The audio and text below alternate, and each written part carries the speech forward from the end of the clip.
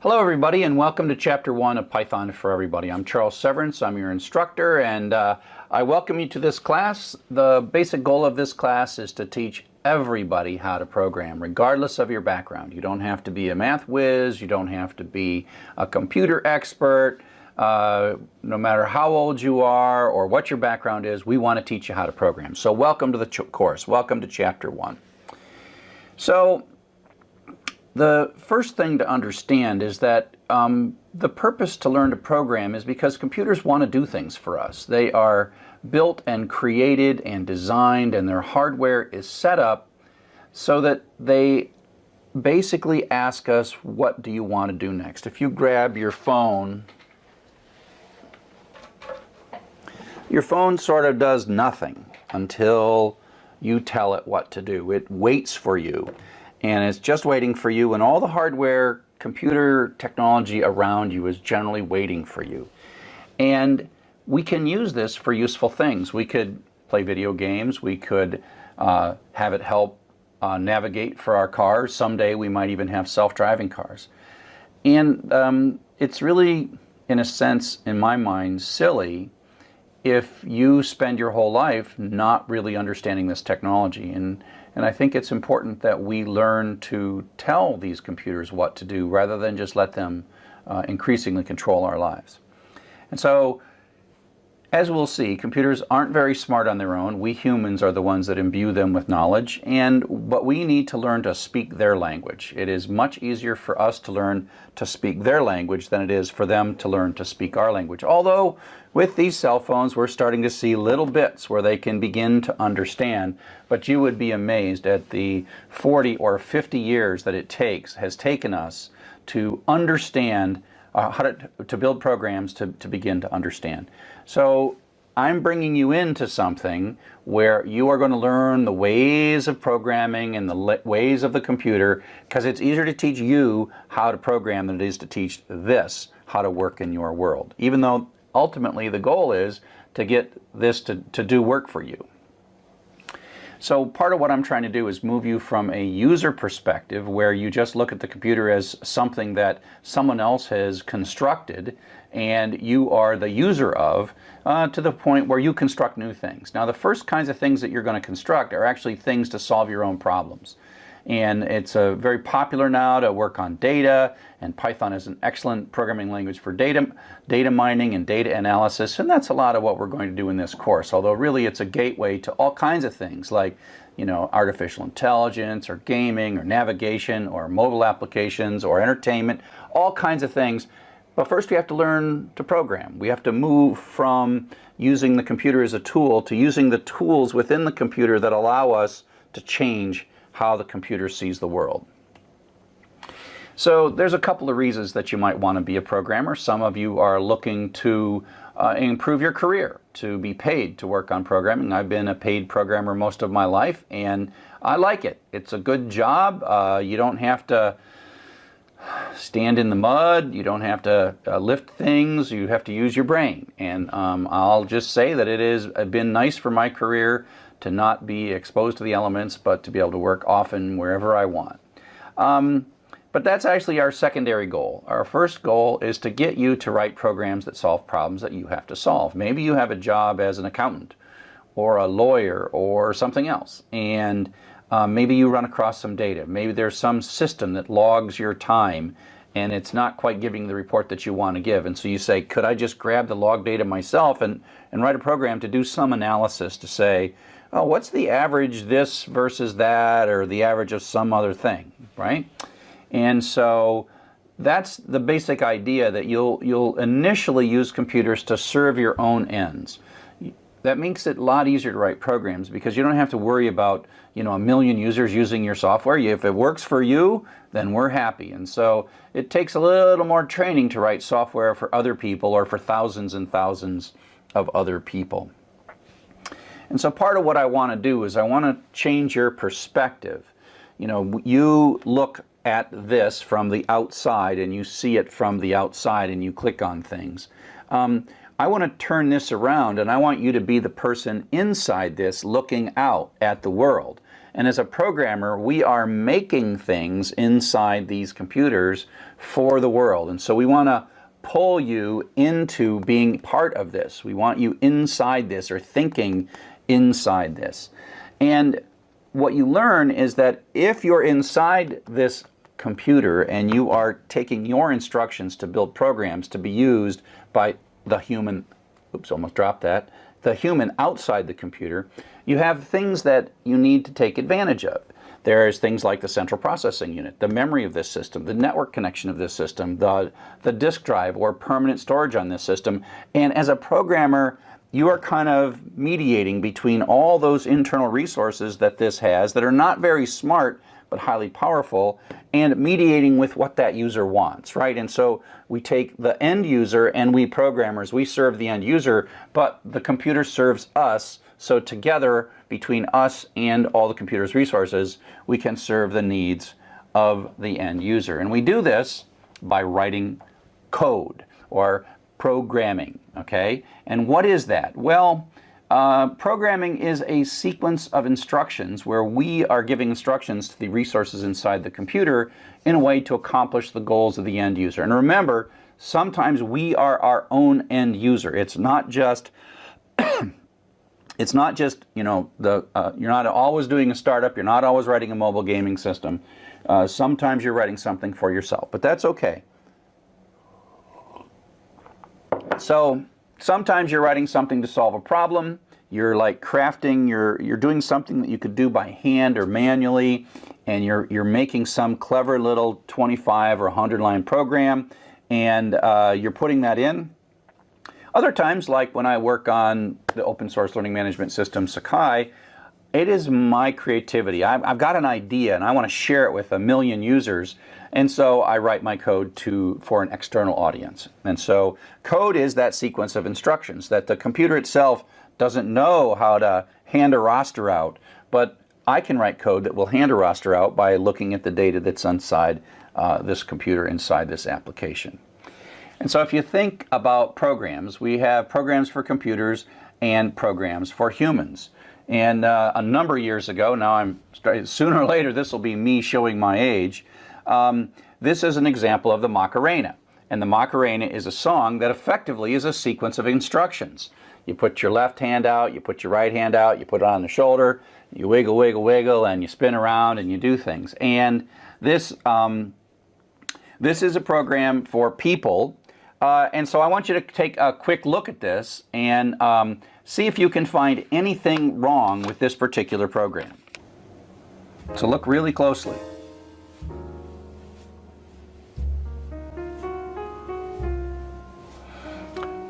So I'll show you.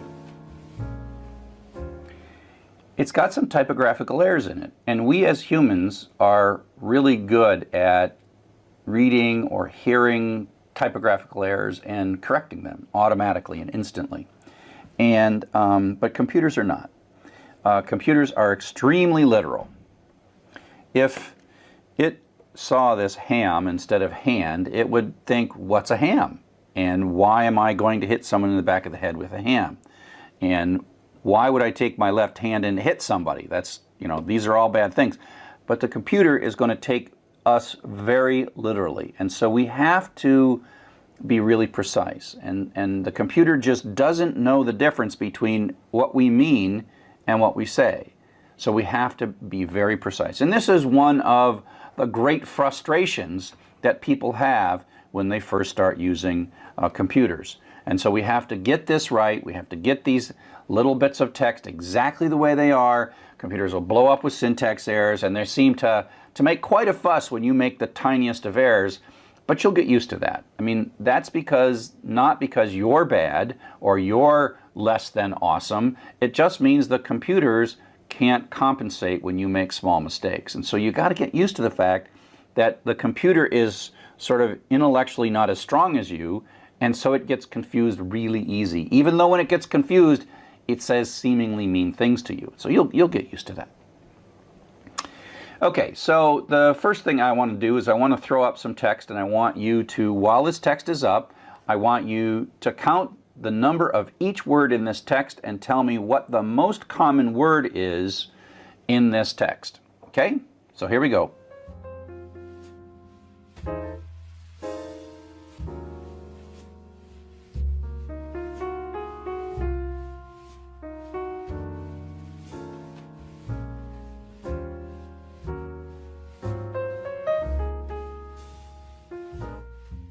Okay, so I kind of made that hard on you on purpose by moving it around and distracting you and confusing you.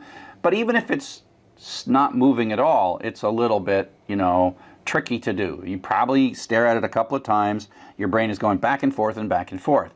And so text analysis is one of the great things that computers are very, very good at. And some of the things that, they can translate text, and that's because they've looked at a lot of information. So looking at text is actually something computers are really good at.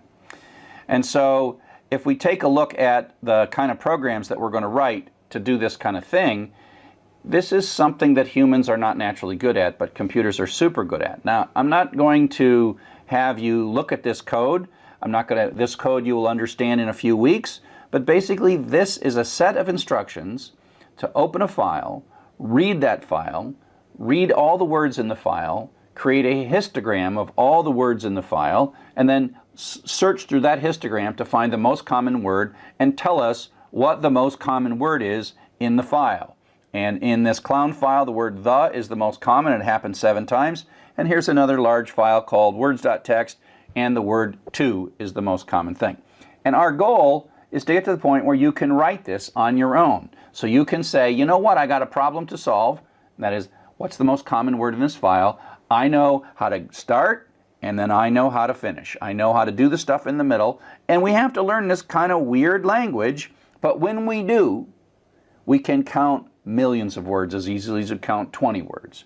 So that's the fun of all of this, is to teach you this language so that you can solve that problem so that you don't have to solve it. Because you could solve it, but it's not something that you're naturally good at, and it's hard work.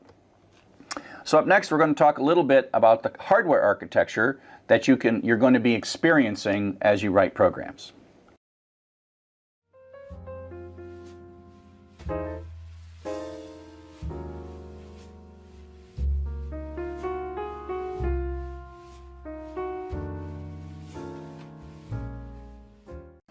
Hello and welcome back to Hardware Architecture. Now you might ask, why do I tell you about hardware architecture? Probably you're not going to build any hardware, although it's fun stuff to do, and if you're going to become a computer scientist, which most of you won't want to be, it's a great thing to study, and those who build our hardware are amazingly talented individuals, and it's a really rewarding job.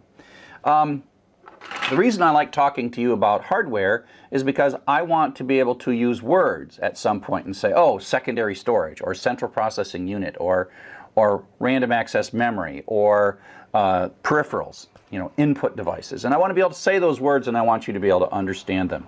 And so I'll start with a little piece of hardware called the Raspberry Pi. And the Raspberry Pi is a cute little single board computer. As we go forward, these things are smaller and smaller and smaller. And the interesting thing is that the architecture of these stays the same, but the number of components drops. So I'm going to start and give you a block diagram of sort of a generic computer and tell you the major parts of it. Now, I'm going to show you some really old hardware, some really new hardware, and then some hardware that is of medium age. And the medium age hardware is probably the easiest one to see. The architecture is the same, okay? And so the basic block diagram is that the brains, if there are brains in computers, which there really aren't, the software is the closest thing computers have to brains, but in hardware, the closest brain the computer has is this, called a microprocessing unit or a central processor unit. And this is designed 3 billion times a second to ask the question, what do you want me to do next? And these little pins on the back are our instructions, like 32 or 64 of these pins. 3 billion times a second, we send an instruction into these things. Now, we can't sit there and talk to it. We can't. And so the instructions we store in what's called the main memory. And this memory is really fast. And the memory sort of feeds this. And so every time the CPU needs a new instruction, it asks the memory where that instruction is. And so the memory feeds the instruction to the CPU does it, says give me another instruction, CPU does it, gives me another instruction, and that is the basic essence of programming. This asks what's next, and this is where your program is stored, or a program you purchased or came with your hardware, where that's all stored, and those are your places. And so you end up inside, your programs end up inside this memory. So then there's so in software you tend to program the CPU.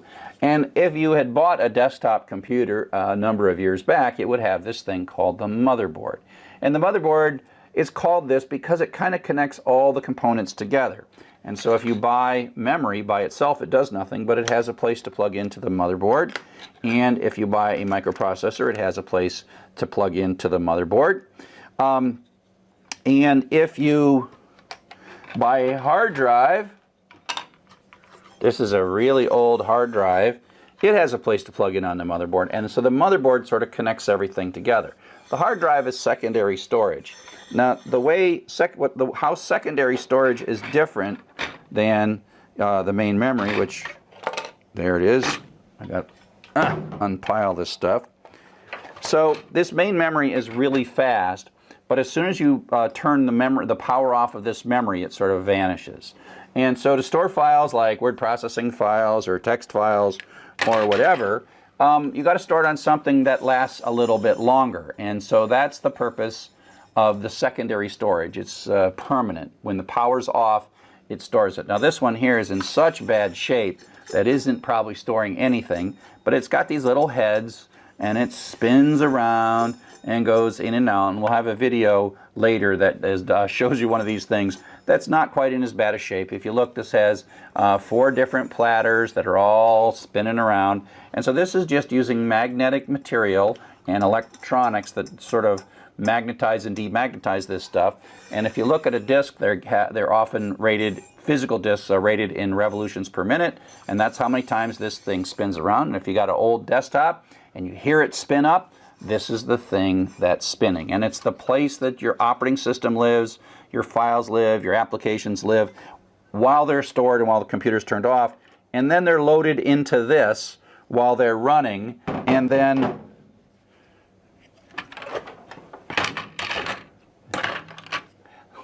this CPU takes the data from the main memory, and your program runs at 3 billion operations per second. So let's talk a little bit about something that this is probably from the 1960s or 70s. This actually has, if you're an electrical person, it has capacitors. Those little silver things are capacitors. These little colored things are resistors, and that's more capacitors. And then there's wires, and wires move everything. And so when you say like this has millions of transistors, oh wait, that isn't a capacitor, that's a transistor. That's a transistor. When you say that this here has etched, and if you look closely at this, go look at a picture of a microprocessor online, you will see that it has millions of these. And so the difference between 1960 and today is this circuitry of capacitors, resistors, and transistors has been microized and put onto this. It's using a photographic process, and they're tinier and tinier and putting more and more on. And if you think going from millions of these to one of these is crazy, the thing that's happening now, and the reason we have whole computers inside our pocket, is that everything, all of this whole thing, CPU, memory, everything, all of it connected, and the storage is being made smaller and smaller. And so this little single board computer called a Raspberry Pi has one thing in it, and it has the main memory, and it has the CPU, it has connections for things like peripherals like keyboards and stuff. Now it doesn't yet have secondary storage on it. The secondary storage gets plugged in right here via USB. And then if you take it one step farther to my phone, it's got the secondary storage built right in. And so, you know, this picture goes from the size of cabinets in the old days all the way down to really tiny. But at the end of the day, inside it is a highly sophisticated piece of circuitry that asks for instructions one at a time, and main memory that holds the instructions and feeds them. Okay?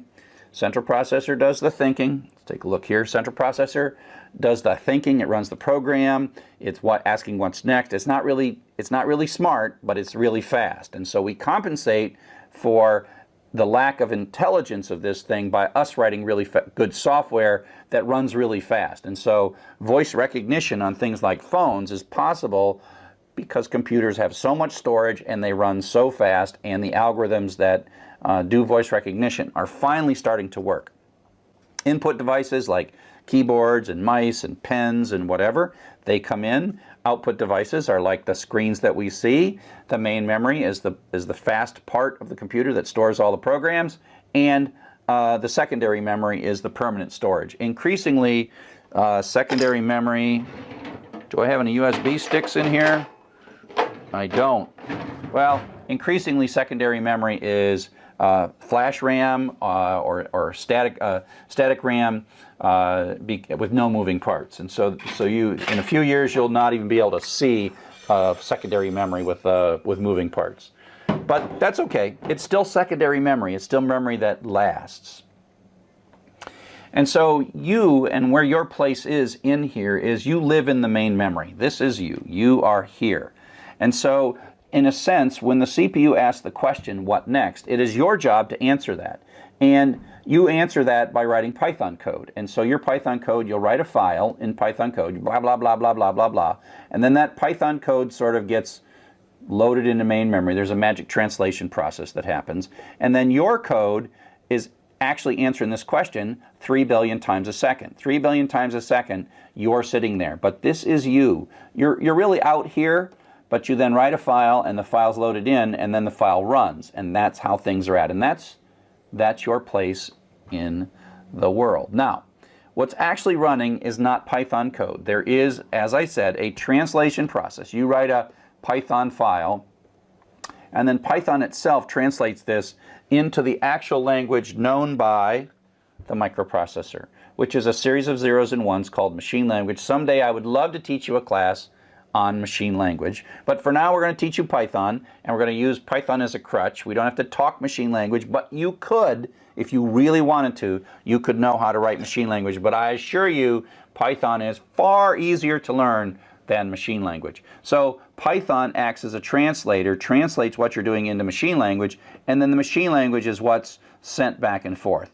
But still, even though it's translated to machine language, it's you. It is you answering those questions, and that's what a program is you pre-storing your response to the what next question over and over again. So here's a couple of videos that you can look at on YouTube about a CPU. These CPUs, and it looks very much like this CPU that I've got with me, these CPUs have extremely high heat. When you put this thing, or your computer, on your lap and it starts to heat up, that means it's thinking really, really hard. And so this is a small little old video from a long time ago that shows what happens when you take out the cooling capability of microprocessors and just how hot they can be. And the other video that I have is a hard disk, something like this hard disk that I have, except that it works and they turn the power on. Some of them last for a few seconds, some of them last for a few minutes. It's never I must be allergic to this hard drive.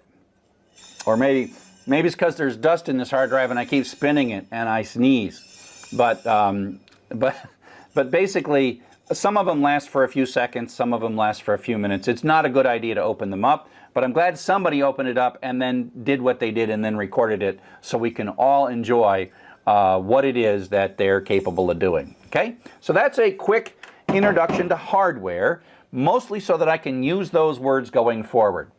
Now, what we're going to talk about next is communicating in the language Python. That is, writing code and putting it into the computer so that that can execute. Okay?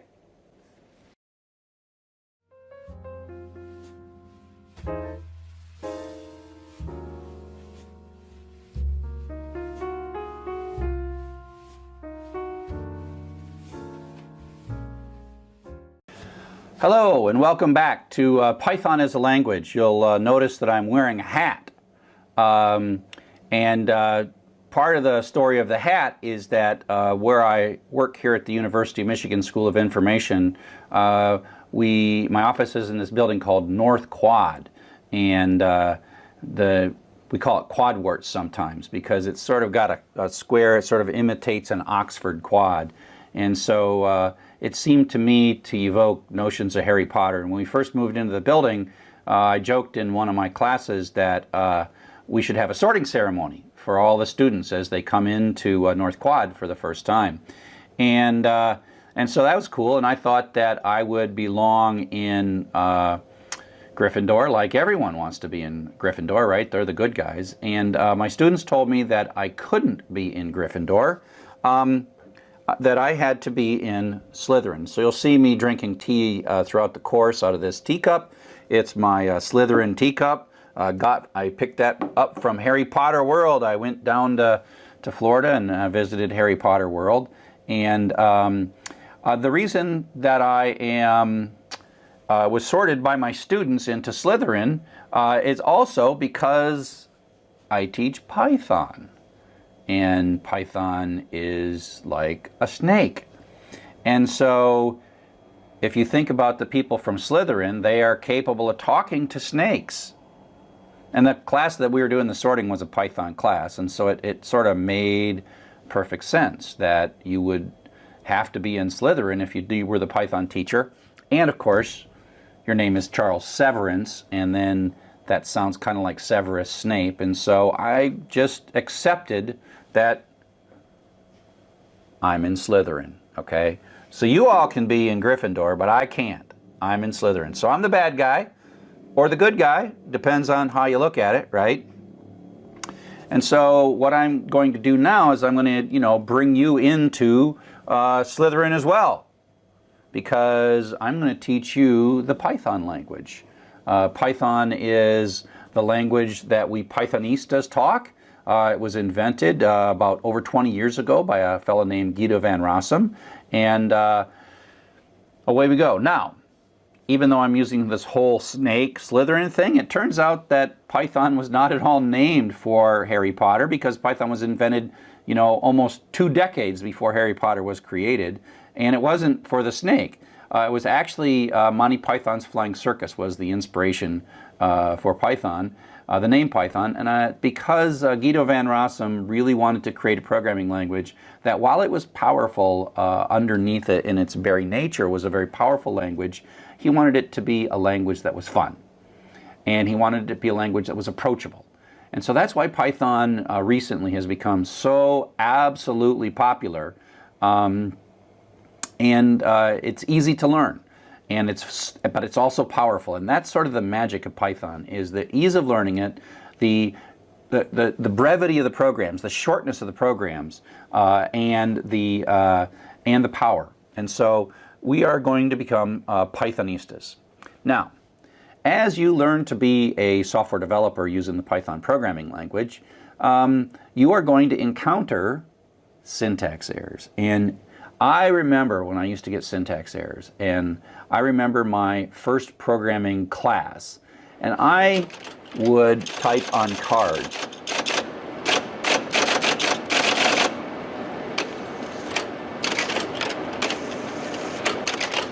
And I would upload those cards to the computer, and the computer would say, "You're not worthy."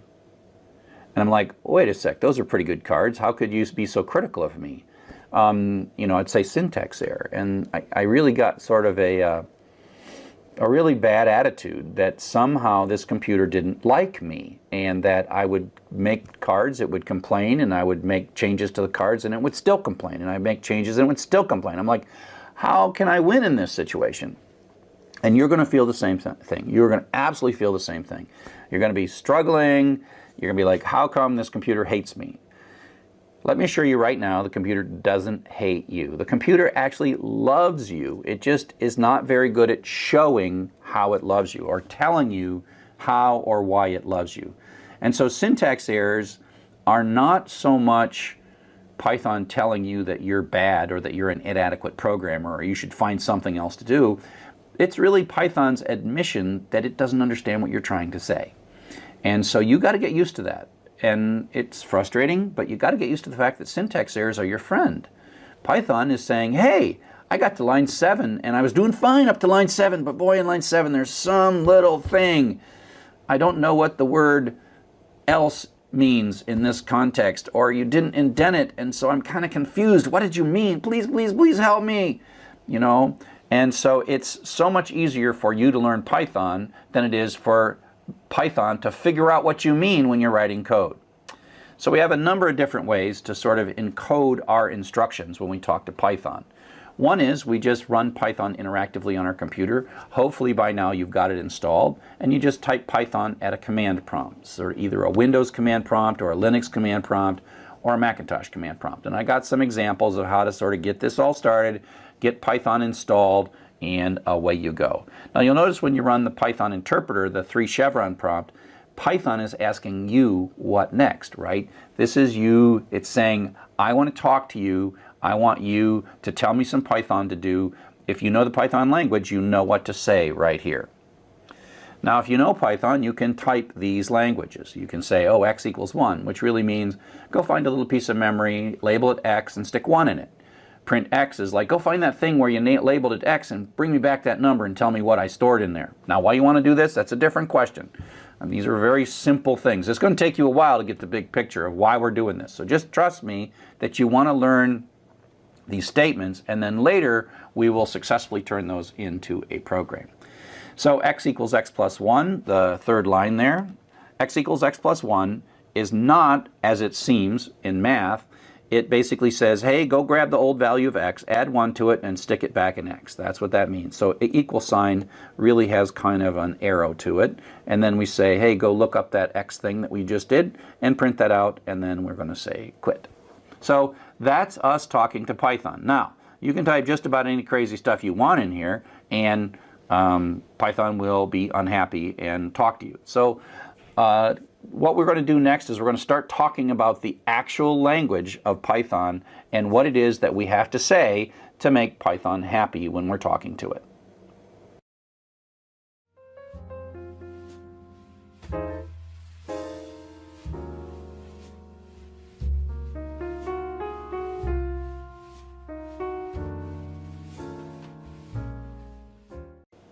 So now we're going to start learning the actual Python language. So what do we say? You can think of this as almost like writing a story. We're going to start with a basic vocabulary. We're going to talk a little bit about lines or sentences, and then we're going to start talking about how to put those sentences together to make a coherent paragraph, as it were. And you just have to accept the fact that when I start teaching you this stuff, it's not going to make sense for about 6 or 7 more chapters. And so just sort of bear with me, except, I mean, I remember when I first learned, it went from me confused, holy mackerel, this is awesome. And so I expect many of you will go through that same thing. So just learn the first parts, accept the fact that it doesn't necessarily make sense in a big picture, and just bear with us, okay? So we'll start with vocabulary, we'll start to make sentences, and then we'll have little short stories and paragraphs, okay? And so this is a short story about how to count the words in Python. It's got a couple of paragraphs, and we are going to look at all of this stuff eventually. So we start with a set of reserved words. And what are reserved words? Well, they're words that Python expects when you use these words that they're going to mean exactly what Python expects to mean. And what it really means is you're not allowed to use them for any other purpose than the purpose that Python wants. It's sort of part of the contract. It's like when you have a dog and you go, what did you think of that television program? And the dog has no idea what you're saying, and then you say, do you want to wait until Saturday to go to the veterinarian? And the dog still doesn't know what you say, and then you go like, how would you like to take a walk? And then the dog goes, walk. I know what that means, and then hits the door, right? And so the way the dog sees you is blah, blah, blah, blah, walk, blah, blah, blah, blah, food, blah, blah, blah, blah, treat, blah, blah, blah, blah, walk. That's kind of how Python looks at these reserved words. When you say class, it goes class. Oh, I know what that means. Now, if I say zap, it's like, oh, zap something that you get to decide, or it's maybe a variable name. So reserved words are simply words that when you use these words in Python, and there's only a few of them, like and or del, or if maybe, pass maybe, in. A lot of these, you won't end up using them. It's just these are reserved for Python and part of the Python vocabulary. This is Python vocabulary. Now, when we move from words to sentences, you see that Python is a series of lines. A Python program is a series of statements. They have an order because the computer wants to know what next, what next, what next. So what next is start at the beginning.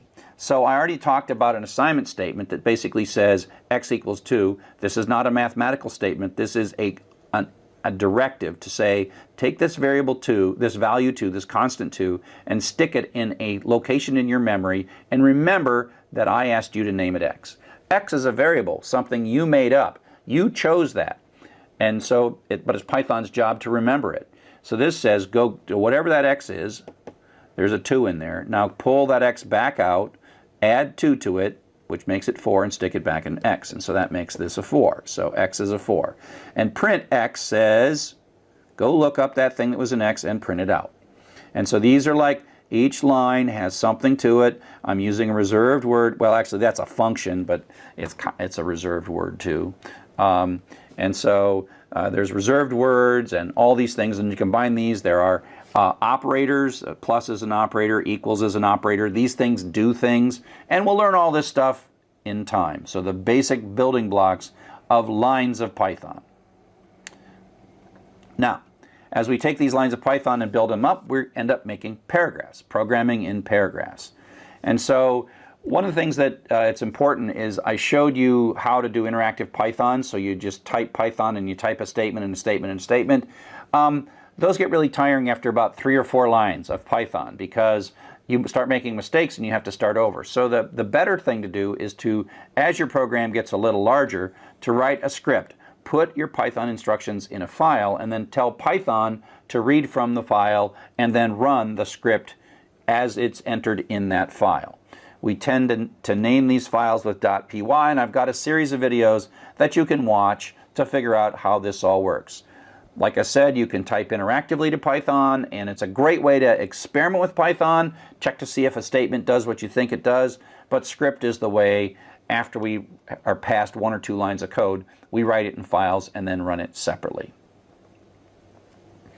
So there are a couple of basic patterns, and it's really important to understand each of these patterns. And like I said, we'll teach you these patterns separately, and then we'll combine them together. And when you combine them together is when you say, oh, that's what a program is. So you have to suspend disbelief. We have a couple of different patterns. One is a sequence of steps.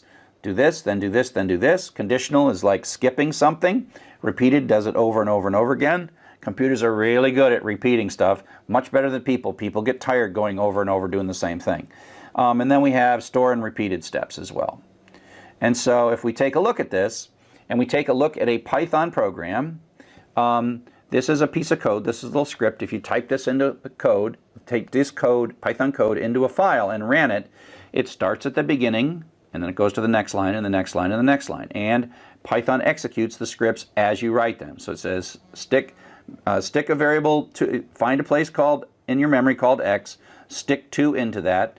Okay, then go to the next one, print that out. So the program is producing output. Now go read x and add 2 to it and stick it back in x. So x is 4. Then print that. This side over here, this is called a flowchart. I'm not going to make you draw flowcharts. I'm only going to draw them a few times in ways that I think will help you. But you can think of it as Python, when it finishes something, it goes on to the next one, unless you tell it otherwise. Finishes this, goes on to the next one. Finishes this, goes on to the next one. Finishes this, and now the program is all done. And so that's sequential steps. You just type them in, Python runs it. They're important, but sort of uninteresting because you can only get so far. And you can't really make them intelligent because it's always going to do the next one. So the next thing we do is what are called conditional steps. And this is where it starts to get intelligent. I mean, where you are able to encode your brain into the computer. Like, oh, wait a sec, let's only do this step if something is true. And the syntax that we tend to use here is the reserved word if. Okay?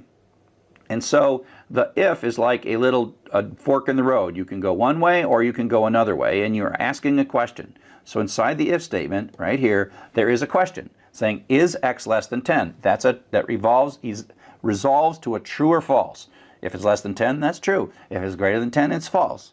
And so then what we do is, if it's less than 10, we have this indented block of code. There's also this colon that tells us we're in the beginning of an indented block of code. And so what it basically says is, if this is true, run that code. If it's false, skip that code. So it can either run it or skip it, depending on this question that's being asked. Now, if you look at this code, it's pretty obvious what's going on. It comes down, x is 5. If x is less than 10, that's true. So it runs this code and prints out smaller. And then it comes back here, it de-indents the next basic sequential. This ends up being kind of a block. If x is greater than 20, if x is greater than 20, oh, come back. If x is greater than 20, this turns out to be false because x is 5, and so it skips this. So the bigger never comes out, and then it continues on and prints fini. Oops, that's a typographical error. Make that a lowercase print, and then prints fini. So it comes in, runs this, skips this, and then finishes. Okay? So here is the last one we'll talk about, the repeated steps. We'll get back to store and retrieve later, but for now we're just going to talk about 3 of the 4. This is another program, and the key is that we're going to use this same choice where we're going to go in, but then we're going to run for a while, and then we'll have an exit condition where we get out. So this is a repeated over and over and over and over again, and this is the essence of how we make computers do things that are seemingly difficult, well, that are more naturally difficult for people. Okay? And so how do we encode this notion that we want to do something for not forever, but for a while? How do we encode that notion? And so we do it in this way. So we have our statement, sequentially go to this while. While is a keyword, and it's asking another question that's a true-false question. Is n greater than 0? I read this as long as n remains greater than 0, keep doing this indented block. And you have a colon at the end, and then you have 2 lines of code that's indented. So that tells us what the loop is, and then this is now de-indented. And so it comes in, and if this is true, it runs these 2 lines. Prints out n is 5, and then it says n equals n minus 1, which makes n be 4, and it goes back up, and it goes up and it asks this question again. Is n greater than 0? If it is, continue on, and prints 4, and then subtracts it, and it does that. 4, 3, 2, and prints out 1. Then it comes up, and now after this, n is now 0, and n is no longer greater than 0, so it takes sort of the exit ramp and goes down here. So it takes the exit ramp and goes to here and runs the next line. Now, we're going to cover all this again. So I'm just trying to give you the big picture. Next couple of chapters, we're going to hit all these things again, and we're going to hit them in much more detail with a lot better information. This is now sort of like combining these. And again, I don't want you to really like know this stuff. You will know this in a couple of weeks. You will see this program again. But this shows you how we combine those patterns of repeated, sequential, and conditional together. And so this is a bit of sequential code. Comes in here, runs this, which happens to ask for a file name. Then it opens the file. It creates a data structure called a dictionary. This is all sequential. Now the for is another form of loops. So this is going to loop for a while. And then this is within a loop. We can even have 2 indents, and that's another loop. So these are like repeated. And then it goes down to the next sequential bit. Then it does this. Here's another loop that's going to run, and then here's a conditional it's going to run. And then when it's all done, we print out the last thing. And this is, of course, is the program that does, it figures out the most common word and prints that most common word out. And so this is a Python short story. It reads some data. It reads the name of a file. It opens that file. It talks about how to make a histogram. And then it looks through for the most common word. So don't worry too much about this. Over the next couple weeks, we'll fill in the pieces so that you absolutely understand every single line of this code. So, this is a quick overview of Chapter 1. Stick with us. You realize it will be Chapter 7 before this makes too much sense. You really have to trust that you are learning important things and that it all makes sense when we bring it together like in Chapter 7 in a few weeks.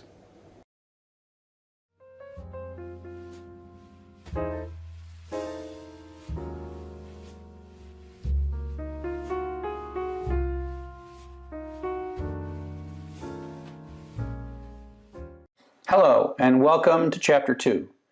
Now we're going to continue to talk about the building blocks of Python, variables, constants, statements, expressions, etc.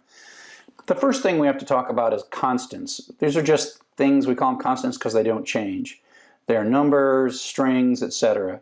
And we use them to sort of start calculations, or if something is greater than 40 hours, we're going to do something, and so 40 is the constant in that situation. So we have 123, we have 98.6, we have hello world, which is a string by enclosing it in quotes. We pass each of these things to the print function, and a side effect of the print function is that we see the output. So print 123 prints out 123, print 98.6 prints it out. So these are just really the syntax of constants, and without constants we can't write really much of anything. The other sort of foundational notion of any programming language are the reserved words. And like I said before, reserved words are these special words where Python is listening for them, and there are very special meanings. So when Python sees if, it's not just any other word, it means how Python implements conditional execution. Variables are the third building block, and that is a way that you can ask Python to allocate a piece of memory and then give it a name. And you can put stuff in that. Sometimes you just put one value. Later we'll see when we do collections in chapters 8 and 9, we will see that more than one value can be put into a variable. And the variable, how we control the variable is through the assignment statement. And as I said before, it's important to think of the assignment statement as having an arrow to it. So this is not saying x for all time is the same as 12.2. What it's saying is take 12.2, find a place, find some memory in your computer there, Mr. Python, give it a label x, we get to choose the x. That's the variable part. We chose it, right? And then stick 12 in it. And then the same is true for 14. Go find another spot, name it y, and then put a 14 in there. So think of this as an arrow every time you see that equality, the assignment in an assignment statement. Now, these variables hold one value. So now if we have these three statements, these two, and then the third one executes, it says put 100 into x, but that wipes out the old value of 12.2, and it rewrites it with 100. And so we can change the variables. That's another reason that we call them variable. There are some names, now some rules for making variable names. You can start with a letter or an underscore. We tend not to, as normal programmers, use underscore. We tend to reserve those for variables that we use to communicate with Python itself. So when we're making up a variable, we tend not to use underscores as the first character. You can have letters and numbers and underscores after the first character, and they're case sensitive, but it's really a bad idea to use case as the only differentiator. So in this case, spam, eggs, spam 23, and underscore speed are all totally legit. We would probably not use this one unless we were actually doing it because Python told us to use that variable. 23 spam starts with a number, pound sign starts, and dot is not a legitimate variable character. And spam, capital spam, and all cap spam are different, but this is not something that you want to sort of depend on too much. So that's just the rule names. We tend to start them with a letter and then use letters, numbers, and underscores. Underscores other than the first character are generally pretty common, and you'll see those used a lot. Now, when we're choosing variable names, one of the things about variables is we get to choose the name. We get to choose the name X, choose the name Y. And so sometimes we like them short, but sometimes we want them descriptive. And the notion that of making variables descriptive is often confusing to beginning students. Sometimes it's really helpful to, if you're going to have a line of text and you name the variable line, that's great, because the next person reading your program says, oh, that must be the line of text. Whereas it also can become misleading that the name of a variable somehow has meaning. And so sometimes we'll have even singular variables and plural variables, like friend and friends. And you're like, is plural? Does Python know about singular and plural? And the answer is no. So sometimes we pick variables that make no sense. Sometimes we pick variables that make a lot of sense. This is just something that you as a beginning programmer are going to have to understand, that we can pick anything we want. And so you'll see, I'll try to call attention to this in the first few lectures as we go through. So here's a bit of code with an assignment statement, 2 assignment statements, a multiplication, and a print statement. And you can say, what is this doing? Now, Python is perfectly happy with this code because it assigns it in there. You have said, please go give me this as a label. And then we assign 2 variables, and then we're carefully pulling these 2 variables back out, multiplying them together and sticking them into yet another variable, and then printing that variable out. That seems like, you know, we can figure out what it is. You just have to look really carefully. And a single character mistake, and Python is going to be, you know, pretty unhappy. Okay? So that's one way to write this program. It's hard though, because any of those characters are long variables and they're random stuff.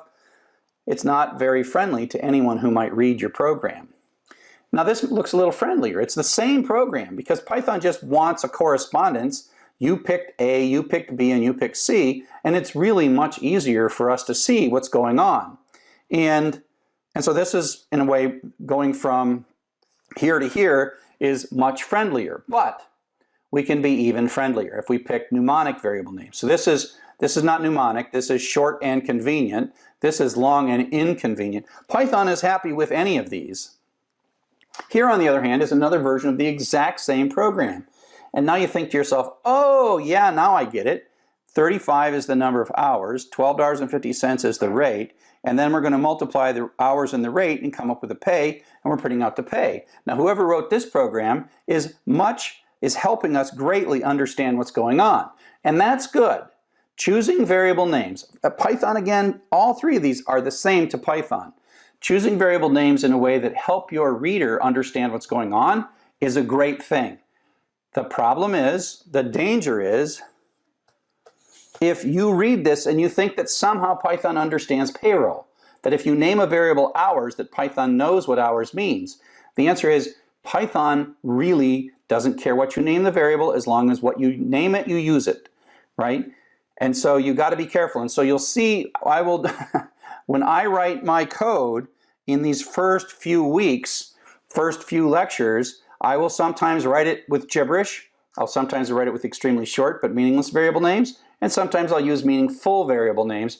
And I'll call your attention to it, and it will get you. You'll start, when you look at this third kind, it has meaningful variables or mnemonic variable names. You'll just instinctively want to give Python more intelligence than it sort of deserves. I guess that's probably the best way to say that. So we've talked about constants, we've talked about reserved words, we talked about variables.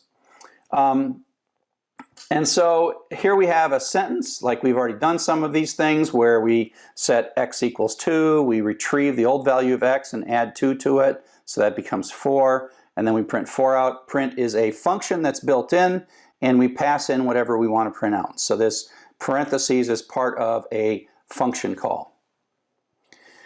Okay, so an assignment statement, you have to really get your head around the notion that it has this arrow nature, and that it evaluates this entire right-hand side before we change the left-hand side. And so you can think of this sort of as, at time step 1 it does this, and then at time step 2 it does the copy.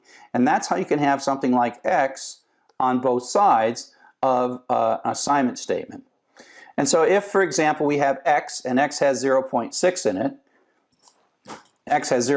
in it, what happens is that it sort of ignores this part right here and evaluates the expression. So it pulls the 0.6, everywhere x appears, it pulls 0.6 out, then it starts running these calculations, and then it has the new value. After all the calculations are done, then and only then is it going to put that back into x. And so it sort of takes that and puts it back into x, and then wipes out the old value, at this point, this has all been taken care of, and it's been reduced down to this 0.93, and so that is what's put in as the new value. So up next, we'll talk a little bit more about making more complex expressions.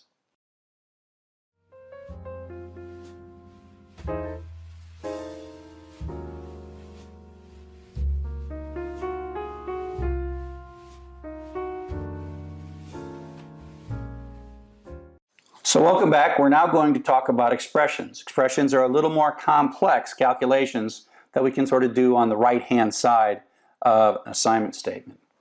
So one of the things about expressions is operators. And the operators in computer programming are often very much the same as the mathematical operators, but we don't have all the fancy characters that we have in mathematics, and so we have to choose what's on the keyboard. And then we really go back to the 1960s and 1970s, and we used what was on the keyboard in the 1960s and the 1970s to make these operators. So plus is addition, minus is subtraction. We don't have a times sign or a dot in the middle, so we use the asterisk as multiplication. Division, we can't put two things over top of each other, so we use slash for division. Raising to the power, because it didn't have little characters back then, is star star, which is raising to the power. And then remainder. Remainder is when you do integer division, it's also called the modulo operator. It's the remainder, not the quotient. And I've got a picture of that coming up. So here's a whole series of little examples of this, right? So we've already seen, the plus, x equals x plus 1. Keep remembering that these assignments are arrows, basically. Arrow, arrow, they have a direction. Multiplication, 440 times 12. Dividing this by, that's division over 1,000, 5.28. Here we're going to put 23 into JJ, and then we're going to do modulo. So that says, take 23, divide it by 5, and give me back the remainder and put it in KK. So this is the expression that evaluates like this. Take 23, divide 5 into 23, 4, remainder 3. The 3 is what comes back up here. Okay, and so that is the remainder. It's also called modulo operator. It turns out that for things like picking a random number and then taking the modulo of 52 is a way to pick a card randomly. So this modulo operator is actually, especially in games and other things, super useful. So that's the various operators. It's important to know which of these operators goes first. That's called operator precedence. Now normally we put parentheses in, like, so if I put the parentheses in here, I'd say this goes first, parenthesis, then this goes first. Oh, actually not that one. Whoops, got that one wrong. This happens first, this happens, then this happens. Okay, and so, but it's important for us to be able to know, if there were no parentheses, the order in which these things will happen.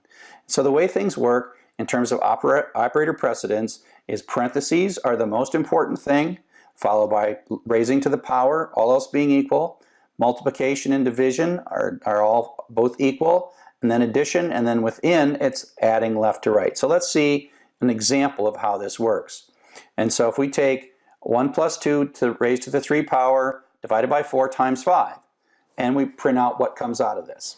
So the way I did this when I was taking exams back many years ago when I was first in computer science is I'd write it all down and I'd look for the highest precedence thing. Now parentheses would make this easy, but exponentiation is the first one. So that means we're going to take this, and that's going to be 8. 2 to the 3rd power, 2 times 2 times 2, 2 cubed is 8. Then what I would do is I rewrite the whole thing with the 8 there. And now I look across and I'm looking for multiplications because the power's been done. The multiplication is what I'm looking for next. And then there is both multiplication and division. They're equal. They're at the same level. And so what happens is they're done left to right. 8 divided by 4 happens before 4 times 5. And so the fact that it's not 4 times 5, but instead 8 times 4 is because of the left to right rule. So then this gets rewritten to be 2. 1 plus 2 times 5. And this one, multiplication, is the top one. So that does this next. 2 times 5 becomes 10. I rewrite it again. And then 1 plus 10, addition, is the lowest thing.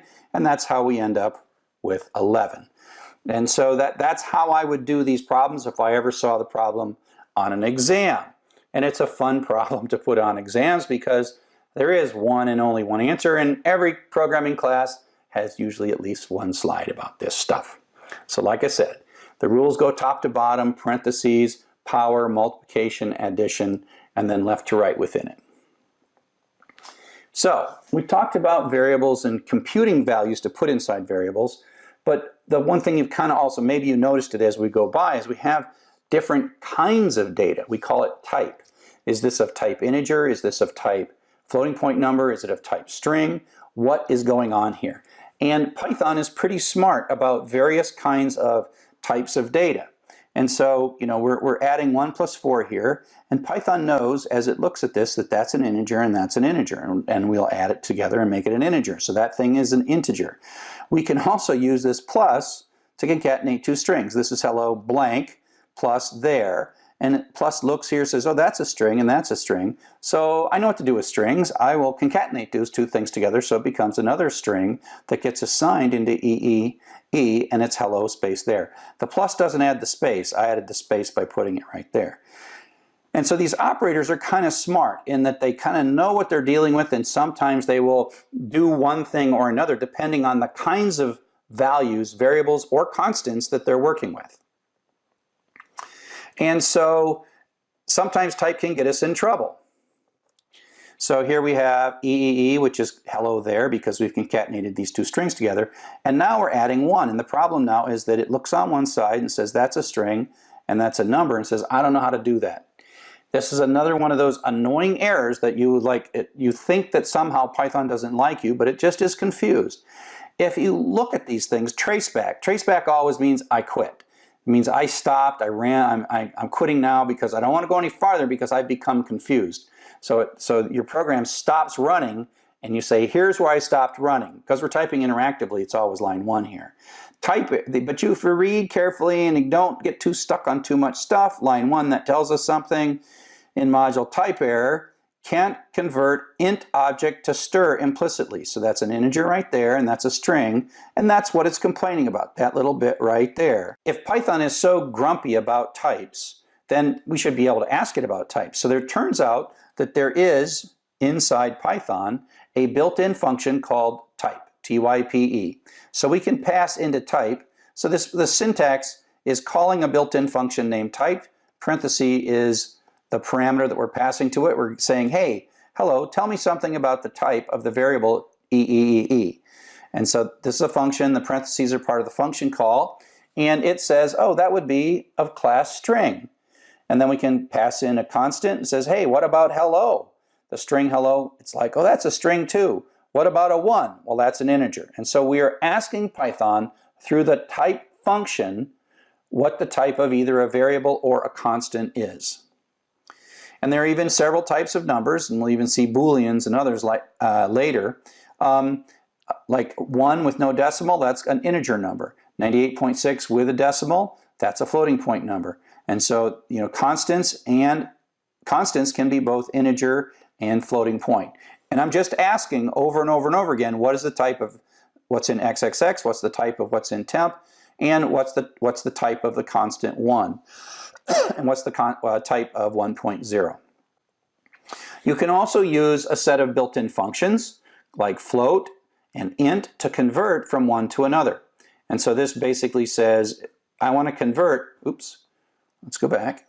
I want to convert 99 to a floating point number. So this is a function and it's participating in this plus, but before it can finish the plus, it turns this into a 99.0.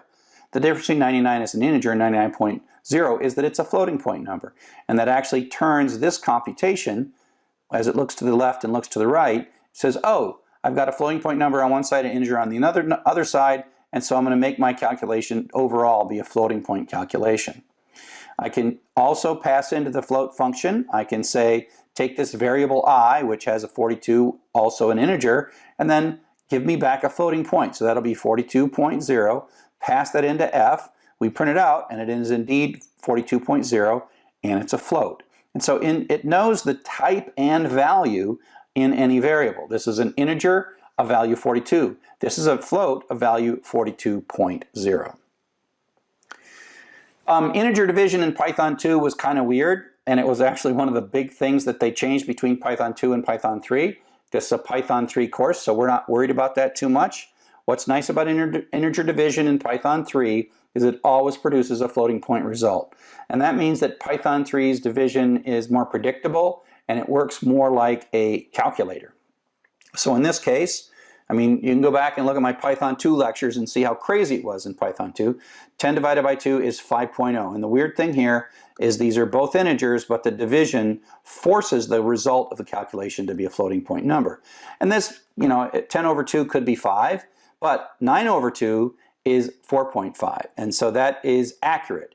In old Python 2, that would give us back 4, which is completely unpredictable and weird. The same with 99 over 100. As you would expect, if this were a calculator, you get 0.99.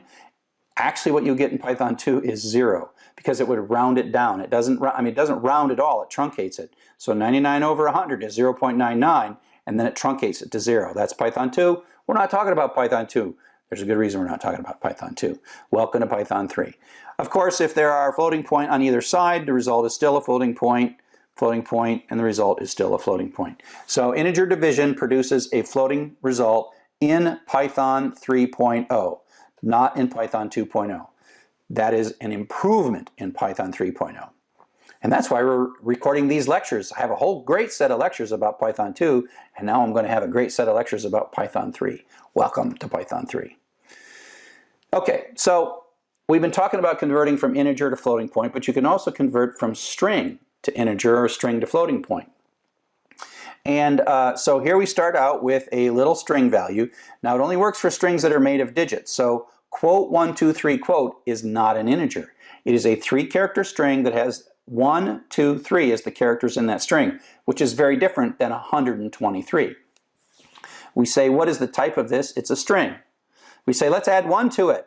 And it says can't convert into string, so that blows up, right? Because this is a string. It looks to both sides. String plus an integer, not good, okay? But we can convert this. We can call the int function, which is like the float function, and pass a string in. So it says, hey, take this and turn it into an integer. So take the input of sval, which is the string 1, 2, 3, and give me back an integer representation of that, which is going to be 123. So we say, what kind of thing do we get back? Well, we got back an integer. We can now add 1 to it and get 124. And so you have to manage the type of things, and you can convert from one type to another. Now, int is not magic. If you send something into it, a string that doesn't consist of digits, then you're going to end up with another error. Invalid literal for integer with base 10, blah, blah, blah, blah, blah. So it's really complaining. It says, I want these to be numbers here, and you just gave me letters, so that's going to cause this to fail. Another thing that we're going to do with variables is, just like the print function takes something, a list of things, in this case, a string, comma, a variable, and then prints some output in the program, the opposite of that is input. Actually, input generally happens before output. Input is a built-in function, and we pass to it a prompt, a string of text that's going to be printed out for the user, and then it stops and waits. So it says, who are you? And then right here it just sits, waiting for us to type something. So we type blah, blah, blah, blah, and then hit the enter key. Right? We hit the enter key, and then this text ends up in this variable. So this is an assignment statement that Chuck is the result of the input call, gets copied into the NAM variable. So let's do that again.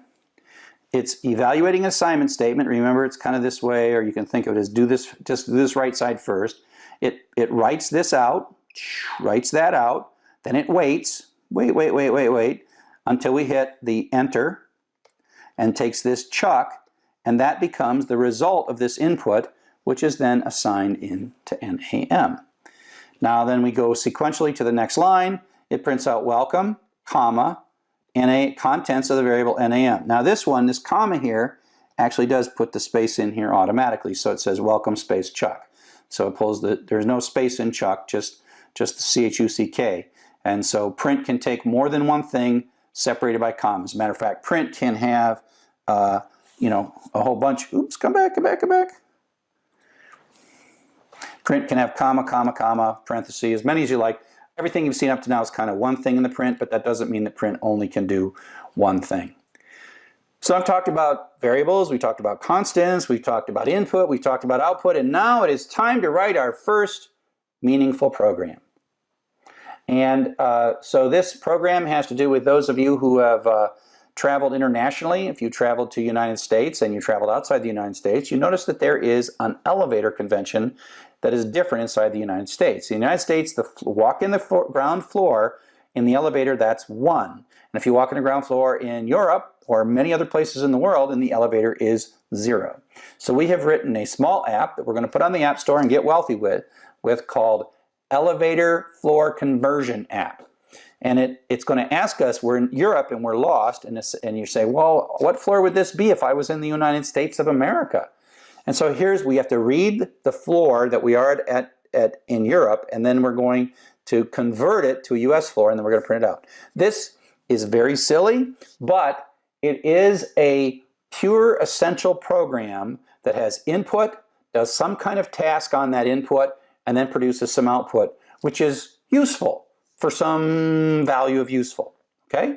So let's take a look at how we combine everything that we've learned in this lecture, input, processing, and output. It's a 3-line program, but it's sort of the beginning of something that programs do, okay? You're going to do lots of programs that do this. So here we go. Program starts, we do the input, side effect, it prints out this and then waits.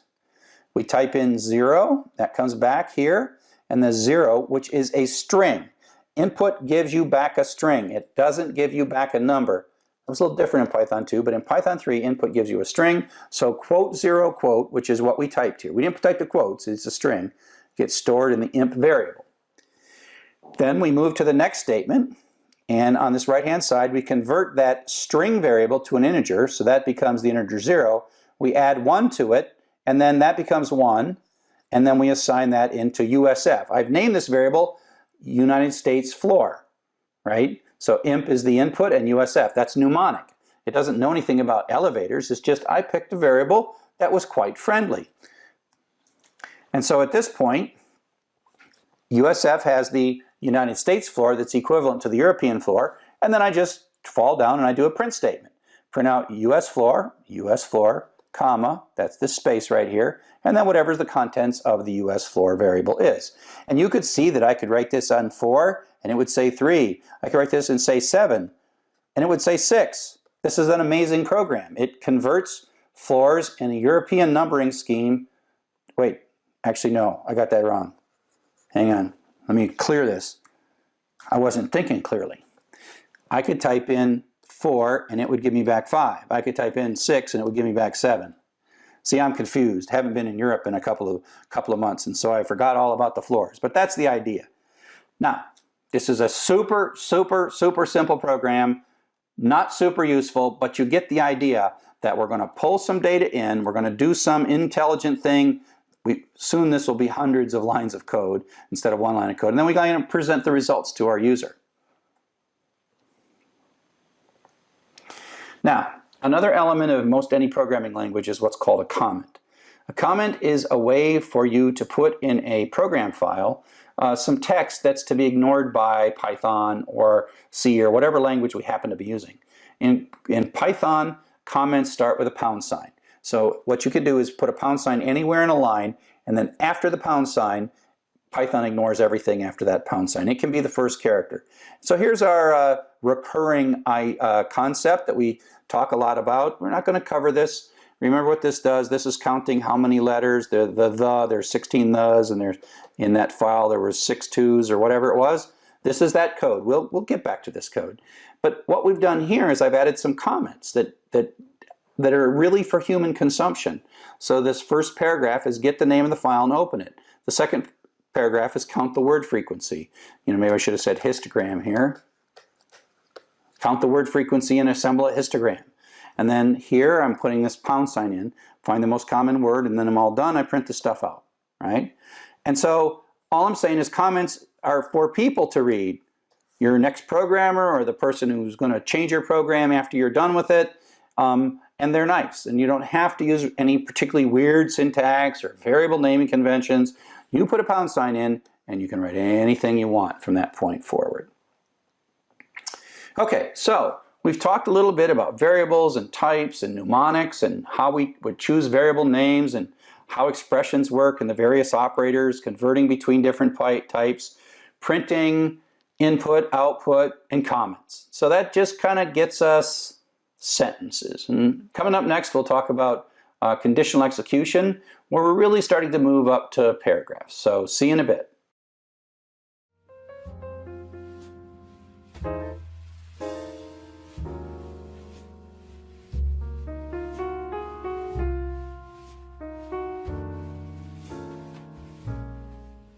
So hello, welcome to Python for Everybody. I'm Charles Severance, your instructor. And in this assignment, in this video, I want to work through exercise 2.2.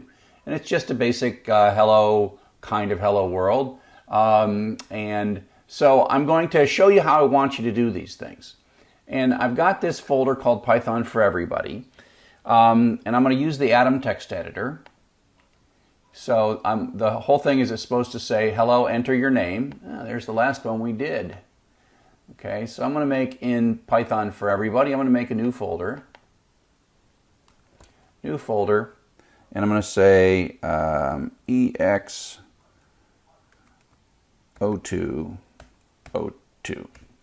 Make myself an exercise. And I'm going to create a new file. And I'm going to say print hello, and I'm going to say file, save as, and it's important to get these in the right folder. And so I'm going to call this ex02.py. Always end these in Python because then you get the syntax highlighting. Okay, so now, again, you're not going to like this, but I want you to learn to execute these things using the real tools that we're going to really use. Because when you're applying this, I want you to know how to actually do real work. So I need to get to the point where this terminal program, and I could say start run terminal. That's another way to get the terminal program started, but I've got her down here in my docs, so that saves me some time. And of course, if you're on Windows, this is the command prompt. And so in Windows you'd type CD, but in Mac I type PWD, and that shows where I am at in the directory structure. And I can go into my desktop. This would work the same. And I can do an ls. In Windows I would say dir. And I see this desktop folder. And I'm going to go into py4e. And if I keep doing PWD, you see I'm navigating deeper and deeper into this directory structure. And then I do an ls here. And I'm going to cd one more time and to a folder. Oh, I did that really quick and didn't tell you what I was doing. cd ex tab. So that's because if the name of the file or folder is unique, you can hit the tab in the command line. And away we go. And so now we're in this folder. In the users folder, py for e, desktop, py for e, ex0202. And then if I say ls, and that's what you want to get to. You want to get to where you know where you're at in the folder structure and you know the file that you're going to run. And I've saved this, and so if I say python3 ex02.py, it runs. And now I know that what I'm doing in this screen can be run in this screen. And oh, I did that again. I hit the up arrow and I can run it again. So you'll find that the way you write these programs is you write them here and then write them here and run them here. And again, there are shortcuts and those are crutches and you might like them, but I just want you to learn how to use your computer like a real person uses the computer, because that's when we start dealing with databases and files, and you're going to want to know where you're at on your computer. And so if there's some fancy clicky button thing that says automatically run Python, that's convenient, but I want you to know all this stuff. Okay, enough about, well, probably I'll just keep talking about that all the time. So, now that we've got our problem, write a program that uses input to prompt for their username and welcomes them. So this is pretty simple. Go back to Atom. Come on, Atom. Okay, so we have to have a variable, nzt. Later we'll talk about choosing variable names. Right now I'm going to choose a crazy variable name. Input is a function, and then you put a prompt. And that's supposed to be enter your name, colon. And I'm going to put a space in there. So I'm going to save that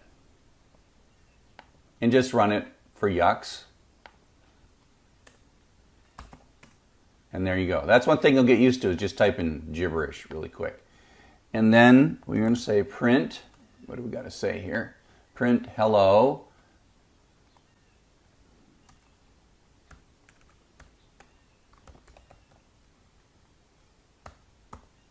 And go pull that variable back out. Save that. Command S is how I'm saving that. Save, Command S, I saved it. So I didn't make file save, but I could have said file save, but Command S saves it. And now I can run it again. Zap. Hello, Zap. So now I can run my thing. Oh, and Command K clears it. I don't remember what it is on Windows, but there's a way to clear your screen. I like to keep my screens clean. Hello, Chuck. And so we have completed exercise 2.2 with a little program. Oh, and by the way, I'm using Alt-Tab. That's what when you see this, I'm using the Alt Command Tab, and the same thing works on Windows as Alt-Tab. Okay? Okay, so I hope that was helpful to you, just to kind of walk through one of the assignments, assignment 2.2 in Python for Everybody. Hello and welcome to Python for Everybody. My name is Charles Severance. In this short video, I will be explaining how to run exercise 2.3, where we prompt for some hours, prompt for some rate, and multiply them together and print them out with a little pay message. And so this is 2.3. Some of you will immediately want to go to the autograder and sort of do your homework on the autograder. I really would rather you didn't do that. Unless, of course, you're doing this on an iPad or an Android or something where you can't install Python. But you have to realize that the autograder isn't forever. You can only go so far with the autograder, and eventually you have to write a real Python program. So I'll eventually show you how to run this autograder, but I'm going to instead show you how to run it in the terminal. So I'm first going to go into my Python for Everybody folder, and I'm going to make a new folder. Command-Shift-N is what I just did there, EX0203 for exercise 3. And so there's exercise 3. And I'm also going to go into Atom, which is my text editor. And see, I have that folder. And so I'm going to make a new file. And I always say print, I'll just say PY for E. Oops. PY for E, and then I'll say file, save as, and I want to make sure it's in here, and it's going to be EX_02. I don't like putting spaces in file names. Some operating systems can handle them, but that's why I'm using underscores here, so I would avoid using spaces in file names. So as soon as I give that a PY4E, as soon as I give it a Python suffix, I'm there. And so it shows up there in my desktop. And now I'm going to run the terminal program so that I can get there. So CD desktop, CD Python for Everybody. That's the folder on my desktop. And if I do an ls, I see a couple folders and a file. I can say ls-l and see a little more detail that these are folder. These two are folders, and this one's a file. So change directory, CD EX0203, and so now I'm in that folder. And if I do an ls-l, I see that file. I can also do an ls without the -l and see the file.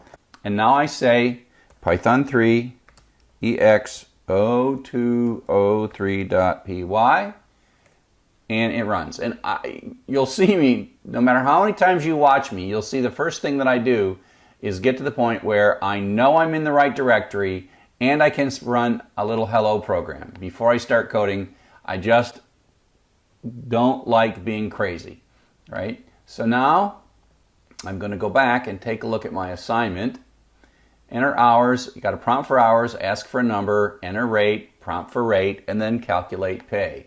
So there's a couple of input statements here. XH is my variable I'm going to choose. Later I'll choose more effective variables, but for now I'm going to make them silly. Enter hours, colon, space. And then I'm going to copy and paste and call this XR for rate. When you're doing this, you need to be very careful to, and so now I'm going to calculate XP time, which is XH times XR, and then I'm going to say print pay, oops. I don't need to put a space because this comma effectively creates a space, XP. And then I'm going to save that, and I'm going to switch to my terminal program, clear my screen in my terminal program, and I'm going to type up arrow, because I already typed Python 3x203.py.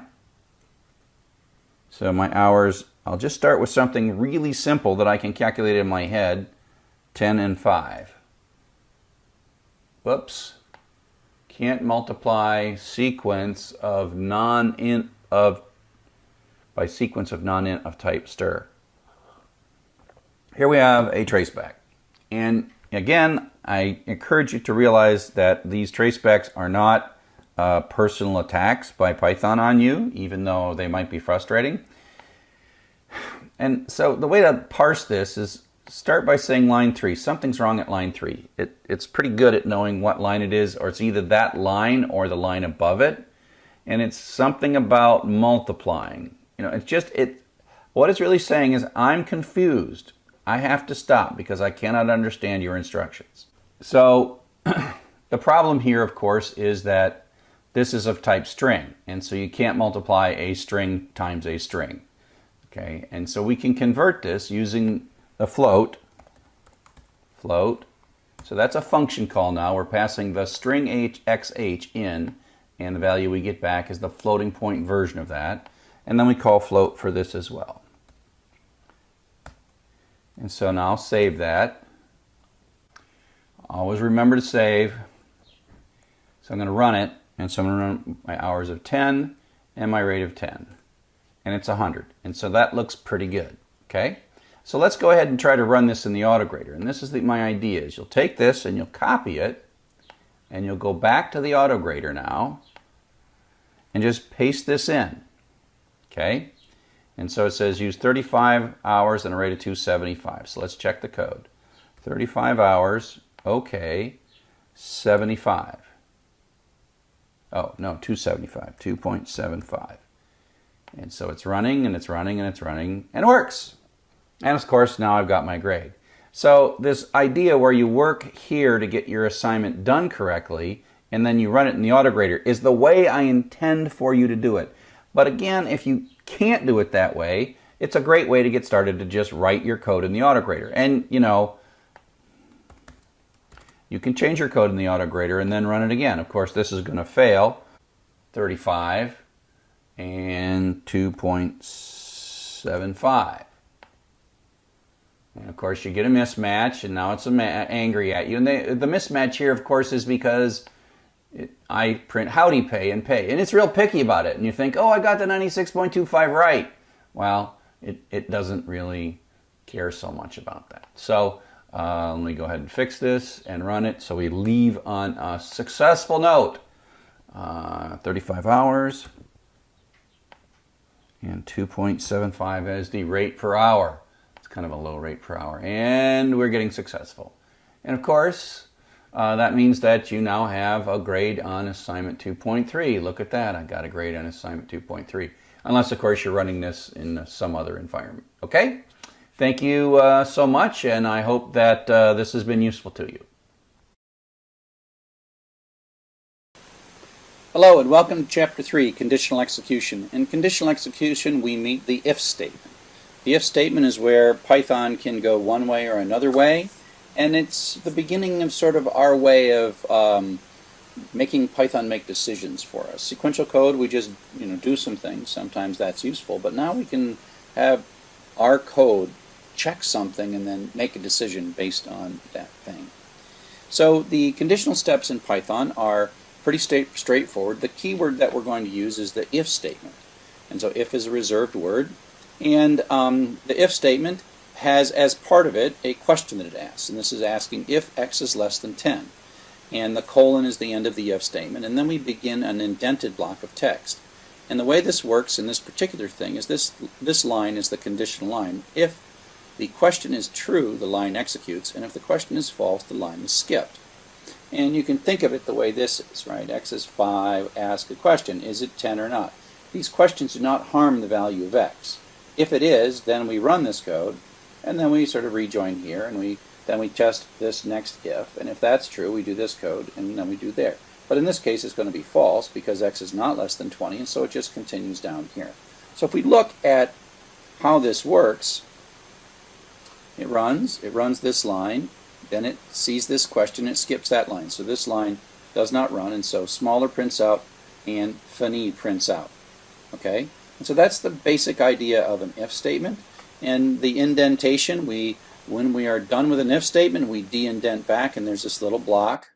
This is one sort of if statement, and this is another if statement. And these are the two conditional lines that either run or they don't run, depending on the question, the answer to that question. So we have a number of different comparison operators that we can use to ask these true-false questions that say, is this true? So again, we're kind of limited to the keys that were on computer keyboards in 1940s and 1950s, less than or equal to. So we didn't have fancy math characters, so we just concatenated less than and equal to be less than or equal to. This double equals is the asking, is this equal to? And so that's a little tricky. The equal sign is that assignment operator.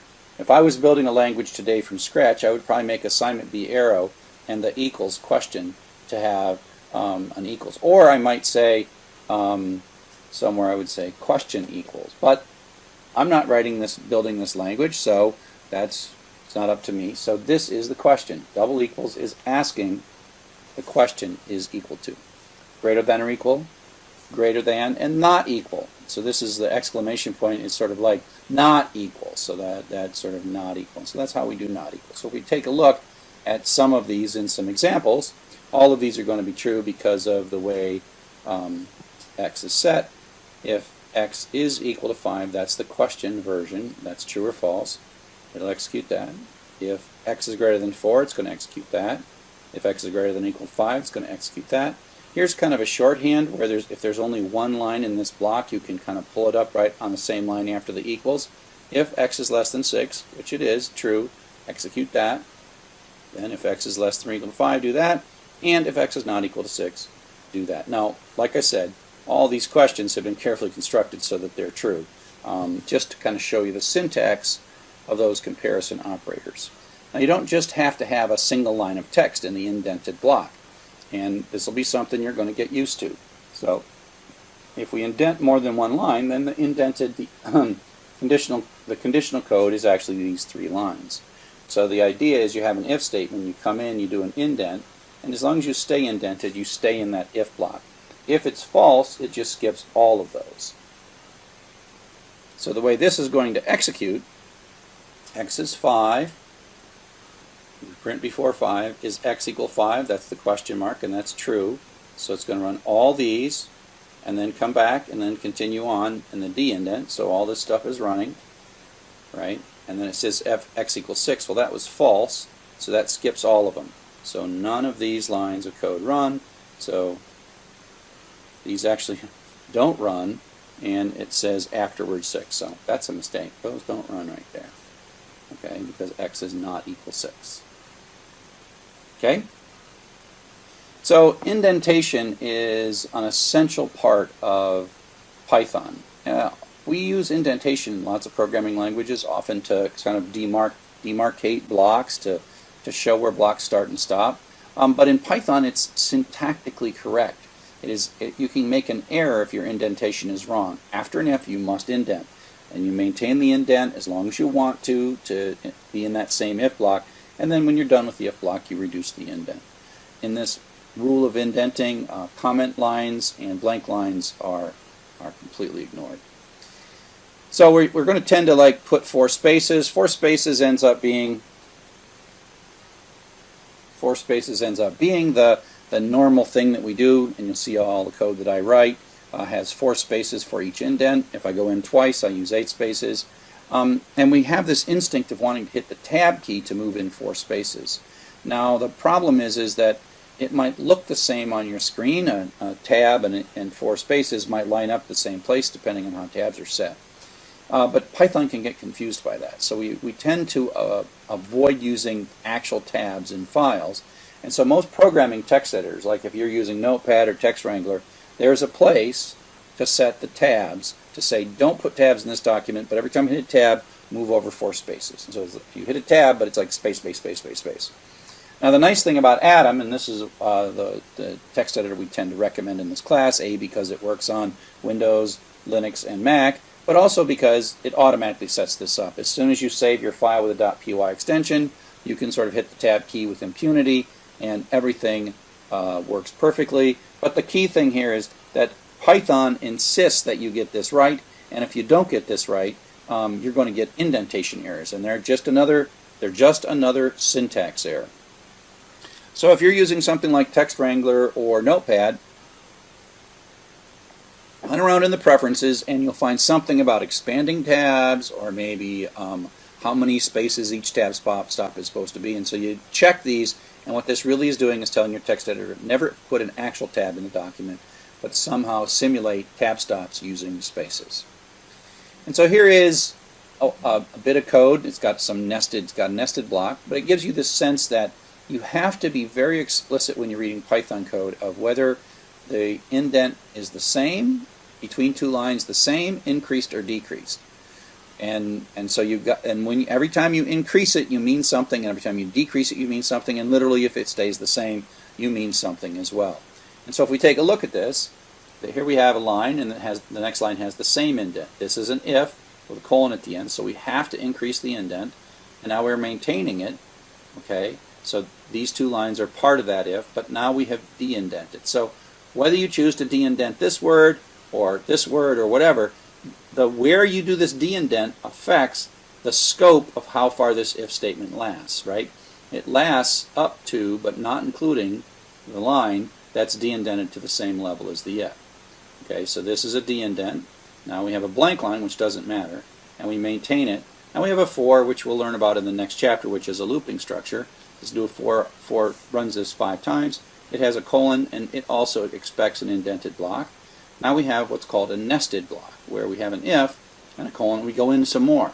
So this is like 2 indents, right? So these are 1 indent, and these are 2 indents. And so this is a block within a block. And then we de-indent. So that means this print is not part of the if statement, but it's still part of the for statement. And then we de-indent again, and then that means this print is sort of on the same level as that for statement. So if you start thinking about this, you want to be able to start thinking that these blocks are the start of the block with the colon line up to but not including this line that's been de-indented. So the for goes this far, right? The for goes up to but not including the line that's de-indented. The if goes up to but not including the line that's de-indented. So as you do this, you'll sort of mentally start drawing these blocks, and pretty soon you will start constructing them as blocks. And it takes a while, but doesn't take forever. But in Python, unlike other languages,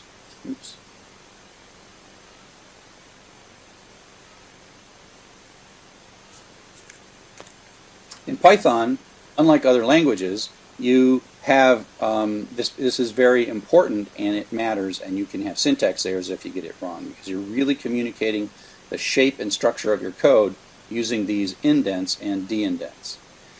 We already saw a nested indent. This is a nested if, so you can put an if within an if, and you can go as far deep as you want to go, like Russian dolls. And so here we have x equals 42. If it's 1, we indent 1, and then with this next thing we do, these are at the same level of indent, but now we see an if, and it has to indent further. So this is like 2 in, 8 spaces, and then we de-indent back. Actually, we de-indent back too. And so if you watch this and you take a look at how this works, it runs to here. Oops. Back up. Comes in here. The answer is yes, x is greater than 1. Prints this. Is x less than 100? Well, it's 42, so the answer is yes. So it runs this, and then it kind of continues back to there. And you can also think of drawing boxes around this. This is one if box, and then within that if box there is another if box. And again, it's the indent block up to but not including where the de-indent happens.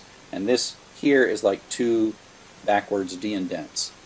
So it ends two blocks. So two blocks are ended by where we place this. We could move this in, or we could move this out. We could have it all the way into here, we could have it to here, or here. And where we put that line depends on how the ends of these blocks are going to work out. So one form of that's a one branch if that we just saw, but then you can also have what's called a two branch if. And the basic idea of a two branch if is that you're going to come in, you're going to ask a question, and you're going to go one direction if it's yes, and another direction if it's no. We call this an if then else. It's kind of like a fork in the road. And the way to think about it is, depending on the output of this question, we're going to pick one or two of these, but if we pick one, the other one's never going to happen. So it's like an either or. We're either going to go one way, or we're going to go the other way, but there is no path where we somehow go boot through both of them. That doesn't happen. And the syntax that we use for this is what we call the if then else.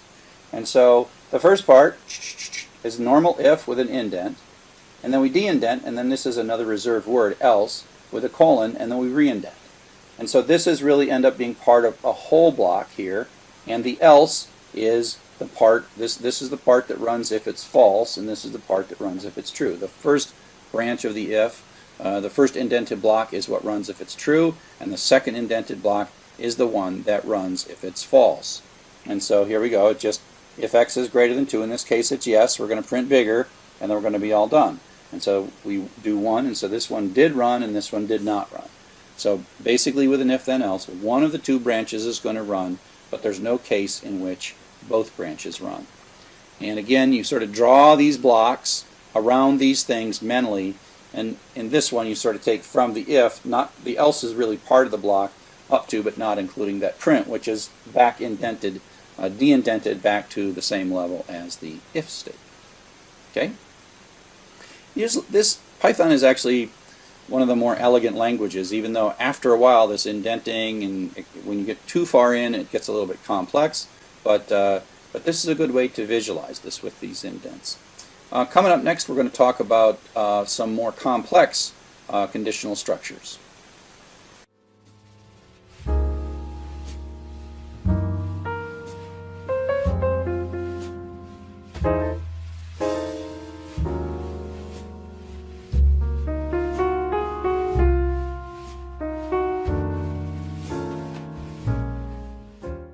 So welcome back. Let's talk a little bit more about some more complex conditional statements that sort of build on this concept of if and if then else. The first thing we're going to look at is the multi-way branch. And so the idea is it's kind of like the if then else, where you're going to pick one of two, but now we can pick one of three or one of four or one of five. And it introduces a new concept called the LF. The LF is another reserved word inside Python. And the way it works is it's probably best to look at this here, where it checks the first one, and if it's a true, then it runs that, and then it's done. It doesn't check them all. It's not like it sees that there are two logical conditions. It actually checks them, the first one, and how you order these matters, as we'll see in a bit. And so if the first one is true, it runs. If the first one is false and the second one is true, it runs this one, and it's done. And if the neither of them are true, it falls through, and there's an else clause that is otherwise, and it runs that. So basically, it's either going to run one and then skip the other two, or it is going to skip one, skip two, and then run this one. But it only runs in this case one of them. But the important thing is it checks these questions in order, and it doesn't check the second question until it finds that the first. It doesn't check the second question until it knows the first question is false. So if the first question is true, you're done. You're done, and you're done with this. You're done with the whole block at that point. So only one of these three is going to execute in that block. So here's sort of some examples of this. If we, for example, have x equals 0, it's going to come down here, x is less than true, that's true, so it runs this code, and then it skips down to that. And so it's like this, runs that code, and then skips to the end. Okay. On the other hand, if it's 5, then this is false, and it skips that, and it checks this is true, it runs this code, and then it's done, skips to the end. It goes like false, true, run, end. And then if x is like 20, for example, it runs, false, false, run the else clause, and you're done. So skip, oh, else, run that code, and you're done. So in this case, we ran that, and we didn't run that, and we didn't run that. Again, one of them's going to run. They're checked in order. These questions are checked in order, not out of order. It doesn't look ahead. It just checks in the order that you wrote it. You're the one that wrote that order. And so there's a couple of variations on this multi-way. You can have no else. You can have no else, as in this case. And this just means that it might not run any of them. In this case, x is 5, so it's not less than 2, but then it runs this one. But if x was like 50, for example, if x was 50, then this would be false, then it would skip, and this would still be false, and it would skip. And neither of these two would run. So if you don't have an else, you're not guaranteed that one of them is going to run, because else is like the catch-all. If the other ones are all false, then the else is the one that runs. Similarly, you can have many elifs, but this is where it's really important for you to make sure you know what order they're being taken in. So I've got, this, if this is true, it runs, it goes all the way to the bottom. If, this was, if it's false, false, false, true, it runs this one and it's done. If, on the other hand, it looks at it as false, oops, go back. If it runs false, false, false, false, they're all false, then it runs the else. Right? This one has an else, this one didn't have an else. They don't have to have them. The key is you can have more than one of these elifs. Okay? So I got a couple little things. I'll let you pause right now and look at, the question is, are there, looking at the 3 lines or 4 lines of code, x equals something.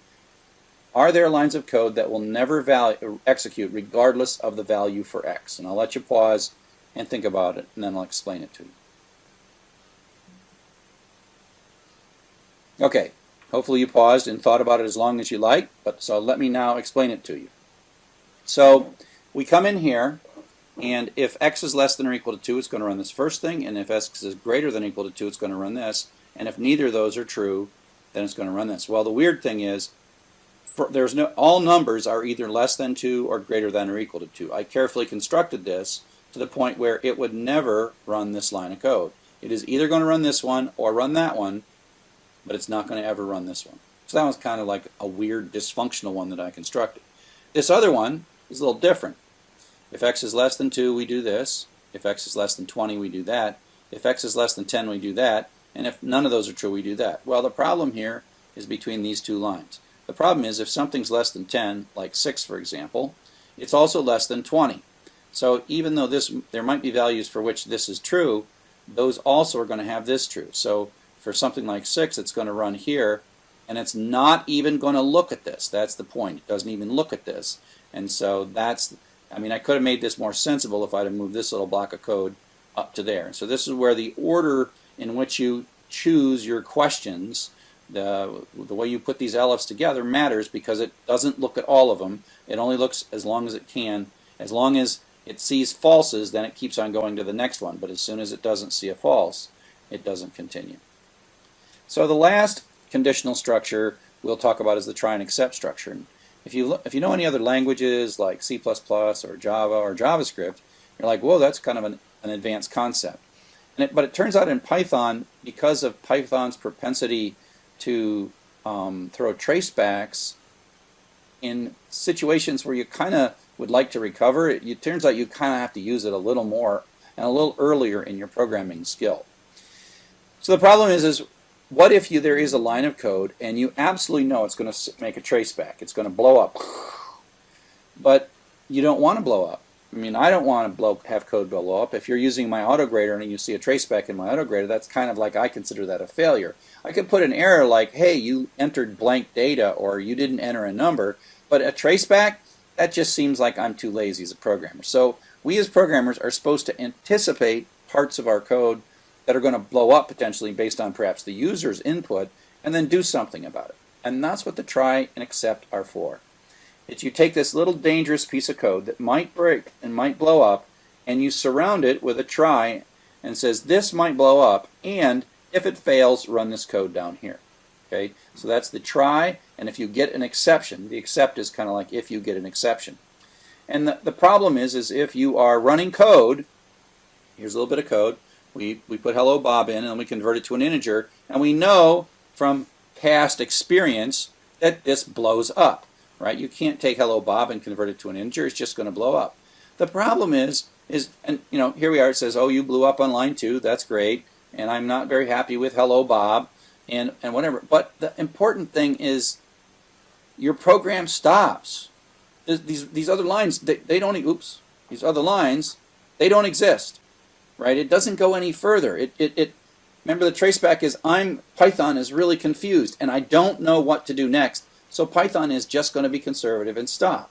So Python stops and your program stops. No matter how much error checking you put down here, it doesn't matter because it's gone. It's all gone. And like I said, we take this kind of personally because the code that you write is like you being put into the computer, giving it instructions. And if the code blows up, well, that sort of wipes you out. You're not in the game anymore. You're not able to do anything.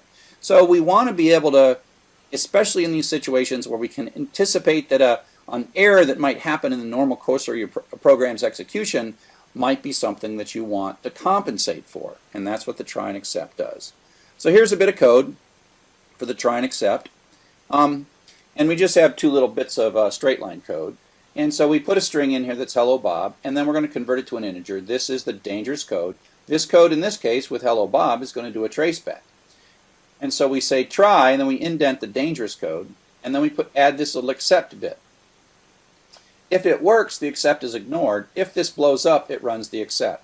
So in this code, it's going to come in, it's going to try this. This is going to blow up, but instead of giving a traceback, it's going to say, "Ooh, I've got an available accept. I'm going to run this accept code, and then I'm going to continue on." And so that prints out first -1. So because we set this variable ister to -1, like a little flag telling us that something went wrong. And then we keep on going, and now we have put in 1, 2, 3, the digits 123, the digits 1, 2, 3, and now it's going to work, but we still have it in a try block, and then this one works, it does not blow up, and then it ignores the accept block. So the accept block is only triggered when something goes wrong in the code. It is ignored if something doesn't go wrong. So it's like you bought an insurance policy on this line of code, and when things go wrong, your accept block springs into action and does whatever it is that you want it to do in the case of an error. Okay, so that's a pretty useful thing. You got to be a little bit careful that you don't overuse it, because if you put more than one line inside the try part and one of the lines blows up, it doesn't come back to the try block. And so in this one here, we have kind of a simple, silly one where we set the string. We're worried about some stuff. Well, the print statement's never going to blow up, so it's a bad idea to put it in try except anyways. Then we do this conversion, and that's the dangerous part. And in this one, it's going to blow up. And so then it's going to go to the accept block, and then run the accept block, and then continue. What it doesn't do is somehow go back and finish this. So these lines are gone. So if you look at it like this works. The try starts. Hello. This blows up. It goes to the accept. It runs the accept, and it continues on. Never runs that code. So it's not like you took out an insurance on the whole block. Any of those lines can blow up in the block, but whichever line blows up, that is the last line that's executing in that block. Okay? So you tend to want, in this particular example, you would probably, the print statement would go out there, and this print statement would come down here, and you would only put in your try block the single line of code that you think might blow up, because you kind of know print statements aren't going to blow up. So this is an example that's a more common real-world example where the user is going to type some data. And it's users that get us in trouble. So our program starts by asking the user to enter a number, And we know that this could be dangerous, so we're going to do it. We're going to put the conversion from string to integer in a try block, and we're going to set -1 if that's a failure. And then if it's greater than 0, we'll say nice work, and if it's less than 0, well, not a number. So first time we run this program, out comes enter a number. We type in 42, which is a string. That 42 goes back into roster, runs in here. This runs. It's fine. That becomes a 42 number, so we skip the except block, and ival is greater than 0. We print out nice work, and we skip the else. Okay? So it says nice work. On the other hand, if we run it again, this time, the input says enter a number, and we're silly. We enter the word 42, but in words, 40, F-O-U-R-T-Y. So that's a string, and that goes into roster. And then the execution continues. We run in here, and now this is going to blow up. That's going to blow up. Normally, we would see a traceback right there. There'd be a traceback. But we're not going to because we put this calculation in a try and except block. It's going to immediately run the except block, set ival to -1, continue on with the program. See, you are not blown up at this point. And if ival is greater than 0, well, it's -1, so we're going to hit the else clause and print out not a number. So we've done error detection. The user set something that caused a line of our code to kind of blow up, but we put that line in a try and except block, and so we caught it, and so we dealt with that fact. So in summary, in this, we talked about if statements, we talked about else, we talked about try and except, how important indentation is to mark blocks where they begin and the end, and an else if, and try except. So up next, we're going to talk about loops and iteration.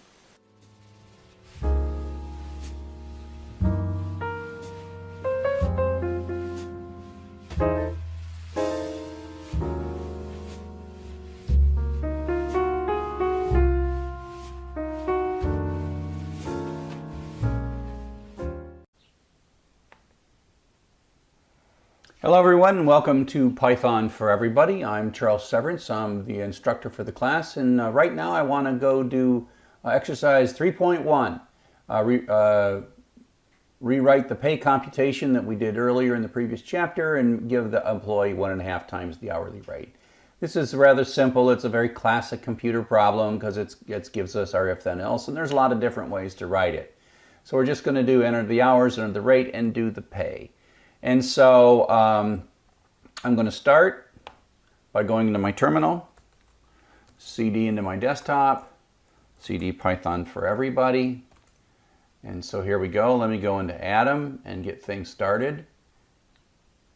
I've already got this folder, this file from the last one, assignment 2.3, and I'm just going to save as. So I'm going to duplicate this file, and I am going to go up to py4e, and then I'm going to make a new folder.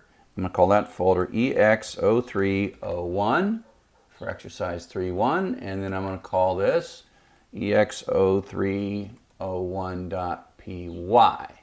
Now that's just the same files I had before, and if I do an ls, you'll see I've got the new folder. So I cd into the ex0301 folder. So that's the folder that I'm in, all the way down into this folder, and I do an ls, and I see this file, and so life is good. And I can say Python 3, ex0301py, I'll just put in 1010, so it's 100. Now, the thing is that we're supposed to give time and a half for overtime, and so that means if there's more than 40 hours, 10 and 50, it's not supposed to be 500, it's supposed to be 500 plus half of 10 extra hours, because the 10 extra hours are the 10 above 50, so that should be, I don't know, we'll figure it out. It's easier to run a computer. Okay, so this is the code we've got. So what I'm going to do is change this. I'm going to make a new variable called AR, I'll call it FR, stands for floating point rate, and floating point rate is going to be the float of the string rate. Let me just call this SH for string hours and SR for string rate and SR. So this stands for, my variable is FR for floating point rate, just so I can keep them straight in my head. SH is string hours, and so now I'm going to say floating point hours is equal to float of string hours. And now I can change this, so I just am saying FH times FR. So I split this out. I can even like print FH comma FR. It's perfectly fine when you're writing this to add like, oops, extra print statements just for your own sanity. So now we're going to read the two values. We're going to convert them to floating point numbers. We're going to print those floating point numbers out. We're going to multiply them, and then we're going to have the pays. And then I save it. Always remember to save it, right? So it has this little dot up here. All editors give you something that tells you you didn't save it. And so I always keep saving it, because if you come down here and you run it and it's like it didn't change. Well, that's because you forgot. So let's do our 10 and 50 hours. So we see this extra print statement that came out. That's that extra print statement right there. Let me make this a little smaller, and let's move this over here so we can see it a little better. Yeah, make it a little bigger so we can see a little better. So that print statement's there. And, you know, just for yucks, I'm going to comment that out. And so commenting things out is a good way to keep stuff in that you might want to kind of turn back on. It's a way of thinking about it. I don't want this line to run, but I'm just keeping it here. Comments are usually for users to read, but they're also a way to tell the computer to ignore what we're doing. So, okay, so the problem here is this calculation. That is not time and a half for overtime. So, so the way we're going to solve this is with an if statement. If the floating point hours, FR, is greater than 40, we should, I'll say, print overtime, and then else, colon, the if and the else have to line up, print regular. So I'm not going to do anything different. I'm just going to print the words regular and overtime. Okay? And I just save that. I'll do it so fast. You'll watch the little blue dot happen and then go away. That's because I hit Command S to save it, because I've done this way too many times. So I'm going to run it. I'm going to say, oh wait, hours is 10 hours, $10 an hour. It's regular pay. If I do it this way, I can do 50 hours at $10 an hour. That's not good. What did I do wrong? FR is greater than 40. What did I do wrong? It's still saying for 50 hours. Something's wrong here. It's saying it's regular. If FR is greater than... Oh! That's because I just like messed my program up.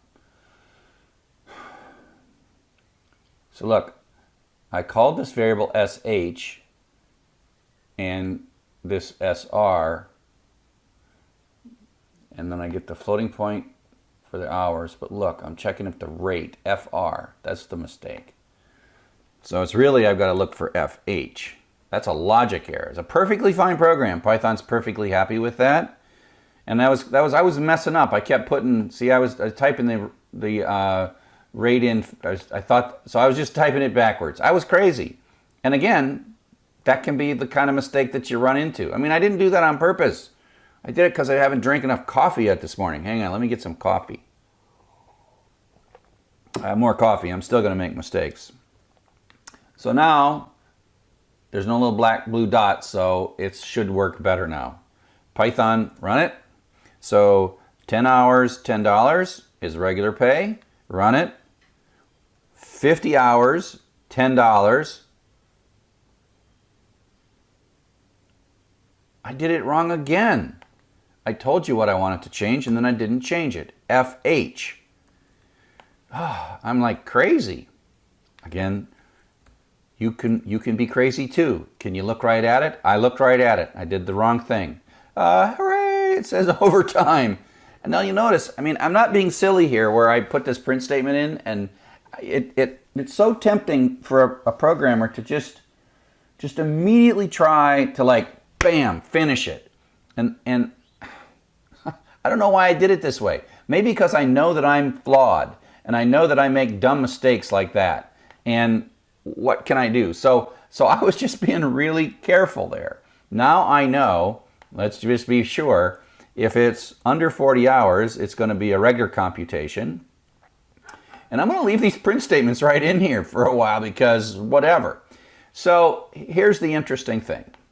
So I'm just going to indent this because the regular pay is to take the number of the hours times the rate, okay? And now I got to come up with a slightly different pay.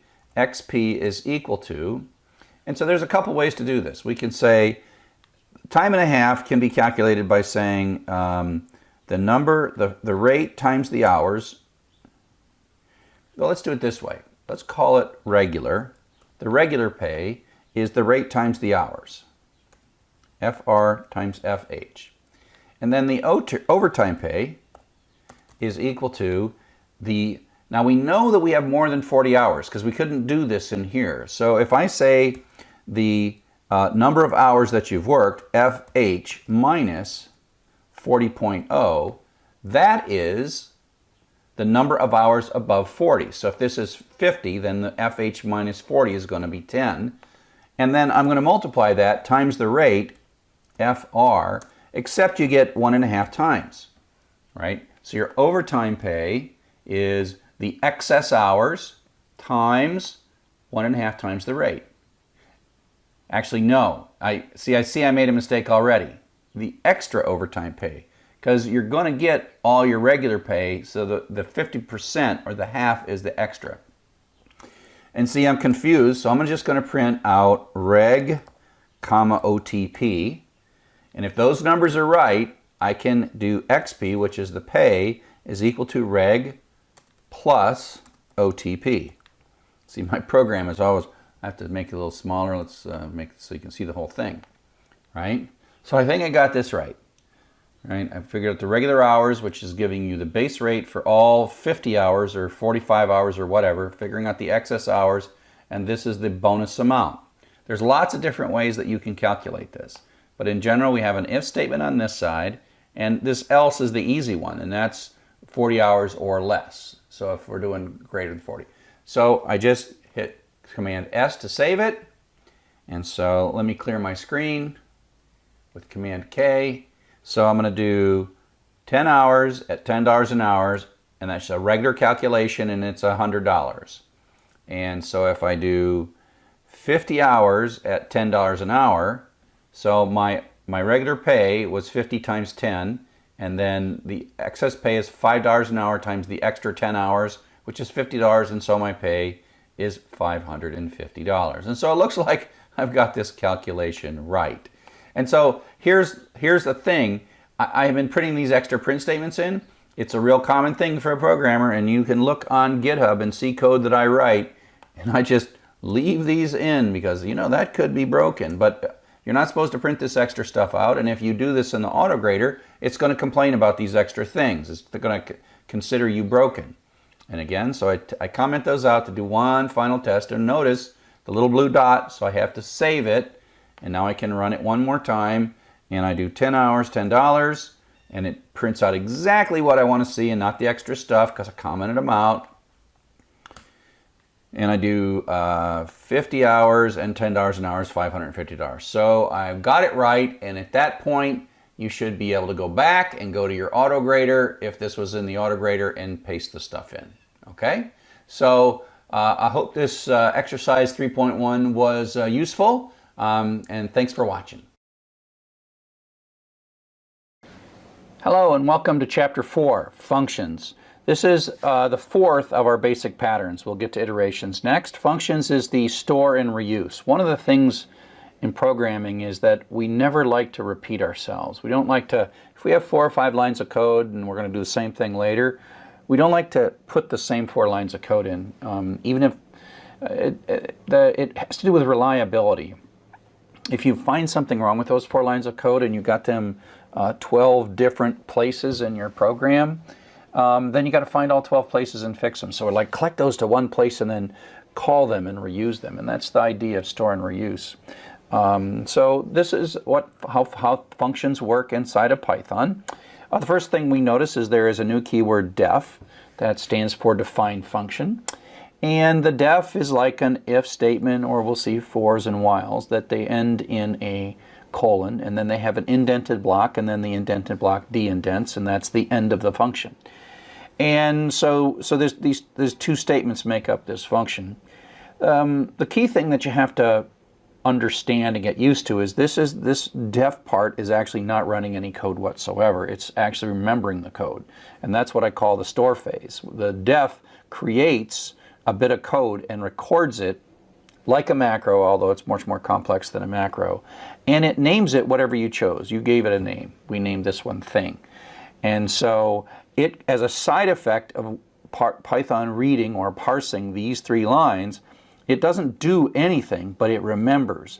These two lines are what you would like to run when you invoke thing. So this is the definition of a function, and this is the invoking of the function. But so this doesn't do anything. So there's no output here from that stuff right there. But then what happens is you invoke it. And this thing looks like it's part of Python, but you in effect have extended Python with your def statement. And so when it sees thing, it goes up and runs your code. And so out comes hello fun.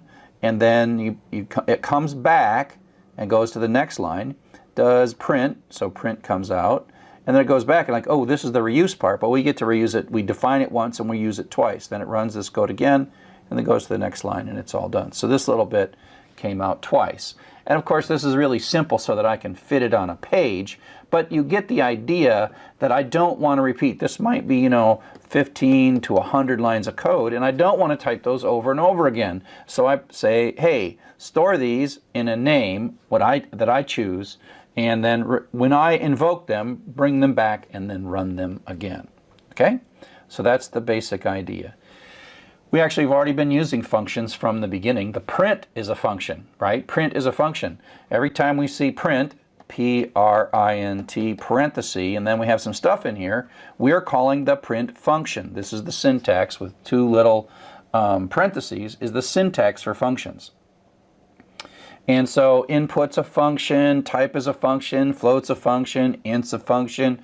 All these things are built-in functions that come with Python at the moment that we started. I mean, we installed Python and these came along. And then there's other functions that we define and use, and that's what the def is for. And in effect, we can create new reserved words of our own making that extend the Python language after we define the function. So it's just this bit of reusable code that takes some arguments. We haven't seen any with arguments. There's a little parenthesis, and we'll see how that works in a bit. We define using the def keyword, and then we invoke it. There's the defining phase, which actually doesn't run the code, it just remembers the code, and then there's the invoking phase. You define it once and then invoke it one or more times. Calling the function or invoking the function, we think of those two things as the same thing. Call, invoke are just the terms we use. Most people just say call the function, but invoking it is a perhaps more descriptive way to think about it. So here's an example of a function. It is built into Python. It's called the max function. And we can pass some parameters into the max function. So we pass the hello world string. Now, like much of Python, max knows what kind of thing is being passed into it, and it knows that it's looking for the largest character, the lexicographically largest character, and in this case it scans this little, that's inside the max code, it scans through and finds the largest character. So apparently lowercase letters are higher than uppercase letters because in English we get back a W, and so this is what's called the return value. So this is an assignment statement. Let me clear this and start over. So this is an assignment statement, so it has to evaluate this right hand side. And a function call is nothing more than like x plus 1. It's something to evaluate. It runs the function code, passes in this argument, and then this residual value, this is called the return value, we'll look at this in more detail, becomes the result of this little bit in the expression, and there's nothing else. We could have, w plus 1 or something, and then the w is what's stored into big. Okay, so we print big, and big is a variable that has the letter W inside of it. And then we ask what is the smallest, and that finds the blank, and so we get a blank to see this. There's a min function and a max function. Both of these are built in. These are built-in functions. They're always there for us.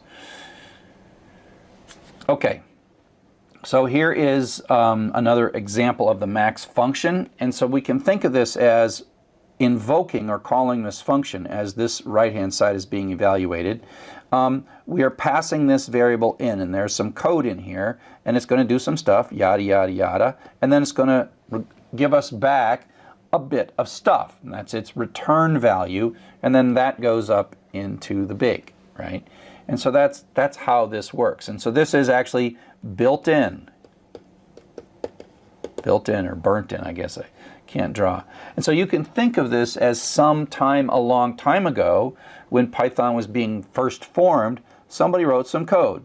And it's got some stuff in it. It's got a little loop that reads through all the letters. It has to figure out if it's a string or a list, etc., etc., etc. But this is store, except you didn't do the storing because it's already built in. And then this is the reuse, store and reuse.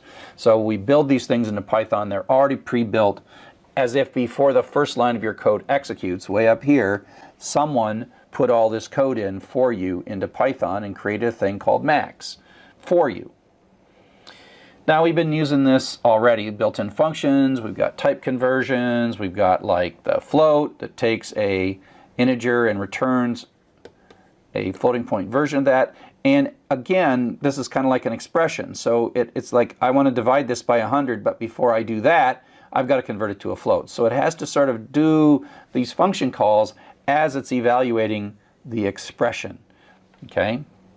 Sometimes, like here, we just have a prints out the return value. That's what this is. This is the return value. If you just type a function in a parameter, it can be in a constant or it can be a variable. And as we'll see in a second, we'll give you many of these if you like. So you can either just run it or take the result of this. This passes an integer in, converts it to a float, and then puts the float into that. Type tells us what kind of thing that is, and you can use this inside of an expression.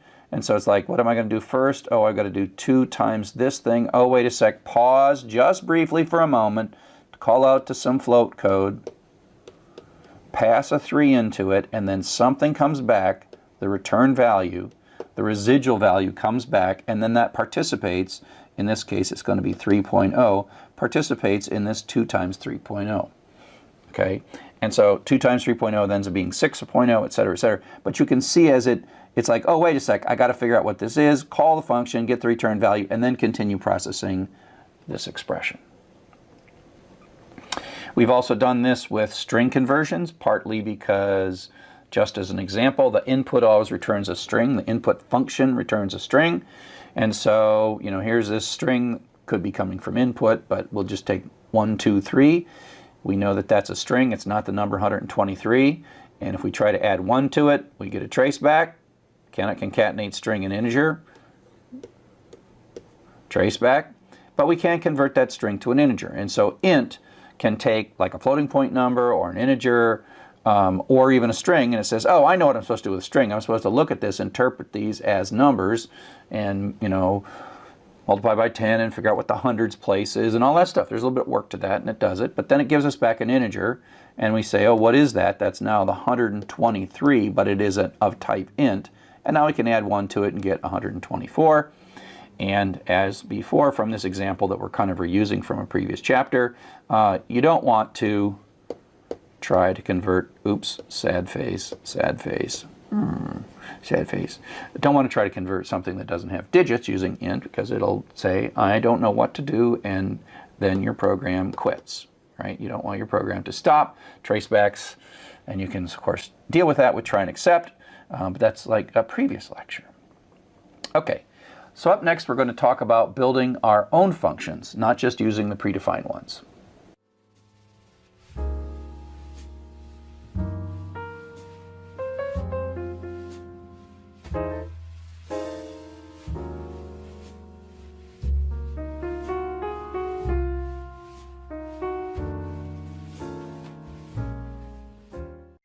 So welcome back. We're going to continue and start talking about building our own functions. So again, we use the def keyword to define a function, and then later we're going to invoke this. And there's a bit to it. We are defining the name of the function. In effect, we're extending Python and creating new predefined things that we can use, except it's our code. It starts with a def keyword, has some optional arguments, which we'll see in a bit. That's what the parenthesis is. And then the name. And the function names follow the same rules as variable names. And then you have an indented block, whatever code you want to do, and then you have a de-indented block, and that sort of defines the essence. The key thing here is this is not calling. It's not invoking, it's not executing, it's remembering, it's storing, it's figuring things out. So here is the output of a program that defines a function but then doesn't use it. So this is a sort of broken function. So here we go. We start x equals 5, print. You don't have to you have all the defs at the beginning. The def runs whenever. So, out comes hello. And then we define a function, and this says, oh, you want to make a new thing here. So I'll make a new thing. It's kind of like a variable in a sense. And then it copies this stuff, copies it up there, and says, later you probably are going to want to use this, so I'm going to remember it. So it doesn't do anything there. No output comes out. Then it says print yo, and out comes yo. And then it adds 2 to x, so x is now 7, and then it prints x, and there's no 7. There's 7. These print statements never ran. They never ran. Why? Because we did not invoke them down here. We defined them, but didn't invoke them. So let's take a look at how you invoke a function, right? You define it, and then you use it. Sometimes you define it once and use it once, but more commonly you define it once and use more than one time. Again, the store and reuse pattern. The def is the store, and the invoking is the reuse. So here's just a slightly different version of that last program, and so now it's going to actually invoke it. So x equals 5, print hello, def, so out comes hello. This produces, the def produces no output, right? But because there's a de-indent here, that is the entire blob of the code that is part of print lyrics. So it prints out yo, and now we're going to invoke. This is the call. We're going to call the function. Now the function goes up. Let's clear this. So we're down to here. Now this like suspends at this place. It's like remember to come back to here when we're done. Go up, run this code, and then come back, and then continue on. So it like leaves like a breadcrumb of where it's supposed to come back to, and then it runs, and then the print lyrics, of course, produces the 2 lines of output, and yeah, that should probably not have. That day should be up there, and then x equals x plus 2, which makes it 7, and then prints out 7. Okay, so this is the invoke or call the function. Okay, you defined it, and then later you called it. Now, in addition to just call and return and invoking, we can pass parameters in. And the example of the parameter is in the max function, we have to say, this is the thing I want you to find the maximum of, the largest thing. And part of it is in the whole store and reuse pattern, we have a few lines of code, but sometimes we want to do ever so slightly different things in the different invocations. And so we use the arguments to subtly adjust, like finding the maximum is a general thing, but what thing to find the maximum of, that makes a function that's much more useful and reusable in a lot more situations. So arguments are the thing we passed in, and we define for our functions that we're going to build, on the def statement, so we say def, greet, name a function, and then this is the arguments, the things that are coming in. Now this lang variable, in a sense, only exists during the life of the function, and it represents sort of a placeholder. It's not a real variable in the same sense. It's a placeholder that refers to how you touch that first parameter that's sitting in there. Okay, and so lang is our first parameter, whatever it is. We don't need to see this part down here right now. All we know is we're going to make a function, and we're going to take a parameter, and this lang is the placeholder that tells us what that parameter is. Okay, so within the function, we're going to check to see if the language is Spanish. If we are, print hello. Else, if the language is French, print bonjour. Otherwise, print hello. We have a very highly simplified language translation system here. So the def, of course, does nothing except remembers that and defines the concept greet. So that comes down, and now we're going to call it. And that says, go look up the thing that I defined called greet. If you don't put this in, greet is going to give you a traceback. But because you extended and named it greet, so it runs in, it starts, suspends the code here, starts up here, but then lang is now an alias to en. So now we can run if that is yes, else if, I'm getting it all wrong now. Right, so en comes in as lang, we're coming in the code. If it's not es, it's not fr, else it prints hello, and then it comes back to the next line. And then we call it again, and this time es is lang, and so it runs this code and prints hola, and then next time it calls with this, and then it prints bonjour. You get the idea. So this is a placeholder so that on the successive calls or invocation of the function, we can get at whatever the programmer put in as that first parameter. And so we are saying in this definition, we are ready to receive a first parameter. Please call us with a parameter, and then we will be able to do something slightly different for the different values. So this is a reusable bit of function that prints hello in 3 different languages, and then we tell it what language at the moment that we're actually invoking it. So that's putting stuff into the function. Now getting stuff back out is the concept of returning. In the return statement is an executable statement that does 2 basic things. The first thing that it does is it finishes. Now this is a one-line function, so that's kind of redundant, but when Python goes into the return statement, it doesn't continue on to the next line. It just returns. That is the end of the invocation of that particular function. But even more importantly, it takes as its parameter. You can say return without a parameter, and it will stop the execution of the function, kind of like a break does for a loop. It's kind of a break for a loop. Get out, we're done. Don't run that next line. Get out. But it also allows the specification of what you want as the residual value in an expression. So we're doing a print, and then we're saying greet, and what's going to show up here is whatever this function does in its return statement. And so that prints hello. We call it again, and it prints hello again. Okay? And so basically the return statement is I call this the residual value. It's like what shows up here when the function is all done, and it's the string hello. We call the functions that return values fruitful because they produce something, and but you don't have to. You can just say return, or you don't even have to have a return statement. It goes to the last line of the function, and it does a return automatically at the last line of the function. So here's a little bit of a rewrite of our little language program. We are going to create a greeting program. We're going to take the language as the first parameter. And instead of just doing a print statement, which is what we did before, this is now more like a function because it takes some input and produces some output as a return rather than just printing. It's a little tacky for a function to print. And so here we return hola, bonjour, and hello based on the right thing.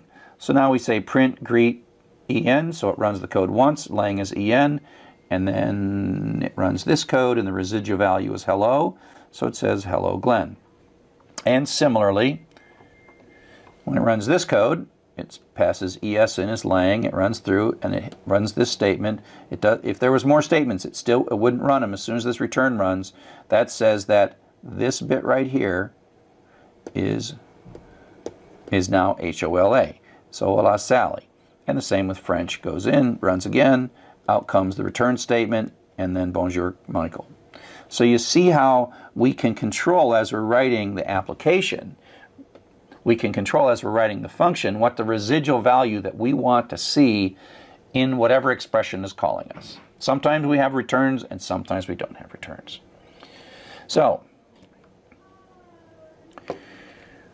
if you think of the max code that we talked about before, we can kind of see that somewhere inside that max code there's a return, and that's how it communicates the W back to us. So we pass in as argument hello world, It comes in as a parameter, and it's going to loop through this imp somewhere. It's going to loop over and over into imp, and then at some point it's going to figure something out and tell us what it wants to send back to us is a return statement, and so the W comes back and gets assigned into big.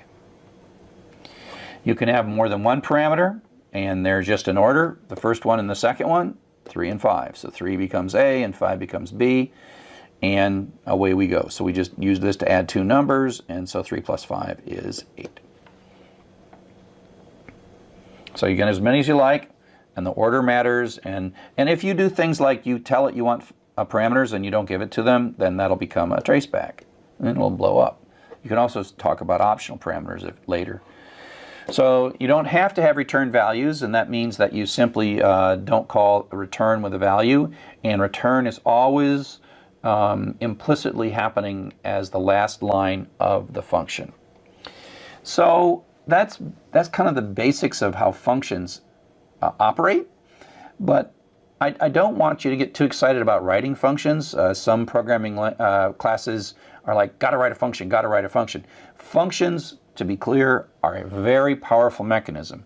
And as we write programs, 150, 200,000, 200 lines of code, 1,000 lines of code, 10,000 lines of code, the concept of a function is really important. We would go crazy if we didn't have functions. But if you're only writing 20 lines of code, forcing yourself to write a function is kind of pointless. So don't worry about maybe the lack of urge to use this. We are calling lots of predefined functions, and we will for the next couple of lectures. There will be a time when you go like, oh, I'm sick and tired of repeating myself. Oh yeah, time to write a function. So that's why we don't push functions prematurely. We just want you to know what they are, use them, and at some moment you'll be like, oh, I want to define one. But don't worry about, it might take a while before you really want to define a function. So that kind of summarizes our lecture on functions, and up next we're going to do iterations.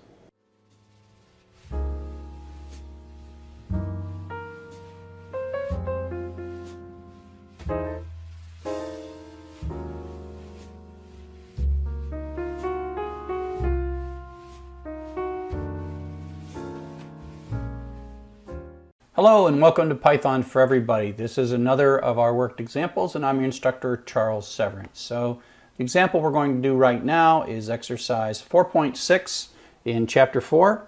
This is an exercise where we're kind of taking code that we've already written and redoing it in a way to just prove that we can do it with a function. So it's not like it's going to do anything different. It's going to do exactly the same as before. And we're just going to do it a different way. So let's go ahead and start up our text editor, Atom. Show you a couple new features of this. It's already been open. Let me sort of open it here again.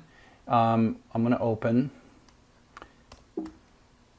get a new window, and then I'm going to open.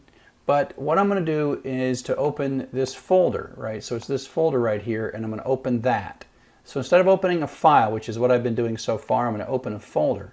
So now you can see all the folders that I have, and they're just exactly the same folders that I've been making under desktop.py4e, and so I can go and look at my previous assignments. The other thing I can do is I can click on this and say new folder, and I can say EX exercise 04, 06. Again, I like the 04 and the 06 just so things line up when we get to chapters 10 and 11. That's why I'm naming my files this way. And I'm going to adapt the code from exercise 3.1. We could do exercise 3.2, but it's longer. The difference between 3.1 and 3.2 was one uses try except and the other one does not. So I'm going to start with this one. I always clean up and get rid of that. So here is our time and a half for overtime logic. And I am going to say file save as. So I'm making a copy of it. And I am going to put this in this folder exercise 4.6, and I'm going to make sure to rename my file 0406. Okay, so now I've got exercise 0406, which is this one right here. That's the file we've got, and it's there. And so let me pop up my terminal window, cd desktop, cd py4e, cd ex04. I'll hit the tab for 06 because there was only one in 04. And so I can see where I'm at, and I have one file here, ls, -l gives extended information, and I can say Python 3 ex04 py 10 10, and away we go. Okay, so this is this code. I'm gonna get rid of some of this logic here. These print statements, which I commented out, just to make it a little more dense. Okay, so let me start by just putting a function in here. And of course, def is the keyword for function, and compute pay is the name of the function, and it's supposed to take two parameters, hours and rate. And then you add a colon, and then we're indented, right? So the indent is to determine how long the function it lasts, how many lines it is.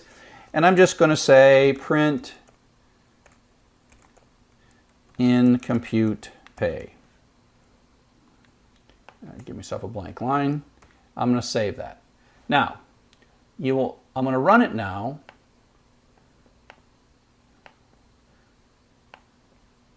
I'm going to run it now, and you'll notice something real quick.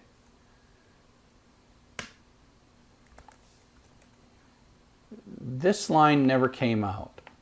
And that's because the way this works is this simply defines the function, and then it continues running, but it doesn't run that code. And it ran this code, and then it did, in this case, the else code, and then it did the print. But it never came up and actually ran this code. We have to call the function. Okay, we have to call the function before it's going to actually run. So now let's make a call. Compute pay, and let's pass in our variables that we have in this main code, fh and fr. So the compute pay, fh, and fr, and then I'm going to print out hours and rate.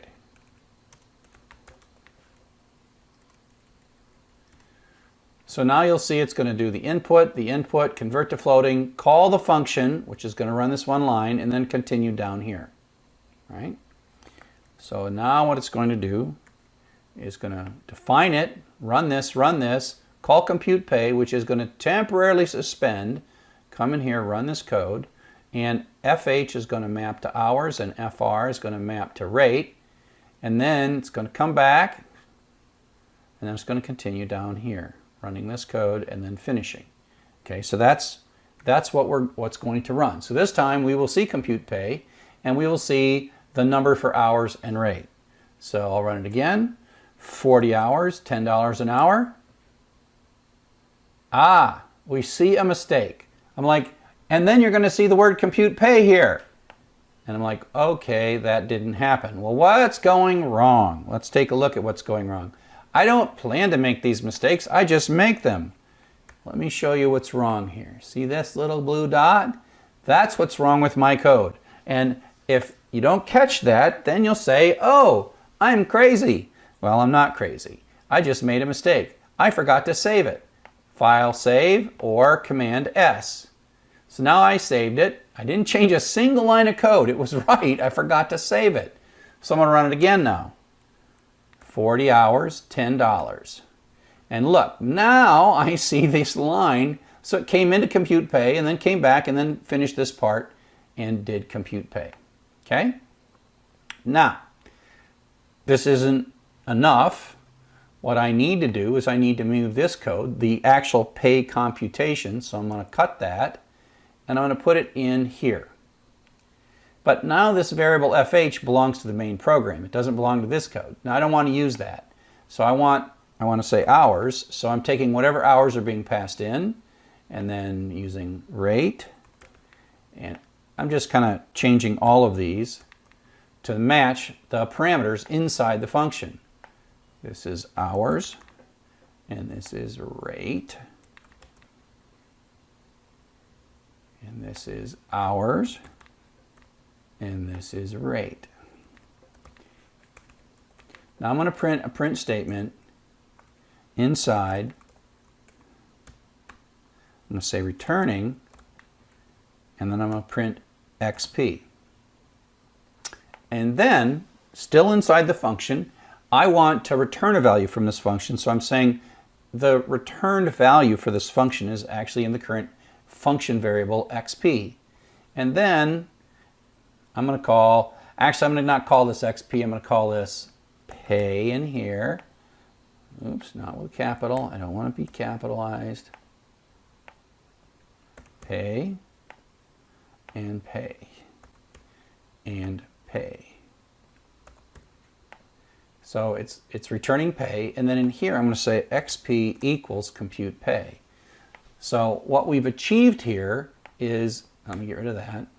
What we've achieved here is it's going to come down, define a function, then read the input, convert it to floating point, and then call compute pay, passing in FH as hours and FR as rate, right?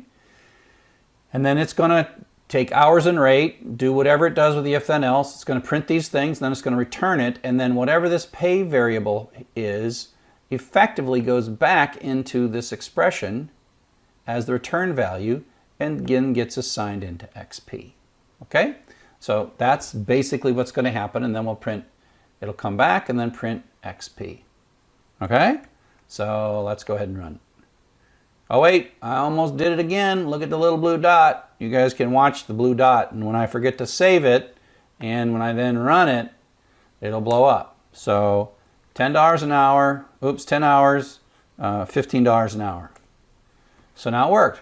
So you can see these two print statements come from while this is running. The input happens, it calls the function, and then it prints out the pay. And now to finish this, to get it right, I will simply comment out my little helpful debugging print statements and run it one more time, 40 hours, $10 an hour, and run it again and have it be $50 an hour and 50 hours and $10 an hour, so 550. So that one is now working. So that one is completed, and we have moved our computation inside of the function. So I hope that you find this useful. I hope that you find this entire course useful, and thanks for watching. Hello and welcome to Chapter 5, Loops and Iteration. Now we're going to work on our fourth basic pattern of sequential, conditional, store and reuse, and loops and iteration. And this is the one where we teach the computer how to do things a lot. We can tell it to do something a million times. And so that's where we get the doggedness of computers, or the fact that they're so good at doing work for us because we can set them off to a task and they'll do it until it's done. So here's a very simple loop, Let's put the coffee over here. The keyword that we're going to start using is the while loop. We're also going to use the for later on. And the while loop functions very much like an if statement.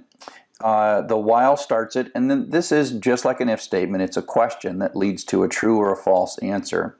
And then there's a colon, and then there's an indented block, and then we use the de-indent to determine how long the loop is, and so this print is de-indented, so that indicates the end of the loop. And so at some level, what's going to happen here is it's just going to run, and if this is true, it's going to run this code, and if it's false, it's going to skip the code. In that way, it functions like an if. The place that it doesn't function like an if is after it's run the code once, it goes up and then asks the question again. And so you can think of it going back up kind of to the top of the while loop and then re-asking the question, like, okay, is this going to run again? And then it's going to do that some number of times, and then it's going to finish. And so that's the loop, that's the iteration. And we're going to make a variable, we're going to construct very carefully a variable that we call the iteration variable, and that's n. And it's a variable that's going to change, and it's our way of running the loop, but not running the loop forever.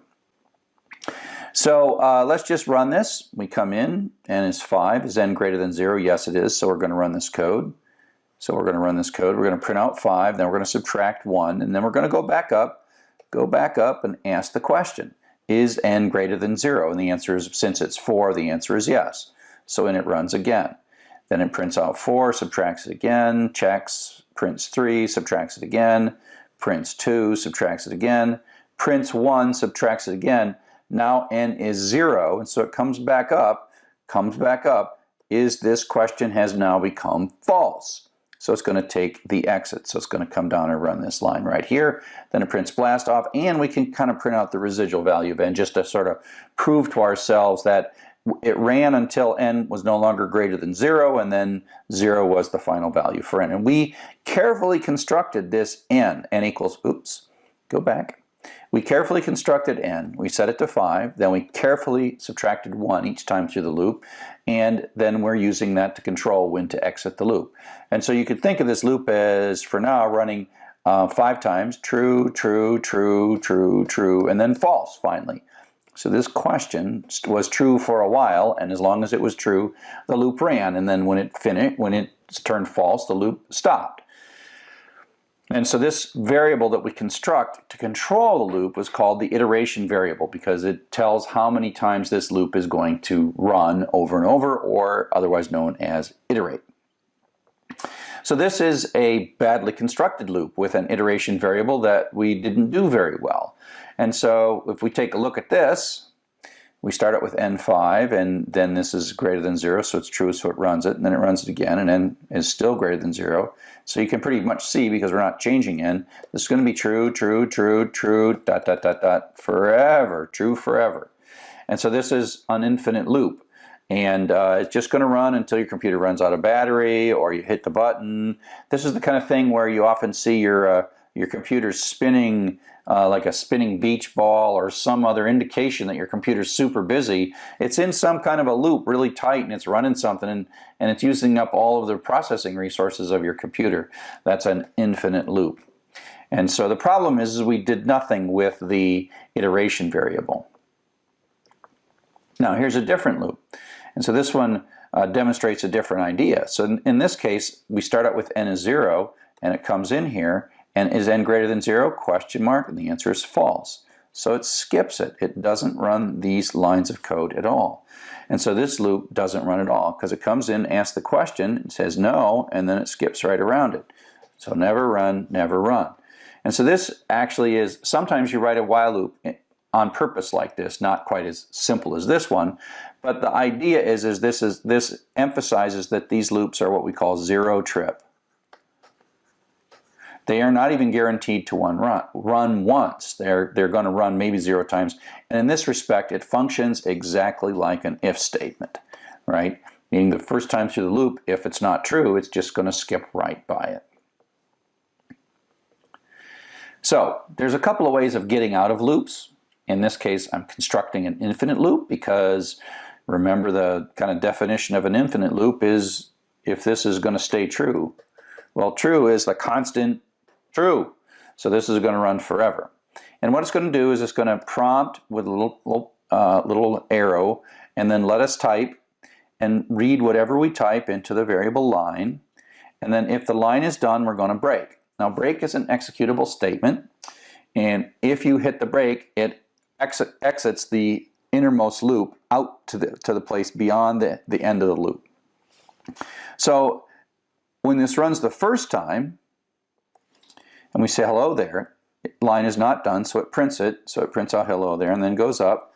And then we type in again, we type finished, and so it's not done, so it prints it. So now comes that print statement. And then we type in done, and now this becomes true.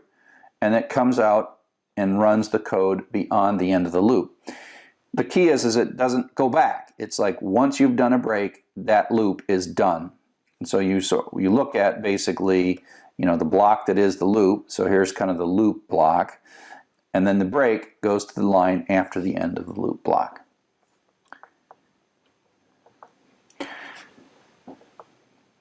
And you can think of this as sort of like just a hyperspace jump. There is nothing really, this could be literally hundreds of lines with if statements, and you could be running and doing all kinds of stuff and running and doing all these things, and these things could run all kinds of ways, right? The point is as soon as you hit a break statement, however much stuff is down here, however much stuff is up here, it exits to whatever the next line is beyond the end of the loop.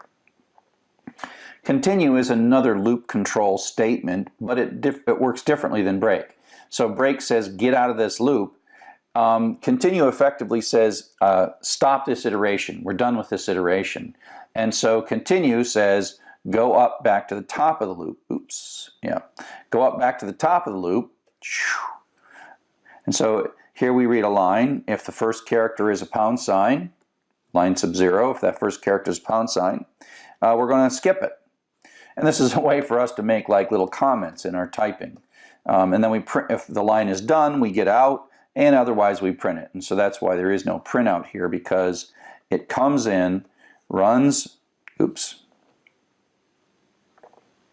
It comes in, this is true, and that goes back up. But it comes back and prints out the next one and does another thing. And so the loop continues, whereas the break ends the loop.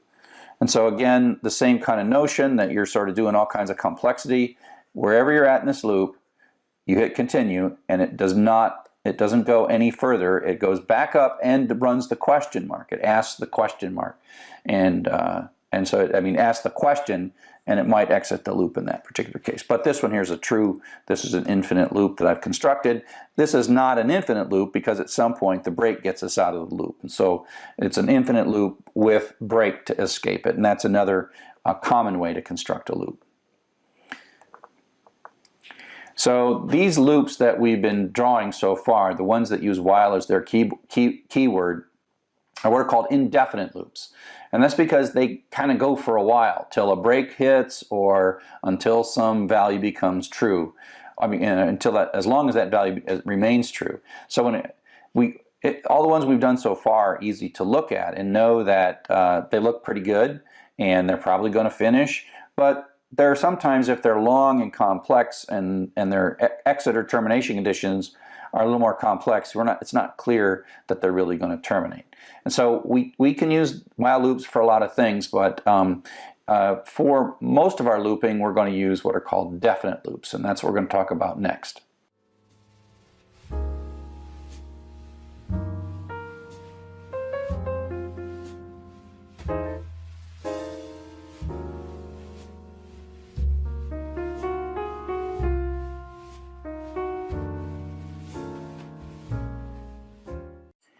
So definite loops use the for keyword, and the idea of a definite loop is it's going to loop through some set of things. It might be a set of lines in a file, it might be a set of characters in a string, it might be a set of strings in a list of strings, but whatever it is, it's sort of going to run a finite number of times depending on the thing that it's looping through. And we like this, and it's an easier way to construct it, and we actually don't have to deal with the iteration variable. The for loop includes a mechanism to construct the iteration variable for us. So it's definite loops iterate through the members of a set. So here's a very simple for loop. And so you see the for keyword, and in is also a keyword. And the iteration variable is something we put right here. This I is declared. This I is like an assignment statement. And I is going to take on successive values. So I is going to be 5 the first time through the loop. Then I is going to be 4 the second time through the loop. 3, 2, 1. So I is going to be assigned 5 different times to 5 different values. And then the loop is going to run.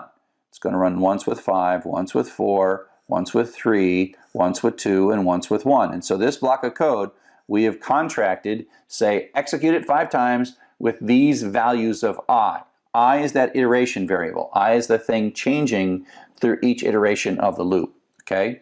And so that's why this prints out 5, 4, 3, 2, 1, and then when it's done, it finishes it. And so this is a much more direct syntax for looping 5 times and setting an iteration variable. You kind of all combine it into this one thing, right? All into one thing. So it's quite nice. So you don't have to be going through a list of numbers. There's all kinds of things that we can iterate through with for. And by the way, while I'm sitting here, I named my variable friends, because that's a list of strings, and friend, which is the iteration variable. I'm using singular and plural because it helps you read it, Python doesn't understand singular and plural. So just because you say friends doesn't mean Python knows it's a list. Python does know it's a list, but it doesn't know by the name of the variable I've chosen. That's your basic mnemonic variable warning. These are cool variable names, but I don't want you to be confused by them. So you can loop through a variable. So we're going to take this list of 3 strings and stick it in friends. And so friend is going to iterate through that. So the first time through, friend is going to be Joseph. Second time through, it's going to be Glenn. Third time through, it's going to be Sally. And so that just says run this loop, run this code, the indented code, 3 times. Each time the variable friend takes on a successive version of a successive value that's in the friends array. So it says happy birthday Joseph, Glenn, Sally, and then we come out of the loop and we print done. So if we try to draw a picture of what this is really doing, the for loop is actually doing a whole bunch of stuff that we would have to do with maybe separate statements in the while loop. First, it decides how many times to run the loop, so it's answering the done question, which way do we go?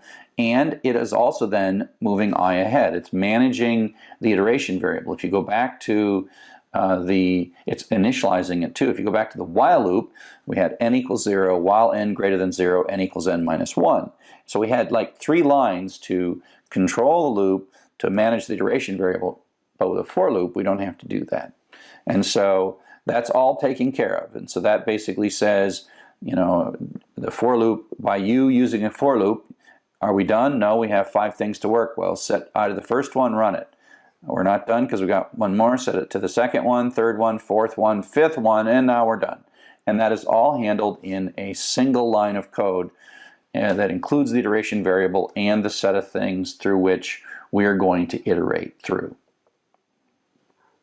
I really like the word in. It is mathematically, it reminds me of the set theory where you say this is a member of this set, or the for each. And math isn't important here, but if you do know math, the vertical bar means such that, right, is a member of this set, and that kind of stuff, member of this set. I'll erase the math stuff so we don't over math. But it's like, for each of the values in the set 5, 4, 3, 2, 1, run this loop setting the iteration variable I to the members of that set. So in reminds me, for those of us who are math oriented, in reminds me of a really nice concept in mathematics. Okay?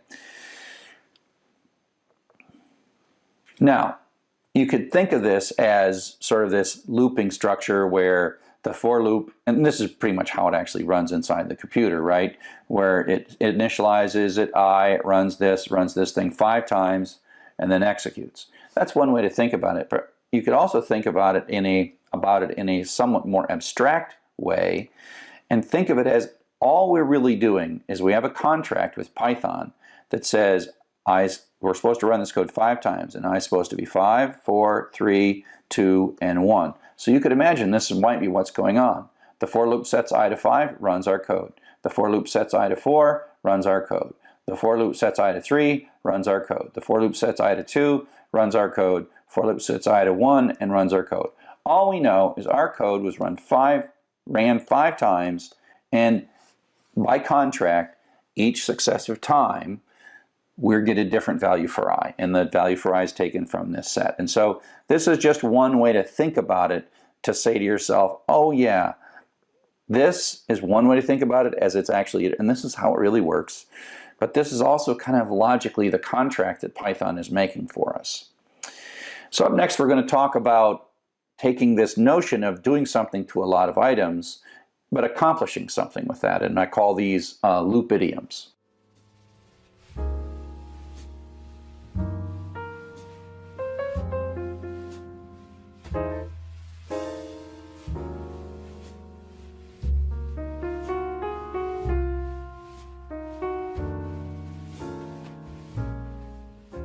So now we're going to talk about loop idioms, and loop idioms are patterns that have to do with how we construct loops. We have the mechanics of fors and whiles, but ultimately we want to get something done. We want to solve a problem with a loop.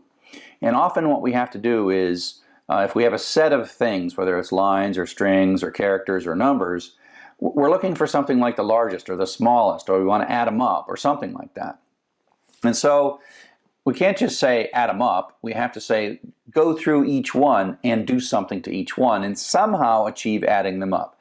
And the pattern that we're going to follow is we're going to have this loop that's going to do run once for each thing, right, in some chunk of data. And then, but we're going to set something at the beginning, and then we're going to do something to each one. And at the end, we're going to kind of get the payoff. We're going to get the result. So if we're doing sort of summing things, we're going to have a running total. And so this will be like t equals 0. And then this will be t equals t plus the thing value. And then, but this is not the real total. It's the running total during the loop. But at the end, it is the real total. And so we're gonna look at what you do at before the loop starts, during the loop, and then what you get after the loop and how you can use that. So we're going to use this loop. It's just going to loop through a set of 6 numbers over and over and over again, right? So we're going to do something before the loop, we're going to do something after the loop, and then we're going to run the loop some number of times. And in this case, thing is our iteration variable because I'm using unmnemonic variables now. So it's going to run 9, 41, 12, 3, 74, and 15. So it's going to run and print these things out. So it runs this loop 6 times, and away we go. Now this loop does nothing except print stuff out. Of course, I like to do that first, is always print things out to make sure that sort of my brain is functioning. So to kind of understand how these loops work, I'm going to ask you to function as a program. And I'm going to show you some numbers in succession. And I want you to mentally figure out what the largest number is, but more importantly, think about how your brain is solving this problem of what is the largest number, given that I'm only going to show them to you one at a time for a little while, and your brain has to do something. And imagine I was going to show you thousands of numbers. I'm not, but imagine I was.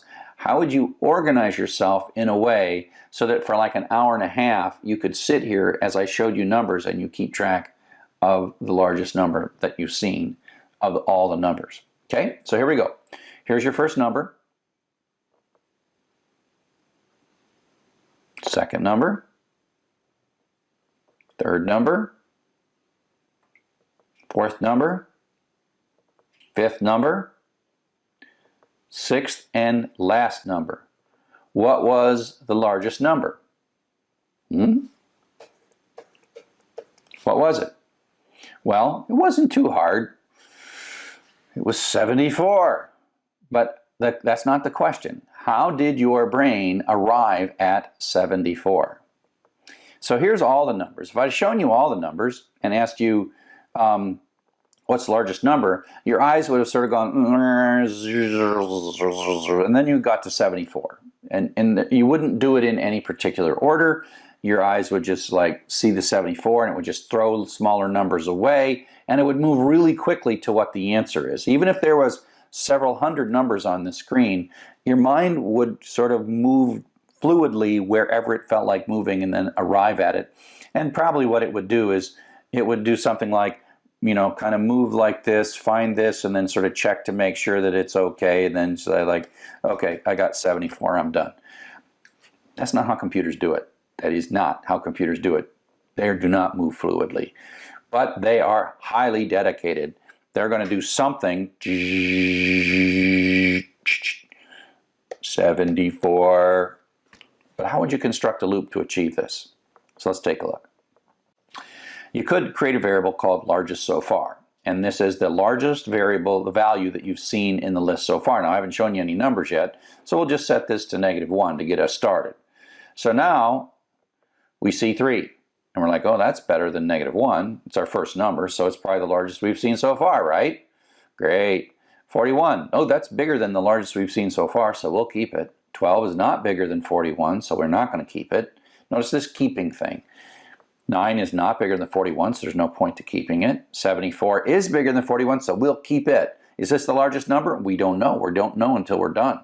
15, not better than 74. So now we're all done, and hooray, hooray, hooray, we have the largest number. And we had this variable that we kept the largest number that we'd seen up to this point. And then when we know that we're done at the end, then that becomes the largest. So if you look at all the numbers, keeping track of the largest so far, at the end of all the numbers, the largest so far and the largest are the same thing. And so that's how you get this idea of something you're doing during the loop is not really the answer, but by the time the loop is done, you will have the answer. And so here's a bit of code that does this. Use it with our numbers, right?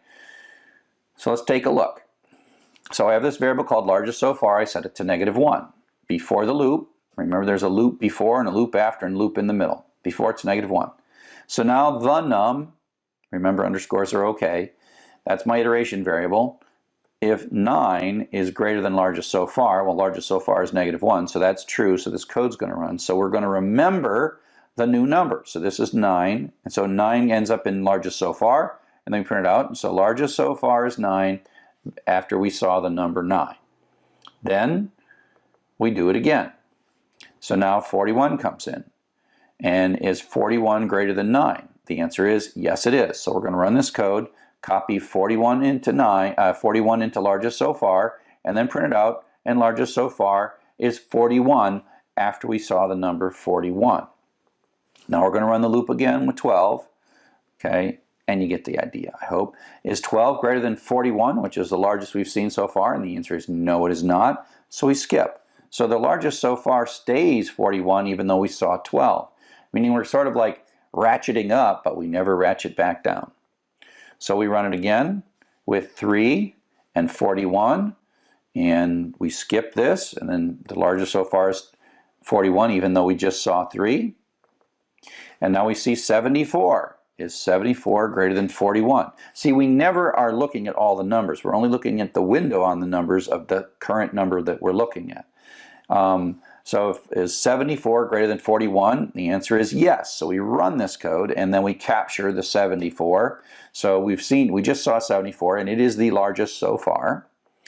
And then we run it again with 15, but 74 is our largest so far, and so it skips. So 74 remains largest so far after 15, and now we're finished because we just ran the last thing. The for loop takes care of everything and jumps to this print statement and says afterwards largest so far is 74. But at this point it's also the largest, right? So largest so far became largest when our loop finished.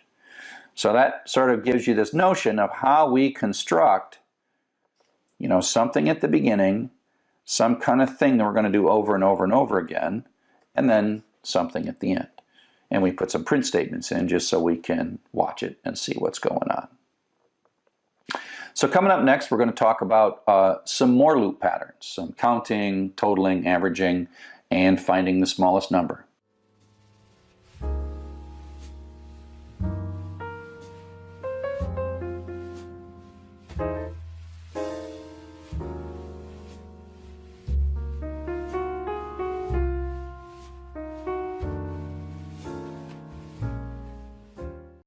So now we're going to look at some more patterns of the different things we can do at the top of the loop, in the middle of the loop, and at the bottom of the loop. And the first one we're going to do is counting. Now we're going to take a look at the number of something, the number of things in our list. Now we could just inspect it and see 6, but you will have for loops like you're reading through a file or, you know, scanning through some data. And so the notion of counting, you have to assume that you don't really know, you know, that there's going to be a lot more than just 6. But for now we're just going to do 6, and we're going to count how many things that we see in this loop. And the pattern is simple. You set a variable, Zork, to 0 at the beginning. We often call this variable count in mnemonic. And now we're going to run this loop 6 times, 1, 2, 3, 4, 5, 6, and each time through we're just going to add 1 to Zork. So Zork starts at 0, then it goes 1, 2, 3, 4, 5, 6. And we're going to print it out. So, you know, we see the 9 and Zork is 1. See 41, Zork is 2. And Zork is 16. When we see the 15, 4 stops, and we print out afterwards. And this then is 6 is then the ultimate count that we got. So that's very, very simple. The pattern is that set it to 0 at the beginning, add 1 to it, and if you run that enough times, then this is how many times that happened. And in a sense, it's how many times this line ran, right? Sometimes you put this in an if statement, etc., etc., etc. Okay? Oops. Now, we can do the same thing to get a total. And the way the total works is you compute a running total of the number of the items that you've seen so far, and at the end the running total in effect becomes the total. A better variable name for this would be like sum or total or something, but Zork, I'll use Zork again. So you set Zork to 0, and it starts out the total we've seen so far is indeed 0. And then we're going to run this 1, 2, 3, 4, 5, 6 times, and thing is going to be the iteration variable. It's going to take on the successive values, and each time through we're just going to take our running total and add to it the thing we've seen. So we see 9 and the running total is 9. We see 41 and the running total becomes 50. We see 12, the running total becomes 62. We get a 3, it becomes 65, we get 74, running total is 139. How many more are we going to see? We don't know. Could be a million, could be 1. Oh, it's only 1. We get a 15, our running total is 154. And what's true at any moment here is the running total is right of what we've seen so far. Now, when we're done, the for loop quits for us, and afterwards 154 is indeed the total. So the running total while we're in the loop, at the end of the loop, after the end of the loop, we have the actual total. So it's not very difficult to convert this to the average because we've calculated the count and we've calculated the running total, and now we're going to have the average by simply dividing those. Okay, so now this time I've used mnemonic variables. Don't get confused by this. Mnemonic variables are just friendly names I chose for you to read the code easier. I am not communicating to Python in any way by naming this count and sum, but count and sum is nice. Okay, so I set count to 0 and sum to 0. Oh, go back up. I set count to 0 and sum to 0 at the beginning, and the count is 0 and the sum is 0. And then I'm going to run this loop 6 times. 1, 2, 3, 4, 5, 6. And each time value is the iteration variable.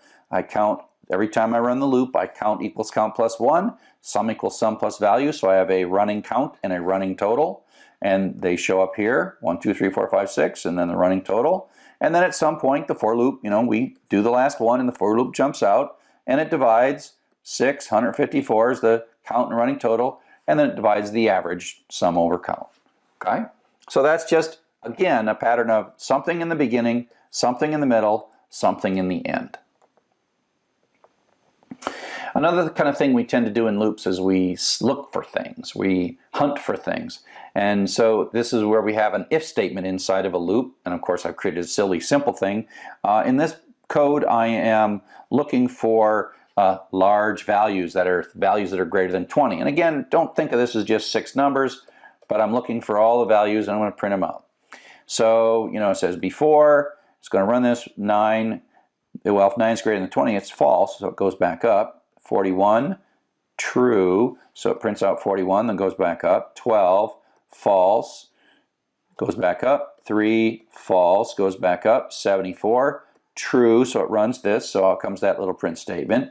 Goes back up, and then 15 is the last one, and that's false. It goes back up, and the 4 says, we're done, and then we do afterwards. And so this is just the notion of having an if statement inside of a for loop, where we're sort of picking or choosing or selecting or looking for something in a large set of things that we're looping through. We can also say, I want to know if a particular value is there. And so we're going to use a Boolean variable. And we've talked about integer variables like 1, 42, and then floating point variables like 98.6, and then string variables like hello world that have quotes in them. This is a fourth type, a kind of variable. It's called a Boolean variable, and it only has 2 values. It has true and false. Matter of fact, these if statements, they return Boolean values. Value equal 3, that is returning a true or a false based on the value of value. There's a mnemonic confusion there, right? But I'm using it. So I'm going to make a variable called found, and that's a decent name for a variable, so don't get hung up on that. And I'm going to initially say found is going to indicate to me whether or not I found a 3 in my list. And I'm going to start before the loop starts, say false, because we haven't found anything yet. So found equals false. And so at the beginning of the loop, found is false. Before the loop starts, found is false. And now we're going to run this loop a bunch of times. 9, is that true? No, skip. 41, is that true? skip. 12, skip. Right? So 9, 41, 12. And found has remained false because we haven't done anything to it.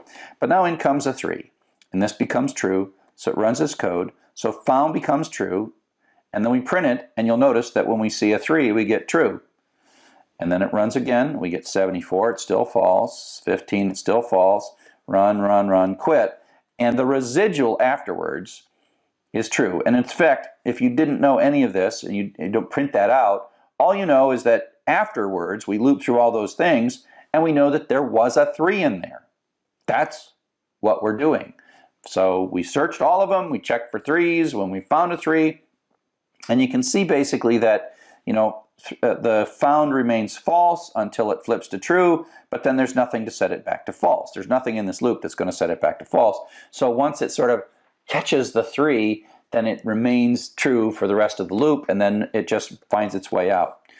Now, if you want to think about it for a moment, ask yourself, how might we make this loop more efficient by putting a statement right in here? Think about a way to, once you found it and it's true, there is sort of no reason to keep on going. So what would you put there to perhaps make this loop to look for 3s, just to tell you whether or not there was at least one 3 in there, how to make that more efficient? Just think about that.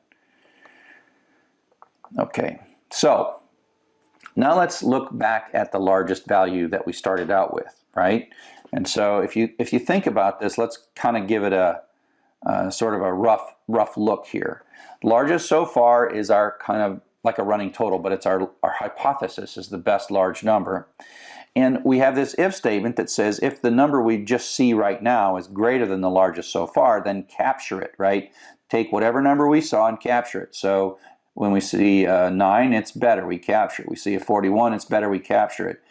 We don't capture this, we don't capture this, but we capture the 74, and we don't capture the 15, and that's how we do it. So you could think of this as better. When the number we're looking at is greater than our working hypothesis of the largest, we grab it because it's better. So this line right here is the grab line. Grab it. Okay? So then the question is, how would you modify this code to teach it to find the smallest value in this list of numbers? Think of it as you have a starting number, you have a sort of what's better in this grabbing notion. How could you do that? Take a look.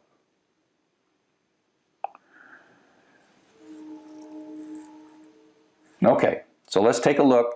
So let's do a couple things. Like if you look at this if statement that's better, well, it's better now if the number is less than. So but then we should probably change this to be smallest so far, smallest so far, smallest so far, smallest so far, smallest so far, smallest so far, right? Matter of fact, that's what this is. We've changed the word largest so far to smallest so far, and we've changed the greater than to a less than. Is that going to fix it? I'll give you a second to look at it. Pause if you need. Is that going to fix it? Is that going to find our smallest number? The answer is, of course, no, it's not. So if we run this code, so we set the smallest so far to -1, and it starts out -1. We run it, and it's 9. Is 9 less than -1? No, it's not. So after we see a 9, the smallest so far is -1. Now we're going to run 41. Is 41 less than -1? No, it is not. So the smallest so far is still -1. As a matter of fact, it isn't the smallest so far anymore. Just because we named it smallest so far doesn't mean it is the smallest so far. It didn't work out so well. And so you see that none of these, because they're never less than -1, do anything. And we claim that afterwards the smallest we've seen so far is -1. And that is because, of course, -1 is smaller than any of the numbers that we saw. So how could we fix this? Well, if we started the smallest so far with some like arbitrary big number, then it'd be better. So if we made this 100, whoops, come back.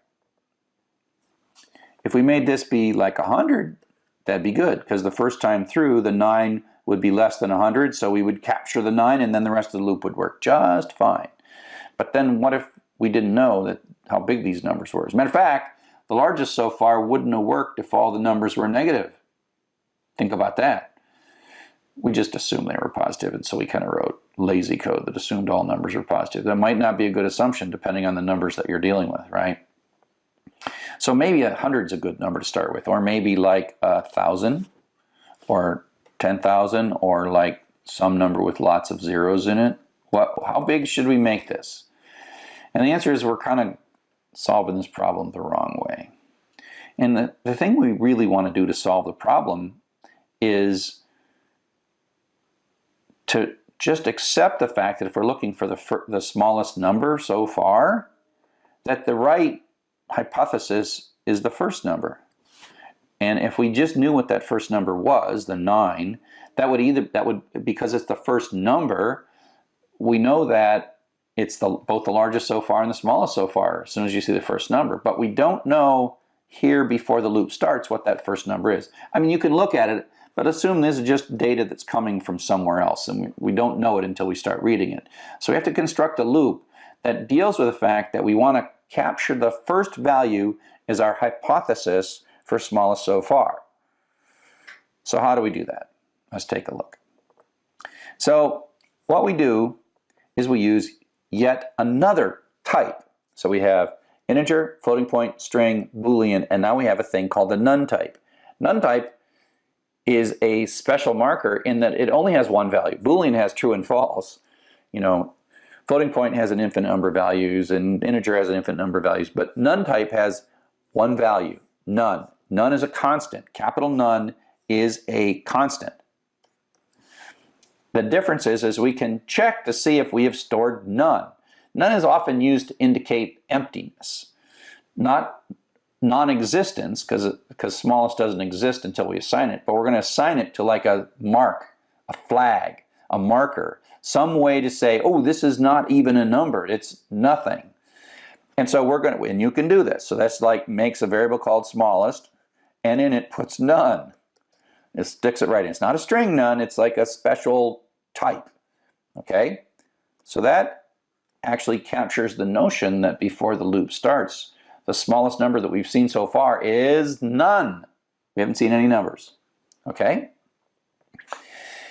So then we come in and we have an if statement. And we have a new operator called is. Is stronger than equal sign. And so if smallest is none, that becomes true, it runs this case. And so then what it does is it copies this first value, which is 9, into smallest. And so we see a 9, and the smallest so far is 9, which is the first value. And again, we're assuming we don't know what the first value is before the loop starts, so we use the first iteration through the loop as the moment where we capture that. Okay? So, smallest is the value, and then we print it, and we go back up, and now it runs again with 41. 41 is not none. None is, there's only one thing that's none, so it is not equal to none. Smallest is not equal to none, or is not none. So this is false, so it skips over here. Then it asks the question, is the value we're looking at, 41, less than smallest? Well, smallest is 9 in this case, and this is 41, so that's false, so it skips that and goes on. So we see 41, we don't take it, and then you can see that this will never become true again. This is pretty much false for the rest of the iterations of the loop. It's false for the rest of the iterations for the loop. So it just is going to run down here and ask this question. And at some point we see a 3, and we run this code, we capture it.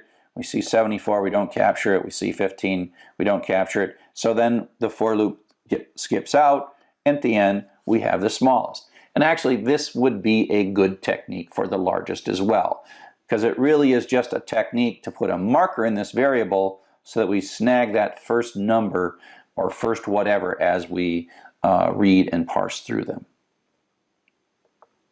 So the is and is not operators are very useful in Python.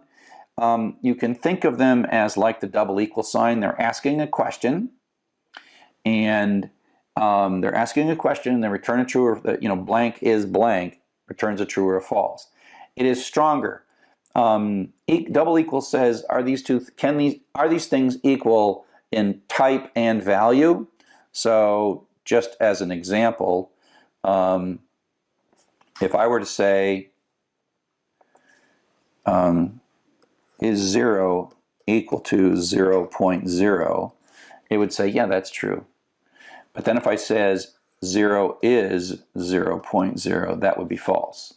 So that's because these two are the same value-wise, and these two are not the same type-wise. So is stronger than equals, meaning that it demands equality in both the type of the variable and the value of the variable, and no conversion is done. And so that's just a very strong. Don't overuse is. If you're dealing with numbers or even strings, use double equals, don't use is, because sometimes it gets a little confusing. So use is sparingly. I tend to only use is on Booleans and on none types. I don't use is on integers, and I don't use is on floats, and I don't use is on strings. Just none or true false. And also, is not is also an operator. So you just say blah, blah, blah is not none, or blah, blah, blah is not false. Okay, so we've been looping around and doing loops and loops of loops. We looked at the indefinite loops, the while loops that kind of run for a while. The definite loop, and we looked at break and continue as a way to either escape completely from the loop or go back up and discard the current iteration of the loop. We looked at none. We looked at Boolean variables with for loops, definite loops, where you've got some kind of a set or a list or some kind of sequence that you're looping through. And then the concept of loop idioms, where you do something at the top, something to each item, and then you sort of get a benefit at the bottom. And so that gets us through iterations.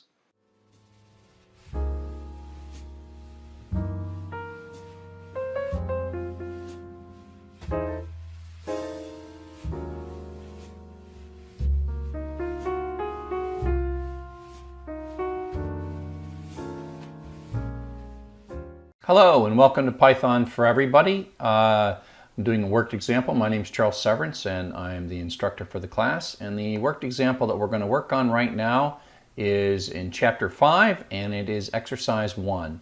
We're going to repeat asking for a number until the word done is entered, and then we're going to print the total, and then we're going to print the count, and then we're going to print the average at the end. And we're going to enter some numbers, and then we've got to do some error checking. And we're going to keep on going, so we'll ignore this. We'll just say invalid input, and then we're going to ignore it. So I'm going to start from scratch. I'm going to write I'll start my terminal, I'll start some Atom.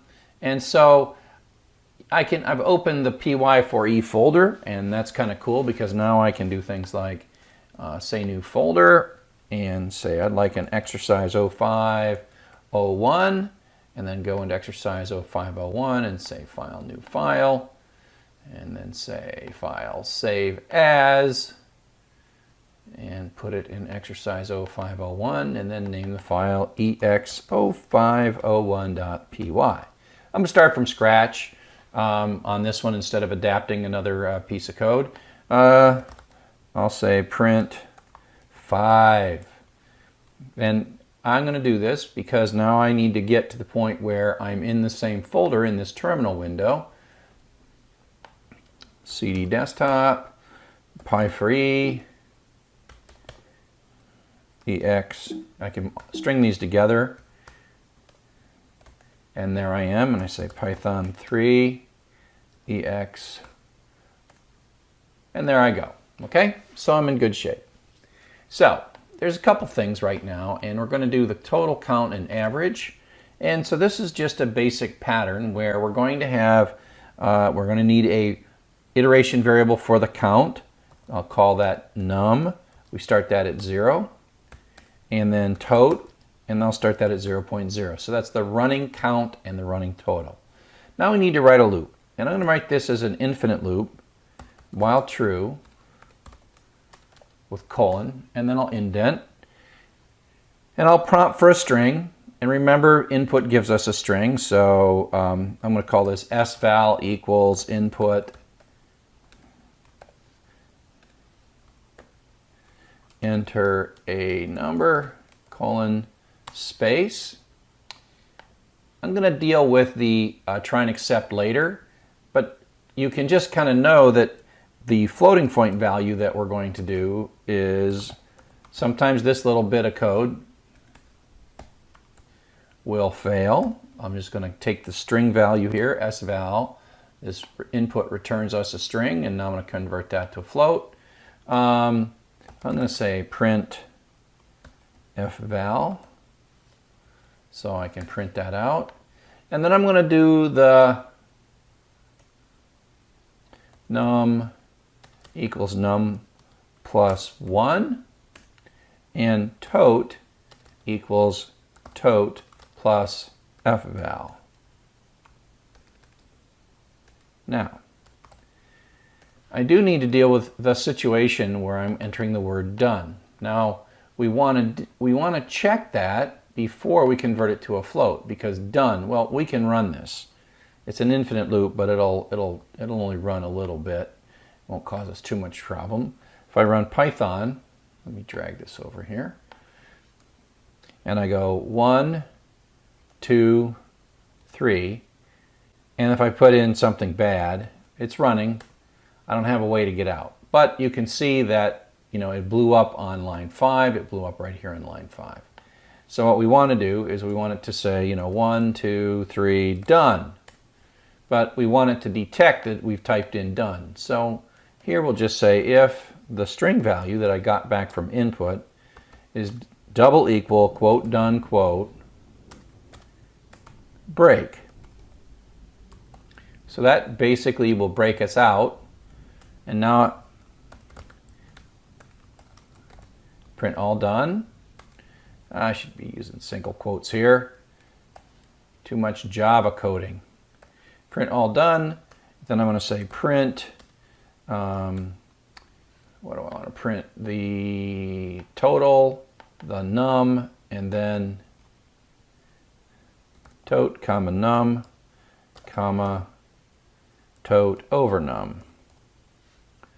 Now we've got to be careful because we don't want to divide by 0, but that'll get us sort of a ways. So this is going to run, it's going to read these things, it's going to accumulate here. This is the accumulator pattern. This is a counter pattern where we're adding 1 to a current variable, and accumulator pattern where we're adding a value to it. So now we should be able to see the done. 4, 5, and 6, and then done. And the total of 4 plus 5 plus 6 is 15. The number is 3, and the average is 5. And so that's really good. The all done prints out. I just did that for yucks, and you can see the value that's coming out.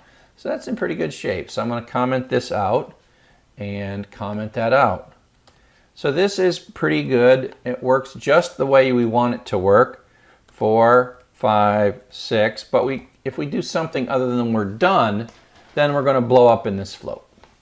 And so this is where we're going to have to do a try and accept, because we just know that this line, line 7 is the danger zone. Okay, so what we're going to do is we're going to put a try in here, and then we're going to indent the part of code that seems strange, and then we're going to have some accept code. And the first thing we have to do in the accept code is print out the word invalid input. Come back. Print invalid input. Now, just like in an earlier example, we have to do something here to make sure it doesn't just keep on going, because fval doesn't work. We're not going to see the error message that would be the traceback here on line 9. We're going to run here, but we still don't want to add, because fval will be... so this is where we can use the continue.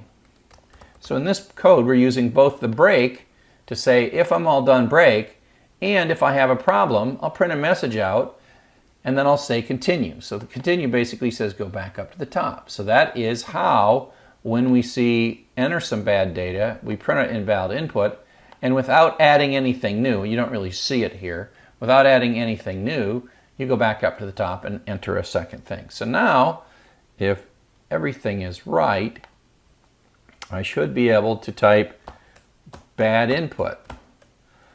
4, 5, 6, bad input, done. And I have a total of 15, and 3 items, and the average is 5.0. So there we go. That's what we're going to get, and that roughly achieves the same thing. And it's a combination of a loop with a exit mechanism. We have some sanity checking of our input, some making sure that we have some valid input, and we catch it, and we use continue to loop back up to run the next iteration of the loop. And we have an accumulator pattern, and then we can use the accumulated data to print what we want to print. So I hope that this has been useful to you. Exercise 5.1 for Python for everybody.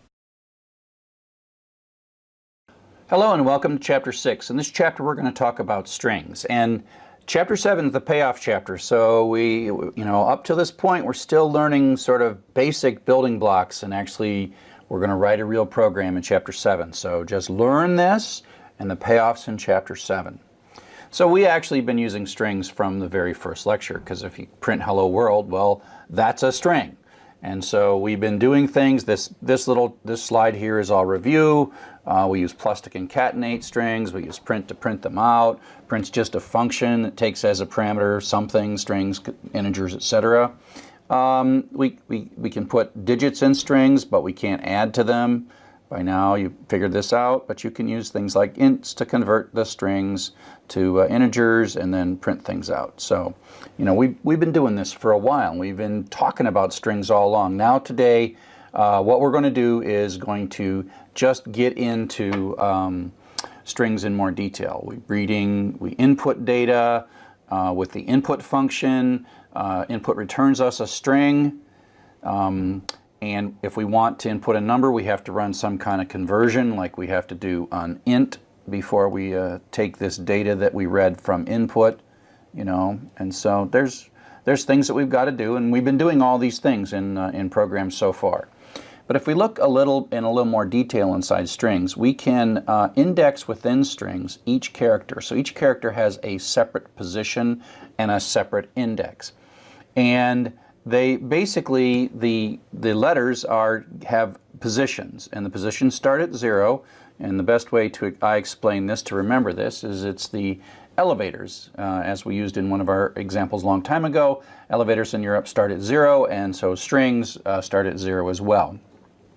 Turns out in the old days there's some efficiency with the notion of lists of things starting with 0. These days the efficiency isn't the issue, but there's a certain elegance starting at 0, even though intellectually you might think 1 would be the first character in the string.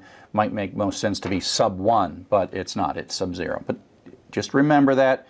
And so we have this operator called the index operator, and it's square brackets. So, fruit is a variable that contains the string banana, and then fruit sub 1 is the character that's in position 1. Now that actually is the second character.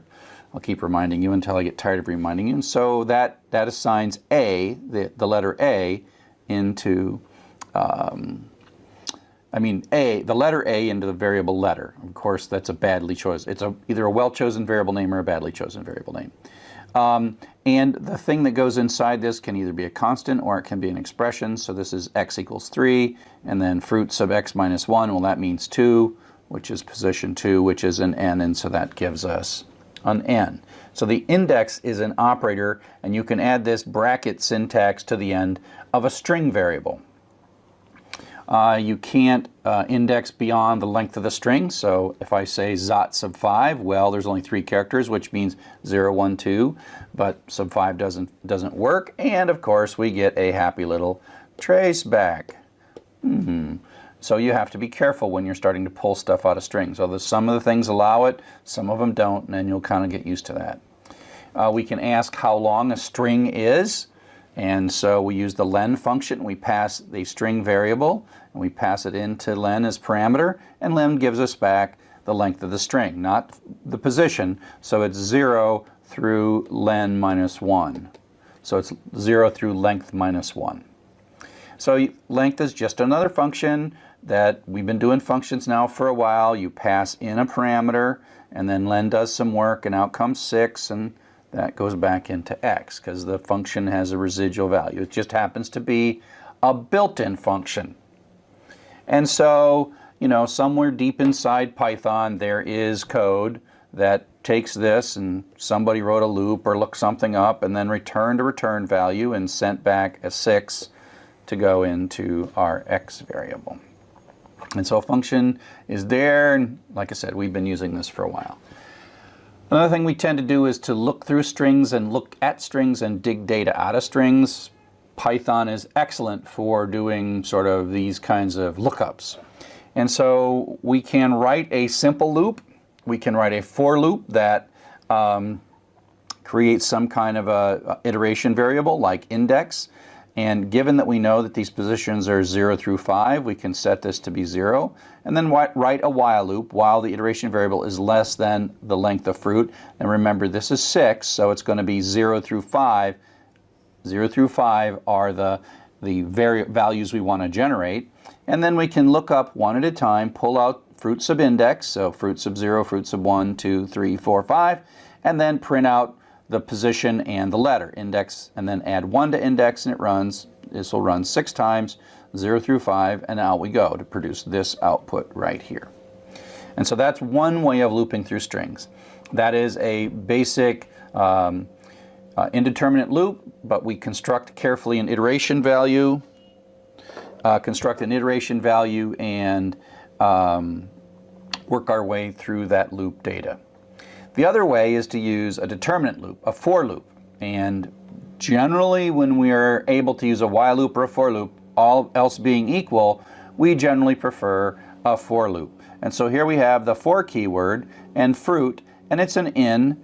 And so for letter in fruit, well, that just says letter is our iteration variable, and it's going to take on the successive values of each of the characters. So this loop is going to run 6 times, and letter is going to be B-A-N-A-N-A, banana. I'm always terrified when I make these slides that I'm going to misspell banana, because somehow I always think that there are 2 N's somewhere. I don't know. It's not one of my favorite words to spell. I actually didn't choose banana as the constant. The author who I borrowed the textbook from, Alan Downey and Jeff Elkner, they used banana, and so I'm still using banana. So some of the jokes in the book aren't my jokes. They are the jokes of Jeff and Alan. So here are just 2 equivalent, you know, so you can have the while loop. They sort of both do the same thing. They both just print the letters out one time through. Each of these loops runs 5 times. But you can see how the determinate loop, the for loop, is a prettier loop, unless you truly somehow need to know this number as you're going through the loop. But if all you're doing is going through and you want to touch in order each of the characters of the string, you then simply write a for loop because it's more elegant. The less code you write, the less chance there is for you to make a mistake. And so the fact that these are equivalent, this is 2 lines of a loop, and this is 4 lines of a loop. That's twice as many places as you could make a mistake, because you might, you know, misspell index or something. I mean, why even make an iteration variable if you don't need to make an iteration variable? And so we can do things that harken back to our iterations and loops chapter, where anything that you can do in those things, like look for the largest letter, look for the smallest letter, search to see if a letter exists, or say count the number of A's in the word banana. And so that's what this is doing. And so we we have a counter. So again, we do something at the top of the loop, we're going to do something in the middle loop, and then we're going to print it out at the bottom. So we start our counter at 0, we're going to loop through all the letters, and then if the letter is A, then count equals count plus 1. This is kind of a pattern in a loop where we're noticing something, and instead of like we did it earlier where we said found equals true, well, we're going to count them this time. So if we have 1, we'll get 1. If we have 0, we get 0. And how many ever there are, but there should be 3 because it's going to run 3 times, and there's 3 A's in banana. And so this is a conditional within a count. We've seen counts, we've seen conditionals in loop in prior chapters. And so again, I love the in keyword in Python. It again reminds me of set notation in algebra. If you're a math whiz, if you're not, don't worry about it. Or maybe you will be a math whiz and you'll say, whoa, this set notation reminds me a lot of the in keyword in Python. So Again, it's for iteration variable letter. Again, don't get stuck with letter. I just happen to be using it here in banana. And that is for each character in the string banana. Run this loop once, changing the variable letter to be the particular character that we're pointing at. And so it's taking care, for is taking care of a lot for us, right? And so this is sort of this really smart for loop.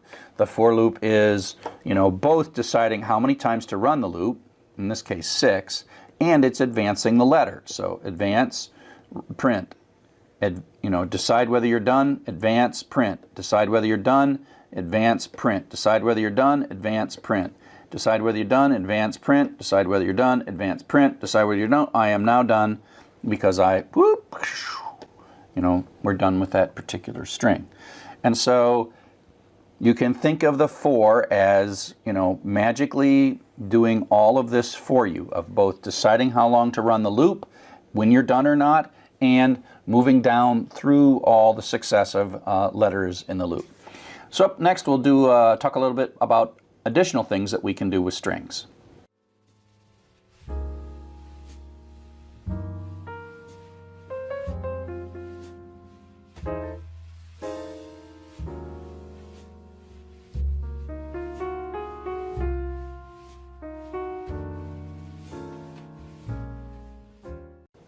So now we're going to dig into strings a bit, and we've already looked at how you can pull out a single character in a string, and now we're going to look at what we call slicing, and that is pulling chunks of a string out. And again, we're going to use the square bracket operator, and so S, and the way I say it is S sub 0 through 4. That's how I read this. S sub 0 through 4. So I look at the colon as through, I look at the brackets as sub. And so S sub 0 through 4 says start at position 0 and then go up through, but not including 4, right? So we don't include 4. So that's probably the hardest part of this. Up to, but not including. Up to, but not including. This seems counterintuitive, kind of like starting at 0 seems counterintuitive, but after a while, you get used to it, and there'll be situations where you're writing code like, oh, that's why that works better. But just for now, remember it. Up to, but not including. It's just kind of a little thing.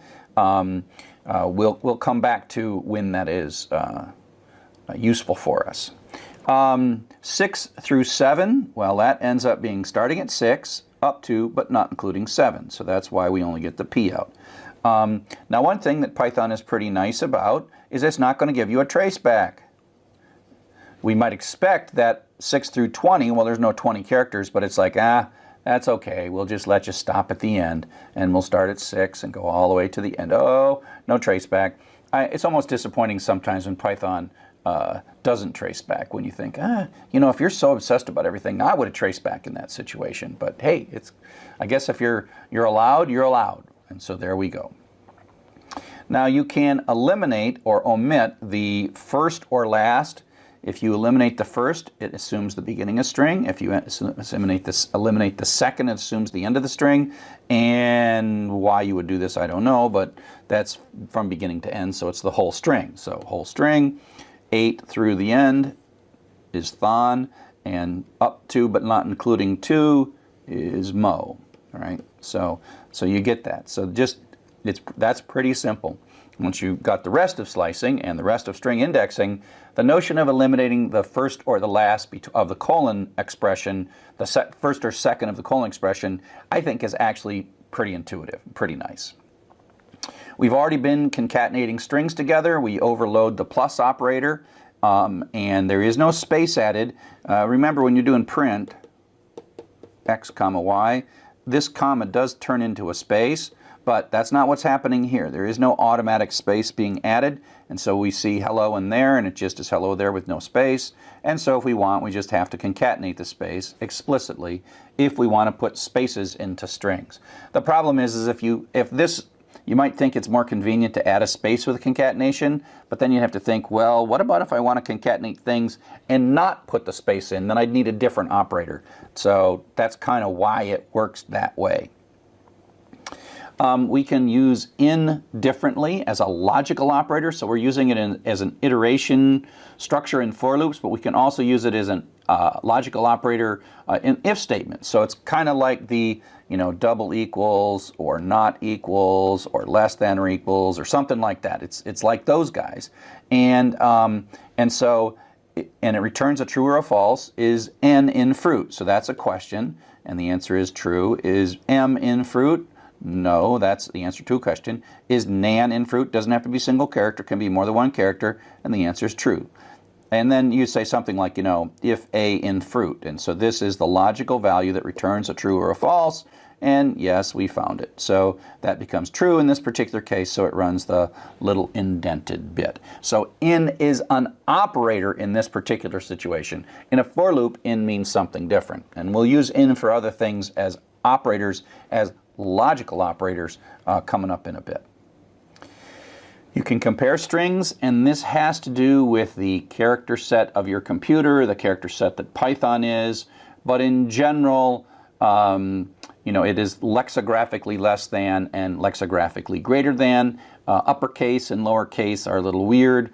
I think when we used the max function earlier, the way my computer was set up, uppercase was less than lowercase. But in general, uppercase is less than lowercase. But in general, it's bad to assume case, but there is a deterministic way to sort strings. You can, have something equal to or less than or greater than, and all those operations work naturally. The less than and greater than, you have to kind of be aware of uppercase, lowercase, things like where punctuation sorts less than or greater than letters. That's kind of unpredictable and depends on the character set of your computer, and something you just play with and figure out. If you're doing sorting stuff by first name and last name, as long as the case is kind of the same, if you were sorting Chuck with an uppercase and Glenn, the fact that these uppercases, they'd sort right and these lowercases would sort right, but if you were to subdue instead lowercase Chuck and uppercase Glenn, then that would sort weird. As a matter of fact, the G would come before that. And so case can mess this up, but in general, other than case and special characters and other things, it technically works. It's just hard to kind of predict it. A lot of what we do is use the string library, and so the strings are objects, and we'll talk later about what that really means. And objects have these things we call methods. So a string object has some built-in capabilities, and one of the built-in capabilities that the string object has is, here is a string object, and because greet is a string object, if we said type, we'd see that it was an str. Dot lower says, hey, dear string, make a lowercase version of yourself. It's like calling this function lower and passing greet into it, and then give that back to me. Now, it doesn't actually change greet. It gives me a lowercase copy. So here I have hello Bob with an H and a B uppercase, and what I get back in Zap is hello Bob all lowercase. And note that greet is unchanged. So hello Bob is still there. And you can even call these methods on constants. So this is a string object, quote, hi there, quote, dot lower. That says, call lower on this bit of string and give me back a lowercase version of it. And so it prints out as the residual return value. This is like a function call. A method call is a kind of special form of a function call. It's a function call where you say the thing dot the function name rather than function name passed in as a parameter. Like len, for example, is non-object oriented. Len of x, that's non-object oriented. Object oriented would be x dot something, parenthesis. But, so constants are objects as well, and taking the lower gives us back lowercase hi there. And so that's just one of the things that you can do in the string library. These are built into string variables and constants. They're just always there. As soon as you make a string, they're part of it. And when you do type and it says it's class str, we'll get to object-oriented. Don't worry, we'll get to object-oriented. Okay, and so you can do things like use the type. If you're just, look, This used to say type stir, but it's class stir. Kind of, this is more of an OO. The word class is an object-oriented concept, but it is a string, and you can use the dir, and of course there's extra stuff up here. And this is showing all the different methods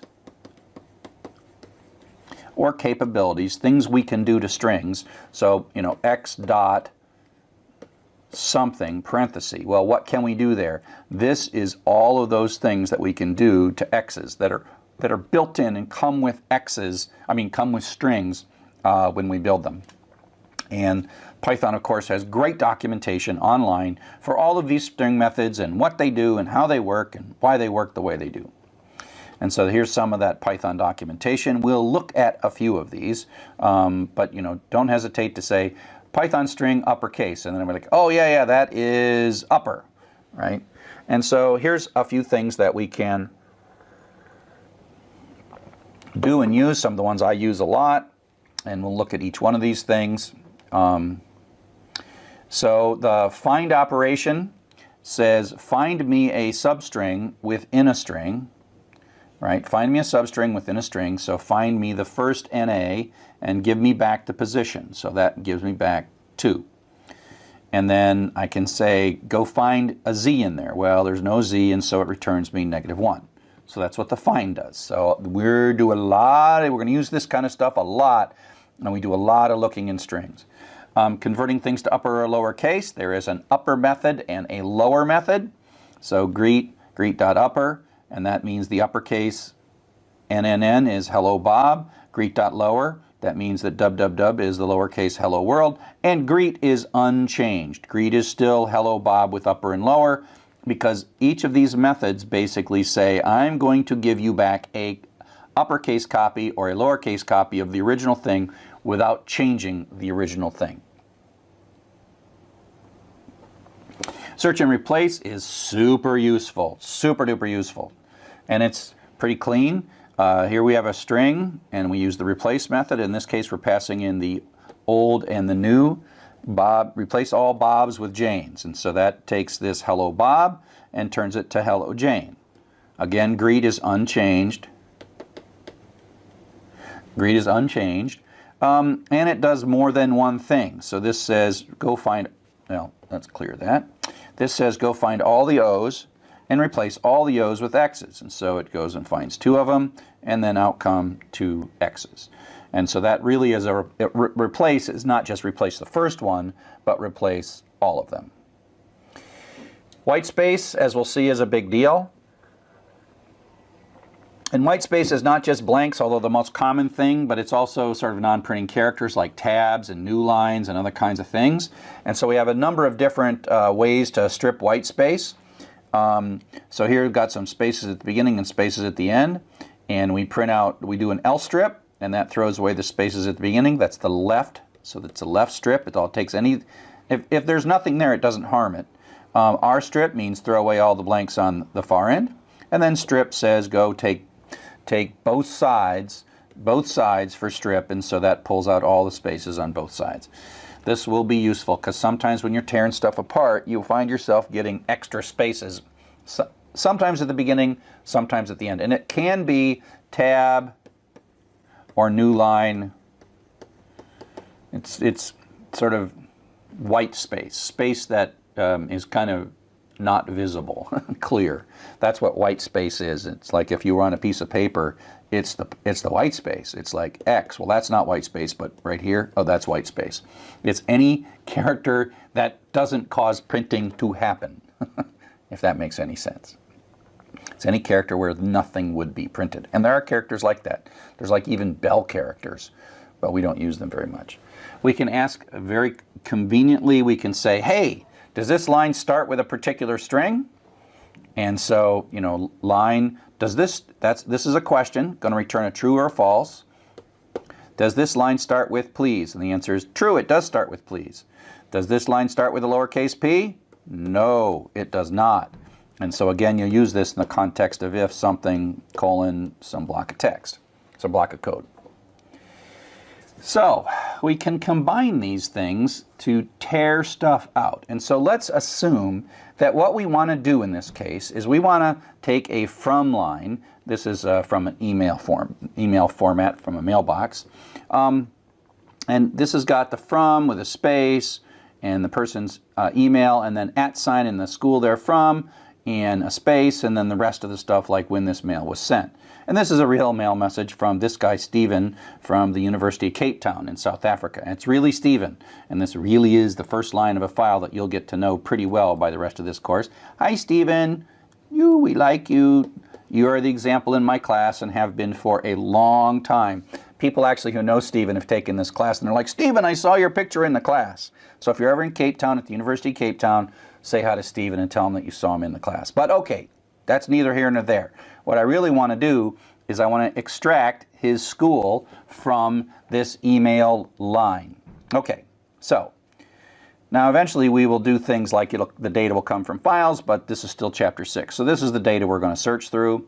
And so we can say, hey, let's go find the @ sign. Search up to this position and find the @ sign. So data.find @ sign. And give me back where that's at. That's in position 21. This is position 0. Then what we're going to do is we're going to look for the next space after the @ sign. So we're going to start at the @ sign and tell find to start here and look forward until it finds a space. So data.find, look for a space starting at the position of the @ sign, and then that'll be in position 31. So 31 is what we get in the space position. So now what we have is we have in two variables, we have position, the position of the @ sign and the position of the space after the @ sign. Now what we really want is this bit right here. So we have to go one beyond the @ sign, and we don't want the space. So we say, we're going to use slicing here, data sub at position +1 up to but not including the space. Oh, smiley face, because we didn't have to say space -1 because that is up to but not including.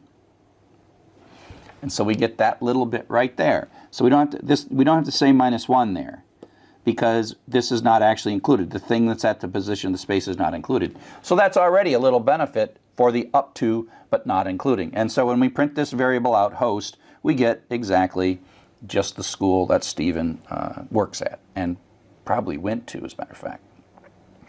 I don't know if he went there or not. So this is just kind of a note for non-Latin character sets. All programming languages from the 60s on tended to work in what we call the Latin character set, which is United States and England and Europe, and lots of places use this ABC character set and the special characters. But it's really common to want to use different characters. And so if you're going from Python 2 to Python 3, and we'll talk about this a little later when it matters more. Luckily, we're in Python 3, and so one of the big things about Python 3 is that all the internal strings are Unicode. In Python 2, there was sort of some confusion as you went between strings. And this is just a little bit of code, and so I'm putting in here, some Asian characters. This is Korean, actually. Asian characters into X, and then I say what kind of a thing this is, and that is a string. And then there's this Unicode, and this comes from Python 2. If it's a Unicode operation, it's still a string. Whereas in Python 2, if you put international characters into X, then it was a string, and then there was a separate kind of a constant called a Unicode constant, and it was a different type. And there was ways that you had to mess with these Unicode variables as you did things like read them from files and put them back into files and did other things. So it was much more difficult in Python 2, but we're doing in Python 3, and in Python 3 it natively understands non-Latin character sets, international Asian character sets, Spanish, French character sets. And so this is a good thing for Python 3, and this is one of the real benefits of using Python 3. And as we start doing stuff where we're exchanging data with the outside world, this will come into play, and I'll have to show you how to use it. There was weird things that you had to do. It just makes a lot more sense in Python 3. Okay? So we've talked about strings. We learned about the string. We're converting it. We've done a whole bunch of stuff. And this is, again, we're not yet doing anything super useful. We're learning sort of how to like slice and dice, even though we're sort of not making the meal yet. Up next, we're going to talk about files. We're going to read some data, and we're going to slice and dice and use all the things in the next chapter that we've learned up to this point. So see you in a bit.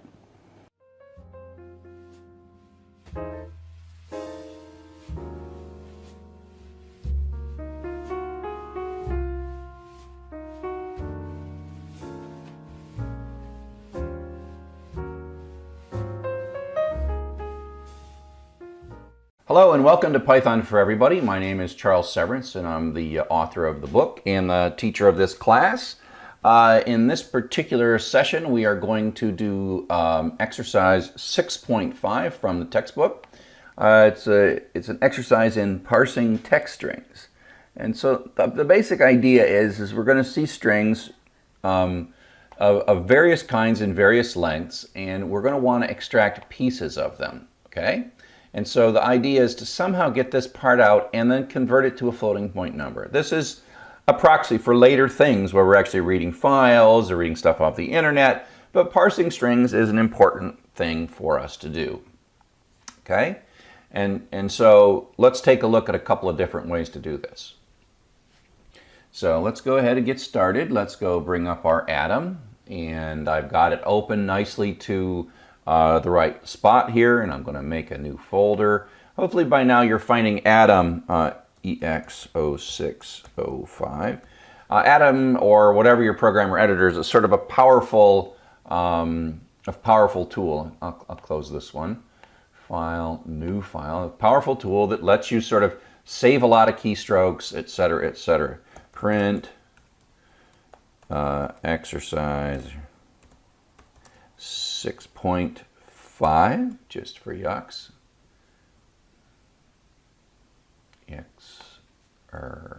Size, and then file save as. And again, until I save it, it's not going to have the pretty colors. I'm going to save it in 605. ex0605.py. And now it has the pretty colors. And here I am. Now, I've been doing these, and so now I'm actually already in a directory. So let me show you how to do relative directories. So I'm in this path right here, and I can use, both in Windows and in Mac and in Linux, I can use the command cd ... That sort of thinks of the one before, the one that came before. And so now I'm up one directory. And if I do an ls, I will see that this new EX0605 that I just created in this directory from Atom is already there. cd EX0605. In the next chapter, we'll be talking about files, and this is where you really need to know this concept of folders and files. So ls, and I'm going to run Python 3 ex0605.py. There we go, exercise 6.5.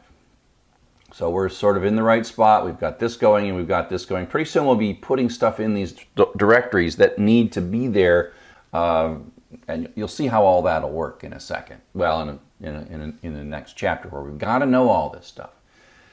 Okay, so we'll just grab this first line here and paste that in.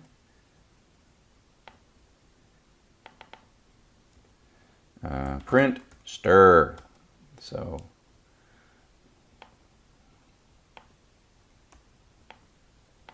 let's run it. And there we go. Actually, there's supposed to be a space right there, so I don't know why this space didn't get copied and pasted from my copy and paste, so I'm going to put that space in. There's supposed to be a space right there, I think, but we'll see. So the key thing is, if you look at the lectures from this section, you can look for things, and you look for a pattern. And so what I'm going to do is I am going to look for a pattern that says find me a colon. Okay, and I'm going to say, where is there a colon equals stir.find and then print out IPOS. So I'm going to say, where in this string is there a colon? That's going to give me the position and offset of that. So that says that the colon is in position 18. Now, it's not always going to be 18. Sometimes these strings will be a little bit different. Okay. So the next thing I can do is I can say a small piece of this string is do stir, and then starting from that position, IPOS through the end of the string. And then we're going to print that out, print out the piece. And when I'm doing string parsing, tearing strings apart, I tend to have a lot of situations where I print over and over and over again. So now let's see if that piece is the right piece. And the answer is it doesn't quite look right, because see, I've got that colon there. And that's because it says start at 18, position 18, wherever that is, and then keep on going. And so I need to do IPOS +1. So let's see, I'll just sort of advance past this little colon character and get into that space. Okay. So let's run it. So now I've got space 08475. And now I can just see it, value equals float of piece, because piece is a string. It's a string, and then I'm going to say print value to see if I got the value right. And let's remember that there's a space here. This might mess up float. I don't think it's going to mess up float, because float's trying to find a floating point number, and it kind of, but let's just see if it works. Let's just see if it works.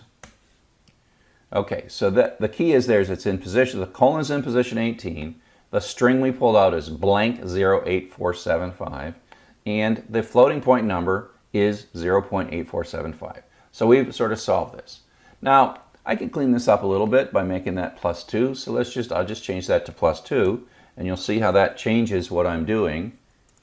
And so now this here is the string, that one there is the string, this is the actual floating point number. They're the same thing, other than the fact that it's a floating point number and you can add something to it. So I could do something like print, value plus 42.0, and that would actually work, right? So 42 point, and if I did print piece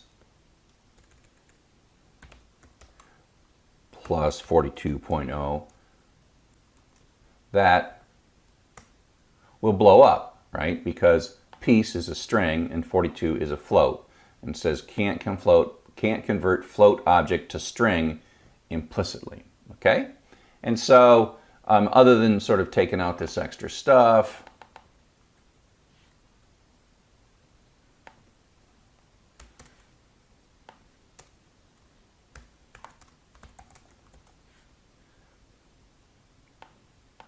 I'm just commenting on a whole bunch of stuff here.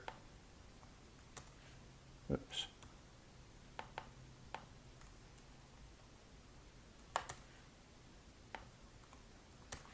So I take out all those print statements. These 5 lines are the lines to do this particular assignment, where we are tearing apart a string. And in the future, the source, this is just so that we can play with strings, but later we'll be taking this data from all over the place. Finally, we're going to start opening some files, and then later in the course we're going to be opening data from databases. We'll be opening data from the internet, and so there's all kind of sources of data where we get these strings. But for now, we're in chapter 6, and we're only focused on strings. So I hope you found this useful, and coming up soon, we'll be opening files. Hello and welcome to chapter 7. This is the chapter where it all really starts to pay off. We have been learning bits and pieces and doing little 2 lines, 3 lines, 4 lines of code to learn the basic building blocks of Python and learn some of the syntax and define lots of terms. But now we're actually going to start doing something. So if you look at what we've been doing so far, we're inside this little computer, and you type up, the Python says what next, and you give it its command and it does something, and you do something else and does something, and you do this 3 or 4 times, unless you write a loop, and then it goes like 10, 20 times, and that's it. And then maybe we write a thing that reads something from our keyboard, gives us something back, and then we write something that prints something out. print a few things out. And so we've been pretty much using the keyboard, the screen, the CPU, and the memory. That's kind of where we've been living. And while it's important to talk to the keyboard and the screen, the real world is things like databases that live out here, files that live on our systems, and connecting to the network and reading data from the network. And so that's what we're starting to do right now, is we're starting to be able to work outside kind of our code and create things that are permanent. And so we're going to be talking, initially we're going to work on files. We'll later talk to databases and the network and other stuff, but for now we are talking about files. And so really kind of we're stepping out a little bit and reading things that are permanent and creating things that are permanent. The kinds of files that we're going to talk about mostly are text files, and you can think of these as a sequence of lines in a file that are easily read by Python. You've been making text files all along. Your hello.py, that file's a text file too. You're using a text editor to create that file. You put your Python commands in a file, you run those files, and that's what it is. And so a file can be thought of as a bunch of lines, 1, 2, 3, 4, 5, 6, 7, a blank line here. That's possible. And but the reality is that these are actually just lines, and we have a special character called the new line that we'll talk about in a second. So to read a file, you have to call the open function. And open returns what we call a file handle. Open doesn't actually read the file. Open makes it possible so that you can read the file. So the parameters to open are, it takes one parameter that's required, which is the name of the file, another parameter that's optional, whether or not to read it or write it. If we're reading the file, it doesn't harm it. You can read it over and over. If you write it, it actually, if there's already data in that file, it truncates it and writes something. And we're not going to really write files, we're mostly going to read them. And so open sort of, you pass it in a file, it gives you back this file handle, and then you have a variable in which you store it. I often call it fhand to be mnemonic. You'll see my code, I use fhand all the time to indicate that that is a file handle.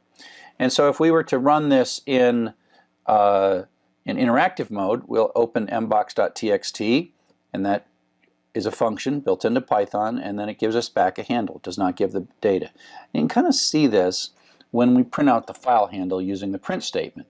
It doesn't print the lines that are in the file. The lines that are in the file are sort of out there. There could be like 10 million lines for all we know, lines in the file. The handle's like a little opening outside of your program, and you can talk to the file by opening it, then you can read stuff, if you're writing the file, you can write stuff, and then you close the file to shut the handle down. But handle is a thing that allows you to get to the file. It is not the file itself, and it's not the data in the file. It's just a wrapper that kind of allows you. So this, if you print it out, it's like that's the file we opened, we're reading it, and encoding has to do with the different kinds of character sets, which we talked about at the end of the last lecture, that Unicode character set, etc. UTF-8 is a great character set. It's probably the most typical character set that you will run into, although you can have different character sets of files, but most of them are UTF-8. So, of course, this is Python. If you make a mistake and there's a file that doesn't exist, we get a traceback, and it blows up. We'll show you in a second how to deal with that.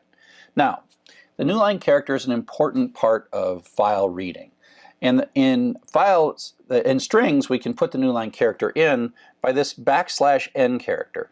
And the \n is the character that indicates that we're supposed to go to another line. Go to a new line. Go to a new line. And so we have, what is this? Well, that's a \n. That's a \n. And so if we print it out, we print it this way, we see that the \n is in there. This is how we type it. We actually type \n to Python to indicate that we're supposed to put that there. But if we do a print statement, it actually interprets the \n, and so the \n causes kind of this movement to the beginning. Now the print actually, at the end of this, adds another \n. So the \n that we put in by putting it into this string is that one, and then print always puts a \n at the end. There's actually a way to override that \n behavior by putting something on the print statement, which we'll talk about later. Now, it's important to note that the \n is one character, right?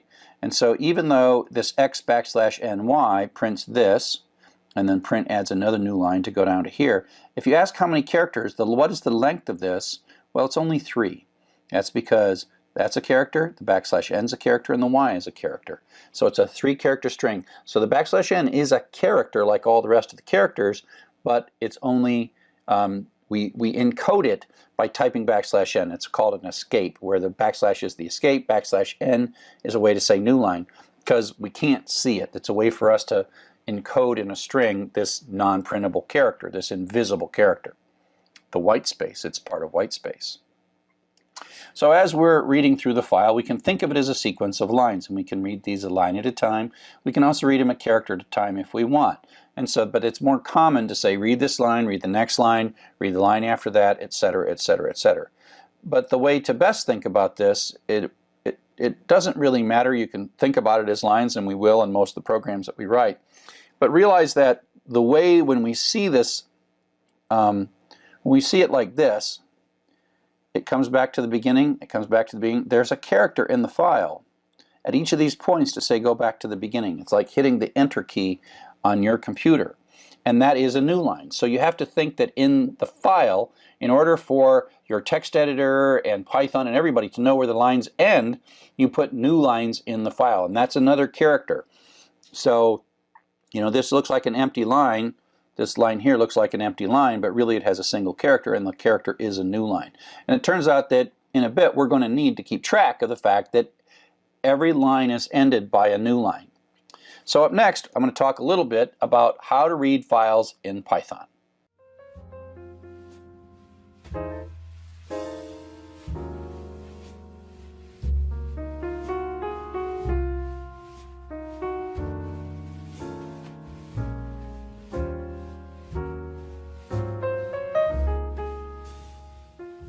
So we're going to find that there's a number of different ways that we can read through the file, but the most common way that we're going to read through the file is to treat it as a sequence of lines, and we're going to use the determinant loop, the for loop, to do this.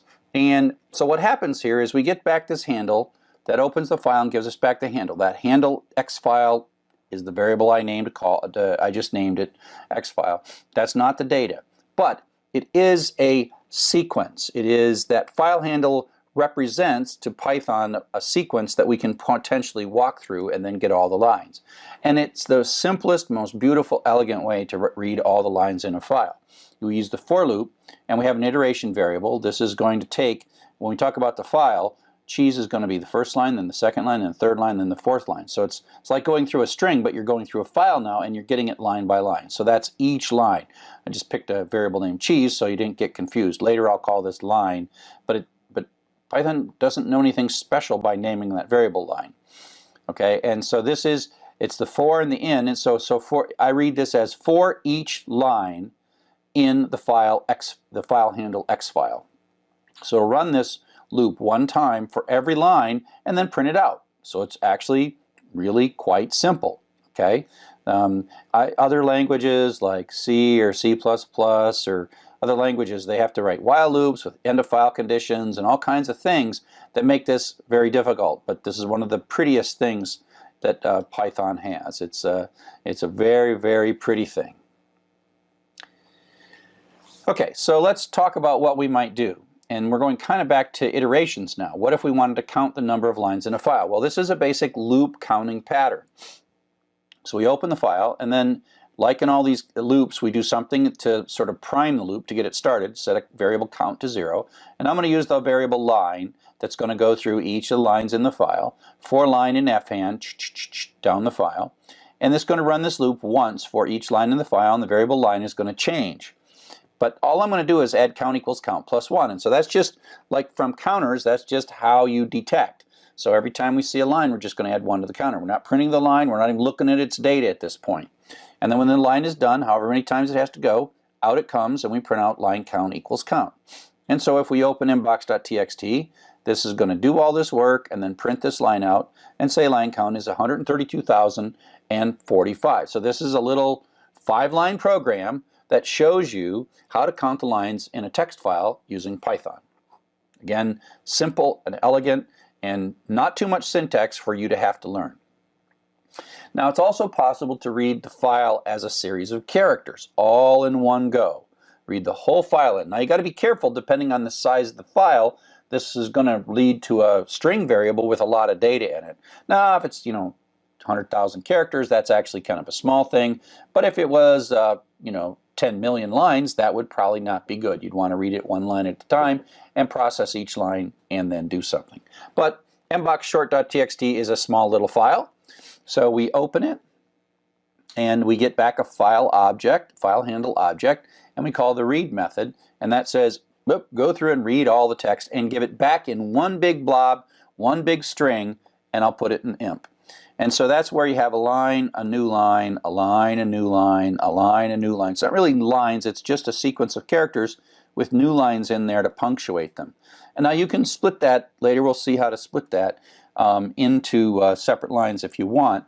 Now I picked a file that was short, and so this imp variable now has a string in it, and I can use the len function, pass a string into the len function. It says, oh, 94,626 characters. That's kind of a small little file, and perfectly okay to read it all in one go. And so now I say just print the first 20 characters. That's beginning to up to but not including 20, and so it shows the first 20 characters of that little file is a from line, because this is a mailbox file. Now, let's say we're going to do a searching, and we did this loop where you're looking for something. And so we're going to search for lines that have a prefix of from. Okay, that's what we're going to do, and we're going to print those lines out. So there's lots of lines in this file. Line, line, line, line, from. Line, line, line, line, from, right? On and on and on. And we only want to show these lines, the ones that match, right? That's what we want to do. And so we are going to write an open statement, and then we're going to loop through, and we're going to ask the question, if the line starts with from, print it. So sometimes it's going to skip, skip, skip, skip, and then it's going to run it, and then skip, skip, skip, skip, skip, and it's going to run it, skip, skip, skip, and then it's going to run it. Okay? So that's the basic idea, and then it'll finish when it's all said and done. And so this is like a criteria. This is like a search. We're looking for lines that match the string, that have the string from as their prefix. Now, when we look at the output of this, it's kind of weird. We see kind of these little blank lines that show up. Blank, blank, blank, blank, blank, blank, blank. What's going on here? What's going on? So let's take a quick look. The problem is new lines. Well, I mentioned that the file has new lines in them. And so when you do the for loop, it doesn't throw the new lines away. As you might expect, it would be kind of nice if it did, but it doesn't. It actually shows you when you read, it reads that first line up to and including the new line and gives you that back as the variable. So that is the first new line, so that means it's going to go down. And then the print statement actually adds another new line. So that's the second line of the file has a new line at the end of it, and the print statement adds another new line. So if we take a look at the code, there is a new line. Oops, come back. If we take a look at the code, this variable line has a new line in it. Oops, where am I at? I'm in the wrong slide. There we go. Yeah, this is the one I want to do. If we look at the code, there's a new line in here, and then the print adds another new line. So the print adds a separate new line. And that's how we get two new lines. The print statement's new line and the new line from the file. Here's how we fix it, and you're going to write this code a lot because when you're reading text files, you end up with a new line, and often you don't want the new line. But thankfully, as we saw in the previous chapter, there is a nice little function in Python for strings called strip that allows you to throw away white space. And to review, remember white space is anything that doesn't print. And this new line is not a non-printing character. So our strip gets rid of it. So it's a way to get rid of white space. And our strip does it from the right end. So it's the right end of the string. And so if we just are going to loop through all the lines in the file, we say line equals line r strip, and then this variable no longer has the new line at the end of it. We have our little if statement, and if we print it, then this line, the data has no thing, and then the data has no new line in it, so the print only goes down one. And so now we have single spaced output. And so you're going to be doing that a lot. It's really common to read through a file and then just strip the new line or any trailing space off the end of that. Now, there's a couple of ways to do a loop like this, and let's just think of this as we're looking for a file with lots of different lines in it, and we want to ignore all the lines except some, say, good lines, and we want to do something with those good lines, or the lines we're looking for. Needle in a haystack. This is like searching for a needle in the haystack. So if you look at this code at high level, we're going to loop through everything, and then we're sort of picking which lines are, and these are the good lines down here. Now often we have a bunch more code that we want to do, and we're not just printing them, but we're going to do a lot of code. So sometimes you actually structure the loop a little bit differently. And so the way to do it, and this is going to do the exact same thing, it's just a little different way of thinking about this loop. So the top part is the same, we're stripping it, and what we're doing here is everything's the same here except we add this not. If the line does not start with from, that's the translation of that. If the line does not start with from, continue. So basically we have a skipping pattern. So the lines we're not interested in, we skip. So we come down, we skip a lot of lines. And then we find a line that's good, and then we fall through. So this is the good code, and then we have all the other good code that we want to do to that line. We have that showing up down here. And so there's just two patterns, two ways to do the exact same thing. So another way to select the lines that we're interested in is to use the in operator. So we talked before about the in operator and how that works. So we're basically going to use the continue skipping method. So we're going to read all the lines, these first few lines. If uct.ac.za is not in the line, skip it. And so this is going to print out all the lines that have the string uct.ac.za in them. And so you see this is the output of the program, ... Sometimes you'll have programs that want to read different files. Often I give assignments where I say, show me how this program runs on the short file, and then show me again how it runs on the long file, just like this. And so the way we do that, to input the file name, instead of making the file name be a constant to the open call, we make the file name be a input. So we just run an input statement, which gives us a prompt, and then we type mbox.txt, and then that shows up in this variable f name. It's of course a string all the time, and we pass that into open, and then we open it, and then we do the count operation. So if we enter mbox.txt, it counts 1797 subject lines in mbox, and if we give it mbox short, it says there are 27 subject lines in mbox. And again, this is another one of those ifs, and it's just counting, but only counting lines that match a particular pattern. Okay, so now the user can also type bad file names, and we need to be able to deal with that as well. And so we're taking a small change to the code. The dangerous code is this line right here. This line right here is going to trace back if that file doesn't exist. So what do we do? Well, we're going to just expand that. The rest of this program is exactly the same. The only thing's different is we've got this line. We took out insurance on it, and we know that it might blow up, and so we have it in a try and except block. So here's how the code runs. So, the input runs, we type in a good file name, it comes in here. This works, and so it skips the except, and so it runs the code and prints out the count. So that's the good pattern. The bad pattern is here, where we type in a bad file name, it comes in the try except, this file name is nanaboo, and it's going to blow up, so this line blows up, so it jumps down into the except code, prints out, file cannot be opened, so it prints this out.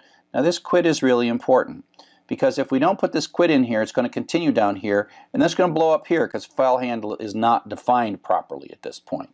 And so what we have is, we have this quit is a special function where it comes in and never returns. So this is a way to terminate the entire Python program silently with no traceback.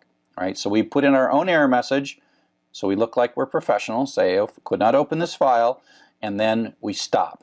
If you don't, it's going to come down here and it's going to trace back right there. It's going to blow up. So the quit is useful when you want to stop executing because you've detected some kind of an error. So that's a quick zoom through opening and reading through files and doing some patterns.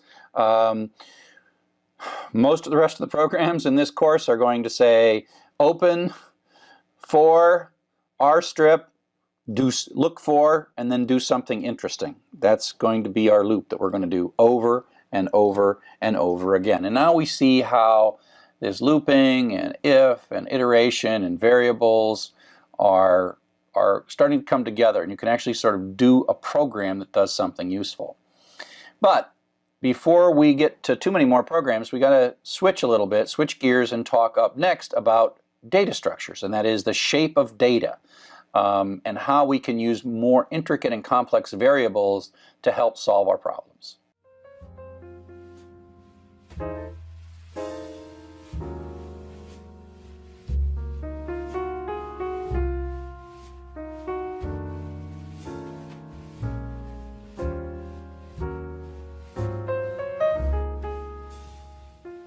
Hello and welcome to Python for Everybody. My name is Charles Severance. I'm your instructor.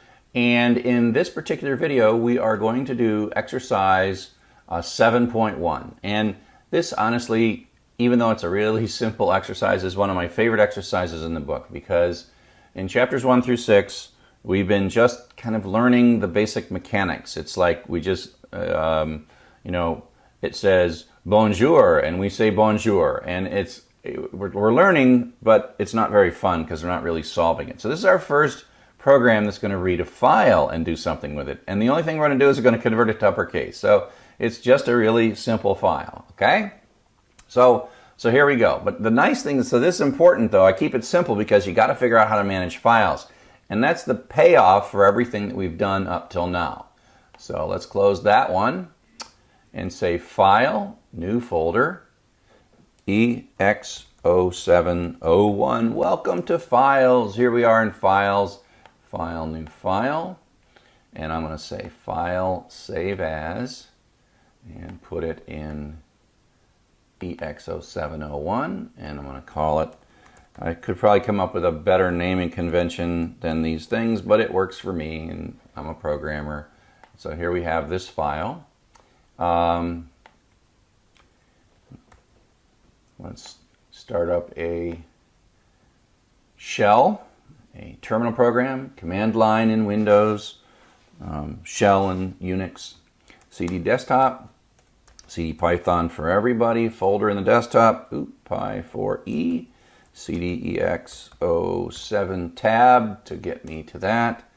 I'm in this working directory and I have these files in there, and so I say Python 3,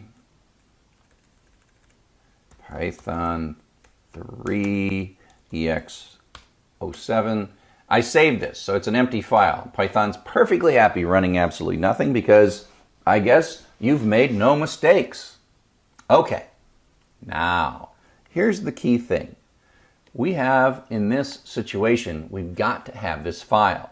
And this version of the website has pythonlearn.com. This could also be py4e.com.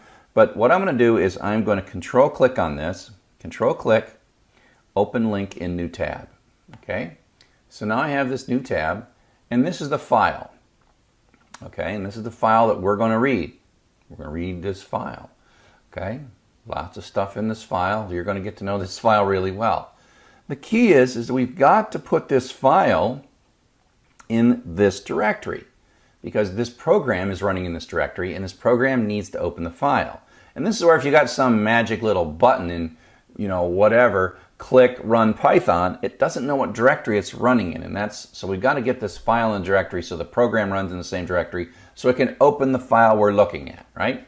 So here's the directory we want to go to. And I'm going to say, so I've got this file sitting here, and this works for text files. Once they're sort of viewable in the browser, I'm going to say File, Save Page As, and I'm going to go to my desktop. Make this a little bigger.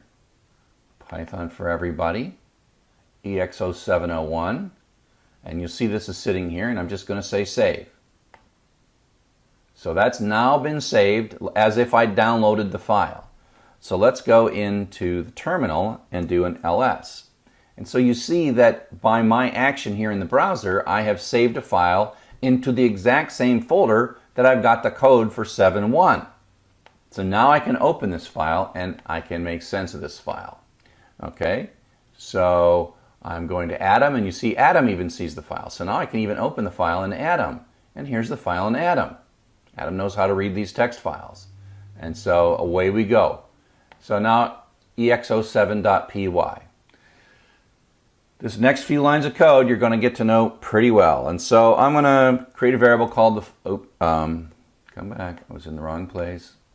I'm going to open the file with the open command, fh equals open mbox short.txt. Now remember that open does not actually read the file. It kind of gives us this little portal where we can take a look at the file. And so if I print fh, you might expect that it would contain all this data, but it doesn't. It just is a file handle. So let me run that. Python 3 exo7.py.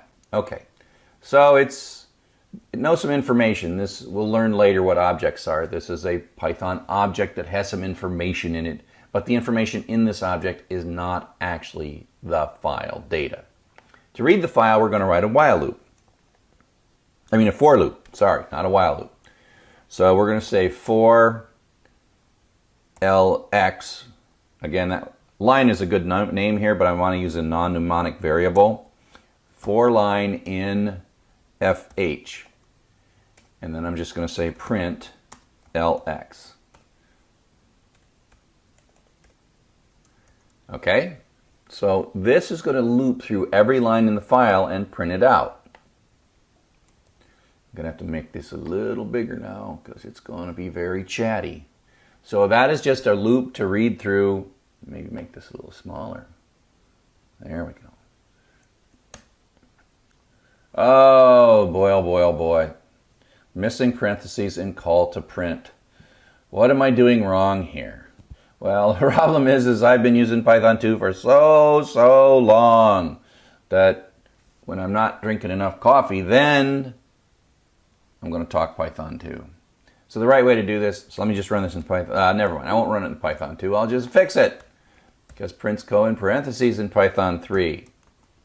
So I saved it, and now let's run it again. Okay, so there you go. Now, as we scroll through this, you see right away the problem that, I'll get rid of that print statement right there. Let's get rid of that guy. Just delete him. We know how that line works.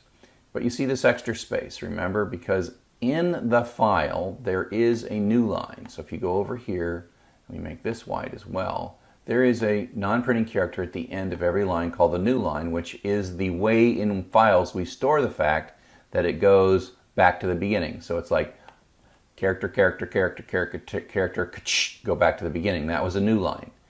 You know, character, character, character, character, character, character, character, the next character is a 3, the next character is a new line, and so it goes to the beginning of the next line.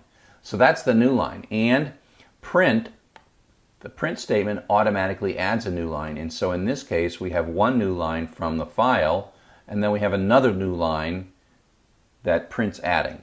Okay? But that's okay.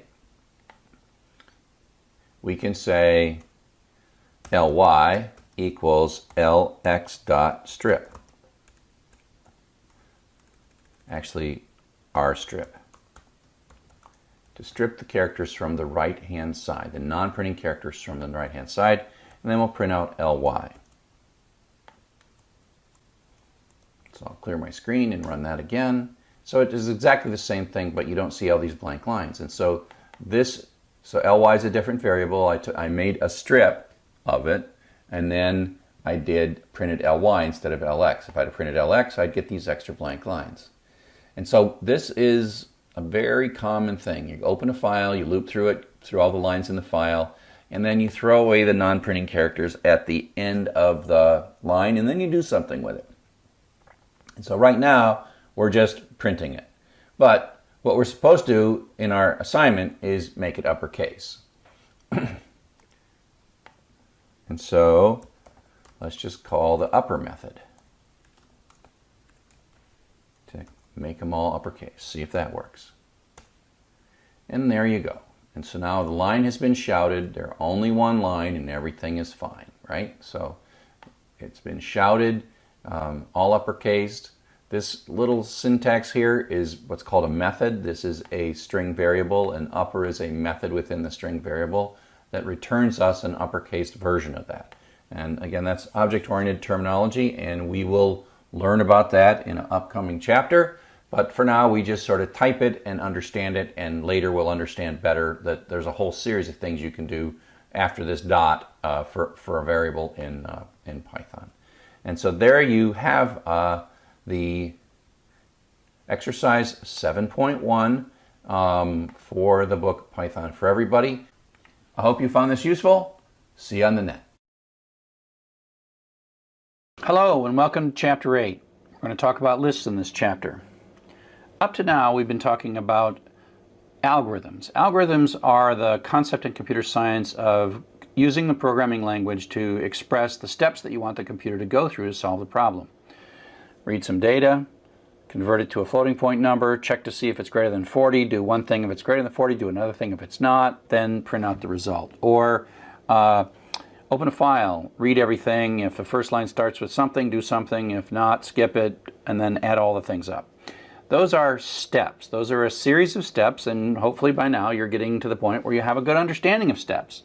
But there's a whole other side of computer programming, and we call it data structures. And data structures is not the steps, but instead clever ways that you lay out the data and clever ways that you make sure that the data does what you want it to do.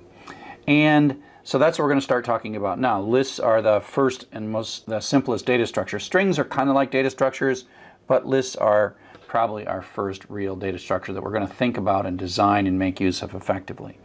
But before we talk about what is a collection, we should talk about what is not a collection. So we're familiar with what a variable is. We know that a variable is a little piece of memory that's got a label on it.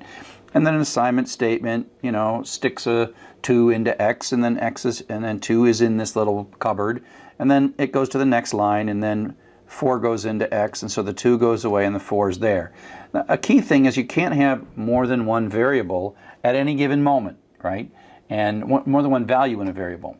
So when we move to collections, collections are more like suitcases. We can put lots of things in them. We have ways of organizing them, and as we go through lists and dictionaries and tuples, we'll see how there are different ways to organize them. And as a matter of fact, we've been talking about lists for a while. Every time we use one of these square bracket syntaxes in earlier programs, we've been working with lists. And so this is technically a 3-item list with 3 strings, got commas here. Joseph is one string, Glenn and Sally are another string. And here's another one that is another thing. And the list is basically, it's a list constant and it's being assigned into a variable. So this friends variable has 3 things in it. So that's different than what we've been talking about before. So these bracket structures with square brackets are those lists. And so the print is just a print with parentheses to get the print to work. But 1, 24, 76 is a 3-item integer list. Red, yellow, and blue is a 3-item string list.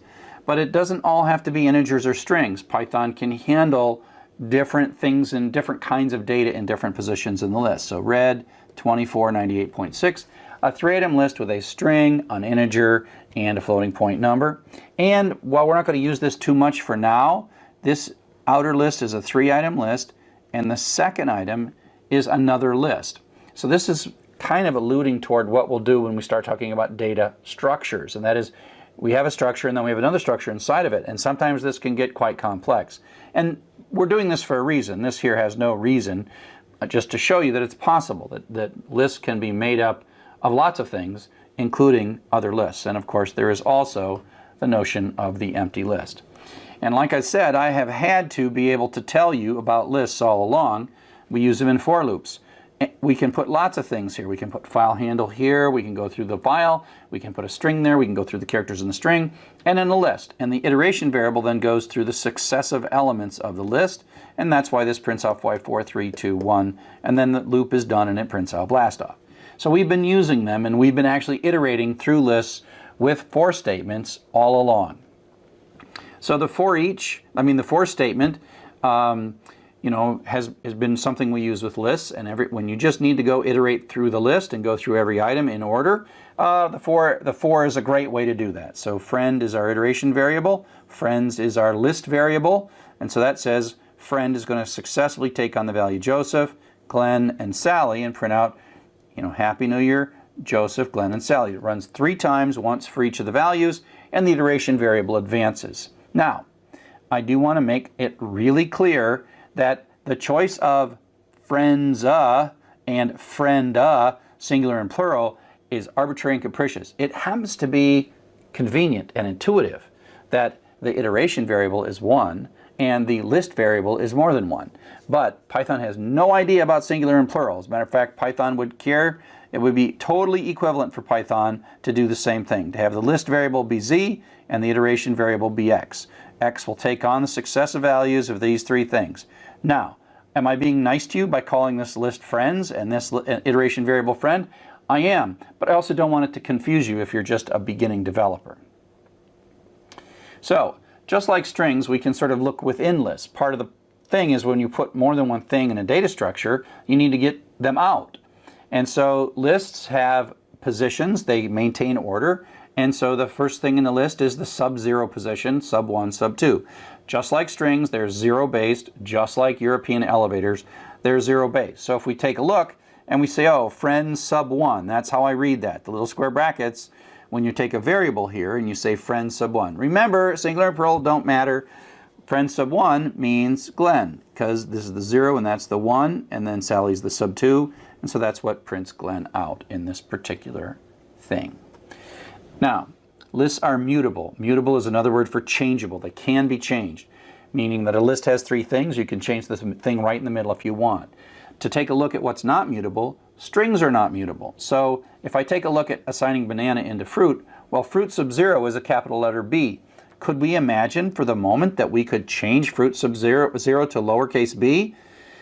Well, the syntax would be how you would do it if you could do it, but it turns out that strings are not mutable, meaning they're not changeable once you create them.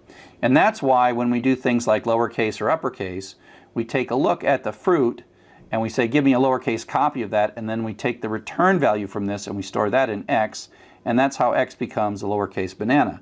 But fruit is still the original one, so fruit has not changed. Compare and contrast that with a list, though. Here we have a 5-item list, 2, 14, 26, 41, and we're going to do the sub-2 position, and the sub-2 is 0, 1, 2, so that's that one right there, and we're going to assign a 28 into it. So that 28 is going in here, going to wipe that out and put 28 in. So we can do item assignment in lists by putting a bracket syntax on the left-hand side to say, don't just put it in the variable, put it in this position within the variable. So that's what that's doing. And when you print that out, the 28. Everything else is unchanged, meaning the whole list is there. There could be 1,000 items in the list, and then you're changing the second one. We have a function called len. We've been using this len function all along to take a look at how long strings are. It counts the number of characters in the string, so that's a 9-character string.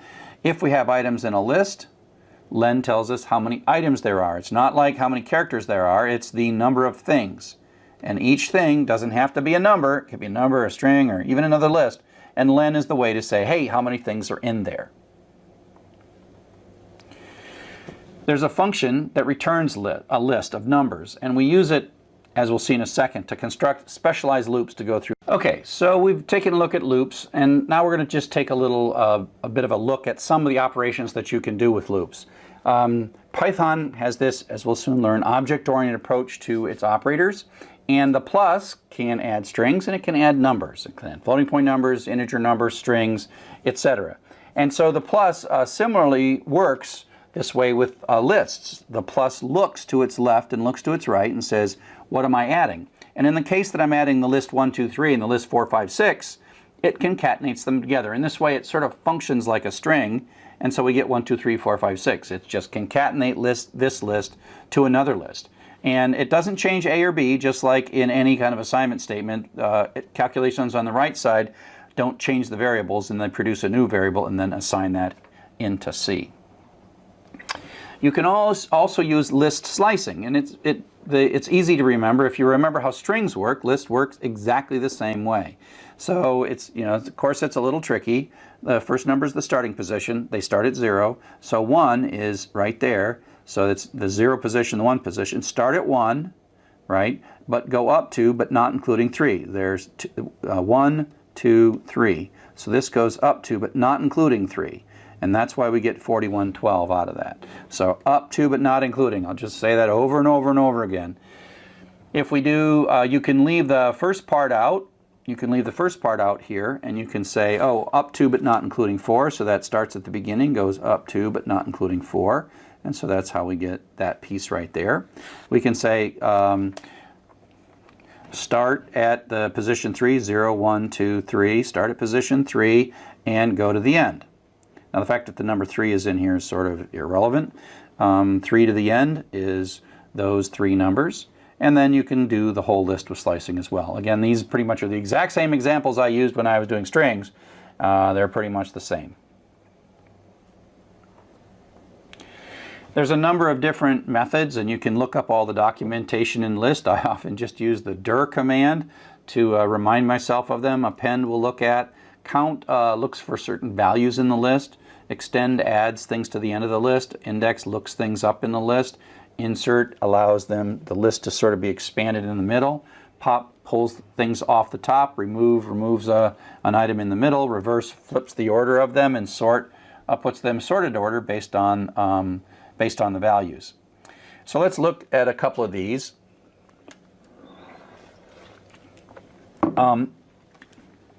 So if we build a list from scratch, we have a way to ask for an empty list. There are a couple of different ways to ask for an empty list. We could use just 2 square brackets next to each other, but this is a form we call the constructor form, where we say, hey Python, make a list. In this case, the word list is like a reserved word to Python. It's really a reserved class, but say list parentheses says make me an empty list, and then assign that list into stuff. So stuff is now it's a list object, it's of type list, but it has nothing in it. And then we can call the append method, stuff.append, and stick book in. And then we say, oh, and that knows how long, the stuff knows how long it is, where the end is, and how to add something to it, and then add a 99 to it, and we print it out. We got book and 99, reminding ourselves that lists, while they're often the same types of variables, same types of values in the various positions in the list, it doesn't always have to be that way. Then we say, oh, we'll stuff that append cookie. You can keep on going, and then we end up with 3 things and the cookie. We have an in operator. It works pretty much like the in operator in a string. Is 9 in my list? And that's pretty simple, and the answer, of course, is yes, 9 is in my list. Is 15 in my list? Looking through, no, it's not. 15 is not in my list. And then there's the not in operator. You can think of that as kind of like one operator. Is 20 not in the list? And the answer, since it's not there, is true. And so that's a way to just, it's kind of like starts with or in for strings, same kind of stuff. Lists are in order, and they're sortable. And so this is something that we take good advantage of. A lot of what computers want to do is sort stuff. Look all these things up, append them, and then get them sorted.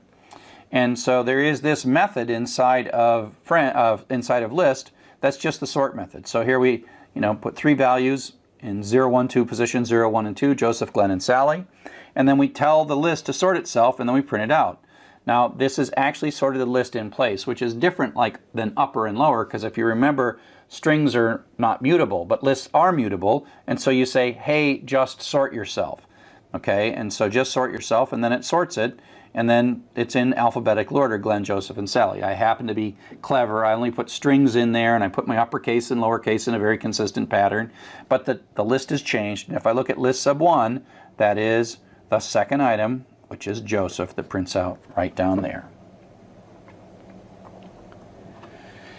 There's a whole bunch of built-in functions to help manipulate lists. The other things I was showing was sort is a method that's part of lists, but there are other functions that take lists as their arguments. We already talked about the len function, tells you how many items there are. There is pretty obvious max, it says go through and find the largest. Min, go through and find the smallest. Sum goes through, adds them all up. And we can say let's do average by taking the sum of all of them and dividing it by the length. And you might think to yourself, oh wow, I wish we'd have known this a few chapters back when we were having to write all those loops to do max, min, sum, largest, smallest, etc. You can kind of think in your mind that inside each one of these functions is a loop that does pretty much what you did in those chapters. And part of the reason we did that back then, even though these things were here, was they're kind of easy loops to understand. And so those are there. And basically there allows two different ways of building loops to do the maximum minimum. Now it's not necessarily all that much easier to to do something using these, because you either can do them the old way or you can make a list and then use these functions. So let's take a look, and I'll just say that these 2 bits of code are doing the exact same thing. And what they are is they're implementing a program that's going to repeatedly ask for numbers until we type the word done, and then it's going to compute the average and tell us what they are. And so using sort of the stuff from the loop chapter, we start with a total variable and a count variable, set them to 0, and then we read a number, we check for done to break out, but then we convert it to a floating point value. And then we say total equals total plus value and count equals count plus 1. And so this is going to run over and over and over again, however many times we're going to do this. And then it's going to pop out, and when it's done, it's going to have this value of total. The running total will become the overall total divided by count, and it'll print the average out. Okay? And so that's kind of how we would have done this before we knew how to do this with lists. Now, let's take a look at the other one. In the other one, we say, let's make an empty list. Remember, this is that constructor syntax that says to Python, make me an empty list and assign the empty list. It has nothing in it, right? But it is a list, has nothing in it, into the variable num list. Now we're going to write another loop. This part here is the same, these 3 lines. Read the number, if it's done, quit, and convert it to value. But instead of doing the actual calculation right now, what we're going to do is just append it to the list. So the list will start out empty, then the 3 will be in the list, then the 9 will be in the list, then the 5 will be in the list. So we're appending, each time through the loop, we're appending into the list. So we're just growing the list every time I read a value, instead of actually computing something with the value that we've got. So in either case we get value, and in one case we append it to the list. And then finally it finishes, the break happens, and then we just say, oh, hey, Python, sum up everything in the list, add these 3 numbers together, and then divide it by the length of all those things, and you'll have the average. And so these 2 things give us exactly the same output. Now there is one difference. If there was like 1 million or 1 billion numbers, they actually have to all be stored in the memory simultaneously, whereas here it's actually doing the calculation of the billion numbers and not using up so much memory. For most of the things that you're going to be doing, the difference in memory, there is a difference in memory. This one here uses more memory, but I can't draw very well. More memory. It uses more memory, but it doesn't really matter by the time it's all said and done. And so for you, the difference between these things is not all that significant, but it's important to understand that they're just 2 techniques to accomplish the same thing with lists.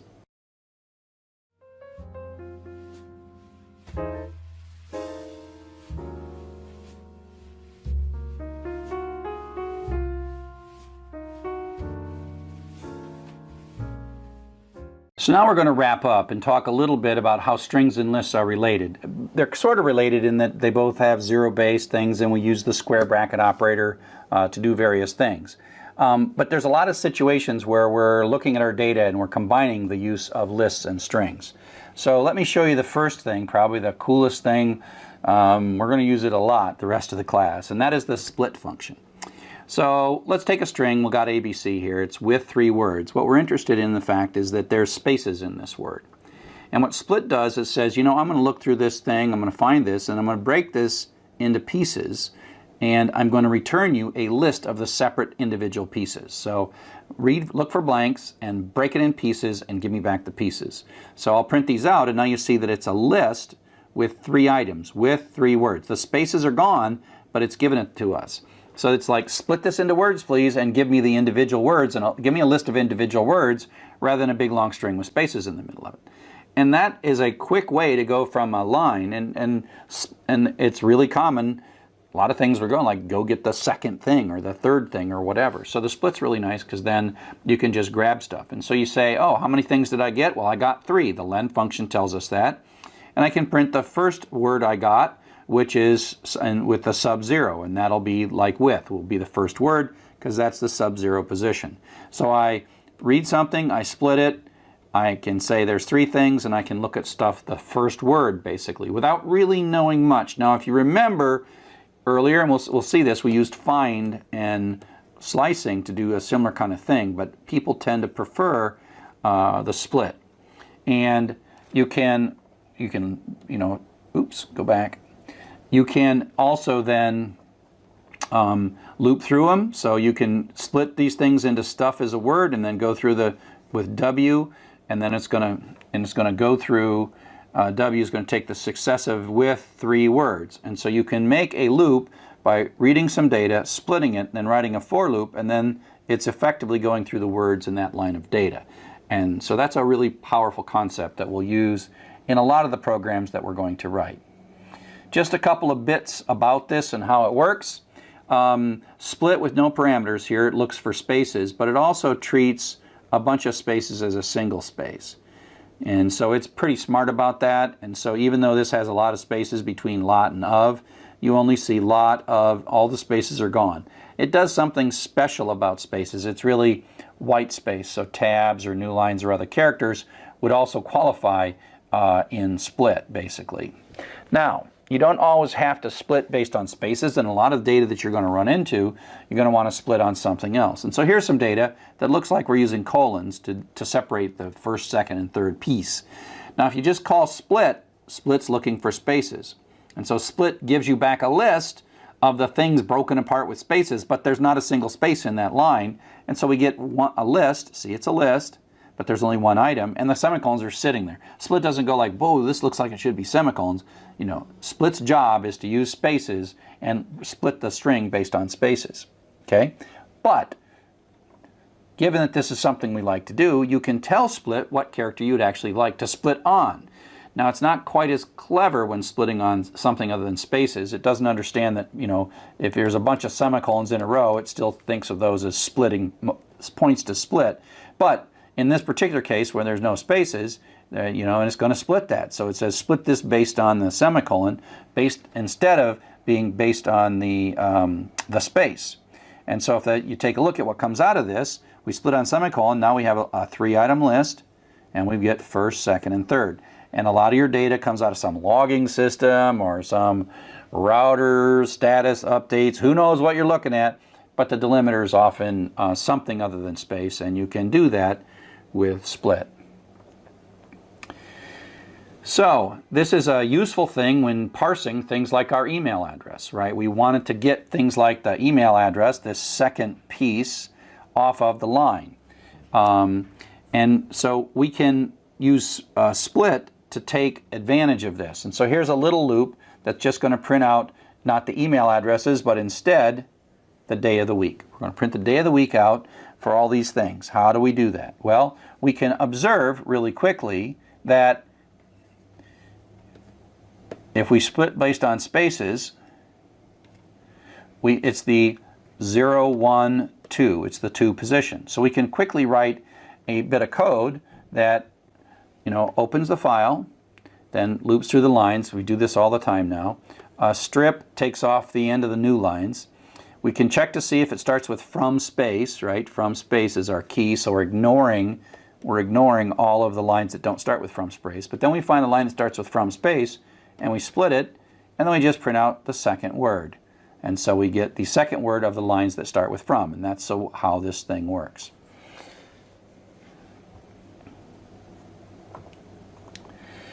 Now, sometimes we want to dig into deeper, and we will take something, split it, and then split another piece of it again with a different delimiter. And so let's just say that the thing that we want to achieve is getting the part after the @ sign for email addresses. And we did this with, again, find and pose and stuff like that, but you can use split to do this as well. So the first thing we're going to do is we're going to take this line, we're going to split it based on spaces, right? Chop, chop, chop, chop, chop. And the fact that there's an extra space there doesn't matter. Split happily just like zooms through that. And then words sub 1, 0, 1, 2. Word sub 1 is this email address. So we'll put that in a variable called email. And so email will be a string that's just this. So in 2 lines, we've pulled out this second address into a variable. Then what we're going to do is we're going to re-split that. we're going to take this string we've got and split it based on @ because we know it's an email address. So we get a new set of pieces. The first part is the person's name, and the second part is the host name that their email is hosted on. And then what we can do then is we just happen to know that this is the 0 item and this is the 1 item, so we can get at that. So the interesting thing of going here, if you think back to how we did this before with find and pose and all that stuff, it's really a lot cleaner. And we don't, for me, I can look at this after you understand it, and it's easy for me to understand that it's correct. Whereas that pose stuff, you got to add one and start the second find after. Just remember that. And this is a lot cleaner way. And this is a more typical way of pulling this kind of information out of a line. So in this chapter we've talked about lists, we've talked about the concept of collections. That's our first data structure. We're not just doing algorithms. We kind of know algorithms now, but now we're going to do data structures. And this chapter and the next 2 chapters are our foundational data structures. And then we'll, like everything, we'll make more complex data structures by composing those data structures together. We've looked at how strings and lists connect together and how split works, and these are all really powerful tools that we're going to use going forward.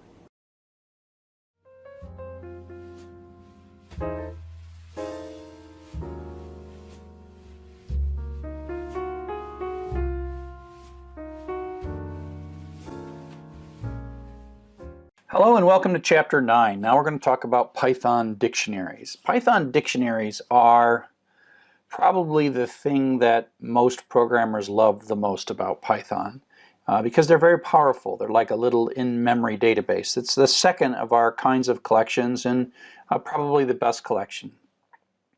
To review what a collection is, it is a situation where we are going to have a variable, like a list or a dictionary, that we can put multiple pieces of information in rather than a single piece of information. And of course, prior to collections, we would put something into X and then we would put something else into X and it would be overwritten. And now with lists, we can append things onto the end. And so if we compare lists and dictionaries, the list is sort of the organized version of the collections. Everything stays in order. You add something, it always adds to the end. You take something, it sort of compacts itself. It's 0 through the n-1, where n is the number of items. And so it's very organized, kind of like a Pringles, where the potato chips are nicely stacked. Dictionaries are messier. You can put things into dictionaries. There's no real sense of order in dictionaries. Everything has a key, so you sort of throw things in and they kind of mix around in there somehow, and you pull things out based on the key. It's like you sort of stick a label on it, where you say, okay, I'm going to take this thing and I'm going to put Chuck on it, and I'm going to take these sunglasses with the Chuck label, and I'm going to throw it into the dictionary, and I'm like, hey, give me back Chuck. I'm like, oh, here's your sunglasses, because you mark everything. This is like the key. This is the value. I took a pair of sunglasses and I threw it in. So it's kind of like a purse, or it's a sort of like a mess. And so the idea is you have these labels that you put on everything that you're going to throw in. Like, I'm going to put, hope it won't stick to my keys. I don't know, what else do I got here? I'm going to stick a label on my pen, a Chuck label, and I'm going to store a pen in my dictionary with the Chuck label. And so it's like having a purse or a bag or a backpack where you have things labeled, and you can throw things in and label them, and you can shout into your bag and say, give me the calculator, or give me the candy, or whatever it is that you have labeled them. You have to come up with the labels, and then you can use the labels to get things back out. And like I said, they're probably the most powerful thing, and they're basically this concept that's generally referred to as associative arrays, which means they're like lists, but they have these keys. And so the associative means the association between a key and a value. Whereas in a list, there's a position in a value, and the position is less powerful and less flexible. Most modern programming languages have this notion of associative arrays.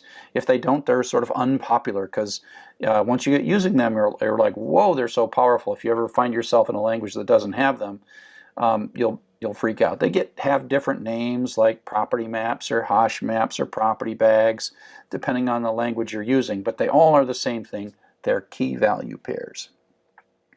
So the idea of a dictionary is that, or the idea of any collection is putting more than one thing in, and then the difference is that you have ways of indexing it. So this basically line says, let's make ourselves a dictionary, just like we constructed an empty list. And I want to store 12 into this dictionary, and I want to label it money. And so on the left-hand side, when we use this money, that's the label that we're going to give it. And so 12 is being placed in the dictionary. That's like taking the 12, throwing it in the dictionary with a label of money. 3 is going in with a label of candy, and 75 is going in with tissues. And we say, what's in there? And there's no order to it. And sometimes the order can even change inside of a dictionary. Although there are more advanced versions of dictionaries that maintain some kind of order, but for now let's just not worry about the ordering of them. If we say what's in there, you say, oh, there's 3 things in there. There is 12, 75, and 3, and stored under the keys money, tissues, and candy respectively. We can ask, using the index operator, what is per sub candy? That's like saying, hey, give me back candy, and out comes the number 3, which is that. We can update stuff. So we can say, like, go grab the candy version, add 2 to it, make 5, and then store that back into candy. And so now we see that candy has been set up to be 5. And and so if you look at the difference between lists and dictionaries, they both can have new items added to them. We haven't talked a lot about deleting, but items can be deleted from them. The difference is the indexing mechanism, how we look things up, how we store things, and how we look things up. So we make an empty list, we make an empty dictionary. We add 21 to the end, and we add 183 to the end, and we ask it and says, oh, position 0 is 21 and position 1 is 183. We don't see the positions when we print it out because it's sort of implicit. Here we're going to mark 21 with age and stick it in, and mark 182 with course and stick it in, and then we're going to print it out, and there we got course and age mapped. And we can add a 23 and stick it back in age, and that overwrites. So the 21 becomes the 23. We can do the same thing in a list, except we say lists of 0, because in lists the indexing is position, and so this 21 becomes 23. And again, you just look at them and you can think of each of these as pretty much doing roughly the same thing except the indexing mechanism. The values are the same, but the keys are different. So in lists the keys are always the position, and you don't get to assign those other than the fact that the order in which you put them in implicitly assigns a position. And in dictionaries the key is a string. You can actually use other things. I use strings a lot in this lecture, but that's just to kind of keep things simple until you get good at it. You can actually use numbers as the dictionary index, the dictionary keys if you want. But the values are things you put in and manage in those dictionaries. So we can, just like lists, we have dictionary literals. And what's nice about dictionary literals is that they use the exact same syntax as the printout. And so it starts with a curly brace, ends with a curly brace, and then has a series of key colon value, key colon value, key colon value. And this is sort of the associative array bit. We are associating 1 with the key Chuck. We are associating 42 with the key Fred. We're associating Jan and 100. Then we print it out, it kind of looks exactly the same. And so the print statements in Python are nice in that you ask what's in a thing, you show the stuff, and it shows you in the syntax that if you type that into Python, that would be how you do a constant. And if you just say empty array, you see me also do DICT. This is constructor where you say make a new empty dictionary. This is an empty dictionary constant. These two things are pretty much the exact same thing. This is a shortcut to doing this. The empty curly braces is a shortcut to do the construction. So up next we're going to talk about sort of one of the really common applications of dictionaries, and that is counting.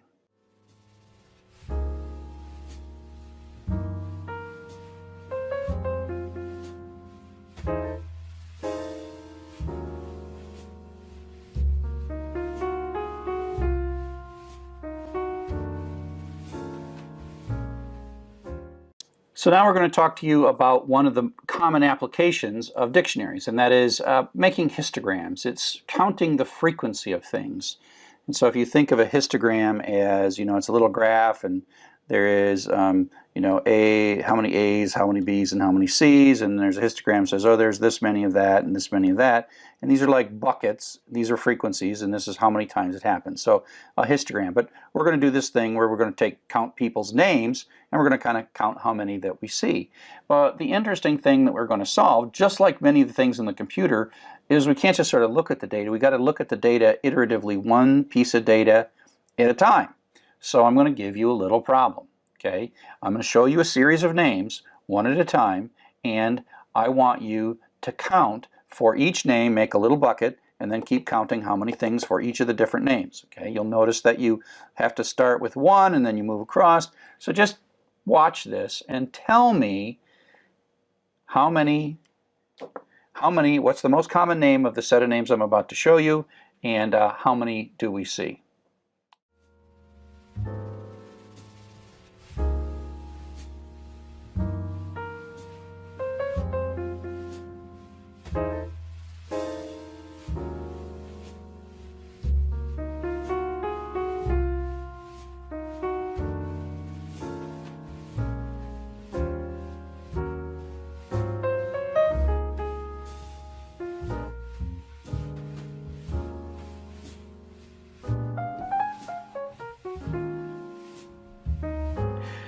So what was the most common name and how many times did you see it?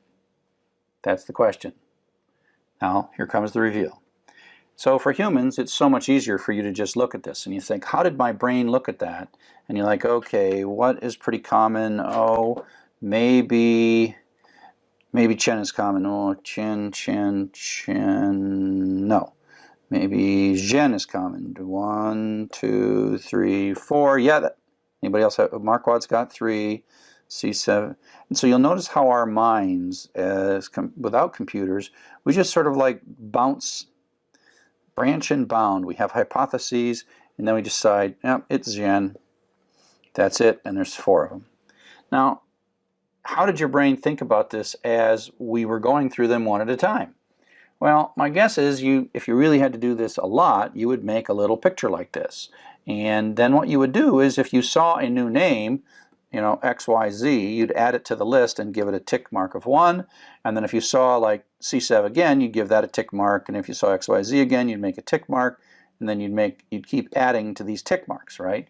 And that's how you would do it. And you wouldn't, like many of the things we do in a loop, you wouldn't really know what the most common was until the end. And then you'd sort of take a look at these numbers and you say, okay, that's the most common number. And then you'd be done. But you have to watch them one at a time. You can't just bounce around. And so that's how we're going to use dictionaries to achieve that. Again, instinctively as humans, we just look at the stuff. But if you had a million things, you probably want to write a Python program and use dictionaries. And so this is the idea. And there's 2 basic things that happen. One is the first time you see a name. You got to say, is this name there already? If it's there already, you really just want to add 1 to it. Right? That's the adding of a tick. Or you want to see for the first time, blah, blah, blah, blah, blah, and give it a 1. And so you can use the name as the key, and then 1 is the value. And then first time you see Chen, you stick 1 in there. And so at this point, inside the dictionary, sort of dynamically adding, as soon as it sees a new name, it adds another slot in here. But then if you see the same name again, like Chen again, then you end up with a 1, add 1 to it, and so it's 2. And so at that point, Chen is 2. And so you can see how you can both extend the dictionary by encountering a new name, or adding when you see a name that you've already seen before. The problem with dictionaries is, like everything in Python, there are rules about what you can and can't do. And one of the, I think, kind of frustrating things about dictionaries is that you can't just look for a key that doesn't exist. So this is a fresh, brand new dictionary. We do a constructor there, and we print out sub C7, and boom, it blows up, and that's bad. But we can solve this by the in operator. The in operator we've used in the for loops, we've used it in lists, we've used it in strings. So that is a question. It's saying, is C7 in CCC? Well, this is this empty one, and so it is, no, it is not. C7 is not in CCC. And so using this in operator, we can avoid the traceback. We can say, if it's not there, put it in. If it is there, add 1 to it. And that leads us to this bit of code.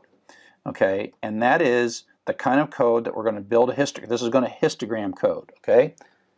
And so this is going to have name as our iterator, names. Sorry, I made them singular and plural. That's nice, but so name is going to be csev chen, csev gen. Now normally we'll be reading this from a file, but for now we'll keep it easy.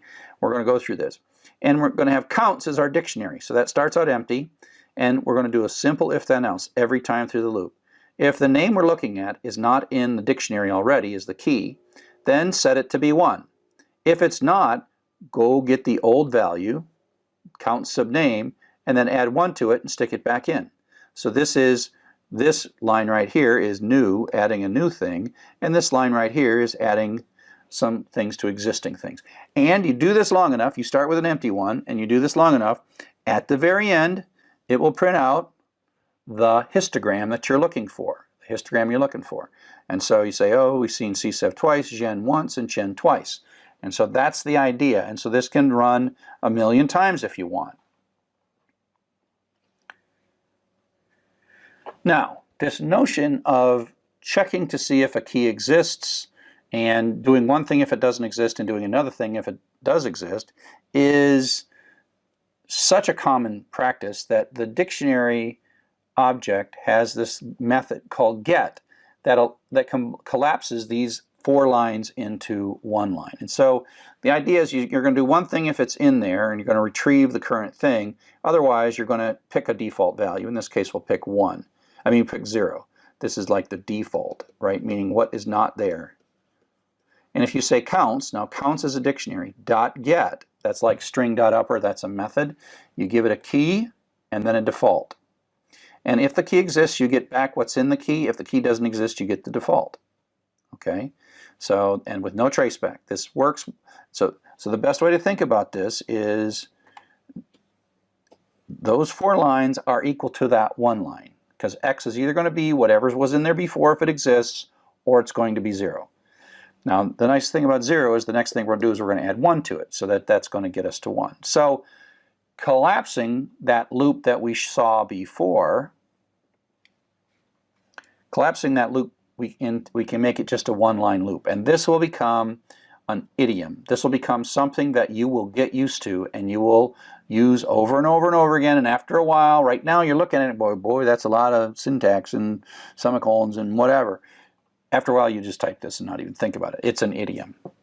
It's basically included in this idiom is how to both create new entries in dictionaries and update existing entries by adding 1 to them. So everything else in this is the same. Name is going to go through these 5 values, and we're going to say count subname equals counts.get name, comma 0 plus 1.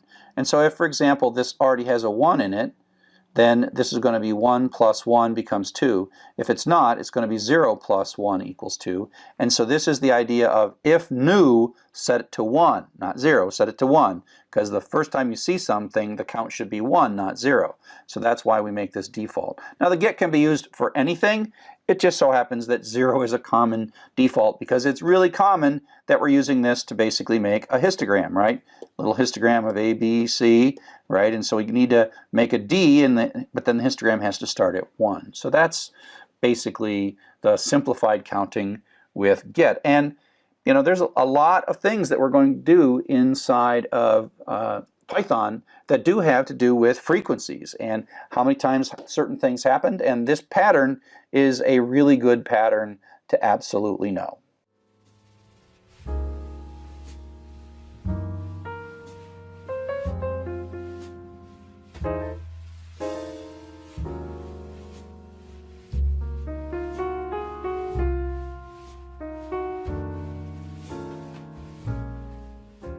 So now what we're going to do is we're going to switch from just looping through strings, instead loop through files. And it's going to take a little bit of work because we have to open the file, and we'll bring a lot of things together at this point.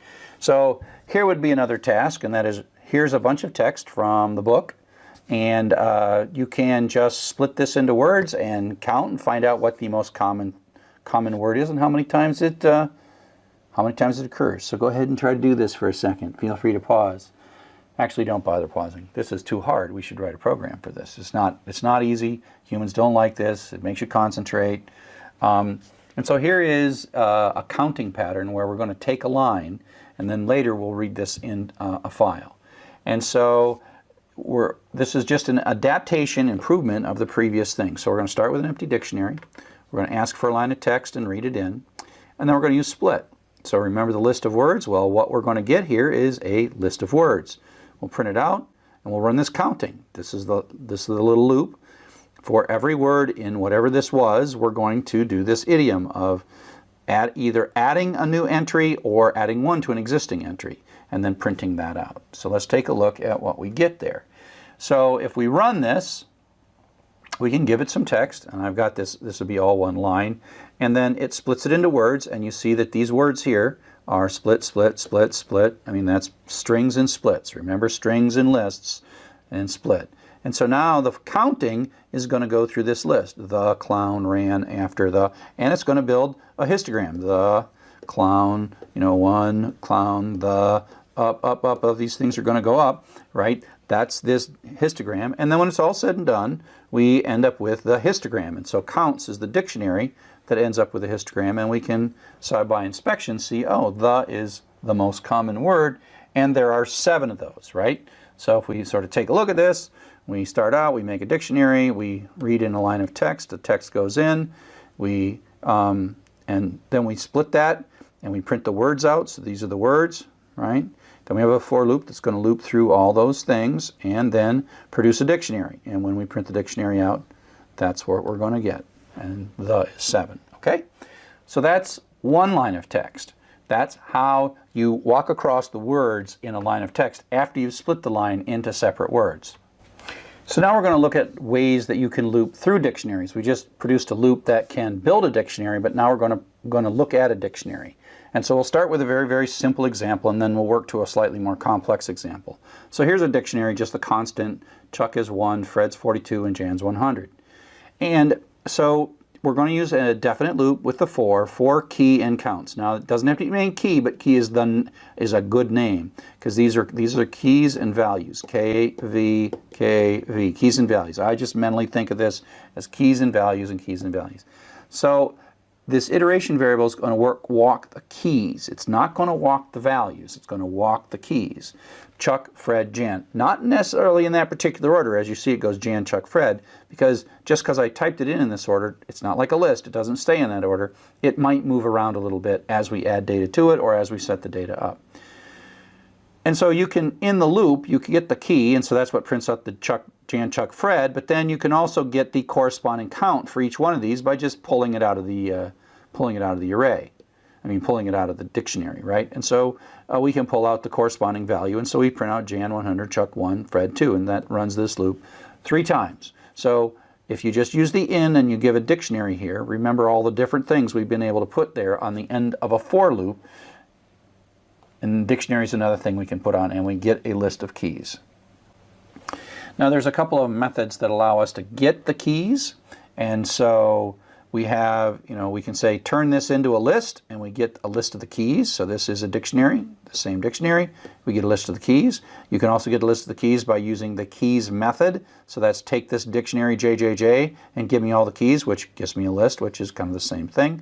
And then we can ask for the values, and they give me just then the values extracted out of this dictionary. So that's nice. Now the one thing is that while I said you can't predict the order, if in 2 statements you ask for the keys and then the values, they at least come out in the same order, even though you can't necessarily predict the order that they come out. They come out in the same order. And then there is a third thing that we can do, and that is ask for the items. And we can say, give me the items. And that gives us a list. This is our first really kind of composite combined data structure where it is a list, a 3-item list, 0, 1, 2, and inside that there is what are called 2 tuples. Jan maps to 100, Chuck maps to 1, Fred maps to 42. Coming up next, we're going to have a whole chapter on that, and so just take a look at that for the moment, and we will come back to that in some detail later. This whole items idea that gives us back a list of key value pairs, because it's not just a list of keys or a list of values, it's actually a list of key value pairs, allows us to write in Python a very clever and elegant loop. What we can do is actually, this items gives us back each item in the list has a key and a value, and we can actually take two iteration variables. For AA, comma, BBB, this is two iteration variables. And if you're coming from another programming language, this is super cool, and it's a Python-only feature. I never have seen another language that's capable of doing something this simple and that elegantly. So what this basically does is says we're going to simultaneously advance these two iteration variables. So this is going to be the key and the value, the K and the V. Key and the value is going to be Chuck 1, then they're both going to advance. Fred, 42, Jan, 100. And so that means in this simple loop, if we just print them out, we're going to get the key value pairs, of course, in the order. And so it's sort of AAA and BBB simultaneously walk down these key value pairs. And so that's really pretty, and it makes for a very succinct loop. The syntax is a little sort of disquieting when you first see it, but it's a super elegant thing, and you just have to say items. If you don't say items, you just get the keys. If you say items, you get the key value pairs, and you have to have two iteration variables. If you don't have two iteration variables and use items, it'll complain and say, what are you doing? I'm giving you two things, and you don't have two variables to receive them. So two iteration variables and items are basically related. Now, we're going to take a look, and this is code that I showed you perhaps many weeks ago about, I said this is a little story about how to read a file and count all the words in the file. And now we're back to it. And at this point, you should understand every single character of this program, every single concept of the program. You should literally stare at this and look at it, code it, play with it until you absolutely understand it. So let's take a look. Again, I showed you this weeks ago. So we're going to ask for a file name. Then we're going to open the file name. Then we're going to make an empty dictionary. Again, this is all stuff you've done before. And then we're going to have an iteration variable that's going to go through the lines in the file. Right? So line is going to go line, line, line. Then we are going to split that line, each line into words. Chop, chop, chop, chop. So that's words is the list of the words in one line. We're inside of a loop that's going to go through all the lines. And then what we're going to do is we're going to have the word iteration iterate through each word in the line.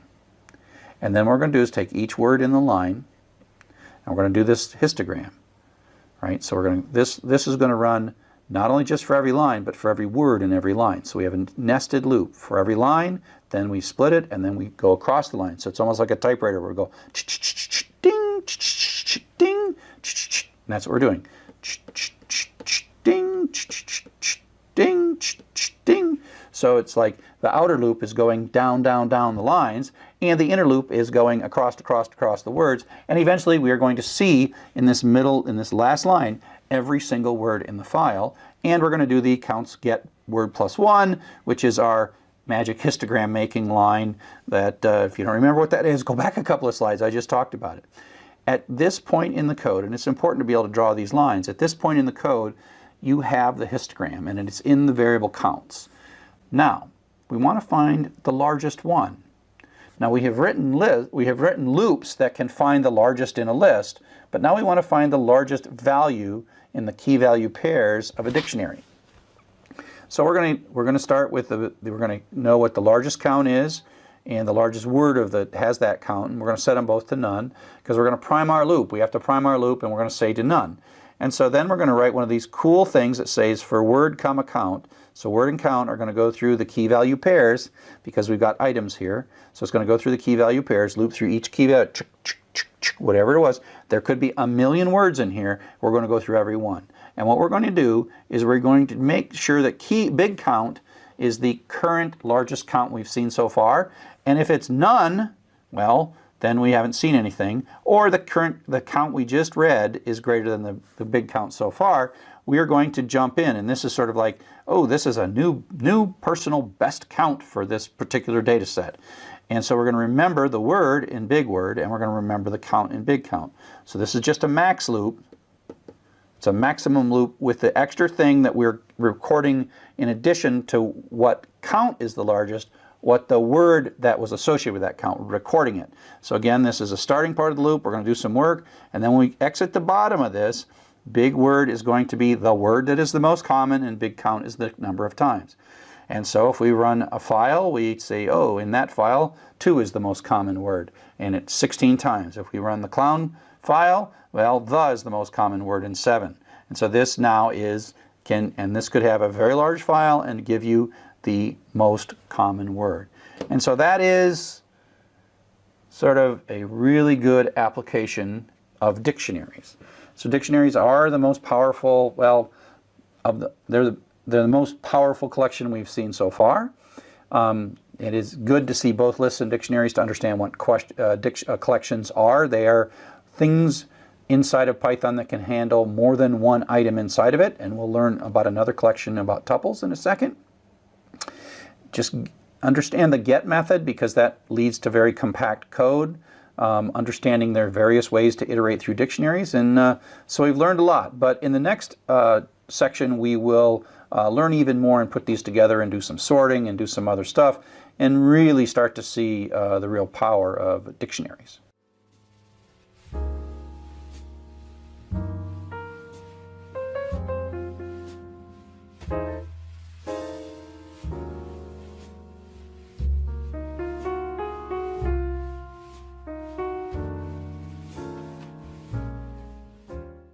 Hello and welcome to Python for Everyone. I'm going to do some coding. It's related to the dictionaries chapter, chapter 9, and we're going to do some word counting. That's basically right out of the slides but I'm going to just write the code in front of you rather than have you look at it in the book. So what we're going to do is I've got my text editor up here, and let me start by making a new folder. For my chapter 9 exercise, and then I'm going to go and make an untitled file. That was from the previous one, and I'll do what I always do, print hello, and save it. And save it here into exercise 09 and ex09.py. So now I have a folder that's in my py4e folder, and that happens to be in my desktop. py4e is my folder on my desktop, and now I have all of these subfolders: cd, ex08, ls is dir on Windows, ls, oops, I got to go up one, ex09, ls. So I've got that file right there. Now I'm going to want to read some files, and so I'm going to bring some files down, a couple of files. Python for Everybody code 3 intro.txt. So I've got this URL, and I'm going to save it, save page as, and it's really important that I save it in the same folder as I'm going to write my code, just so that when I open this file it knows where it's at. So I've saved that one, and I'm going to also take this clown text. I'll use this to make my life simple, so I have a real short thing that I can show you how it works. And so now if I go back to my terminal, I see I've got exercise 09 Python, intro.txt, and clown.txt. Okay? So let's go back to my text editor and get started.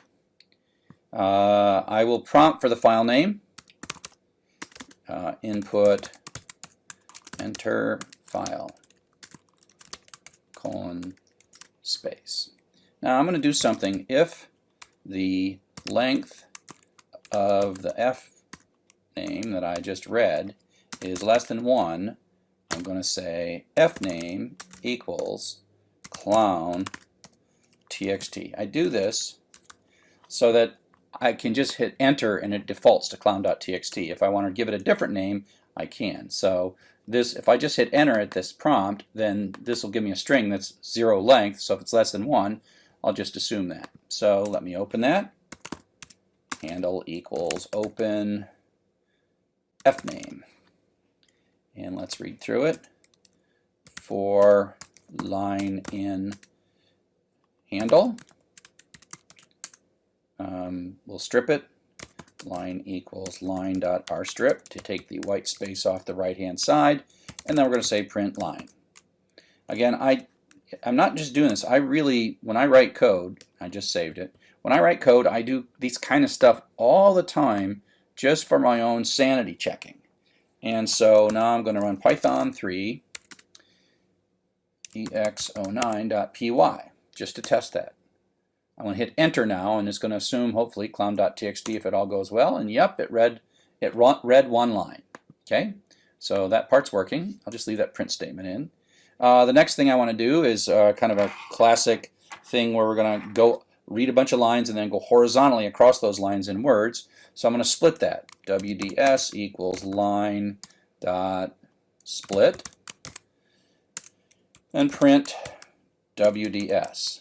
So I'll print that and I'm going to save it and test it. I really love to test things over and over. There's the actual line. This file, clown.txt, only has one line and it breaks it into words, and so I have those words. Let's just run it again with intro.txt.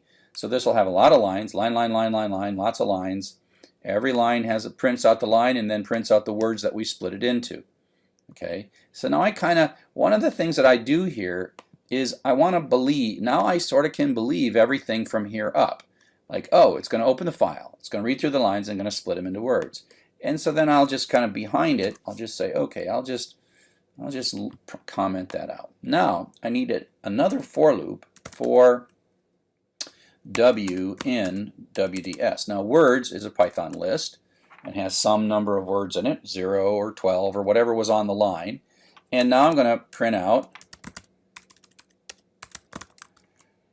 the word.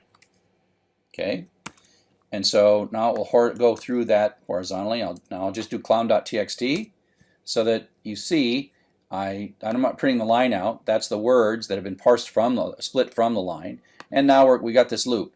Now one of the things that's interesting is just to make sure that you're going through all the words. And I like a print statement here to know that W is going to successively take on literally all the words of this file. So if I comment this print statement out and I run it again, clown.txt, that for loop starting from here is every word in that file, which happens to only be one line. But now if I do the same thing for intro.txt, it's just going to go through the words. And in a sense, by nesting these two loops, we're going to hit all the lines. And that's a lot of stuff, but it hit all of the lines, all the words, and away we go. Okay, so here's where a dictionary comes in. I'm going to make a variable called di for dictionary, and I'm going to say give me a dictionary. Now dict is not something you can choose. That's saying that's defining the type of dictionary. Di is a variable that I chose. Okay, so the key thing to this dictionary is we're going to make a counter, and we're going to use W, the word, absorb, elegant, whatever, and we're going to use that as the index. So the simple thing to do is to say if W is in di, then we can say the dictionary sub the word, which is our key and the key value store of the dictionary, is equal to the value that we had before in that area, d sub W plus 1. And if it's not in there, else di sub W equals 1. And I'm going to print print new. So every time we see a new word, it's going to say new. And I'm going to also then print W and the current value of the counter for W as it's going through. Now notice how far in I'm indented. This is all part of this inner loop. So this is the loop that's going to run every single word. Okay? And I'm going to run this first with clown, so it runs slowly. Okay, so we saw the was new, and the count is 1. Clown is new, count is 1. Ran is new, the count is 1. After is new, the count is 1. Now we saw the again, but now we made the count be 2. Let's print here.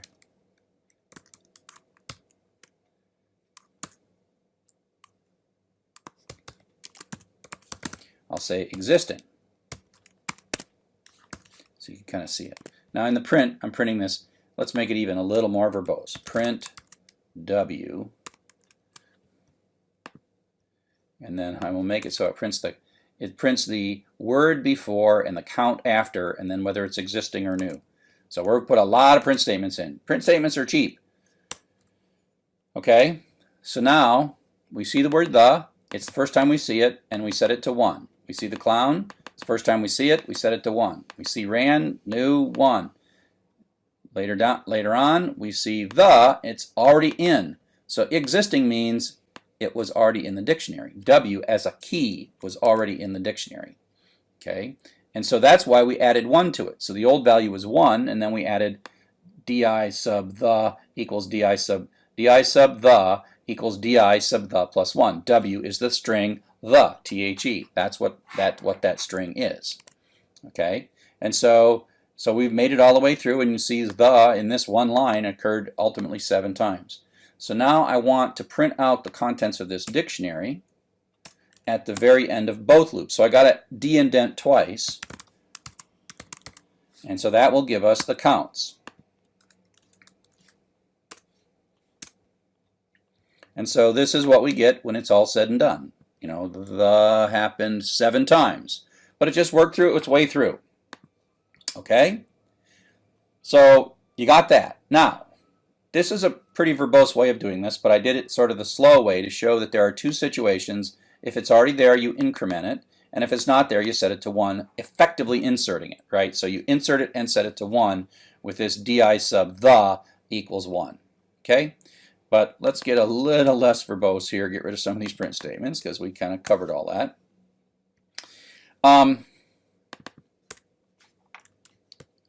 Get rid of this line and go back to printing W and DIW at the end. We'll leave that one in. So what I want to do is I want to look at this bit of code right here, this if W in DI else. We do this so much with dictionaries that there is an easy mechanism to do this that combines these 4 lines into a single kind of contraction. And so I'm going to do this. I'm going to print, let's put 2 stars out, then the word and di.get of the word, comma, negative 99. Okay, and so this di.get of the word is the important part. The way it is this is a dictionary. .get says in its first parameter is the key to look up, which is word like the or fell or clown or whatever, and 99 is the default value that we get if the key doesn't exist. So this is in effect an if then else, right? This little di.get w99 negative 99 is, you know, if it's in there, do one thing. If it's not in there, do something else. Okay, so let me show you how this works, and you'll see that the 99 will happen when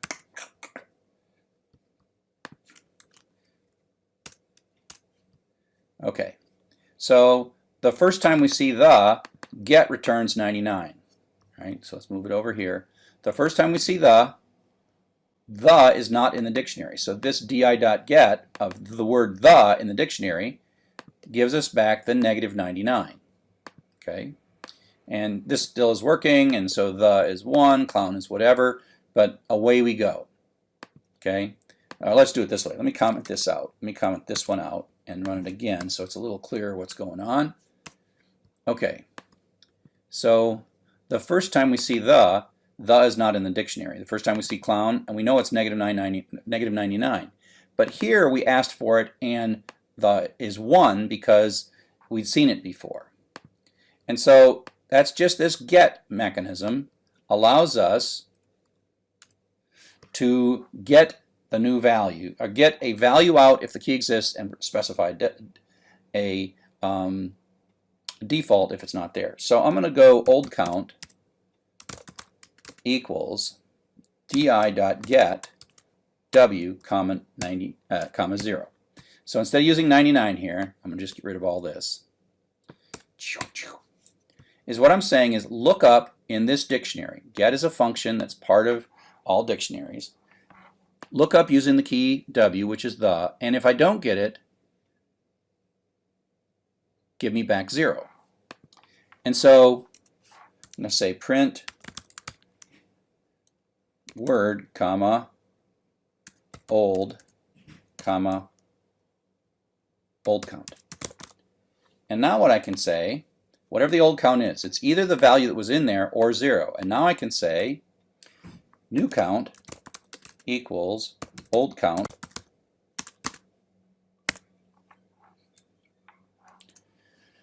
and now let's see, new count, and I can say dictionary sub word is equal to new count. So instead I'm going to get rid of this if then else then. This is basically saying look up the old count that we have. If you don't find one, use a 0. We'll print that out. And then I'm going to say afterwards,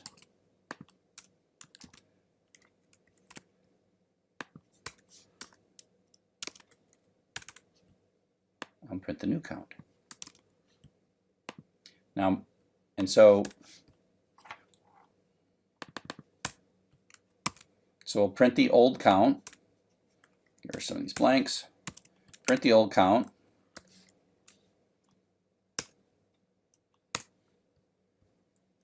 And you can see the old count with the, because the doesn't exist, was 0. The new one's 1. Clown's old is 0. New is 1. Clown's old ran, old 0. But now we get to the, its old count was 1, and now its new count is 2. Okay? So by using this get and saying if we don't find it, we'll assume the count is 0. That makes a lot of sense, right? You know, if not there, the count is 0. If the key is not there, the count is 0. Okay, so that's what this line does. If get the value from under the key associated with the key, or give me 0 back, and then I can take that old number and just add 1 to it and then stick it back in. Now this is ultimately not how we tend to do it. Okay, we tend to blend this all into one big long statement. Di sub w equals this part plus 1. Okay, so that says get the old value from this key or 0 and then add 1 to it, because that really combines all of these lines into a single line. Okay, so I'm going to delete them now.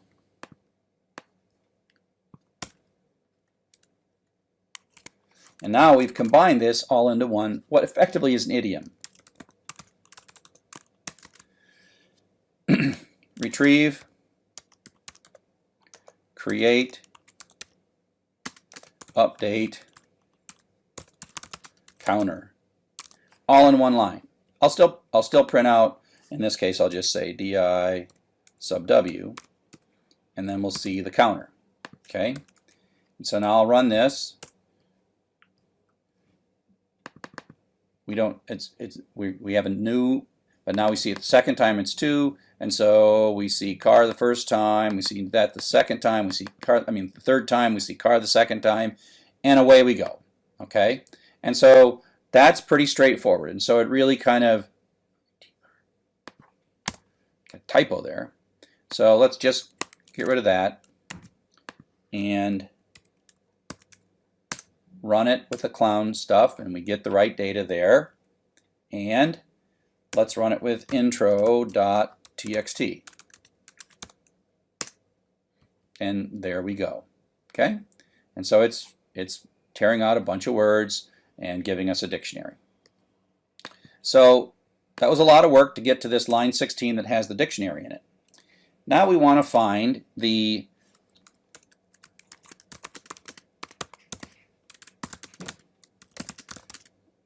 most common word. And so we're going to loop through this dictionary. And part of it is like, once we printed this dictionary out and we verified that it's right, don't worry too much about the code up here, right? Matter of fact, I can take out some of these print statements, and we can kind of trust all this. And so now we're going to work on this. Okay, now we want to find the most common word. Now this is like a maximum loop. So if you recall, we have a whole set of key value pairs. Communicate goes to 2, is to 2. Skills is 3. So we have these key value pairs, and we're going to loop through and look for the maximum. Now, in a dictionary, we can loop through the key value pairs with the following syntax. For, I would call these variables k and v for key and value, but in the dictionary's name dot items. And items is a method inside of all dictionaries that says give me the key value pairs, and we need 2 iteration variables. So this is like an assignment statement for K and V. K and V take on the successive values for the keys, the key and the value. Okay? So if I just now print K comma V, and I'll take this print statement out and then run the code on, oops, what I forgot to, oh, I fell back into my Python 2 days. Need parentheses for my print. So there's clown, and it just prints it out. And it's kind of the same thing, except it's pretty, where we're putting each one on a line. Okay, so the V is the value. So we're looking for the largest value. Oops. So the thing is, we know that the values are always numbers that are greater than 1. So I'm gonna do kind of a quickie maximum loop. Largest equals -1. Now in previous times we've seen that this is a bad assumption, but because we know these are counters that are always positive, it turns out this is not a bad idea. And so I can say if the value is greater than the largest we've seen so far,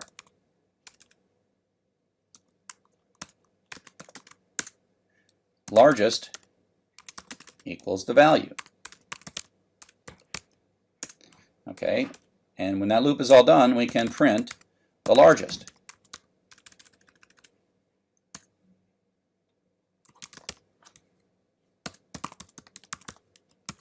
Okay, and so this is just a max loop, and we're using this value. That's the number. The value is the second thing. Oops.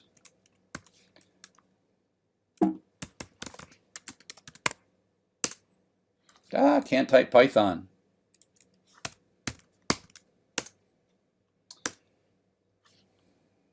Oh, it's a typo. Yeah, I'm not using value, I'm using V. So largest equals V. Let's try it again.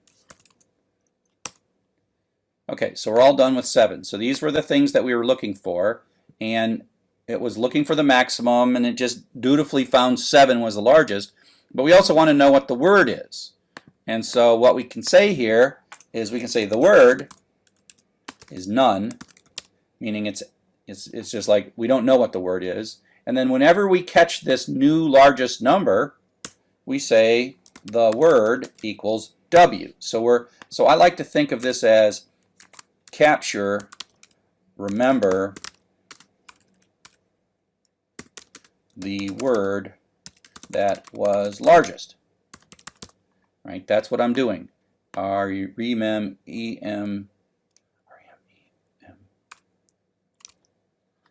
Remember. Right? That's tough. R-E-M-E-M-B-E-R. There we go. So we're gonna this trick here is not only knowing what the largest number was, but the word that was associated with the largest number. So now I can print out at the end the word and the largest, and that's the count. Okay, and so now we know that, oops, did we make a mistake here?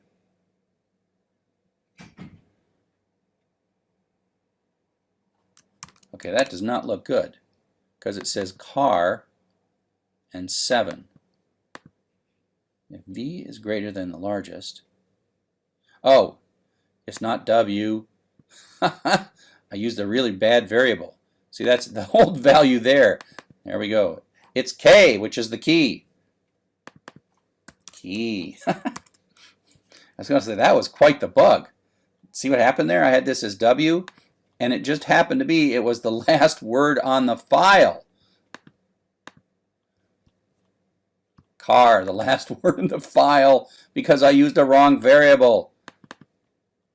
Right? No, little mistakes, little mistakes. The and 7.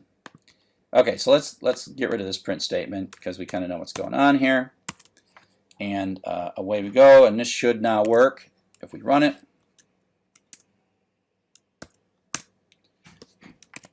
We can even get rid of the word done here. There we go, the 7. Now, the cool thing about this is this code runs just as easily with one line of code or the intro of the book, intro.txt, and not surprisingly, still the most common word in the introduction.txt. I seem to like that word, and it's 226 times. Okay, and so that is the basic pattern of reading some. This is just a word loop. Now sometimes there would be some, checking to see if the line is the one you're interested in, maybe tearing apart the line, but it's at the end of the day this idiom of starting a dictionary. Now it's a common problem to know where to start the dictionary. You want to accumulate the numbers for the whole file, so you don't want to put it in between line 6 and line 7. Okay, so I hope that particular thing helps a little bit, helps you understand dictionaries. Hello and welcome to Chapter 10. Now we're going to talk about our third kind of collection called tuples. But tuples are really a lot like lists. There's not too much to them. They're really kind of reductionist version of lists. So they function very much like lists in that they have things, and the difference is there are no square braces. There is a parenthesis, round brace or whatever, and they have positions 0, 1, and 2, just like a list. And you can look things up, x sub 2. So x sub 2 is actually the third element here, and so that prints out Joseph. You can assign, make a tuple here. This is the constant syntax for a tuple, and print that out, and the print statement shows you that this is a tuple, not a list, by showing you round parentheses, and a whole bunch of functions that work with lists work the same way with tuples.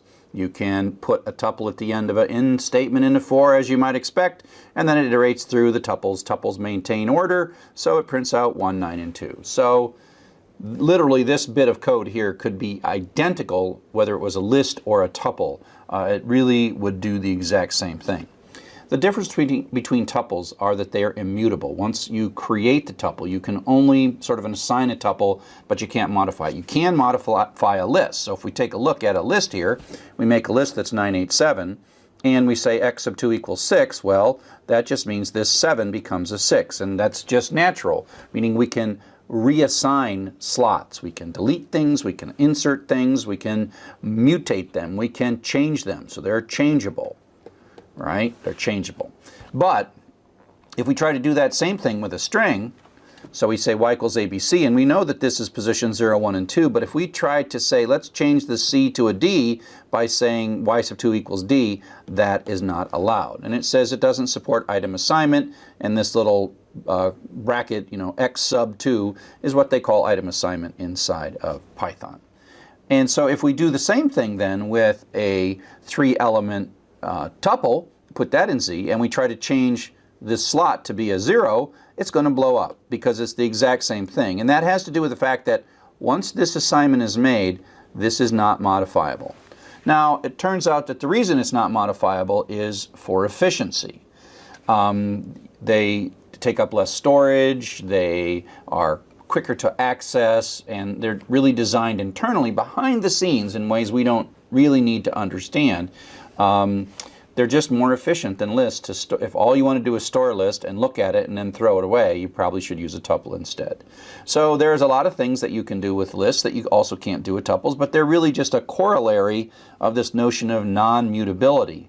And so, like, you can sort a list, but you can't sort tuples. You can add a 5 to the end of 3, 2, 1. Can't do that in a tuple, but you can in a list. And flip the order. ... So anything that you can do to a list that modifies the list, not allowed for tuples. And so you can take a look at the kinds of things that are inside, the methods that are part of each list: append, count, extend, index, insert, pop. Many of these are modifying, and then count and index are the only ones that work for tuples. And so tuples are limited lists. Now, at some point, there's going to be a but here to say, why do we like them? And the reason that we like them is that they're just more efficient. They don't have to build Python in its own internal organization of these objects. It knows that they'll never be modified, because when you make a tuple, you as the programmer are saying, I'm never going to modify this, and Python won't let you do it. So it's higher performance, better memory use, and to a beginning programmer that doesn't really matter, but that's the reason. And so we tend to use tuples when in situations where we're going to make a temporary variable and then temporarily use it just a little bit and then throw it away without really messing with it. And we tend to use lists to build things up, etc., etc., etc. So The other thing that's interesting about tuples, and we've actually sort of seen this, is that you can put a tuple that includes variables on the left side of the assignment. And this takes a little getting used to, but it's really cool, and no other language that I know of does this. So if we say x comma y, that's a two-tuple. Both have to be variables. You can't put constants on this side. You know, it's like saying x equals 4, y equals Fred. Right? So what happens is you can put a tuple on the far side of an assignment statement, and the 4 goes to x, and the Fred goes to y. And you say, what's in y? Well, y is indeed Fred. And so this is like two assignment statements. Now, the way I've got this syntax, I would probably do, you know, two separate statements, just not to show off that I know how to do tuples. You know, and so you can, here's another one, and they just move correspondingly. If you don't have 2 here, and you do have 2 here, well, if you have 3 here, or 2 here and 3 here, and you don't match the number there, you get in some trouble. Now, if you just say x equals tuple, then that is the tuple in the list. But this is just a simple straight 99 value going into A. So you can put tuples as the left-hand side, and you can even do things like return a tuple from functions. That's a real nice Python feature that I like a lot. Tuples are also related to dictionaries, as we've seen in the previous chapter. So here we make a little dictionary. We make an empty dictionary by constructing an empty dictionary, stick it in D. So D is sort of like this place that can hold key value pairs. And we put CSEV, and there's a 2 in there, and Chen Wen, and there's a 4 in there. So we have this, you know, associative mapping between CSEV and 2 and Chen Wen and 4, all stuff we know. And now we say, hey, we're going to loop through the key value pairs here, and we've seen this syntax before, k comma v. So this is a tuple. So you can think of this as each one of these things is going to get assigned into this tuple, which means the key ends up in, and the first one's the key and the second one's value. I use the variable key kv all the time in code that I write, just for my own sanity. So kv are going to iterate successively through the successive keys and values in that. So this is going to run twice, and k is going to be CSEV 2 and Chen Wen 4. The order just happened to stay the same. And so if you say what is in one of these things, you can actually take d items, the items method within that dictionary, and say, hey, give me back, give that to me back, and then print tups. And this is, it's a special kind of a class, but really ultimately it is a list of tuples. You know, this is 2. This is the 0, and this is the 2, the 1, the first and the second. And then within each thing you get, you have a 2-tuple. And so, in a sense, this k and v are iterating through those things when we're putting d items here and d items there. One nice thing about tuples is that they're comparable. They're comparable in the same way that strings are comparable, meaning that they're compared from left to right, with the leftmost or 0 tuple being the most significant. And it doesn't compare any further than it has to if it's asking less than. So if it's looking at, say, this first tuple, it starts at the left and says, okay, ask the question, tell me true or false. Is 0 less than 5? The answer is true. And so the answer to this overall expression is true, and it doesn't even compare those two numbers, those second and third number. They don't compare them. If, on the other hand, we're asking is this less than that, it only looks at the first one and asks if it can answer the question. And the answer is, well, they're both 0. And so I can't answer the question, so I have to go to the second one, second pair, and 1 is less than 3, and so that means this is true. And it does not check this. Even though 20 million is bigger than 4, it doesn't matter, because these are the numbers that cause the true to happen. And the same is true if you do this with strings. Again, we start the first one, so Jones, Sally, well, that's the same, so we don't know the answer yet. And so Sally, Sam, well, okay, S, oh, they're the same. A, they're the same. O, L, and M. L is less than M, so, so the actual letter that makes the difference here is the L and the M, and leads to us being true. And so it goes left to right, but then even when it's doing strings, it's going left to right. That's just how string comparison works. And if we say is Jones Sally greater than Adam Sam, well, we check the first one and we check the J and the A. Well, J is greater than A, and so we don't have to look at anything else. We don't have to look at any more of these characters. We don't have to look at the second thing in the tuple. We have to look at that is enough to be true. So it only scans until it has a definitive answer. It doesn't scan any further. So now what we're going to do is use this comparable capability to sort these lists of tuples and then bring this all back and connect it more to dictionaries.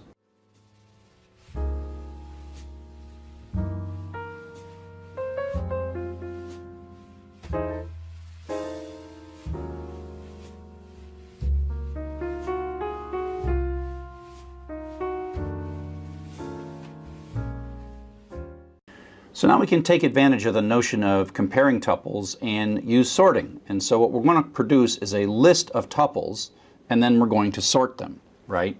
And so we can get a list of tuples from a dictionary, and then we can sort that list of tuples, and then we can end up sorting dictionary items by taking this two-step process. Convert dictionary to a list, sort the list, and then we can have a sorted dictionary values, okay? And so we'll do this a couple of different times. So if we take a look at this code right here, we have our happy little dictionary, A, B, C, A maps to 10, B maps to 1, C maps to 20. Like, what are we going to get here? Well, it comes out, the mapping is the right way, but the order is whatever. And now we say this function called sorted, which takes inside a sequence and then returns us a sorted version of that, a list that's sorted. And so it says sort D items. So it's basically going to take this list and compare the A's and the C's and the B's, and because it's a dictionary and all the keys are unique, there's never going to be equality, so it really is going to just sort this by keys and never get to looking at the values. You could construct a list that had duplicate, you could make a list of tuples that had duplicates in the first, like we did before, but given that this coming from a dictionary, the first thing is going to always be unique and distinct. And so if we say sorted D of items, that we're passing this stuff into sorted. Sorted is going to go around, move stuff around, and then give us back a sorted version, sorted in ascending order based on key, without looking at the value. And so that's a way to see dictionaries sorted by key, is just say sorted of D sub items, and sorted is a function, and so it just fixed stuff. And so this is the kind of loop that you're going to write to do that. You know, we did this before. We took sorted and we got these sorted by keys. And so you can just make this nice and simple for key value. By the way, you can eliminate the parentheses here, and I think it's prettier if you eliminate the parentheses, but you could put parentheses.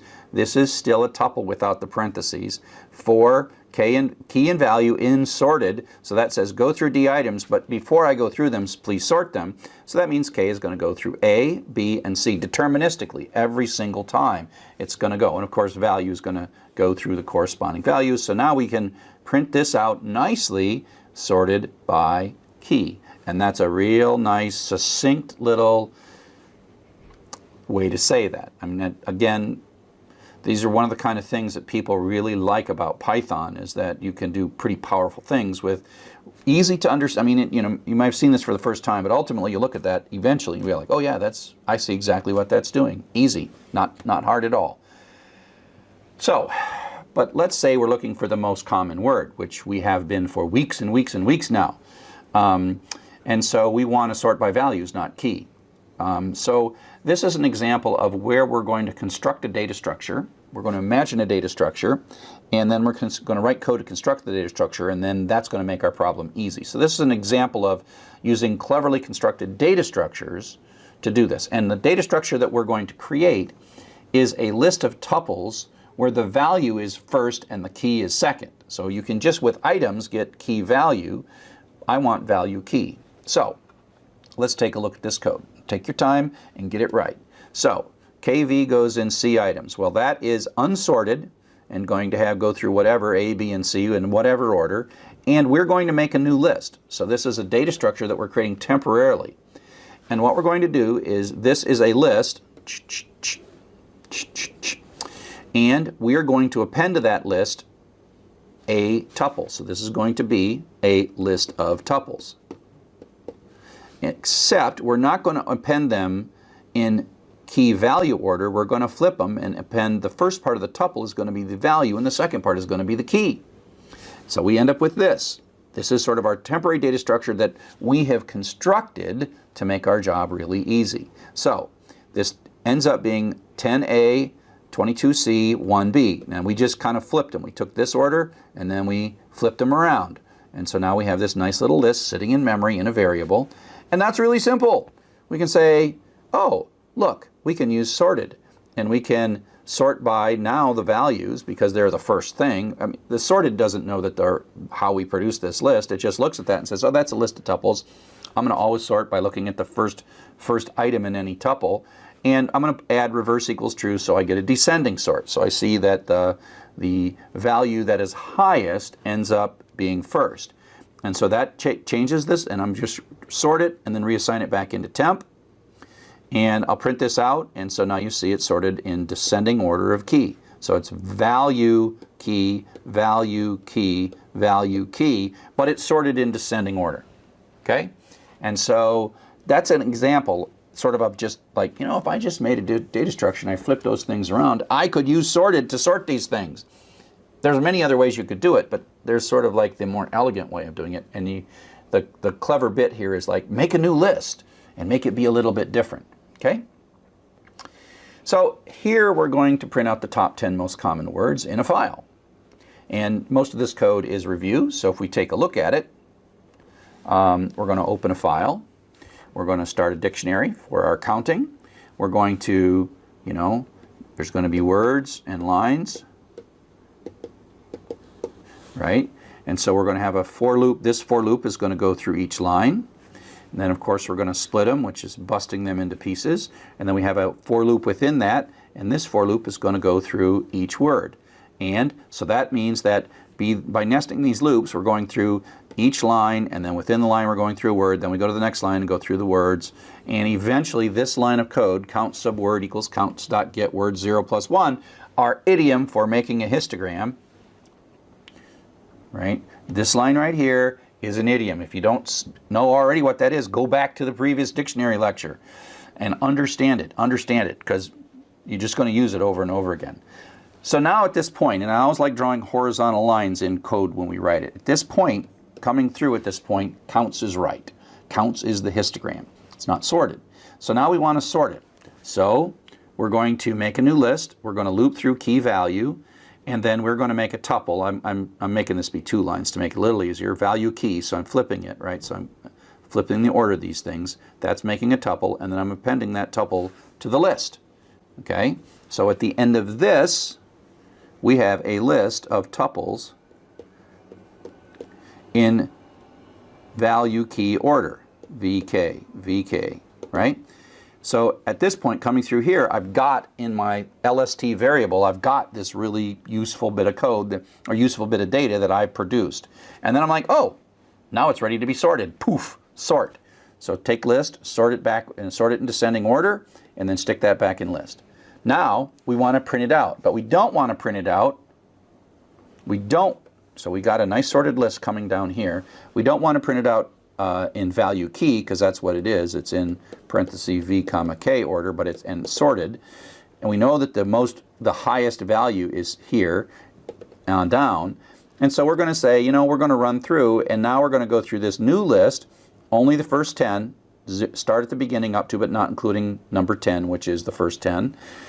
For value key in, and so value is good. So this is the iteration variable that's going to go through each of these things on and down, and then we're just going to print it out flipping it. So we re-flip it, flip, flip. We print it out key value, and it's going to work. Okay, so that is one way of doing this, and this slide right here you absolutely do not need to figure out. But some of you will look at this slide and you're like, why didn't you show us that in the beginning? And others of you will be like, no, no, no, no, no. Keep telling me this stuff here. So I don't know exactly the term for this, but this is a very procedural. This is a classic algorithms and data structures approach to solving this problem. This next thing uses what are called lambdas, and they kind of create what's called what I call a closed form, where you kind of do it in all one statement, and there's all this implicit stuff going on. So if you don't get this right away, don't worry too much about that. But roughly, this single line does everything that bottom half of that program does. I mean, if we go back to here, it's pretty much this line does everything, does that in one line. Okay, it doesn't create the counts and it doesn't print out the top 10, but it does everything in that middle bit. So let's take a look at this. So we all are going to collapse this down. So we have a print, that parentheses the end of the print. And then we have sorted, and remember that sorted takes as input a list. And so that's not too bad and returns us a list. And so we'll print the return from sorted. And then this is the funny part. The fun part, funny part. This is called list comprehension. And we have square brackets, and we say to Python, this is a list. But instead of listing the things or having a constant 1, 2, 3 or append, we are going to create an expression that will act as a generator for all the elements. And so this basically says this is a list of two tuples, v and k, and then this is sort of implied for all kv in c.items. And so this is like a for loop that is sort of driving this. Think of this as like stamp, stamp, stamp, stamp, stamp. However many times it has to make a stamp, and so that's producing a list, right? It just manufactures this list. And then that list is sort of manufactured in the moment. There's no stop, it's not put in a variable. Python makes that list according to the stamping pattern that you've told it to stamp out this list, and then it passes that stamped out list without even storing it in a variable into sorted. Sorted moves the list around because it is just a list of tuples, and then gives us back the sorted list. And so I didn't put reverse equals true on here, but you see that this is sorted in ascending order now by key. And I did that all in one little statement. So look at this. This is also one of the beautiful things about Python, that you can build these things, and you can build more complex versions of this, and there's a lot of real elegant things that you can do in Python that are really succinct. You should be careful, because in the beginning I think this is easier to understand, even though after a while you're like, wait a sec, why am I putting all these extra lines in? Because this is not so hard to understand, but at some point, you will want to master this more powerful and more succinct version of Python that expresses it in terms of what the data you want to see rather than the steps you want to take. So this sort of finishes up tuples. We've done a bunch of stuff. I mean, really, they're simple and elegant. Tuples, lists, and dictionaries are all related. They're really three different, three foundational data structures, three foundational collections of Python. And we combine those in a lot of different ways.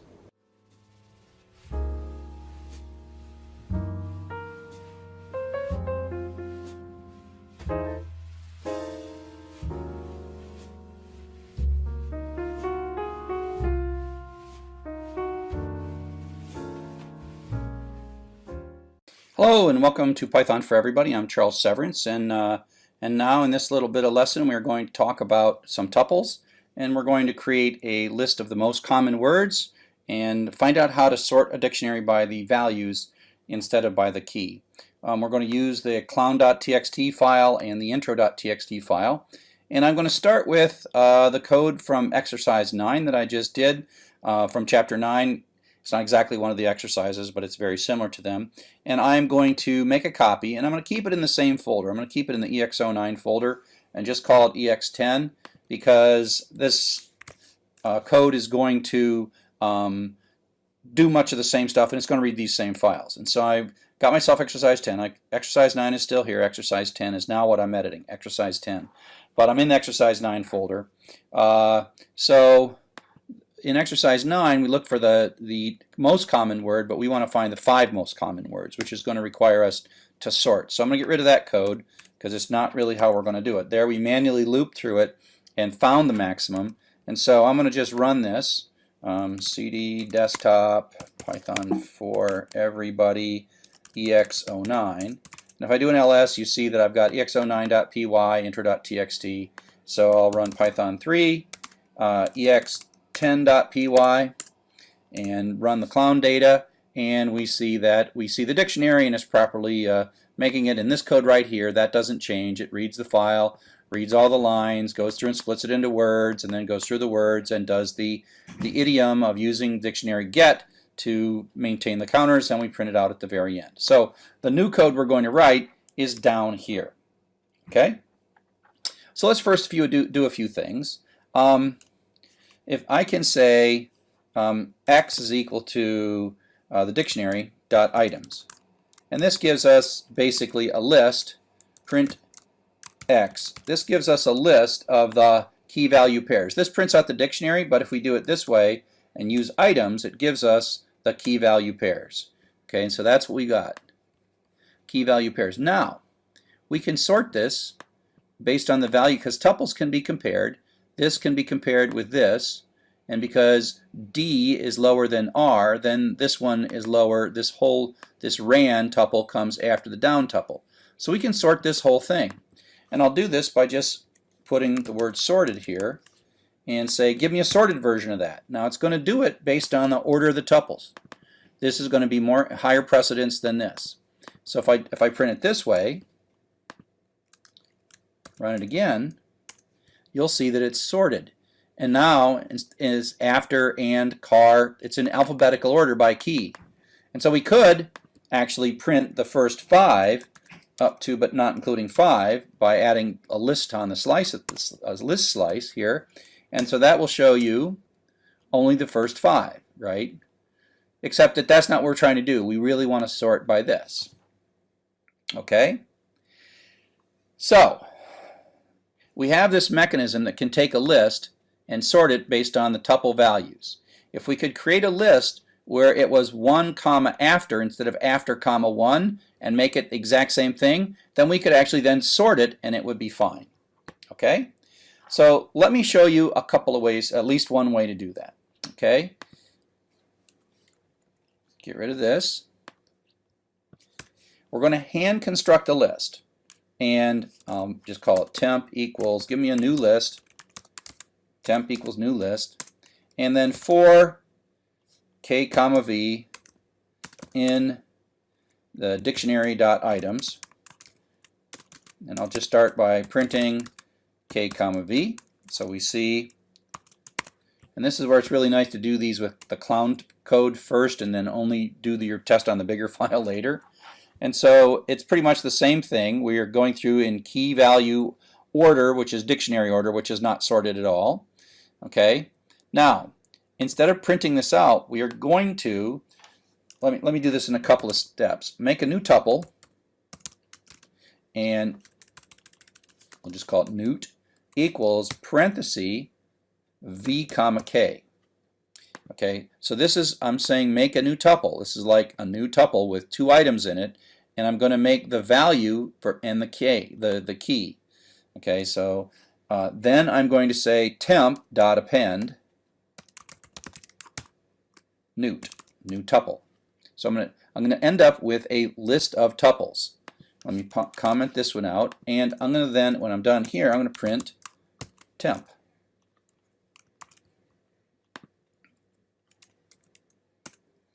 So if I run clown.txt, you see what happens in temp. It's still, well, let's print temp twice.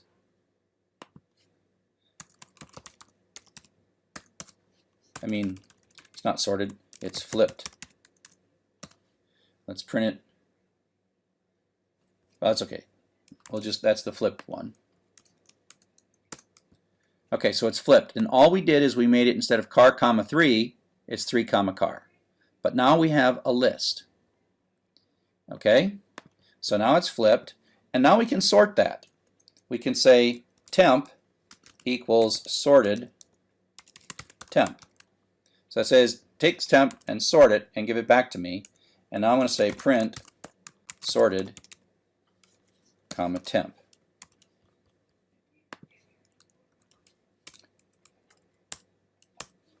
Okay, so here's the first print. When we flipped it, we've got 210, but it's not sorted at all. But after we sorted it, it's sorted by tuple, and the lowest is 1 after, so you'll notice that 1 is the same as 1, so it checked the second item in the tuple, so down comes before after. Fell becomes after down. Intro, on, alphabetical order, but now we get the 2's, so that all the 1's sort there, and then the 2's come here, but then within the 2's it's sorted in alphabetical order, because like a string, if the first character matches, then it looks to the second character. And then we see, oh, here we go, the 3's, and then the one we actually wanted, the highest one, is the 7. And so one of the things we can do is we can say, you'll notice that we want the highest one, not the lowest one. So we can just tell this with this parameter, reverse equals true. And we just say, hey, sorted, do this backwards. Do it from highest to lowest rather than lowest to highest. And now our sorted one says 7, the, etc. Okay? And so we want the first 5. We can say up to, but not including 5. So this is now the top 5. So the sorted one is, that's the top 5. If it's a tie, we're going to go in reverse alphabetical order, but let's not worry about that too much for now. So it makes a flipped list, then it sorts the flipped list. Now, if I just wanted to print it out nicer, I could loop through this new list. I could say for v comma k. Remember, this is a flipped list, so the sensible thing is what's coming out of this list. Each tuple is value comma key in temp, and I'm only going to go up through, but not including 5. So the first 5, and so I'm pulling them back out as value key because that's what they are. They're value key. See, value key, value key, value key. So V is going to go through these and K is going to go through these, and then I'm just going to print K comma V. So this is kind of my flipping backwards because I want to see them this way. And thus the most common one, car 3. And so it's just going through this up through the 5th one and then printing them out. Okay? So let me comment this out. Let me comment that out. Let me just delete this. So we have a dictionary. Let me comment out the dictionary. We have a dictionary. We make a list, and we make these reversed tuples where we have the value first and the key second. We're setting it up so the sort's going to work. And then once it's sorted, we have to flip them back. So we flip them for sorting from key value to value key for sorting. We do the sort, then we flip them back with key value and print them out.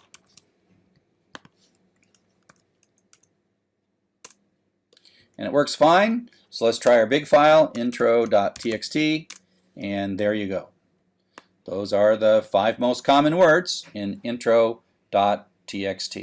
So you might ask yourself, why did we use tuples? We could have really used lists for this, but tuples are more efficient than lists, and you notice that we weren't going to modify. We did modify the temp list. It's a list of tuples, but the tuples within the list we weren't going to modify. And so we tend not to make lists if we can get away with using tuples. And so that's why we made this this flipped tuple thing. Okay? So I hope that was useful to you. Hope to see you on the net. Hello and welcome to Chapter 11, Regular Expressions. The fun thing about this chapter is, unlike all the rest of the chapters, you sort of had to really understand every single thing in chapters 1 through 11 built on one another, 1 through 10 built on one another. But you can really get along without using Chapter 11. It's not a really required topic, but it's a fun topic and an interesting topic. So you can relax a little bit and realize that you may or may not like regular expressions, and if you don't like them, that's okay. You don't have to use them. You can go for your whole life without using regular expressions. The idea of a regular expression is that you come up with a language. It's a little character-based programming language where you can do smart searching, basically. Smart searching, and as you'll see in a bit, was smart extraction, and it's really almost programmable wildcard expressions. There's no looping, but there is looping, and there's all this implicit thing, and you say, look for patterns that look like this, and then you get back things that match those patterns. We do searching for everything. We're looking through large blocks of text, say, go find me everything that has the word Python in it, or something like that. So that's just such a common thing to do, and regular expressions are a very structured way to go about searching for information. They're very powerful, but they're also very cryptic, and you may not like them, but they're a lot of fun, actually, once you understand them. Learning how to program them takes a while. Writing good regular expression programs requires some try it, play with it, check it, try it, check it, try it, check it. But once you get them, they're really quite cool. It's a very old programming language. You know, it comes almost from the 1960s. The concept of, it's a theory of computing where they were trying to come up with theory of languages, and regular expressions was one form of languages that computers could understand. And so it has some fun old words. And one of the advantages of knowing regular expressions is that you're kind of a cool person. You can take a quick look at this XKCD that sort of captures the devil may care awesome power that regular expressions do. And while we're at it, you know, while we're talking about awesome, I do want to take this moment and show you my awesome tattoos. And so you may not know this, but I got a couple tattoos here. Here's the first tattoo. This is where I went to got my PhD, and this is my University of Michigan faculty member position. I got PhD in engineering, and I teach in a school of information and library science. And then I have this other tattoo, and this tattoo is what I call the Ring of Compliance. I work on learning management systems and educational technology and standards, and there's this standard called Learning Tools Interoperability, which if you're using this course and doing the autograder, it uses Learning Tools Interoperability to integrate into whatever learning management system you happen to be using. And one of those learning management systems is the open source learning management system that I helped write called Sakai, and these are the rest of the major vendors. And the idea of that tattoo was that I would put the tattoo of every vendor that would comply with Learning Tools Interoperability. And so you'll notice Coursera. I helped Coursera put Learning Tools Interoperability in, and so the autograders integrate into Coursera or Blackboard or Canvas or Sakai or Moodle or half a dozen other things. So it's just like a cool techno thing, just like regular expressions. So I've got a URL here for regular expression quick guide. You might want to print this out so that you can look at it even while you're watching this lecture, because it's a little programming language, except that it's character-based, not line-based, and not keyword-based. It has certain active characters that the character means something versus the character represents the character itself. And so the regular expressions is not part of the base Python, but it's distributed with Python. So you have to put an import RE at the top to say that's really saying pull in the regular expression library.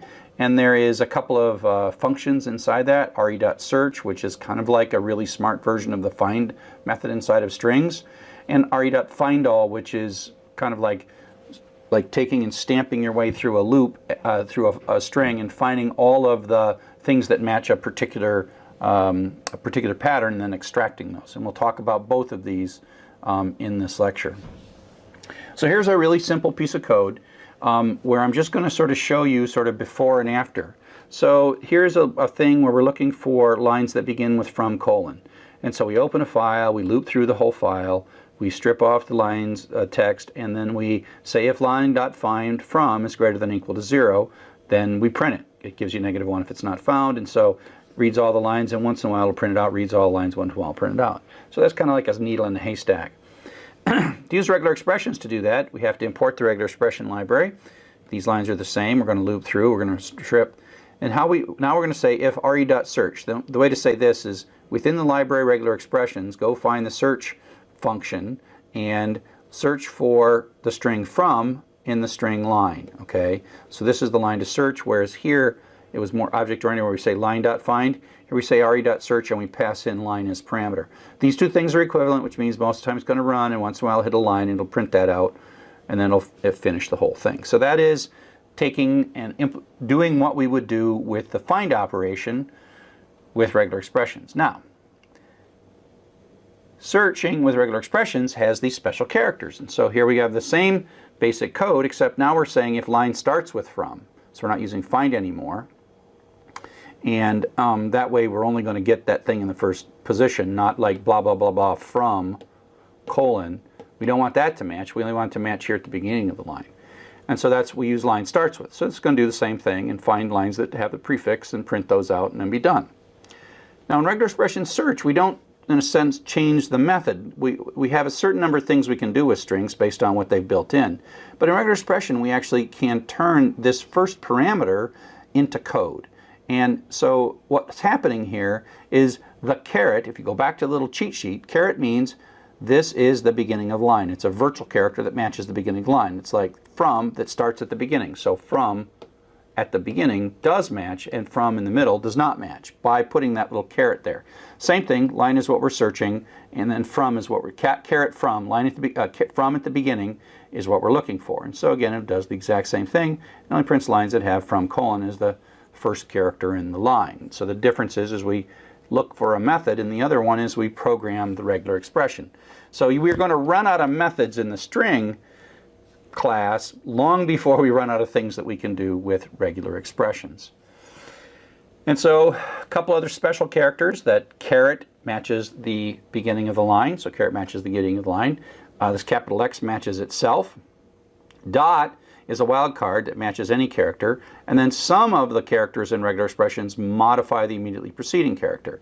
And so that says, look for a line that starts with X and then has many characters, that's with these two things, 0 or more characters followed by a colon.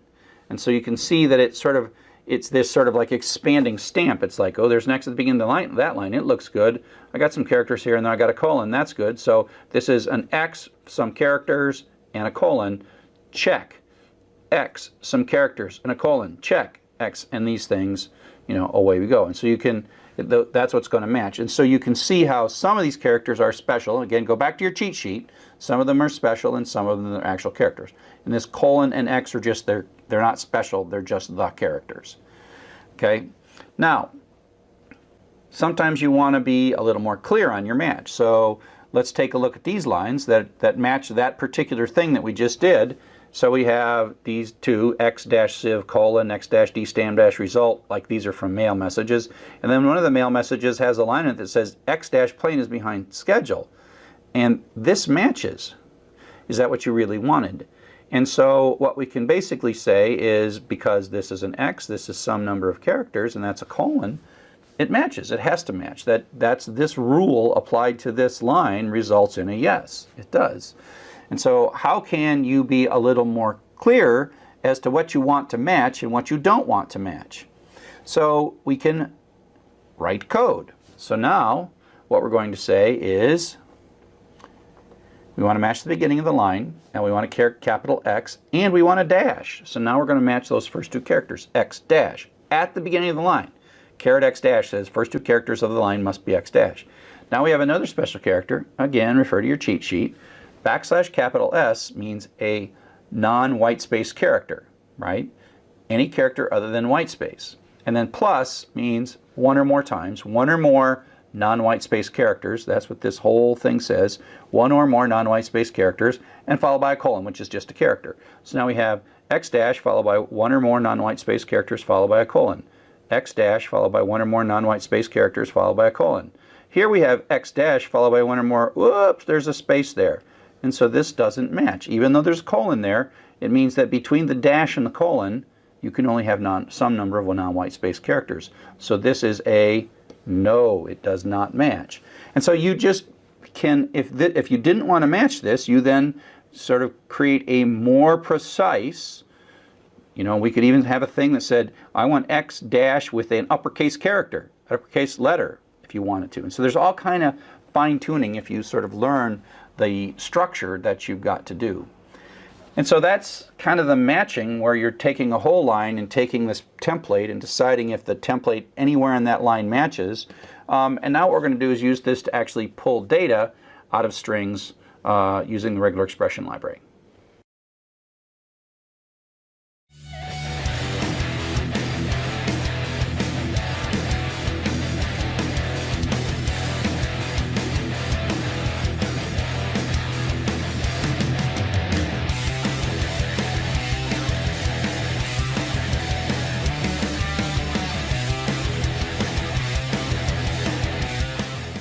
So now we're going to move from merely matching to matching and extracting. So we're going to say, hey, I would like to not only have you take this template, this little pattern, the string pattern, regular expression pattern, run it across the line. I want you to give me all the ones that match, and I want a list of those. And that's what we're going to use the find all. So search gives a true false. Find all gives a list of all the strings that match.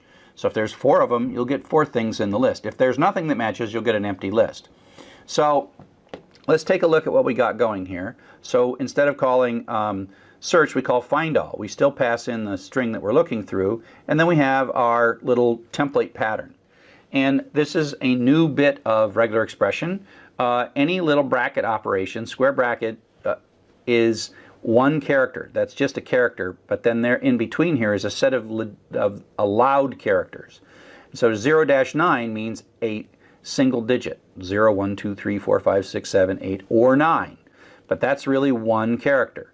And then we have, so that's one character, and then when the plus applies to that, which means if we look at this whole thing says one or more digits. That's the code we write in a regular expression that says one or more digits. And we're just going to use that in our regular expression by itself.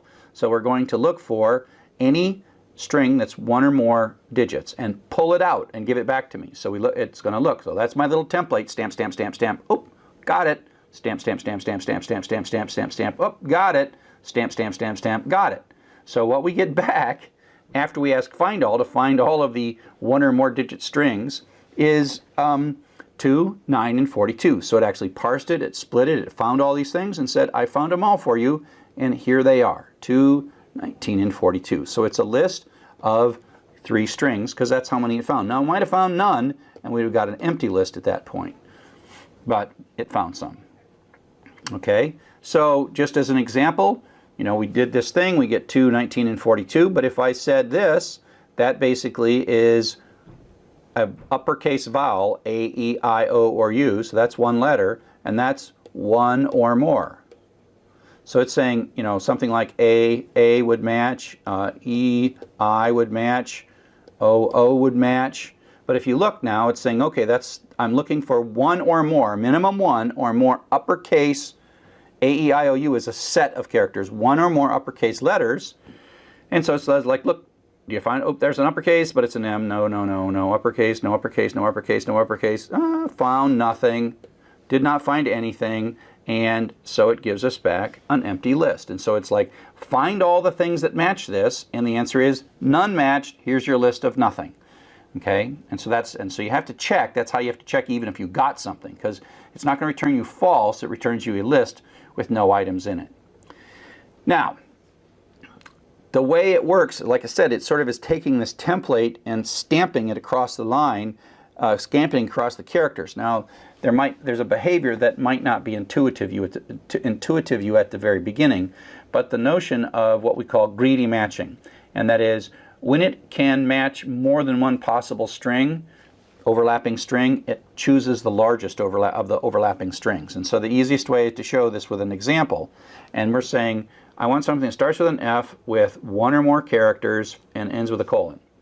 So that's my little stamp, that's my template. So it starts with an F, good, that's good. One or more characters, da da da da da, have a colon. So that could be from colon. That would match. But look, I've got another colon here, and this is just continuing on with one or more characters and this. So the question is, do we get this or do we get this part, right? And the answer is, with greedy matching, is we get the larger of the two. Okay? And so what you get back is somewhat counterintuitive. You get the whole thing as the match, from colon using the. We could have got from colon, but the reason it picks this is this one's longer. So anytime it has a choice, it picks the longer one. And that's what greedy is, meaning it'd probably be better described as larger or tending toward the longest string or something like that. So you can, of course, suppress this behavior. Like everything in programming regular expressions, you simply add another character. And so now it's going to say, I would like to start with letter F, any character, one or more times, and then this question mark, this is still one little thing, non-greedy. Okay? And so that just says do it not greedy, which just means that it prefers the shorter of the strings. And so now it could still match this string or this string, but because it's been told to not be greedy, it chooses this string instead, and that's the string that we get. And so that's the not greedy, and you just add the question mark after the asterisk. So it's usually an asterisk question mark or a plus question mark, though that's a two thing. That's 0 or more characters non-greedy, and that's 1 or more characters non-greedy. Actually, most of the time, it seems to me that the non-greedy would be the more reasonable default, but that's not how it is. Greedy is the default and non-greedy is optional. Now, we can play some more with this stuff, okay? And so let's take a look at this little example where we have a non-blank characters, \S, one or more of those non-blank characters, followed by an @ sign, and then again one or more non-blank characters. So this is looking for strings that have an @ sign with non-blank characters on both sides. This is an example of where it sort of comes to this @ and it goes this way, and it does it in a greedy manner. If you told it to not be greedy, it would give you this, these 3 characters. But we're telling it to go greedy, so it goes all the way to here and stops at this blank, and then stops at this blank. And so that's a nice little thing. Find the @ signs, go to the first blank, and pull that stuff out. And so that, with one little match, you pulled this thing out. Now, of course, we've done that before with other techniques. So that's just another way to pull stuff out. Now, if we get this whole thing, but what if that's not exactly what we wanted? We can tell, we can give it a matching string that's different than the extracting string by adding parentheses. And so here's another example where we basically say, this is our string. We want to match from at the beginning, followed by a space, followed by, ignore the parentheses for the minute, one or more non-blank characters, followed by an @ sign, followed by one or more non-blank characters. So this is also going to, if there's no from, it's not going to be looking for that, right? So it demands the from is here, so it matches that, and the space is demanded as well. And then it says, oh, non-blank characters, great. I got an @ sign, great. Non-blank characters, oops, stop there. And so this is what's going to match. Now the key is that we don't actually want that back in our extraction. What we really want back in our extraction is this part right here. So what we do is we put parentheses in. Parentheses are code, they're code in the regular expression world. Parentheses say start your extraction and end your extraction. And so when you do this with a parenthesis, when you do it, without a parenthesis, you get the whole from, right? Without a parenthesis. Oh wait, no, okay, that doesn't have the from in it. So, but if you do that with the parenthesis, you match the from, but you only get this bit to come out as well. So you can add this to make the matching part more precise, but without changing what you get returned, and you specify what you want to get returned with the parentheses. So next I want to show you just a couple of different ways to use these newfound skills.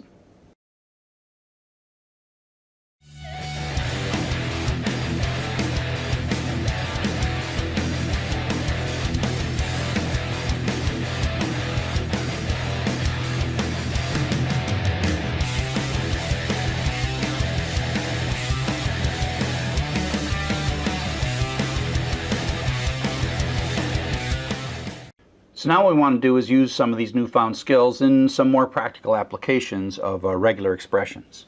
So let's go back to the way we first tore apart strings and look at the situation where if you recall, we just wanted the host name, right?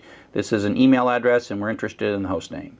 So we have this string and we go find the @ right? The find looks up and tells us the @ is at position 21. And then what we do is we say, okay, let's look beyond there to the space, and that tells us the space is in position 31. And then we're saying we can extract starting at beyond the @ sign up to but not including the space by saying @pos +1 : space position.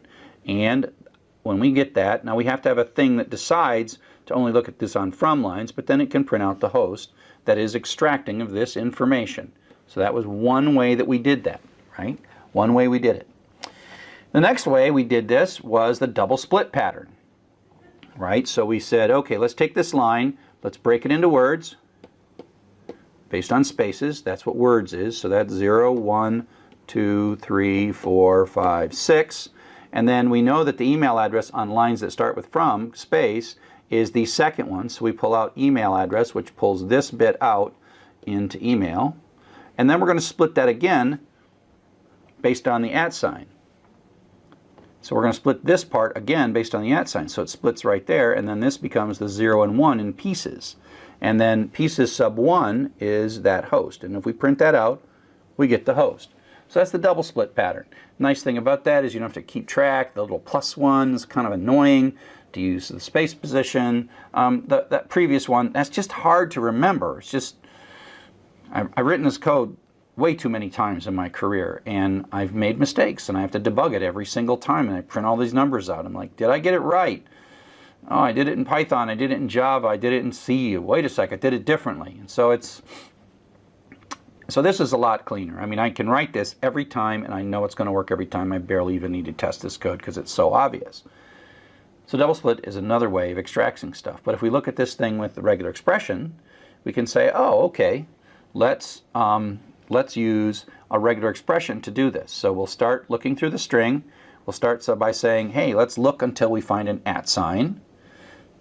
Then let's start extracting with the parentheses, and then once we have found the @ sign, let's look for non-blank characters. This is a set of characters. This caret as the first one means not a blank.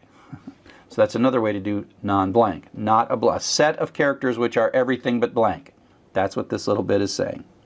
Star means 0 more times, which means it's going to run until it finds a blank, which is going to stop it. The greediness is what keeps pushing it, right? This is a greedy match. That asterisk is greedy because there's no question mark after it. And so that does go and starts at the @ sign with the parenthesis, goes to the space, and that's the end parenthesis, and that's what prints out. Now, Y is going to be a list that's a one-item list that has the string in it that we're looking for, but you can just go sub-0 to get that guy right out of there. Okay, so that's sort of the regular expression version of it, but we can make this a more fine-tuned thing. So we can say, look, we also want to pick the line, and we want to know if we don't get that line, we want to skip it. If we do get the line, we want to extract the data, and we can do this all in a single regular expression. So again, we say start from the beginning of the line, and if it's got to be a from, followed by a space, and then followed by any number of characters, dot star, followed by an @ sign. So this has to match. We see a space, then we're going to have any number of characters, and then we're going to see an @ sign, and then we're going to start extracting, and then we're going to go non-blank, non-blank, non-blank, non-blank, non-blank, up, blank, and extracting, and out that comes. And this has the advantage of the previous one in that makes it much more precise. If we look at the previous one, while it works on good lines, it might actually trigger on lines that we actually don't want to see. So this allows us to refine it so it only actually does this to lines that we care about. So it's sort of both an if statement and a splitting, extracting going on all at the same time by having a bigger string that we're matching than we're extracting. It's a way to kind of clean up your data. So here is a simple program that we're going to just put all this together and actually accomplish something. And so we're going to read through and look for lines in a file that have this form. And we're going to extract this number, and then we're going to compute the maximum of this. Okay, so we're going to extract this number and then convert it to a float and compute the maximum.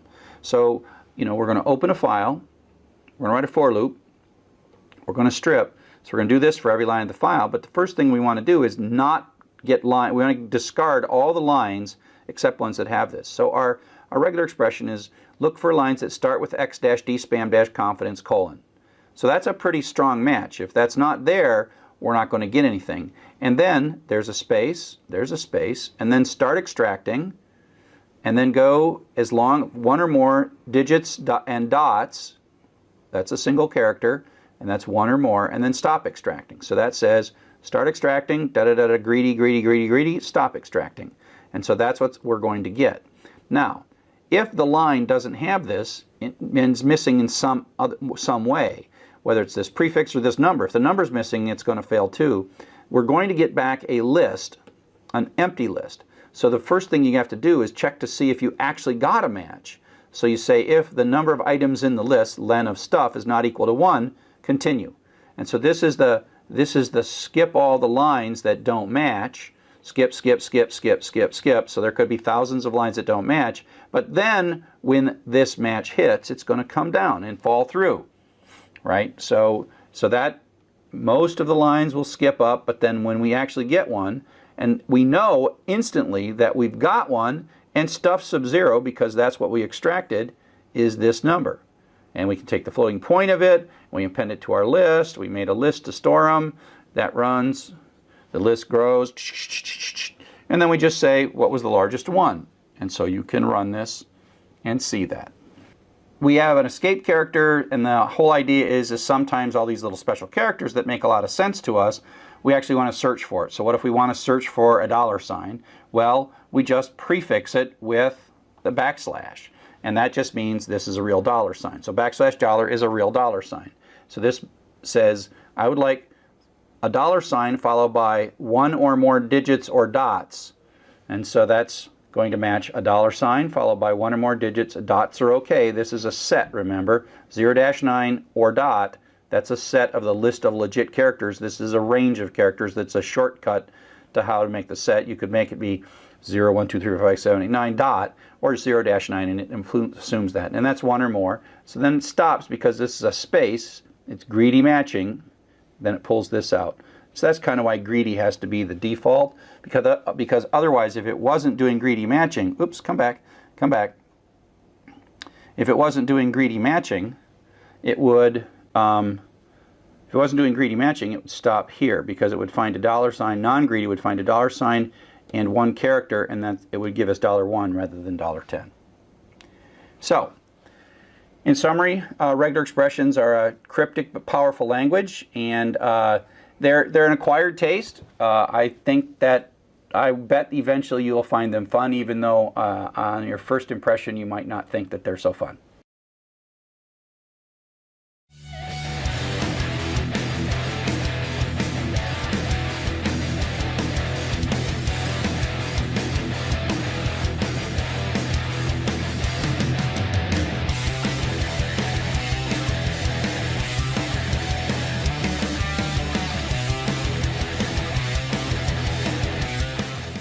Welcome to Networked Programs. This is Chapter 12. Now we're going to learn a little bit about how we talk to resources on the network using Python.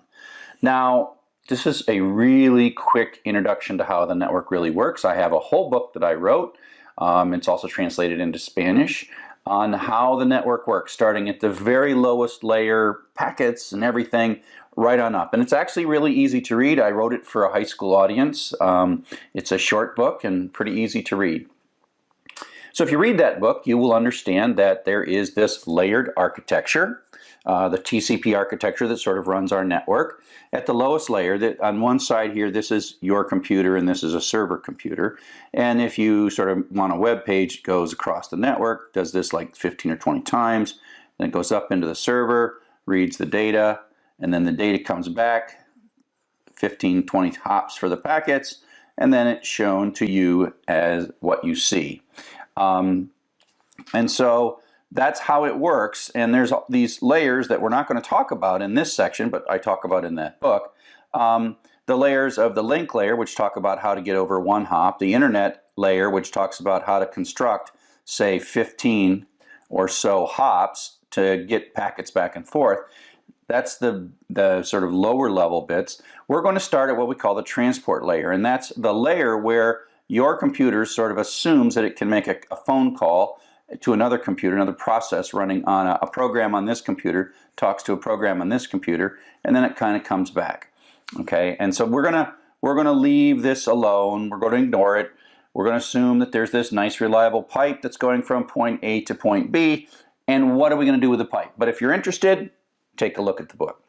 So we're going to start with a pipe, some kind of a connection. We have two processes, process, and we have some kind of a connection between them. And it is a connection that we can both use to talk and to listen.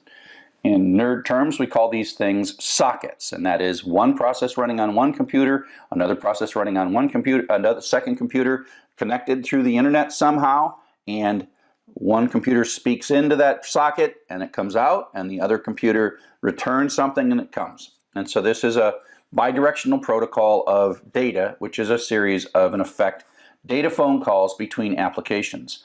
So the application might be on your side, this might be your browser, Chrome, Firefox, Internet Explorer. On the other side, this is a web server. Might be Internet IIS, Internet something something from Microsoft, or Apache, or Java Tomcat. There's another program, and you are making phone calls between these programs. Now, in general, these servers here stay up all the time, and you sort of just can make a request when you feel like it on in your program. But that's what we're going to do, and this is what we call a socket. So that little connection, that phone call, that data phone call, is what we call a socket. Now, you have to decide which of the systems you're going to talk to, and then which of the services on those systems, or which process. And so we have this concept called port numbers, and they're best thought of like extensions on phones. So one organization has one phone number, and it says, please enter the extension of the party you'd like to talk to.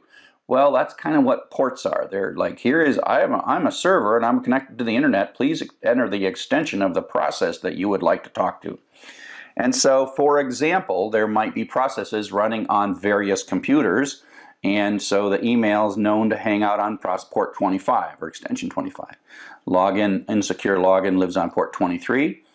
Insecure web lives on 80, and secure web lives on 443. And there's a couple of different protocols. Say if you have your mail stored on Gmail and you have a local mail client, say like Thunderbird or Apple Mail, that talks a protocol to pull that mail across, and those live on various ports. So these ports are those extensions, and by convention, we have standards that tell us what to roughly expect at those ports. So when you're talking to port 80, you expect to talk to a web server or an HTTP server. If you're talking on port 23, you expect to talk to a telnet server, and on and on and on and on. And so these are the extensions, the typical, commonly used default extensions for various network application processes that are serving us data. Now, sometimes you'll go to a URL and you'll see in that URL there's a colon and a number. That means it's a web server that's running on a port other than the official 80 or 443 port.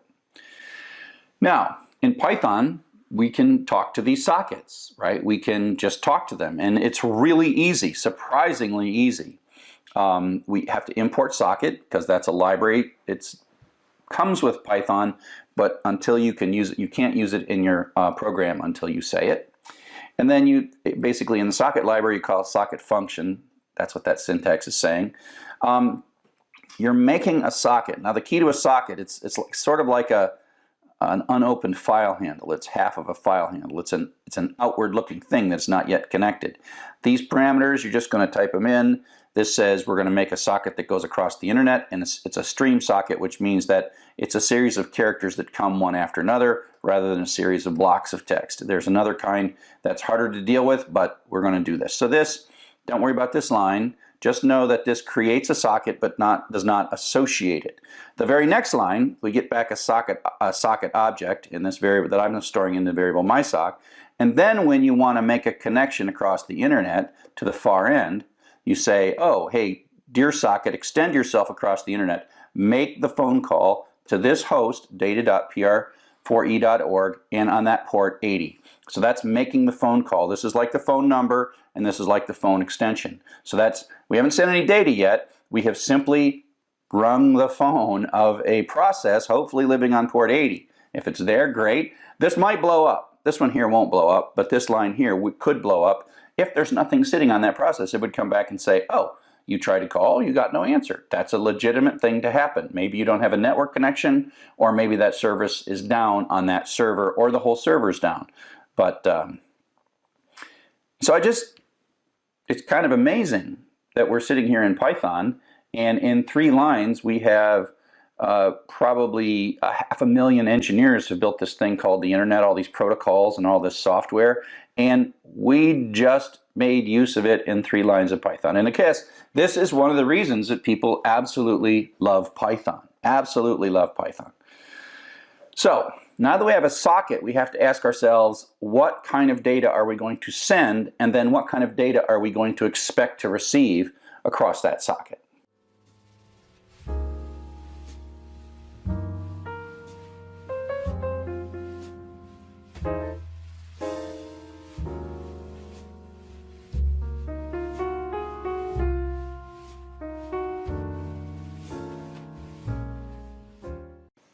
So now we have a socket, we are going to talk about what we're going to do with it, right? So the socket basically functions at this level. Your application is saying, make me a socket, which is sort of this endpoint, and then the connect actually connects to an application on the far side. And there's a port involved, so that might be port 80. And this is the far host, and that could be www.py4e.org or data.py4e.org. Okay, and so the socket is solving this, and the question then is, what are we going to send and what are we going to expect to get back? And that's what we call the application protocol. So we know that these two have made a phone call, and it's no different than making the phone call and saying, you know, hello, right? And everyone knows that when the phone rings and you pick it up, you're supposed to say hello. And that's part of our protocol. So who talks first, right? So the dominant protocol that we use on this in this section is the HTTP protocol. It's the key is hypertext transfer protocol. It's dominant. It's really easy to use. That's why I use it as an example. But realize that there are many others like mail and file transfer and remote login and all kinds of other protocols. Each is a different application protocol. They all use sort of sockets at their lower level. But then on top of that, they layer the rules of the road for retrieving hypertext web pages. And we have used these for all kinds of other things. So the protocol, like I said, is like who answers the phone first, what do they say, what happens if the person doesn't answer right, can you hear me now, those kinds of things. And it's a real simple thing, and all you really need to do is so that both sides can agree, you have to write a thing that's like the rules in the middle and say, okay, everybody, as long as we all do this, we'll be fine. It's as simple as picking on which side of the road the cars can drive on. It works fine no matter which side, but if each car randomly picked, it would be really kind of a mess. So if you look at the typical URL, and this is one of the things that the web innovators in 1980 really invented that was wonderful, and it seems second nature today, but in 1990 it was rather revolutionary in that these uniform resource locators included in themselves a protocol, the host to connect to, and the document to retrieve. So this is one of the clever ideas that the web came up with, because we used to have to pick a program like FTP or Telnet or whatever, SMTP, then we had to go to the right host, and then we had to talk to that host a certain way. So in HTTP, it's a really simple protocol invented in 1989 and 1990 by Tim Berners-Lee and Robert Caillou at CERN. And they created a protocol that we have grown to know and love and use for way more than retrieving documents, as we'll see in the upcoming chapters. So we're going to talk a little bit about what happens when you click on a page that has a link. Now, there's all kind of fancy stuff that can go on, but this is the basics.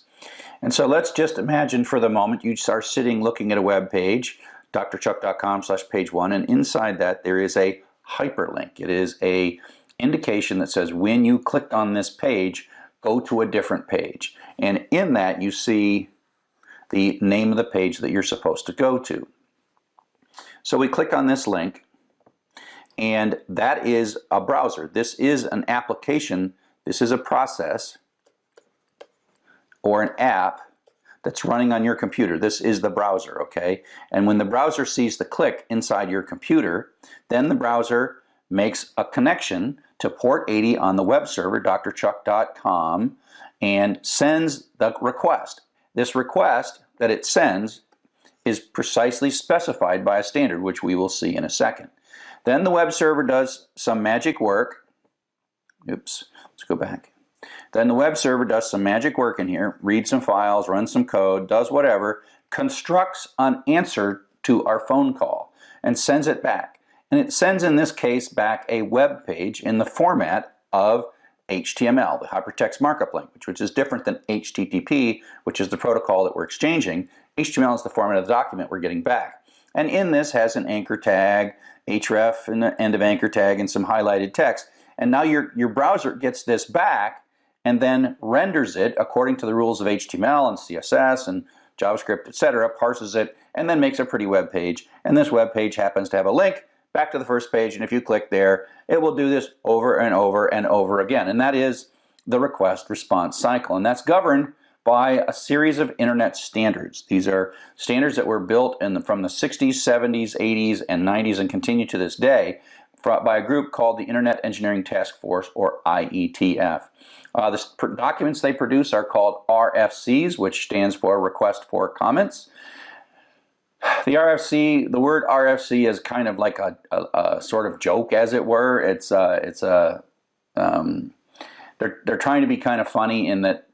Funny is not the right word. It's ironic in that they're trying to say, even some of the protocols of the internet that we've used for several decades, they're always interested in improvements, and that's what the RFC stands for, and they're all named RFC-whatever.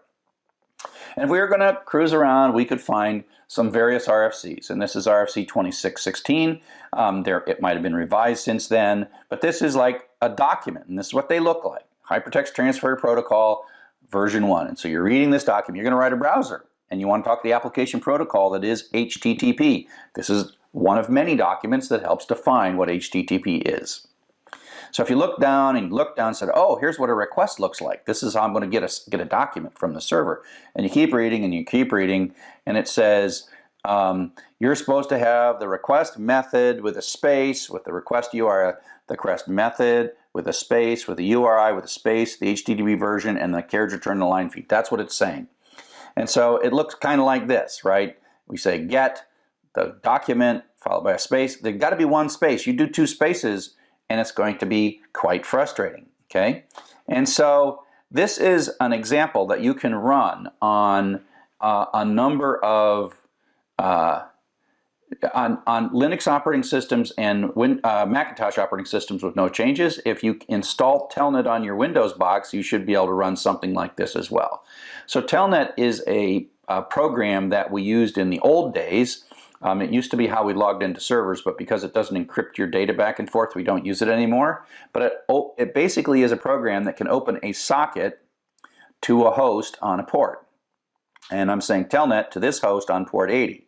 And at this point, I am connected, and whatever I type on my keyboard is going to be sent to that server. Now, if you're doing this, you probably want to cut and paste this really fast, because if you take too long, most web servers will be like, you're a human. I don't want to talk to humans. I want to talk to programs. So remember to type this fast enough, and then you have to hit Enter twice. So you have to have a blank line here. Just type this exactly as it's shown, and then you will get back the server. If you do it right, the server, and the server is properly configured, the server will give you back some headers. And this is metadata about the document you're going to get. For example, it's saying it's got text/HTML, which means that the remaining stuff is going to be in HTML, hypertext markup language. It has a blank line, and then the actual document, and then the connection is closed. And so if you do this, you can set this up in a way that you can run this on your own computer and in effect hack through the back door a web server. Now, you can't hack the secure web servers, and mail servers used to be easy to hack, but they're harder to hack now because they challenge you for information. But part of the reason I'm so obsessed with the command line is this is how real hackers work, and they know how to talk some of these protocols more directly. And so we think of this beautiful, sophisticated application talking to some other thing, and it's all pretty, and we got wonderful clicky buttons and nice usability. But the reality is, like in the Matrix Reloaded here, the kinds of things that really talented hackers are doing use command lines, and they really know what's going on, and that's how they do it. They understand what's going on better than the developers of the computers that are trying to be resistant to the hacking. So I come from a long line of using the command line, and that's why I encourage you to use the command line in this course. So the next thing we're going to do is we're going to go up into the application layer, and instead of typing those commands by hand, we're going to actually send them from Python and write a very simple Python web browser.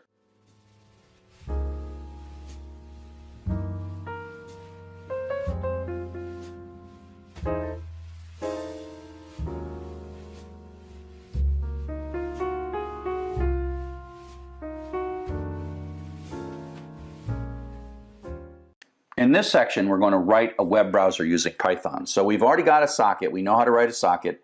In the previous section, we played with the protocol and used Telnet to do it by hand, and now we're going to do it in Python. And what you're going to find is it's not that hard. So here we go. So the first three lines of this program, import socket, make the socket. Remember, the socket isn't really got the connection. So when you make the socket, again, we're going to make a stream-based socket, and it's suitable for going across the internet. The connection, it's like ring, phone call, connect to data.pr4e.org and port 80. And so that basically says extend the socket across and connect to a web server. And so there's got to be a piece of software running, and this will blow up if the software is not running. Okay? So then, now we've got a phone. We've made a phone call. Now, whether or not the remote side says hello or not is up to the application protocol. And in this case, the web servers say nothing, and they wait for you to talk first. So we're the web browser in this case, and so we're going to talk first. And we know what, because we read the documentation, we know that we're going to send get blah, blah, blah, blah, blah, blah, blah, blah, blah, blah, space, blah, blah, blah, blah, blah, HT1, and then 2 new lines. Return, return. Remember, we had to have a blank line. We'll talk a little bit about this encode. It's preparing the data to go across the internet. And then we say send it. And so this basically takes that little string and sends it across the network. And then this piece of software is waiting for it. And then the software goes and reads a file or does some other stuff, and then it starts sending us data back, which we can then choose to receive. So now I write a real simple loop. We're going to receive these things 512 characters at a time.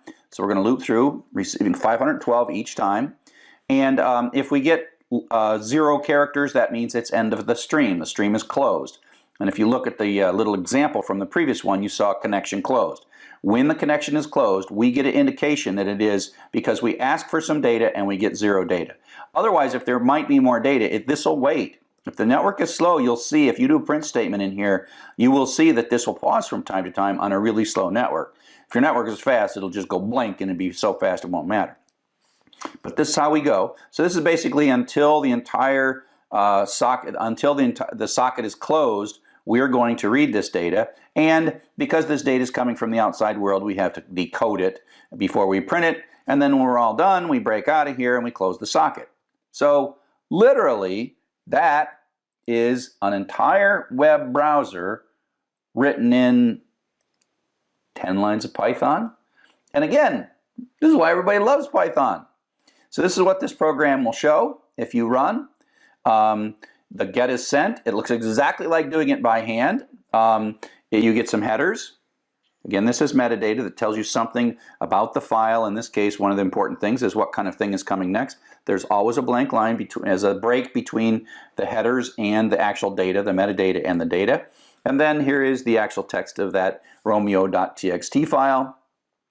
And then it's going to run this, going to print data.decode. All this is coming from the print statement. If you were going to parse this, you have to know that you're going to read the headers up to a blank line. The blank line is your indication as a software developer that the headers have stopped and the actual text begins, and you know the syntax. This actually could be a JPEG or a PNG or some kind of image, right? And this data would here look like blah. So if you type this and you change that code to actually go retrieve a JPEG URL, gibberish will come out, okay? And so that's exactly what you will see. And so now you have built a very simple web browser. Next, I want to talk a little bit about what happens when characters transition from outside your computer, from inside the computer in strings, out across these sockets to servers and then back.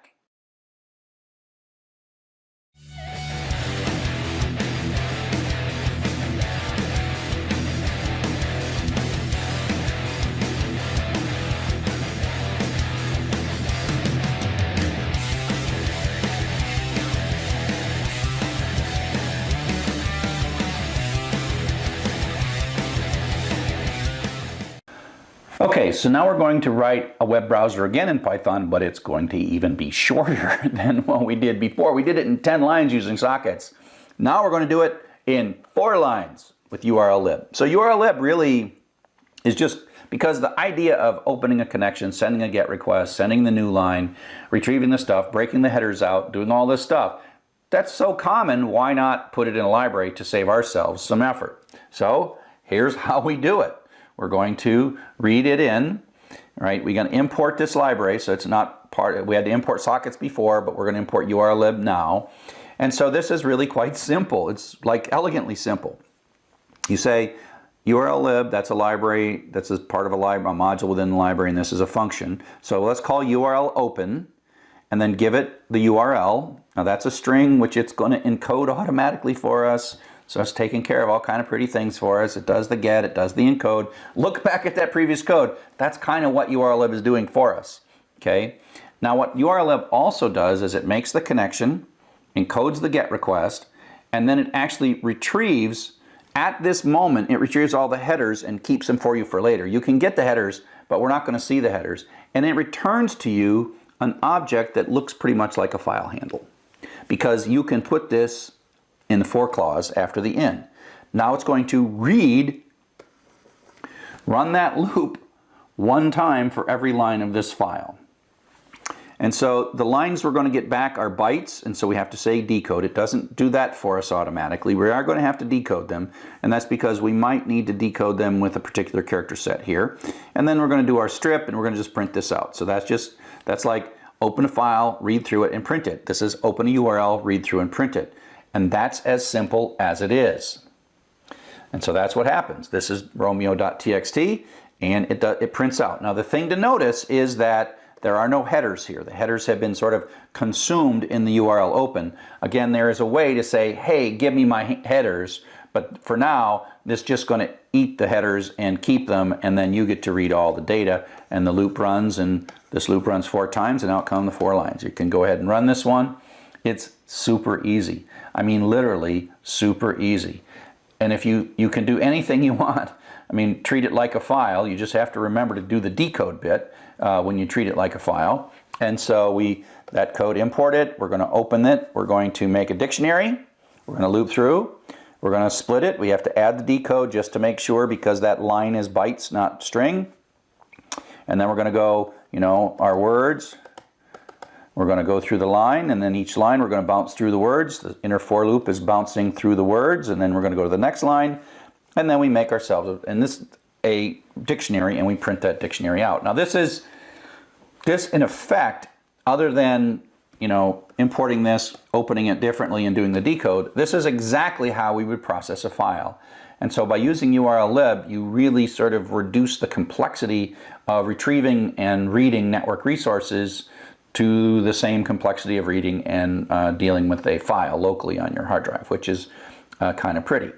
So one of the things then we can do is read web pages. That was a text file, but you can get HTML. And so here's how you read a web page. And it's the same kind of code. We open a URL. This one happens to have HTML in it, and we read through it, and out comes the HTML. Remember that the headers are there, but they've been eaten by URL open for us. And now we could write a browser that would parse these less thans and greater thans and make links, etc., etc., etc. So if you can come up with ways to find these links, you could actually write a bit of code that would then have a loop that would go up and open a new one. Pull out the links, open a new one. Pull out the links, open a new one. And so you could make a thing that would retrieve you could write a program that would retrieve a page, find the links in the page, and then retrieve those links. And we'll actually do that before the end of the class. And so Python is a very popular language at Google, and I wonder if I think it's a pretty safe bet that the first crawler that they wrote to crawl the web, to build the index, was Python, because literally that's all it takes to read web pages and pull those web pages into your web crawler database. So I don't know, are those the first 4 lines ever written to Google? Who knows?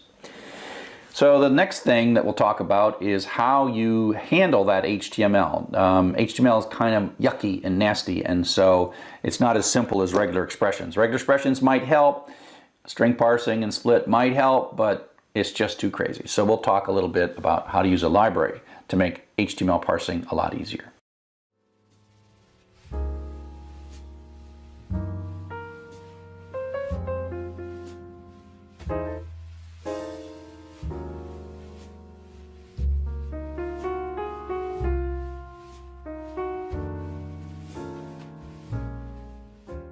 So now we're going to talk about what you would do with a web page once you've retrieved it in a Python program. Call this web scraping. And so web scraping or web spidering is the act of retrieving a web page, extracting the links from those web pages, making a queue of unretrieved links, and then moving on. And eventually the idea is if you had enough time, energy, bandwidth, and storage, you could find your way to most of the web pages on the internet that are point to or are pointed to by other web pages. And so you might have all kinds of reasons to scrape data. You might have a blog that you posted. You might have, who knows, maybe you put some data in a system. Maybe the system's being shut down because it's being retired. You can do all kinds of things. You could write a little thing. I was talking to somebody who wrote a thing to retrieve something and check, and then send a text when something changed. All kinds of stuff. Or you might make yourself a search engine. But be careful. Not all websites are happy about you using a robot to retrieve their content. Some of the websites, as we'll see, demand that you log in and they track what you do, and if they think you're doing something bad, they will shut your account off. Other websites will track what you're doing without you logging in, but then shut your address off. And so you have to be careful. You should read up. You should figure out what sites allow you to scrape them. Now I have some sites that I've set up that you can play with to make it so that it's legit.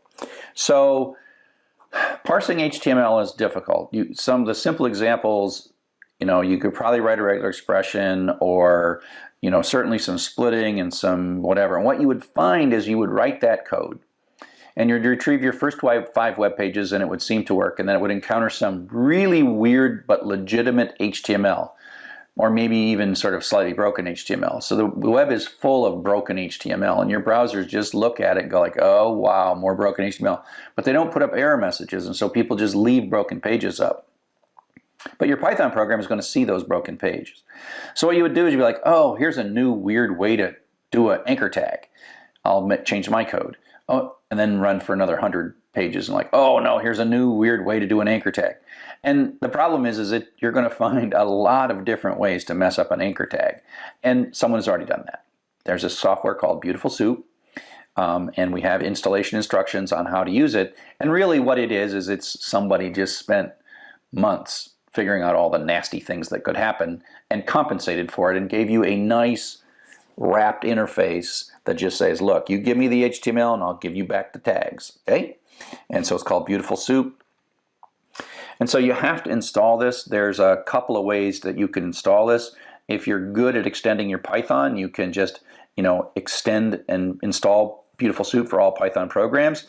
If you can't change your computer's configuration because you're on a school computer or you're using a USB stick or something, then there's a way to download this file that I've created called bs4.zip. And so what you do is you end up with your file called, URL links.py, and then a little folder called bs4, which is a folder that has a bunch of files in it from this zip file.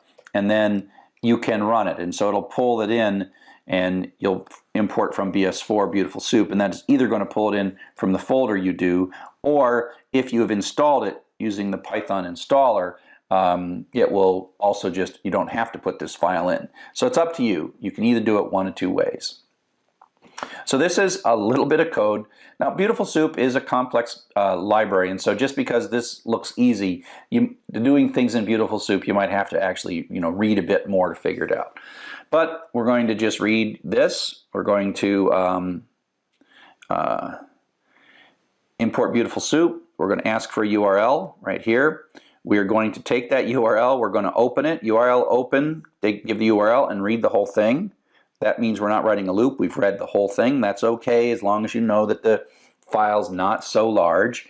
And then we're going to pass the data we got back. And this is going to be bytes, but Beautiful Soup knows all about bytes and all about UTF-8, and it figures that out. And you just say, hey, take that stuff I just got and tear it apart using HTML and give me back an object, a soup object. Now the soup object is something that you can run queries against. So it parses it, it deals with all the imperfections and inconsistencies in this HTML byte array. And it fixes that and gives that back. And so there's various things you can do, and you got to go look at the Beautiful Soup documentation. It could be a whole class on Beautiful Soup. So here's a thing you can do is this object, you can sort of call it like a function and say, hey, give me back the anchor tags. And anchor tags, of course, are the tags that say href equals blah, blah, blah /a. So all of this is an anchor tag. And then we're going to loop through the tags because there could be more than one of those anchor tags in the file. And then we're going to pull out that href, and that's what this does. We're going to loop through all the tags and print out the href. So if you tell it to go to drchuck.com, it will show you the one external link in drchuck.com. And so I've got an assignment that sort of goes into that in some more detail. But this chapter has been a whole bunch of interesting stuff. We started with the TCP/IP model and talked about sockets that are phone calls between computers, and then how applications protocols are developed to say what we say on those phone calls. And we've explored then the HTTP protocol, which is probably the most likely thing you're going to see. And then we played with all this in Python and saw that Python is really good at this. You can write extremely simple and small programs to do some extremely complex and powerful things. And again, that's why people like Python, is because it makes the complex simple.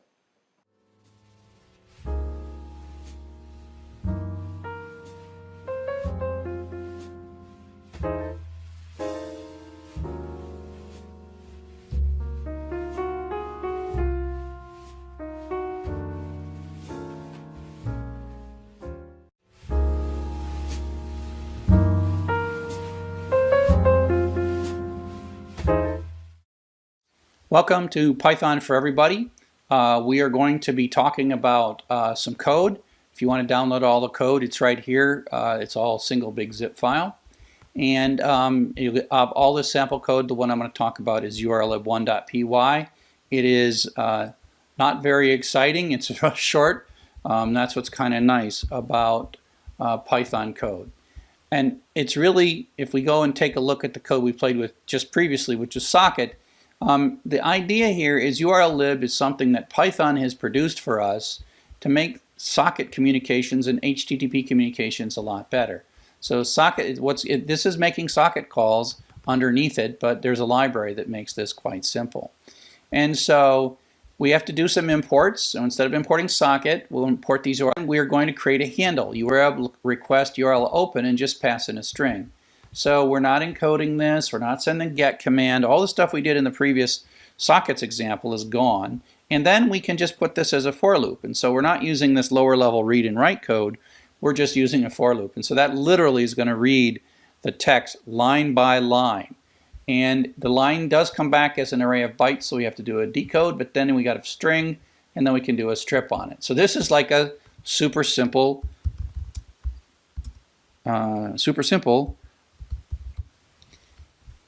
So there we go.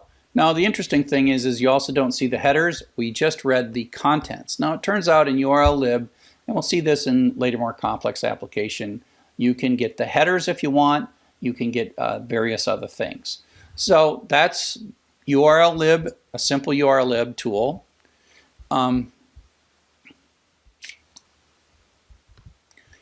we can also use this in URL words to show you something quite interesting, and that is, if you look at this from right here, other than the decode, this is exactly the code we wrote to compute the words, right? So other than this line.decode, this is just a open something up. In this case, we're going to open a URL. We're going to create a dictionary. We're going to loop through each of the lines in that thing. We're going to decode them and then split them. So once you do line.decode, this is now a legitimate internal Python string. We split it, we run through the words, and run the counts. And so this is exactly like code that we did before to run counts. And so Python 3 URL words. And so that gives us a dictionary, which is the word frequency. And we could do all kinds of crazy stuff in here, you know, with sorting and all the kinds of things.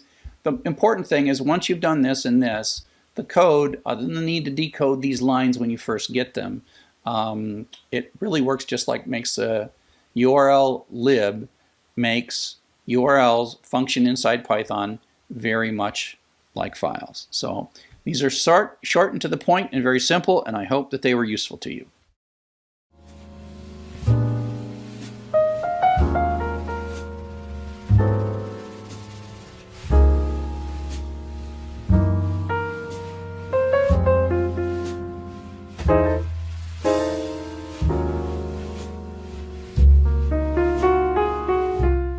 Hello and welcome to Python Objects. I'm Charles Severance, and we're well on our way to getting through all this material in the Python. So this lecture is in a weird place. I even debated where to put it in the book. I don't really want to teach you how to write a lot of object-oriented programming, but we're going to start using objects, and I want to be able to use the terminology. And so as much as anything, this lecture is about terminology and understanding the words, things like methods and method signatures and variables and inheritance. And so think of this as a terminology lecture rather than a learn how to program or learn how to use this. It's not something you're going to figure out right away. And there'll come a time when you as a programmer really want to start using object-oriented programming. It's really a powerful and wonderful technique, but I think it's too early as a beginning programmer to really say, oh, let's write a bunch of objects. So just relax and enjoy and learn this material and think of it as sort of a theoretical thing rather than, you know, a how to program thing. And so part of this is we're going to start reading data structures, and I mean data on how to use all these libraries, etc. And we're going to see the word objects, right? And then we're going to start hearing them. And I want you to be able to read the Python documentation so that you understand what's going on. And so, you know, the word objects should make sense to you, even though you're not going to write a lot of object-oriented programming. And so page upon page upon page, database stuff, which we're going to talk about soon, is uses objects all over the place. And the beautiful soup uses objects. We've kind of been using them, and I've been waving my hands, and I use the word method without defining it. But now it's really time to define it and go to it. So I want to review from the very beginning what we think of as a program. So the classic program, my favorite little minimum program, is our little elevator floor converter, which converts from European elevator floors to United States elevator floors. And the key to this is that it's input, processing, and output. And this is a good way to model any program. And in that process, we've got variables, and we've got logic, we've got algorithms, we've got loops that we write, we've got all kinds of things. And we construct a series of steps to achieve some goal. In object-oriented, and frankly, you've been using object-oriented all along, the program has lots of objects, and we're sort of putting stuff into these objects, taking stuff out of one object and putting it into another object. And you've actually been doing this all along. As soon as you're looking at dictionaries and lists, you're doing objects. And so an object is quite a little thing. It's sort of its own little space inside of a program that contains code and data. And so we're working together. All these objects are now working together. It's a bit of self-contained code and data. And it is one way to take a very complex problem and make it easier by breaking it into separate things that can be engineered and developed separately. And so you've been using string objects, or maybe you'd use beautiful soup or something. These are powerful capabilities, and if you had to look at all of them, it's just, hey, here's a thing, use this object, it'll do these things for you, and there's lots of details inside of it. Just don't look at it. Don't worry about it. And so there's boundaries, that things that you can use, things that you can look at, and things that really you don't bother looking at. You go read the documentation and use it, and away it goes. But then someone had to write that, and so they built an object. So what we're going to do is look a little bit under the covers of what it takes to build some of these objects. And so if we think of this program that originally just sort of did processing, we can think of it as having some kind of an input, right, coming into our program. And we have a string object, a dictionary object, maybe eventually some objects like a database object or an object that we eventually define.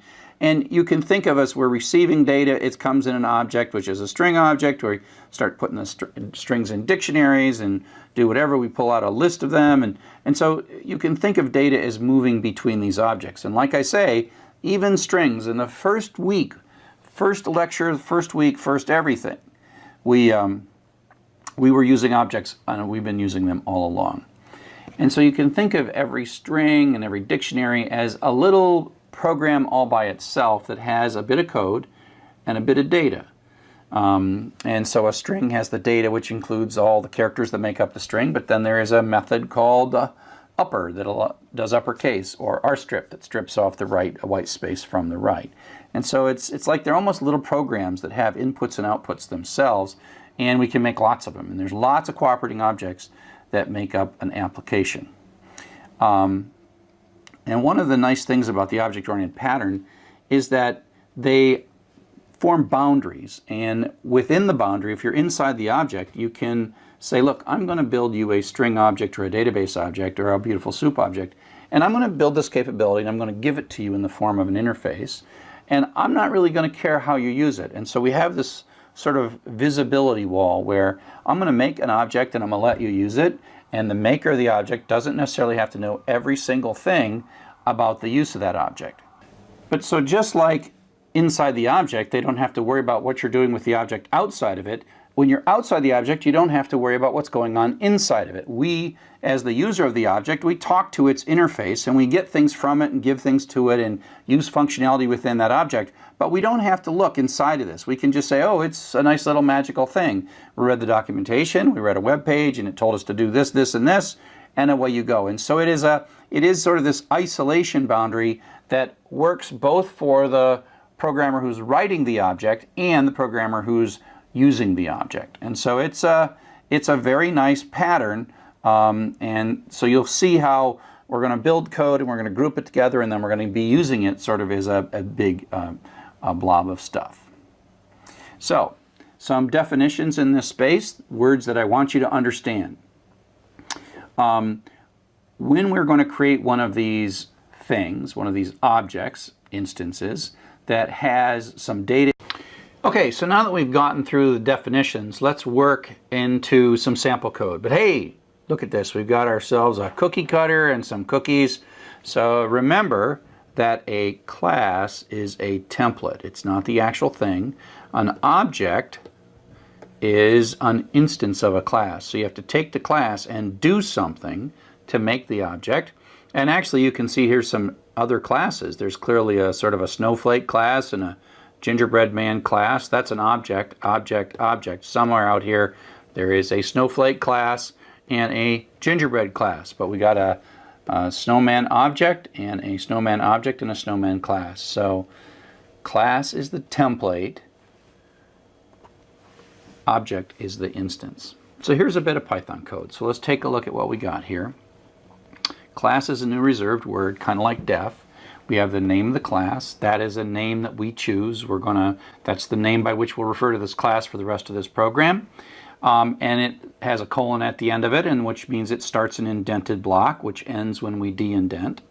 Inside the class, there are generally two things. There is some data, and this just looks like an assignment statement. Now we're going to talk a little bit about object lifecycle. And what we mean by object lifecycle is the act of creating and destroying these objects. And I've been using this term constructor already. And so when we declare a variable, whether it's a string or a dictionary or a party animal, there we create them and then they're discarded, and there's all this dynamic memory that comes and goes. And we, as the writers of objects, have the ability to insert ourselves at the moment of object creation and at the moment of object destruction. And we make special functions that we call the constructor, the object constructor, or the class constructor, and the destructor. And we don't actually explicitly call them, they're called automatically by Python on our behalf. And so the constructor is much more commonly used. It's used to set up any initial values of variables if necessary, et cetera, et cetera. Destructors we'll cover them, but they're used very rarely. So here's a bit of code that we've got. It's our party animal, and a lot of it is the same as what we've been doing so far. So we have this variable x, and the constructor has a special name, underscore, underscore, init, underscore. Again, we pass in the instance of the object, self. And in this one, all we're going to do is print out that you're constructed. And here's this code that we've had before. And now we have underscore, underscore, del, and then we pass in self. And we'll just print out that we're being destructed and what the current value of x is for that particular instance. So let's go ahead and run this. And so again, this doesn't really do any code up to here. That just defines party animal, but this is the constructing of it. And basically that says, oh, and it really kind of creates these variables, and then it also runs the constructor. And so in this case, this line right here is causing the I am constructed message to come out. Then we do and party, and that says, 1 and 2. And here's an interesting thing. We're actually going to destroy this variable by throwing away an no longer points at that object. An is going to point to 42. So we're going to sort of overwrite an and put 42 in it. And at that point, Python's like, oh, this whole little object that I just created, somewhere it's out here, it's vaporizing it and throwing it away. And so before this line completes, it actually calls our destructor on our behalf. And so that message comes out. So we are allowed, as the builder of these objects, to add these little chunks of code that says, I want to be involved at the moment this object is created, and I want to be involved at the moment that this object is destroyed. Now, in this last line, an is no longer a party animal. An is now an integer. It's got a 42 in it. It's gone. It's been created, it was used, and then it was destroyed. Okay? So you got to be careful. If you overwrite something, you can sort of throw the object away. So the constructor is a special block of code that's called when the object is created to set the object up. So we can create lots of instances. Everything we've done so far is we make a class and then we create one instance, one object. And each of these objects ends up being stored in its own variable. We have a variable an and we've been using it. But the more interesting thing begins to happen when we have multiple instances of the same class sitting in different variables. And it has its own copy of the instance variables. So let's take a look at this. So this code here, I've taken out the destructor, and it shows a little bit more information. So now we're going to put two variables in here. We're going to have a current score or whatever, and a name. And we're going to start it out as blank. And this time we're going to add a parameter onto the constructor. And so the self comes in sort of automatically as the object is being constructed. But if we put a parameter on the constructor call, which is this party animal call, then this comes in as the z variable. And so self is the object itself, and z, this first parameter, is whatever parameter we put here. Everything we've done so far has no parameter here, but now we have a parameter here. And then that means that when we call this constructor, this line of code comes, and then name is no longer blank. Name is going to be Sally in this particular thing. And then I'll say, oh, self.name, which will be Sally, has been constructed. And so then we have this, and that object is now constructed, and then we put it in the variable s.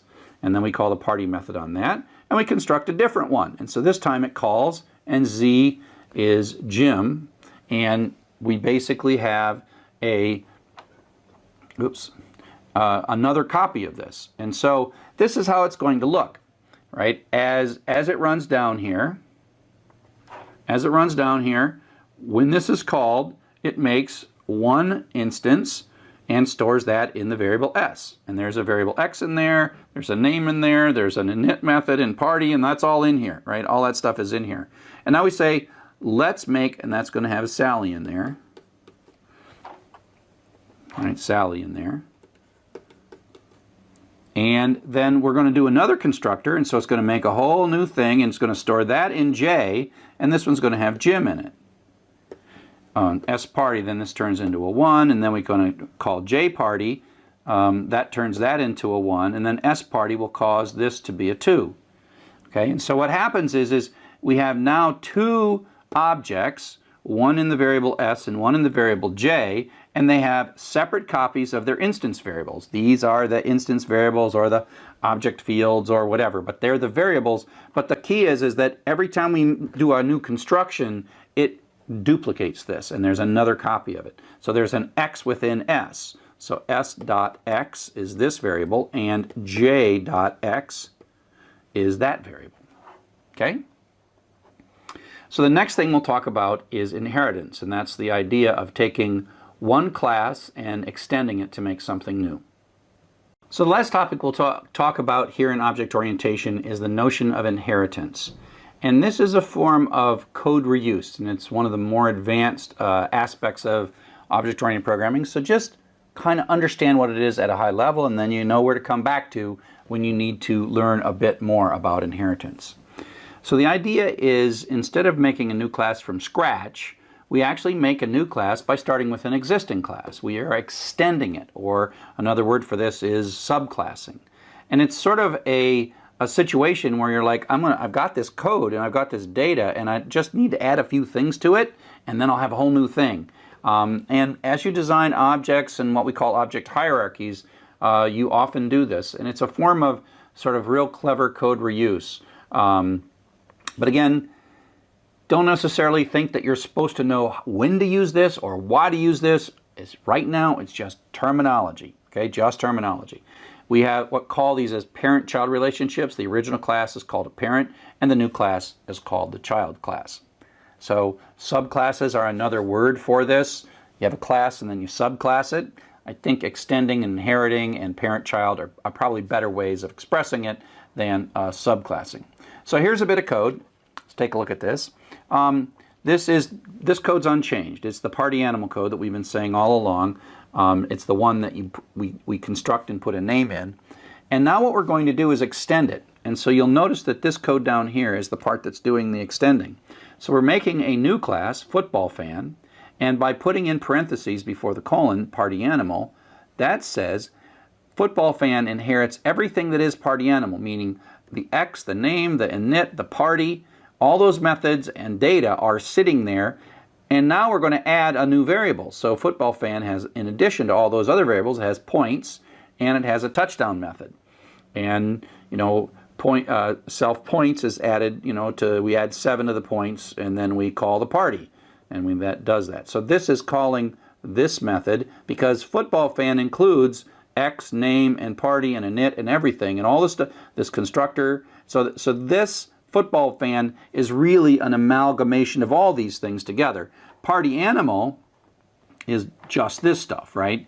And so we still have 2 classes. We don't just have one. We didn't erase the party animal class. And so if we take a look at the code that we can run here, we can say, oh, okay, let's make a party animal, Sally, and so that constructs an object like this and then stores that in S.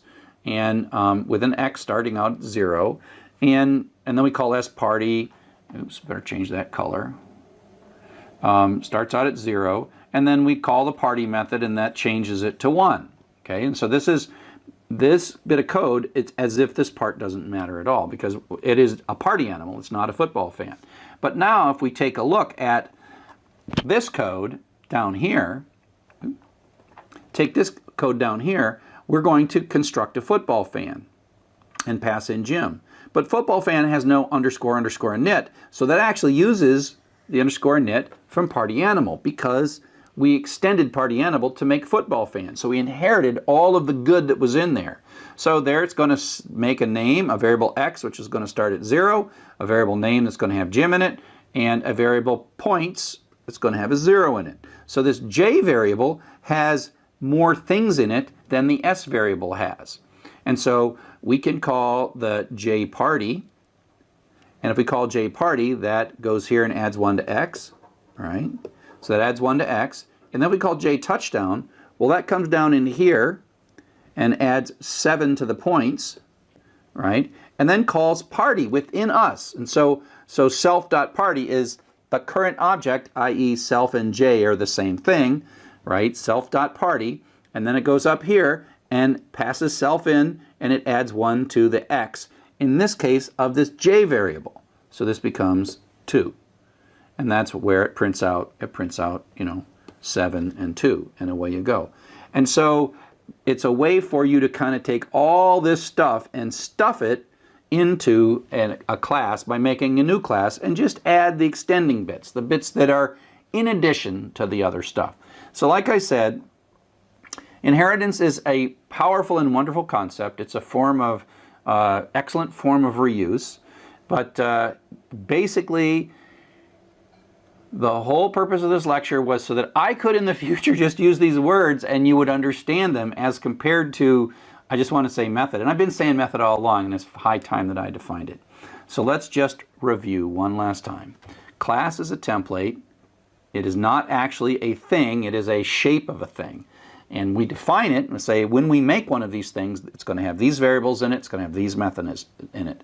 Attributes, variables within a class. Method is a function that's inside of a class. Object is once we construct a class, we get back an object. And so object here is the snowman cookies. Class is the snowman cookie cutter.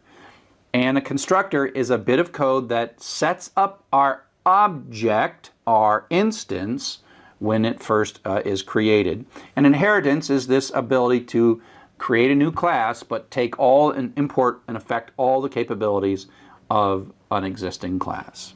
So, object-oriented is awesome.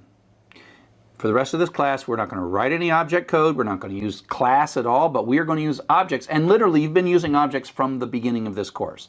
As soon as you said print, whoops, as soon as you said, you know, x equals high, that's an object. And as soon as you said x dot upper, you were calling a method, right? You've been calling a method all along. When you're doing something like fh equals open, this thing you're getting back, that's an object.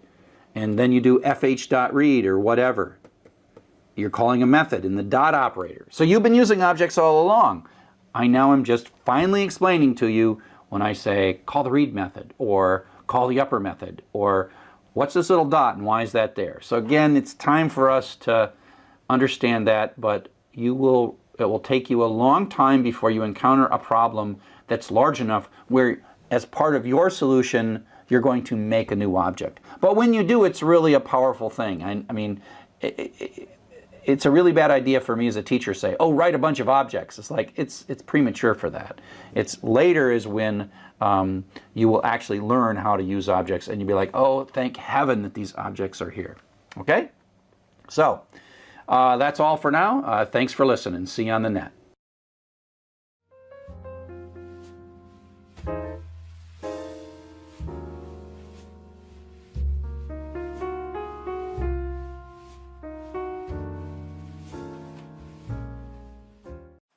So now we're going to take a look at how we deal with more than one table, multiple tables, because the real power of SQL and the power of database performance has to do with when you start connecting tables together. If you go back to that original mathematics, it models data at the intersections between the row and the columns. And these intersections are the magical bits. And so breaking an application to use multiple tables is an art form. It takes a while. There are some simple basic things that you can learn and we'll teach you here. And so it's not too hard to learn the basics, but then it's much more complex to be super skilled at it. And in general, advanced databases, in my mind, it's hard to teach advanced databases because they're always so contextually grounded. Something like a Twitter or Google, the databases are so specialized. By the time you make everyone can do small to medium-sized databases using the basic techniques, but at some point, once you escape medium-sized databases, you end up in these sort of narrow things and optimize each database very separately.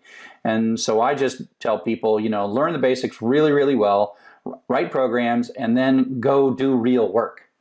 But database design is the act of figuring out the data that your application is going to want to store and spreading that across multiple tables. But we don't just do it randomly, we do it very much cleverly. And if you look at a data model, this is what it looks like. And what we're showing here in this data model is we are showing 5 tables, and this is a kind of a calendar kind of a system. And we're seeing the columns that are in each of the tables, and then we're seeing the relationships between the tables. And even in these relationships, there's kind of a little bit of code. And when you have an arrow that looks like that, there's many of those to one, and this is a many-to-one relationship. Many-to-one relationship. We'll talk all about that stuff. But if you go into an organization and you have a really large and complex data application, they might have something printed out on the wall that looks about like this, which shows the database tables and connections, et cetera, et cetera. And they might say, oh, your job is to go down in this little corner, add one field there, and then do this, and then connect it with this thing over there, and then make a screen that shows all these things that pulls from this table, this table, this table, and that table. And that's your job if you're a programmer on a large software development project. These database models become sort of like the core backbone of the knowledge that applications are managing and using. So The idea is that you take your application. We're going to start really simple. We're going to take your application and you have to draw a picture. And the basic rule, and literally you could spend course upon course learning about database normalization, but I'm going to distill it into one basic rule, and that is never put the same string data in twice. So my name, Charles Severance. If I build a database well, you should go into that database and you'd say, okay, the words Charles Severance, which is the name of a person, me, in that database, only shows up once. And what we do instead is we connect things together and model my name as a connection to the record that has my actual name in it, rather than putting my name all these other places. And so the idea is to pull duplicate data out and make only one copy of it. So there is the users, and in there is the user's name, and the username shows up only here, and everything else points to the particular user entry. So that's the idea. And so here is our first application.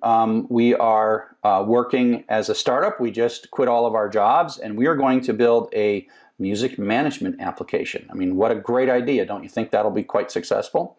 And so we have mocked up and we have figured out that this is what our music management application. We want to track people's tracks, know something about what artists and albums and genre they are, and we want to have ratings and how many times we played them and how long they are. Well, that's the data that our application needs to represent.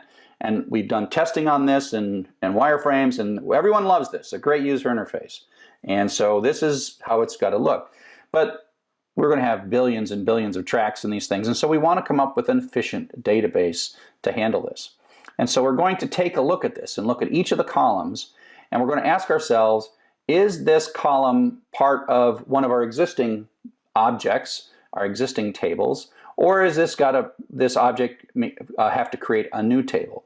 And then once we've defined those different objects, we connect the tables together and model the connections. Now, a little trick to kind of make it a little easier on ourselves is we can look in these columns and look in the columns that have duplicate information vertically that's string information. So a rating is just a number like 0 through 5. So we don't worry too much about integers and numbers and that kind of stuff or whatever, but we do look for strings. And the problem here is we got like these strings occur many times. And so these are the problems. And so we have to put these things where there is replication of string data kind of in the vertical dimension. We have to put those in different tables. And so we'll start out. Now the first question that you have to ask yourself when you're going to draw this picture of how this data is in multiple tables and connected together is, what is the first one that you're going to write down? And this is an interesting debate, and often people are sitting in a conference room, and people who have experience kind of know what to do. Usually if it's a multi-user system, like a learning management system, the users might be the central concept. Perhaps the courses might be the central concept. This is a single user system, and so you can think, well, what is really this application about? It's not about people, it's one person, but it is about tracks. And so we can say, okay, here we'll take the track is probably the sort of most foundational notion of this application. And then we can take and say, okay, now that we've decided that tracks are the foundational notion, which of these columns are simply an attribute of the track? Not really, and the cheating way and the easy way in this particular one is like these numbers, all these numbers, like this number and these numbers, not that one. They just go along with track. And so we'll put that in. We got the track title, rating, length, and count, and we put that in. And then the question is, we've got the remaining things are, we've got the artist, we've got the album, and we've got the genre. And so we can say, okay, well, we've got some vertical duplication, so we're going to say, okay, this track probably belongs to an album. So let's pull out the album into its own table. Oops. Pull the album out into its own table. And so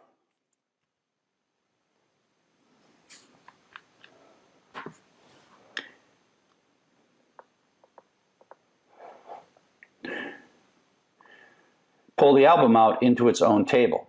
And so that pulls that out, and then you say, okay, what would be the next thing that we're going to pull out? So we pulled out the track, we've got this taken care of, this taken care of, that taken, now we've got the album. Well, albums belong to artists, so let's take out the artist.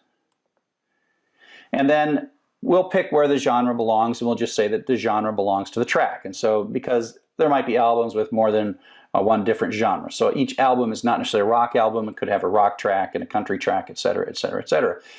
And so now what we've got is we've got 4 tables, right? We've got a track table, we've got an album table, an artist table, and a genre table. And if we sort of double check, all of the columns that had vertical duplication in them now have their own little table.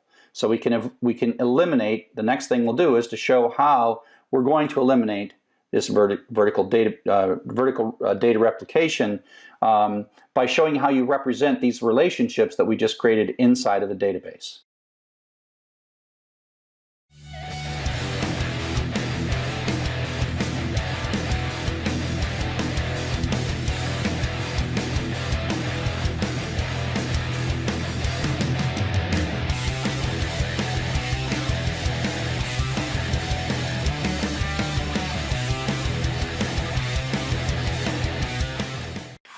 So now we're going to make a database. We're going to use SQLite browser. Hopefully you've downloaded it so you can follow along. And I've got this handout, this basic database handout that saves you from having to type all these things. So bring that up in your web browser.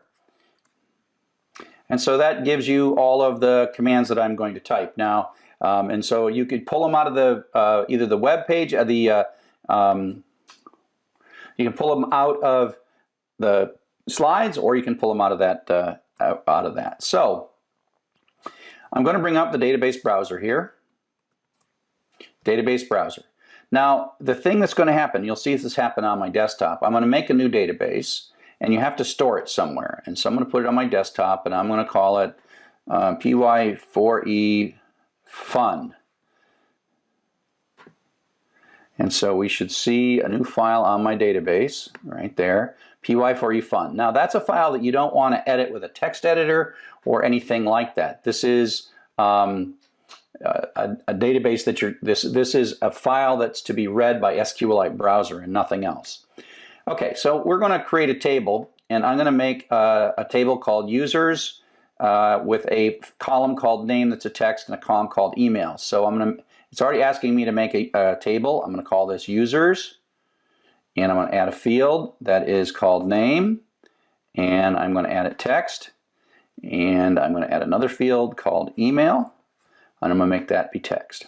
Now the key thing here is we are in effect making columns and rendering an opinion as to exactly what that column is supposed to be used for, and we're not allowed to violate that. It's not like, oh, we'll do whatever you want, because the database is optimizing its storage based on a contract that we're effectively making the contract ourselves. We could make these columns anything we wanted, but we're going to contract with ourselves. And you can see it's kind of small here. You can see there's a create table, and that's on the slide, and that's the SQL way of doing that. This user interface is just helping us write SQL.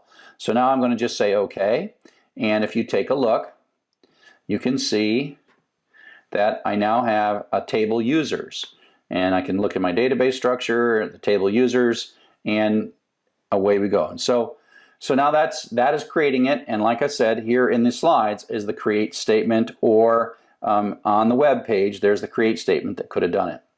Now we can insert some data. Let's add a new record to this database users, and we'll call this guy name Charles C7 at umich.edu. So now we have a record. So it's kind of like a database, a spreadsheet. Now that's not the SQL way to do it. There's SQL sort of going on in the background, but if we really want to do this using SQL, we're going to use the insert statement. And the insert statement looks like this. The SQL syntax sometimes has extra words. Insert into is actually two SQL keywords. The name of a table, the columns, and then the word values, and then one-to-one correspondence between the values and in parentheses. So it looks kind of like a tuple in Python, but we're nowhere near Python right now. Okay, and so that's what we're going to do. And so I'm going to grab this Kristen, and I'm going to go over here to my SQLite browser, and say execute SQL. So now I can say paste that in and then hit this little run button. And that's going to submit the SQL to SQLite and then update that file. And it says query executed successfully, and away we go. So if I go back now and I look at the data, I see that there's two things in here. And now I can actually insert all the rest of these. Let's go back to my little bit of stuff here. Let's put all these other rows in.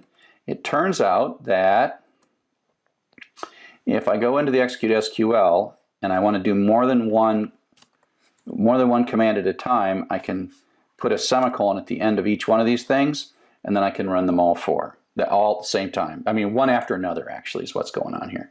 So boom, boom, boom, and now I take a look at the data, and look, I've got all those things in there. Now, eventually, the thing that's going to generate that SQL is a program, not us. We're being the database administrator, so we're sort of doing things manually. Once things get going, you write programs, do that insert over and over and over again in Python or a web language like PHP or something like that. And so that is the insert. Now we can get rid of data. And so I'm going to say delete from, that's the keyword, users is the name of a table, where is a where clause. We'll have lots of where clauses in SQL, which is, it's not like an if, in effect the delete is going towards the whole table and being turned on and off by this where clause. So delete from users, if you didn't put the where clause on, will actually delete all the rows. But where ted equals, email equals ted@umich.edu, well, that one is going to make it so it only applies to the rows where that is true. So I'm going to go over here in SQL, and I'm going to say delete from users where email equals ted@umich.edu, and then I'm going to run it. Because it's only one, I don't need a semicolon at the end of it. And now if I go back and I look at the data, Ted is gone. Okay? Update. So the update says, updates keyword, users is the name of the table, set is a keyword, and then this is column equals new value, and then a where clause. Again, this update, if we didn't have a where clause, would change every row in the table. And so where email equals csev@umich.edu.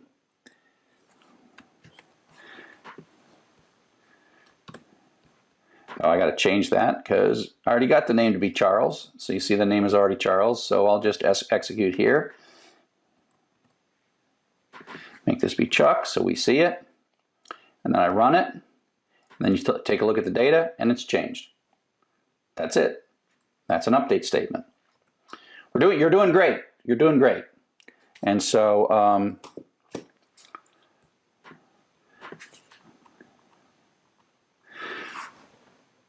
the next thing we're going to do is we're going to take a look at how we retrieve data. Now this is the select statement, select, star, you have a list of columns, and star means all columns, from is a keyword, and then the name of a table. So this select star from users is the kind of thing you type all the time. As a matter of fact, it's what SQLite browser is doing internally to cause this to happen, but we can do it by hand by saying select star from users, and then run it. And so then we get a little record set that is those 4 records that are sitting there. We can also throw a where clause on the end of it. So we say select star from users where email equals csev@umich.edu, and that, again, the select star from users goes at the whole table, and the where clause goes at the whole table and then filters out all of the things except one record. So the where clause is send it to the table, but then filter based on whatever, and so it only shows us that. Okay, we're cruising right along here. You can also put an order by clause on there. So we can say select star from users, order by email, so that's a column. Select star from users, order by email. And so that orders by email. Or we can change it to name, and we can say descending. So that's the name in descending order. Sorting and selecting are good things that databases are really good at. So this is the summary of what I've told you. I said the databases do create, read, update, and delete, CRUD.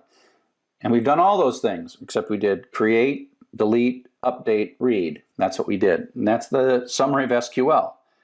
And so you might be saying, why did I take so long to learn such a simple and elegant and beautiful language? Because it's not really exciting. It's an extremely simple language that's very predictable, And you're like, well, that's pretty easy. And it turns out that some of you may have been using SQL in situations, maybe with Microsoft Access or something, where you're actually typing this stuff and you just kind of typed it and you never realized that you were learning a programming language.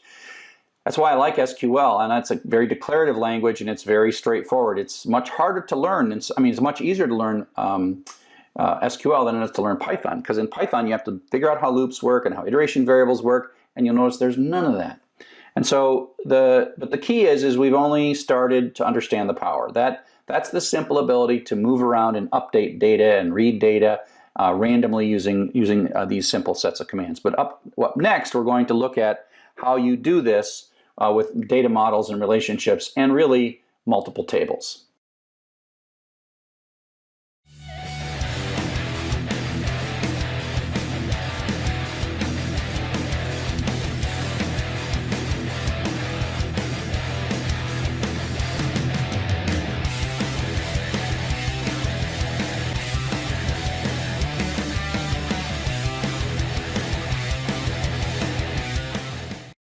Hello, and welcome to our chapter on databases. We're going to learn a lot in this chapter, learn a whole new programming language, SQL, and learn how to use that. So you're going to need a new piece of software to run all of the exercises that I'm going to do called SQLite Browser. We're using a database called SQLite. Go ahead and download this. You might have to pause and come back if you like. Go to sqlitebrowser.org and download it and install it. While you're doing that, we'll talk a little bit about the history. So in the old days, 1960s, 1970s, I started doing computing in 1975. We didn't have a lot of storage. I mean, this is 16 gigabytes right here, and we didn't even have megabytes. I mean, the computer I had a few megabytes of stuff. So we didn't have a lot of disk drives, and so permanent storage was often sequential. And these tape drives that we had, tapes and tape drives were the scalable part of storage, because you could just make more tapes and you could rack them up, and so that was our way of greatly increasing the storage of the computer. The problem they had is they were sequential. You read it, it advances, read it, advance, read and advance. Now, interestingly, we've been writing programs that do this, that everything we've written so far pretty much reads the whole file. Reads the whole web page, reads this, everything we read it either a loop or read the whole thing. And that's because we have plenty of memory, but we're still reading sequentially. And so the way you would do this when you didn't have enough spinning storage or online storage is you'd use offline storage, but the trick would be that you would sort it. So let's imagine that you're a bank and you have a bunch of accounts, only a few of which are active on any day, and you have a tape that has, in account number order from low to high, the prior balance, last night's balance of every one of your bank accounts, and then you do all the transactions and you record how much money was taken in or out for each account number, and then you sort those transactions. And then what you do is what we call a sequential master update, and that is you would write a program that would read the first transaction and hold on to it. Say, okay, this is count 45. Then it would read the first count, like 1, and it would copy 1, and then it read 2, and read like 7, 8, 42, 43, then it would read like 44, and then it would read 45, but it would change that and write the new 45 and read the next thing. And so this might be 60. And it would read a bunch of stuff and copy a bunch of stuff, and then it would finally get to 60, and it would merge the add or subtract. And so the old balance ended up here, and the new balance did here, and you had to only make one pass through the data. So it was super efficient. So we had all these mechanisms to sort. We used to do punch cards and have sorters and all these things, and then these things would run for hours. And if you watch old TV shows, these tapes are spinning and these things are running back and forth. These are simply reading and writing tapes. And that's how we did a lot of data processing, because we could store far more on a tape drive than we could on a disk. And with racks of tape drives, we could scale the storage that our computers had. And so that's the way we did data processing, but it meant that the only way you knew what the old balance was it was the balance as of this morning before your bank started. You don't know what the balance was for the day, and that led to things like you can never you can never withdraw more than $100 a day or something like that, because you don't know what the old balance was, or you might go withdraw $100 at a couple of different branches, and so they weren't able to look your stuff up right away. Now, It didn't take long until the disk drives got better and better and better, and you could store the entire accounts, all the accounts and their current balances on computers. And then the problem becomes is what happens if sort of in the middle of the afternoon you want to update a balance? Well, do you want to read all your data and then write a brand new one? And say that takes like 10 minutes. That means for that 10 minutes, only one person can be updating their bank balance. And so because we could randomly access this data, we didn't have to read it all sequentially. The trick is how do you spread the data out, and then how do you make it so you can change a balance? This is of course second nature today, but how do you make it so you change the balance here without changing the balance there? And you can have multiple people going simultaneously to these things, and make sure that you can't say to withdraw money at 2 different locations simultaneously and somehow have your bank balance get corrupted by that. So there's a lot of debate on how to do that. And in early days, we just did sequential master update. But increasingly, we wanted to make better use of the random nature of our computers and our storage. And so that's what led to databases.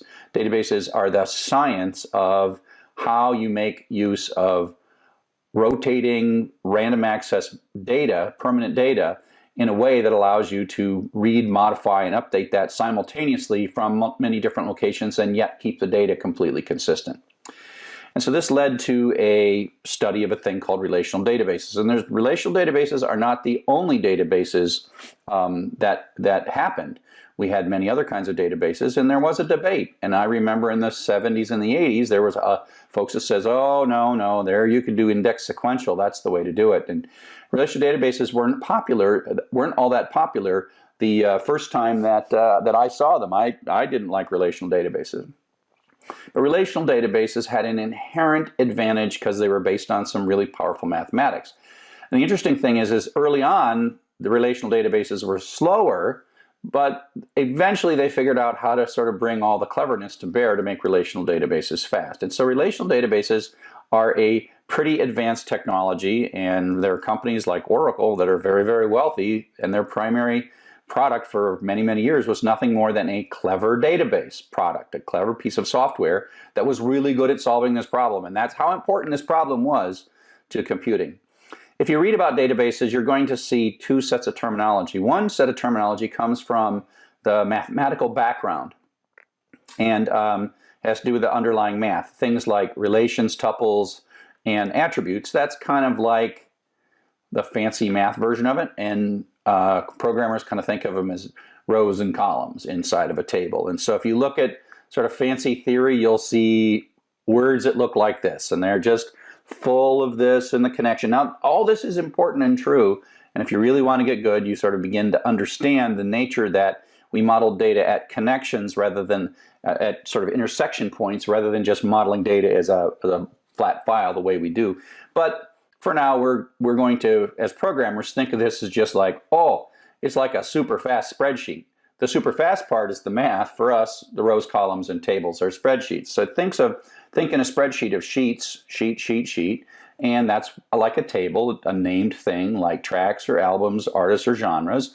And then there is rows, and each row has a different kind of data.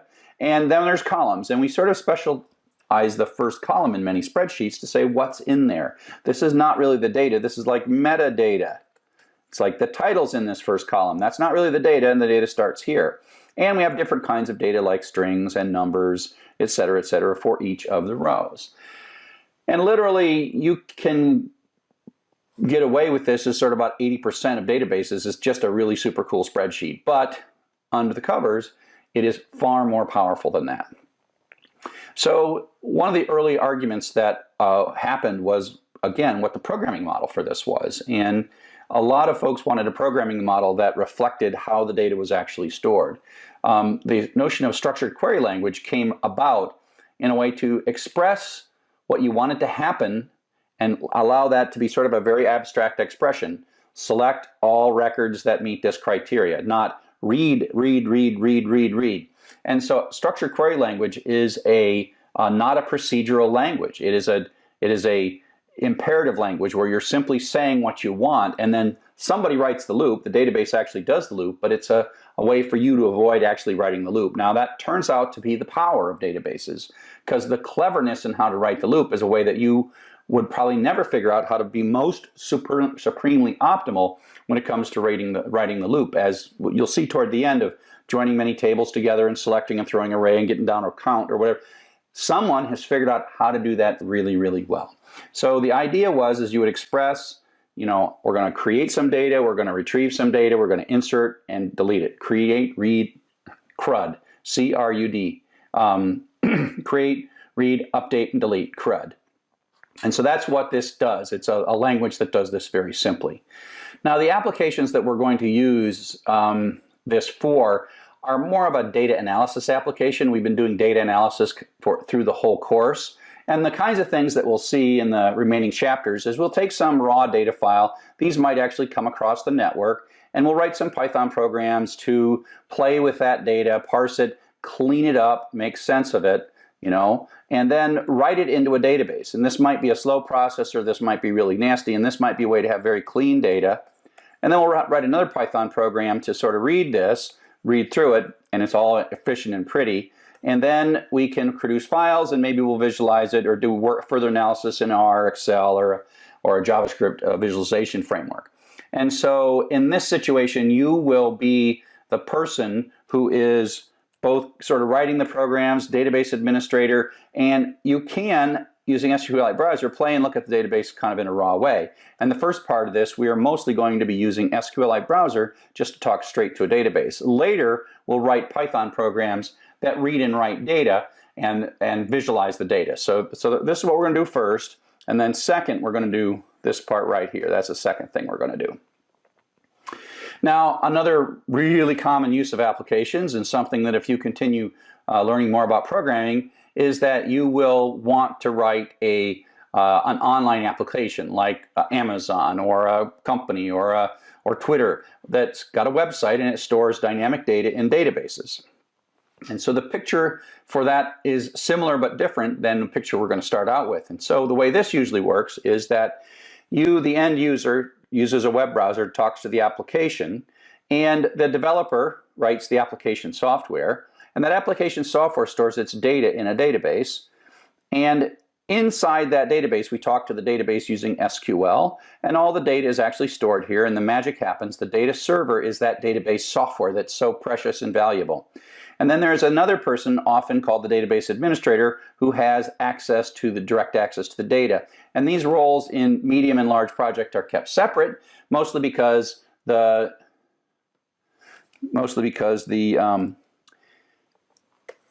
production, while it's running and live, the developer leaves the data alone and works on, say, the next version of the software. And then the developer has a test version of the application that they run on their computer where they're doing all that stuff. And so this database administrator is a role in a large project where we have to run production and keep production careful, keep production in good shape. So the database administrator has this responsibility for the production aspects of the data, and you may be working in a situation where you're not actually controlling the data. The database server is on different computers, you have a little special access, and you write programs to sort of read the data. And so the database administrator is the person who is asked by the organization to administer that data.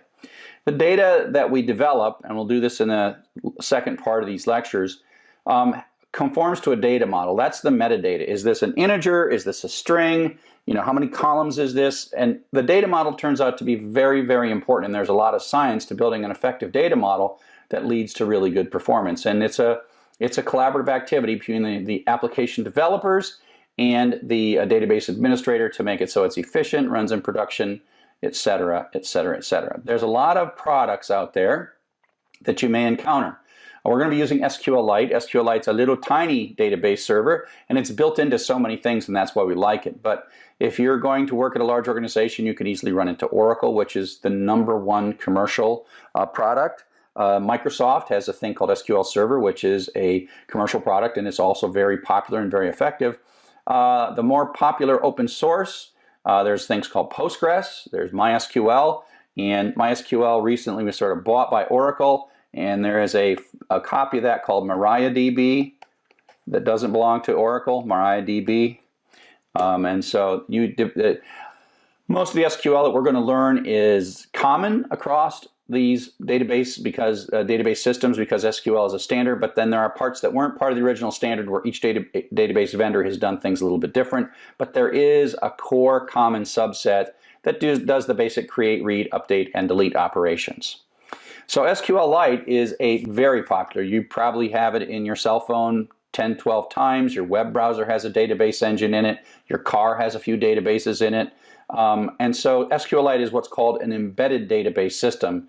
Python comes built in with it. You just import SQLite 3 and away you go. And so it's a very, very popular because it's free, it's open source, and it's such a tiny little piece of software that you just include it in other pieces of software and use it to solve the data management problems of those pieces of software. Like your browser might use SQLite to store your bookmarks. Now you think, oh, there's only how many bookmarks can you have?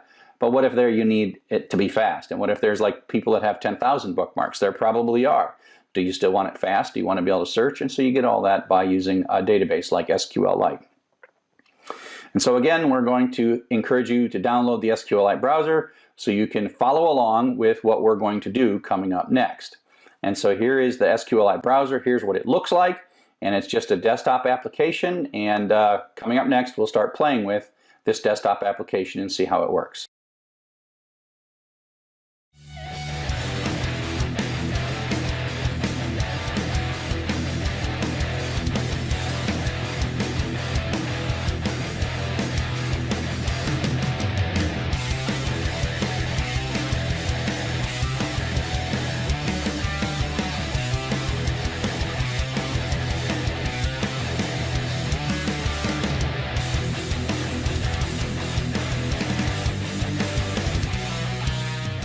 Hello and welcome to Python Objects. I'm Charles Severance, and we're well on our way to getting through all this material in the Python.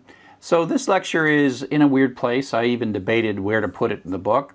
I don't really want to teach you how to write a lot of object-oriented programming, but we're going to start using objects, and I want to be able to use the terminology. And so as much as anything, this lecture is about terminology and understanding the words, things like methods and method signatures and variables and inheritance. And so think of this as a terminology lecture rather than a learn how to program or learn how to use this. It's not something you're going to figure out right away. And there'll come a time when you as a programmer really want to start using object-oriented programming. It's really a powerful and wonderful technique, but I think it's too early as a beginning programmer to really say, oh, let's write a bunch of objects. So just relax and enjoy and learn this material and think of it as sort of a theoretical thing rather than, a how to program thing. And so part of this is we're going to start reading data structures and data on how to use all these libraries, etc. And we're going to see the word objects, right? And then we're going to start hearing them. And I want you to be able to read the Python documentation so that you understand what's going on.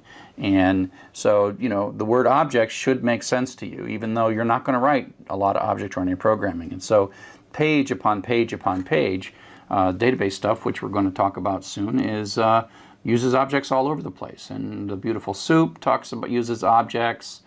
We've kind of been using them, and I've been waving my hands, and I use the word method without defining it. But now it's really time to define it and go to it. So I want to review from the very beginning what we think of as a program. So the classic program, my favorite little minimum program, is our little elevator floor converter, which converts from European elevator floors to United States elevator floors. And the key to this is that it's input, processing, and output. And this is a good way to model any program. And in that process, we've got variables, and we've got logic, we've got algorithms, we've got loops that we write, we've got all kinds of things. And we construct a series of steps to achieve some goal. In object-oriented, and frankly, you've been using object-oriented all along, the program has lots of objects, and we're sort of putting stuff into these objects, taking stuff out of one object and putting it into another object. And you've actually been doing this all along. As soon as you're looking at dictionaries and lists, you're doing objects. And so an object is quite a little thing. It's sort of its own little space inside of a program that contains code and data. And so we're working together. All these objects are now working together. It's a bit of self-contained code and data, and it is one way to take a very complex problem and make it easier by breaking it into separate things that can be engineered and developed separately. And so you've been using string objects, or maybe you'd use Beautiful Soup or something. These are powerful capabilities, and if you had to look at all of them, it's just, hey, here's a thing, use this object, it'll do these things for you, and there's lots of details inside of it. Just don't look at it, don't worry about it. And so there's boundaries, that things that you can use, things that you can look at, and things that really you don't bother looking at. You go read the documentation and use it, and away it goes. But then someone had to write that, and so they built an object. So what we're going to do is look a little bit under the covers of what it takes to build some of these objects. And so if we think of this program that originally just sort of did processing, we can think of it as having some kind of an input, right, coming into our program. And we have a string object, a dictionary object, maybe eventually some objects like a database object or an object that we eventually define. And you can think of us, we're receiving data, it comes in an object, which is a string object, where we start putting the strings in dictionaries and do whatever, we pull out a list of them. And so you can think of data as moving between these objects. And like I say, even strings, in the first week, first lecture, first week, first everything, we were using objects, and we've been using them all along. And so you can think of every string and every dictionary as a little program all by itself that has a bit of code and a bit of data.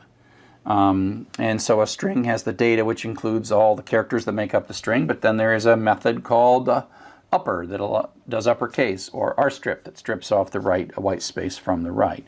And so it's like they're almost little programs that have inputs and outputs themselves, and we can make lots of them. And there's lots of cooperating objects that make up an application. And one of the nice things about the object-oriented pattern is that they form boundaries, and within the boundary, if you're inside the object, you can say, look, I'm going to build you a string object or a database object or a Beautiful Soup object, and I'm going to build this capability, and I'm going to give it to you in the form of an interface, and I'm not really going to care how you use it. And so we have this sort of visibility wall where I'm going to make an object and I'm going to let you use it, and the maker of the object doesn't necessarily have to know every single thing about the use of that object. But so just like inside the object, they don't have to worry about what you're doing with the object outside of it.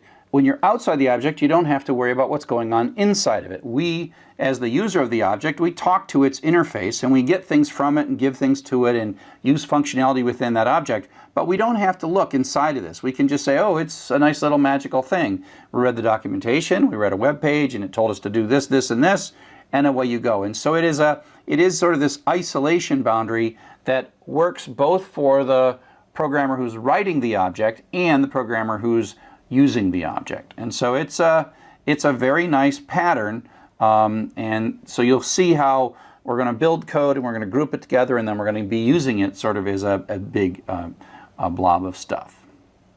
So some definitions in this space, words that I want you to understand. When we're going to create one of these things, one of these objects, instances, that has some data. Okay, so now that we've gotten through the definitions, let's work into some sample code. But hey, look at this. We've got ourselves a cookie cutter and some cookies. So remember that a class is a template. It's not the actual thing. An object is an instance of a class. So you have to take the class and do something to make the object. And actually you can see here's some other classes. There's clearly a sort of a snowflake class and a gingerbread man class. That's an object, object, object. Somewhere out here there is a snowflake class and a gingerbread class, but we got a snowman object and a snowman object and a snowman class. So class is the template,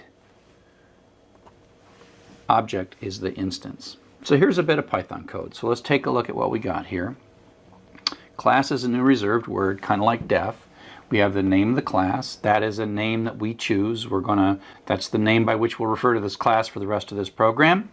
and it has a colon at the end of it, and which means it starts an indented block, which ends when we de-indent. Inside the class, there are generally two things. There is some data, and this just looks like an assignment statement. Now we're going to talk a little bit about object lifecycle. And what we mean by object lifecycle is the act of creating and destroying these objects. And I've been using this term constructor already. And so when we declare a variable, whether it's a string or a dictionary or a party animal, there we create them and then they're discarded, and there's all this dynamic memory that comes and goes. And we, as the writers of objects, have the ability to insert ourselves at the moment of object creation and at the moment of object destruction. And we make special functions that we call the constructor, the object constructor, or the class constructor, and the destructor. And we don't actually explicitly call them, they're called automatically by Python on our behalf. And so the constructor is much more commonly used. It's used to set up any initial values of variables if necessary, et cetera, et cetera. Destructors are, we'll cover them, but they're used very rarely. So here's a bit of code that we've got. It's our party animal, and a lot of it is the same as what we've been doing so far. So we have this variable x, and the constructor has a special name, underscore, underscore, init, underscore. Again, we pass in the instance of the object, self. And in this one, all we're going to do is print out that you're constructed. And here's this code that we've had before. And now we have underscore, underscore, del, and then we pass in self. And we'll just print out that we're being destructed and what the current value of x is for that particular instance. So let's go ahead and run this. And so again, this doesn't really do any code up to here. That just defines party animal, but this is the constructing of it. And basically that says, oh, and it really kind of creates these variables, and then it also runs the constructor. And so in this case, this line right here is causing the I am constructed message to come out. Then we do an party, and that says, 1 and 2. And here's an interesting thing. We're actually going to destroy this variable by throwing away an no longer points at that object. An is going to point to 42. So we're going to sort of overwrite an and put 42 in it. And at that point, Python's like, oh, this whole little object that I just created, somewhere it's out here, it's vaporizing it and throwing it away. And so before this line completes, it actually calls our destructor on our behalf. And so that message comes out. So we are allowed, as the builder of these objects, to add these little chunks of code that says, I want to be involved at the moment this object is created, and I want to be involved at the moment that this object is destroyed. Now, in this last line, an is no longer a party animal. An is now an integer. It's got a 42 in it. It's gone. It's been created, it was used, and then it was destroyed. Okay? So you got to be careful. If you overwrite something, you can sort of throw the object away.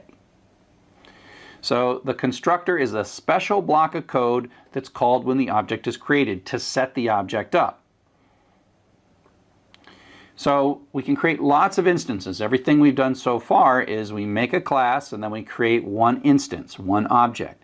And each of these objects ends up being stored in its own variable. We have a variable an and we've been using it. But the more interesting thing begins to happen when we have multiple instances of the same class sitting in different variables. And it has its own copy of the instance variables. So let's take a look at this.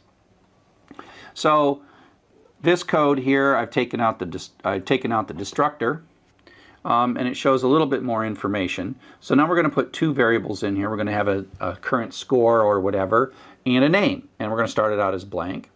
And this time we're going to add a parameter onto the constructor. And so the self comes in sort of automatically as the object is being constructed. But if we put a parameter on the constructor call, which is this party animal call, then this comes in as the z variable. And so self is the object itself, and z, this first parameter, is whatever parameter we put here. Everything we've done so far has no parameter here, but now we have a parameter here.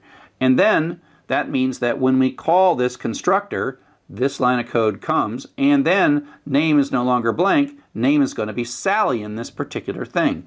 And then I'll say, oh, self.name, which will be Sally, has been constructed.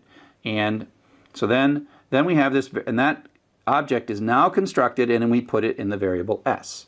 And then we call the party method on that, and we construct a different one. And so this time it calls, and z is Jim, and we basically have a, another copy of this. And so this is how it's going to look, right? As it runs down here,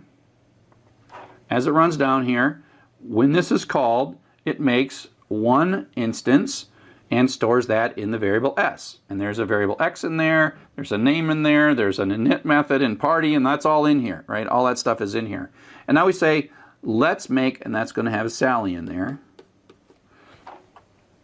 All right, Sally in there.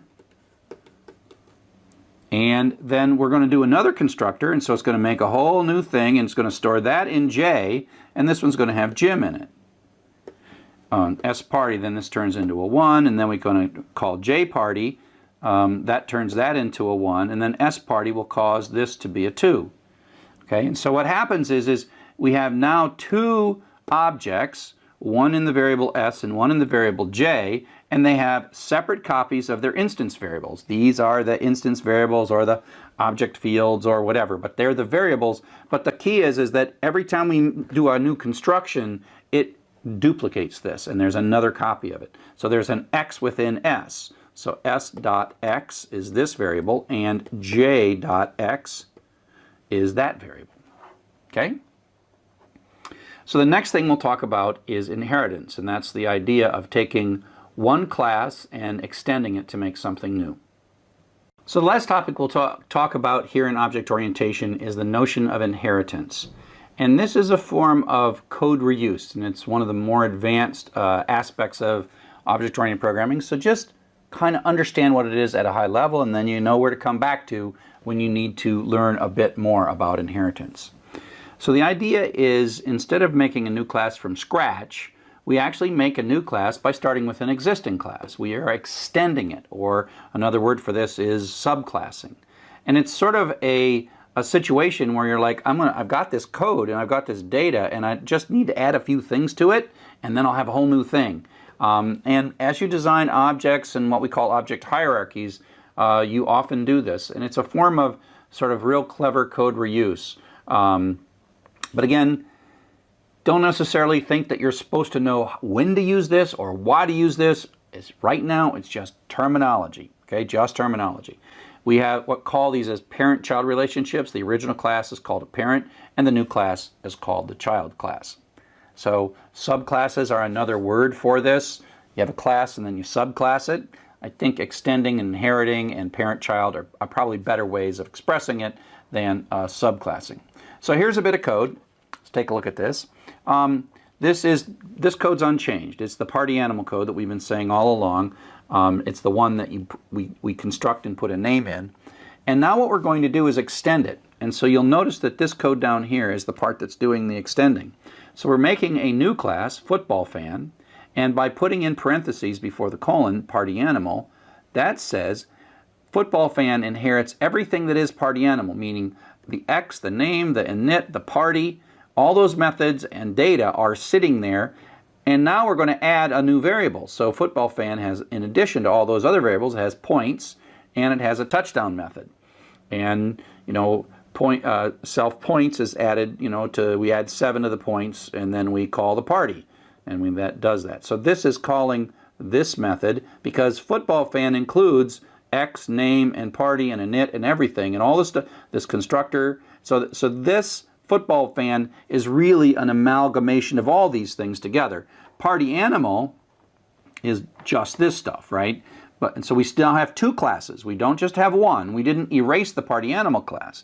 And so if we take a look at the code that we can run here, we can say, oh, okay, let's make a party animal, Sally, and so that constructs an object like this and then stores that in S, and with an X starting out at 0, and then we call S party.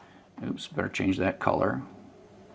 Starts out at 0, and then we call the party method, and that changes it to 1. Okay, and so this bit of code, it's as if this part doesn't matter at all because it is a party animal, it's not a football fan. But now if we take a look at this code down here, take this code down here, we're going to construct a football fan and pass in Jim. But football fan has no underscore init, so that actually uses the underscore init from party animal because we extended party animal to make football fans. So we inherited all of the good that was in there. So there it's going to make a name, a variable x, which is going to start at 0, a variable name that's going to have Jim in it, and a variable points that's going to have a 0 in it. So this j variable has more things in it than the s variable has. And so we can call the j party, and if we call j party, that goes here and adds 1 to x, right? So that adds 1 to x. And then we call j touchdown. Well, that comes down in here and adds 7 to the points, right? And then calls party within us. And so self.party is the current object, i.e. self and j are the same thing, right? Self.party. And then it goes up here and passes self in, and it adds 1 to the x, in this case of this j variable. So this becomes 2. And that's where it prints out, you know, 7 and 2, and away you go. And so it's a way for you to kind of take all this stuff and stuff it into a class by making a new class and just add the extending bits, the bits that are in addition to the other stuff. So like I said, inheritance is a powerful and wonderful concept. It's a form of, excellent form of reuse, but basically, the whole purpose of this lecture was so that I could in the future just use these words and you would understand them, as compared to, I just want to say method. And I've been saying method all along, and it's high time that I defined it. So let's just review one last time. Class is a template. It is not actually a thing, it is a shape of a thing. And we define it and say when we make one of these things, it's going to have these variables in it, it's going to have these methods in it. Attributes, variables within a class. Method is a function that's inside of a class. Object is once we construct a class, we get back an object. And so object here is the snowman cookies. Class is the snowman cookie cutter. And a constructor is a bit of code that sets up our object, our instance, when it first is created. And inheritance is this ability to create a new class, but take all and import and affect all the capabilities of an existing class. So, object-oriented is awesome. For the rest of this class, we're not going to write any object code, we're not going to use class at all, but we are going to use objects, and literally you've been using objects from the beginning of this course.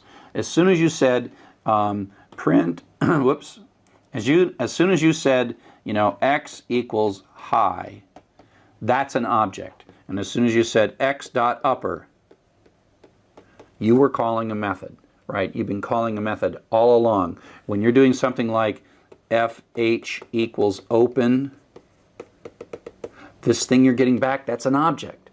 And then you do fh.read or whatever. You're calling a method in the dot operator. So you've been using objects all along. I now am just finally explaining to you when I say call the read method or call the upper method, or what's this little dot and why is that there? So again, it's time for us to understand that, but it will take you a long time before you encounter a problem that's large enough where as part of your solution, you're going to make a new object. But when you do, it's really a powerful thing. I mean, it's a really bad idea for me as a teacher to say, oh, write a bunch of objects. It's like, it's premature for that.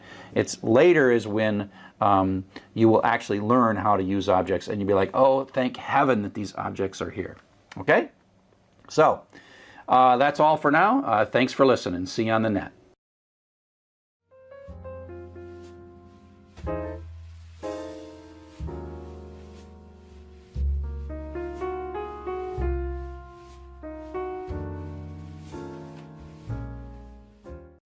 Now we're going to represent these relationships in the database. And again, what we're trying to solve here is this notion of database normalization, third normal form. There is so much theory, right?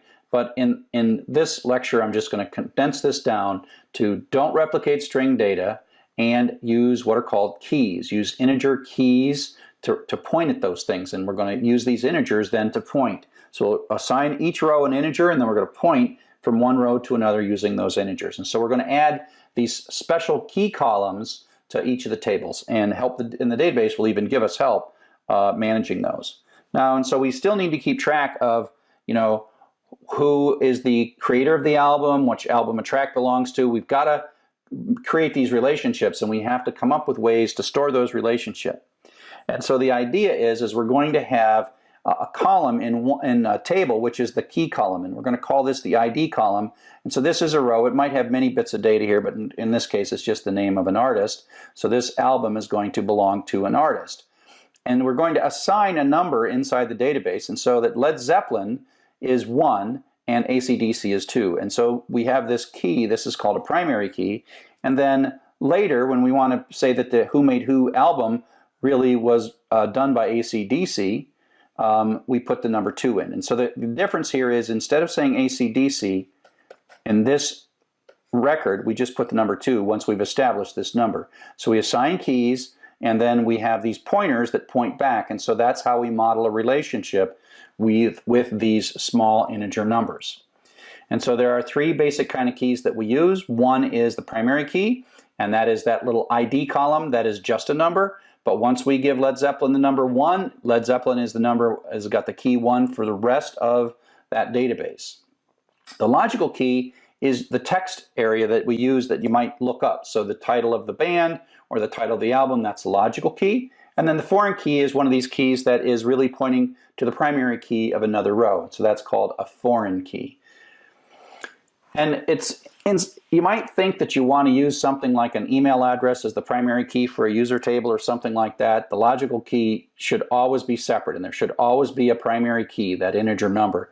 Because things like logical keys do change. People do get new email addresses, and if you've got that email address as a foreign key pointing all over the place, it doesn't work out so well. And so that's why you use these small integer numbers that have no meaning outside. So sometimes if you're on a system and you see a URL and you see some number like 422,016, you're like, oh, that turns out to probably be my primary key in their database. So sometimes you can look in a URL and you can see these primary keys in the URL, but they don't mean anything outside of that particular system. So like I said, a foreign key is a key that is really pointing at a row in a different table. And so we have the album has a primary key for it, but the artist underscore ID points to a row in the artist table, as we will soon see.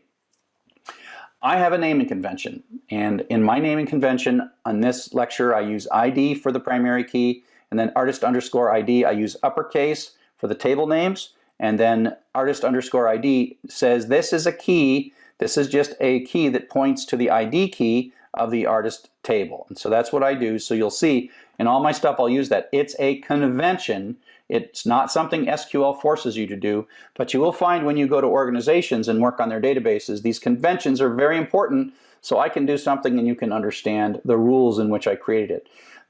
Some of these, you'll find this used by some people, you'll find completely different conventions, and that'll be okay. Whatever convention your organization uses, learn that convention.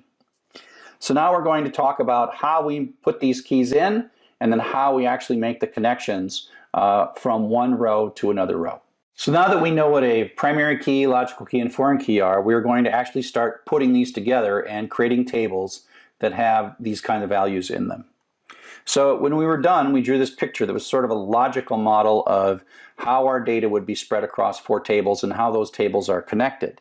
Now we have to take this and we have to map it in a way that leads to the columns and the needed columns in each of our database tables. And so here's what we do. We basically have to take, and for each of these, when we're going to build a track table, we add a primary key. So we just added an ID field to every one of these things, and that's so we have a place to store the sequence number of this particular row. We have logical keys, we've just marked those are strings, and then we have things like, rating, length, and count, they just kind of go in here. And now we have to model a relationship. So what we do is in the table that the relationship starts from, we put one more column in, and this is the one I will name album ID, and that just is an integer column that's going to record the album ID. So this might be 16, and then 16 goes in here.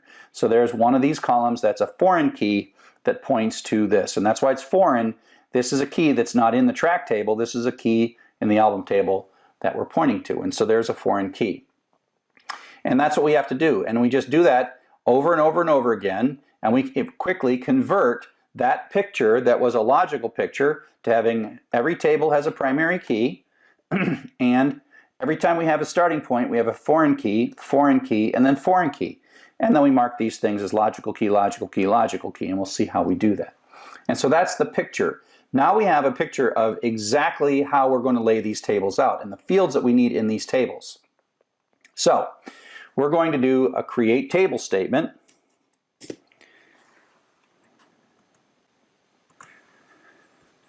And I've got this create table statement sitting there.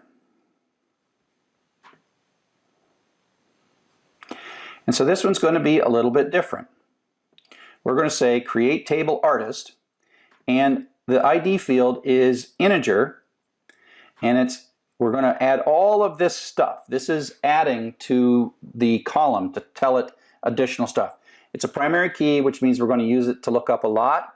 It's automatically incremented, which means the database is actually going to provide this number for us as we insert records.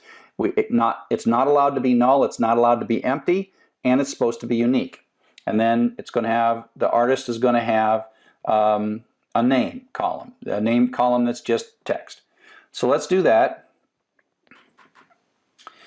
We already have our users, and this is, now we're going to do a create table in this SQL, and you can do that. That's okay, that's totally fine. And we have to get this right, and we say away we go.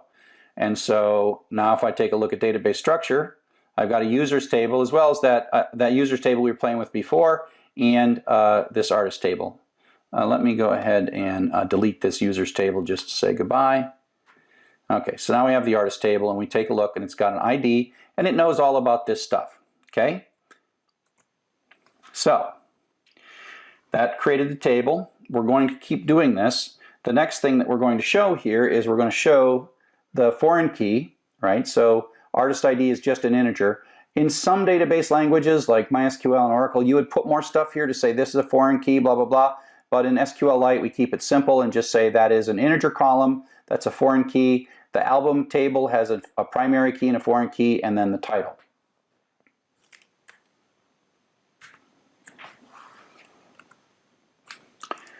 So we'll go back and we'll grab that text out of my little page, this create table, go back to execute SQL, and then run that. And we'll continue. The genre table has an ID on it, and primary key order. You'll just copy and paste these. That whole thing, you do that over and over and over again. So we'll go in here and run that one. And so the last one we're going to do is the track table. And the only thing that's kind of weird about the track table is it's got two foreign keys, right? It's got an album ID and a genre ID. Once you draw the picture, you just sort of literally translate these things. It's got two foreign keys and a primary key that's pretty much just like all those other primary keys. And, you know, integer counts an integer and length's an integer, all that stuff. And now we've got it. So if we take a look at our database structure, we're going to see that our album, genre, and track are all set up. And these are no columns that we just made with those create statements. Okay? So now let's insert some data. This first insert statement is kind of important to take a look at. So insert into, by the way, the keywords can be upper or lowercase, table name, columns. Now, this table has two columns. It has ID and name, but we told the database that ID was auto increment, so it's going to actually give us the number. It's going to assign the number rather than make us assign. We could make it be 1, 2, 3, but we say, hey, database, you're good at this. Why don't you make it 1, 2, 3? And so there is going to be a record that it adds Led Zeppelin. So let's take a look at that. So we'll insert Led Zeppelin. Oops. Over to SQL, insert Led Zeppelin, and run it. So now if I look at database structure and I look at let's look at browse data and look at the artist database, you will see that I put Led Zeppelin in, but this ID field here was auto incremented. And so it was put there by the database. And now when we do the next insert, which is AC/DC,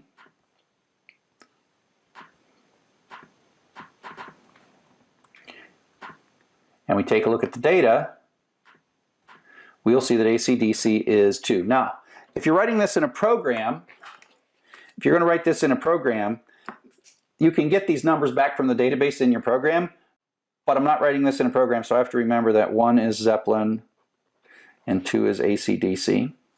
So I'm going to keep myself a little cheat sheet here to remember that.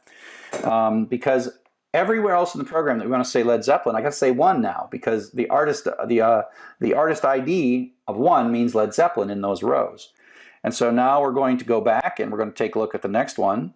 And now we're going to put the genre in. If you think about it, we're working from the leaves out, where the track will be the last table that will update, because we have to define the keys for things like rock and metal and Led Zeppelin and all those other things. And again, even though the genre table has 2 columns, ID and name, we're only going to specify the name and let the database assign the value. So I'm going to insert both of these and use the semicolon trick. Put a semicolon here and a semicolon there.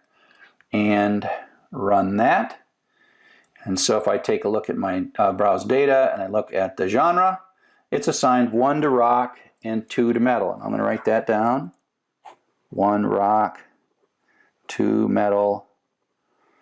I should have done something like rock and country, because I can't even tell the difference between rock and metal, but whatever. That's my musical skill is not what's at issue in this class.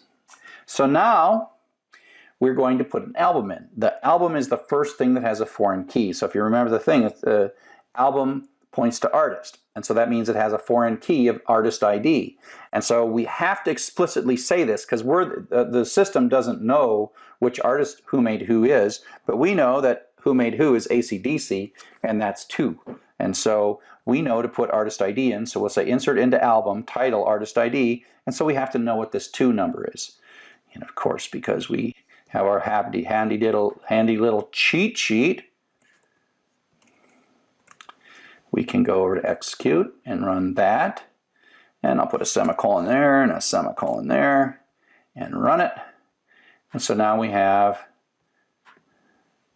in the album field, we now have this. And so this was assigned, and so Who Made Who, still have to write down that Who Made Who is album 1, and album 2 is Led Zeppelin 4.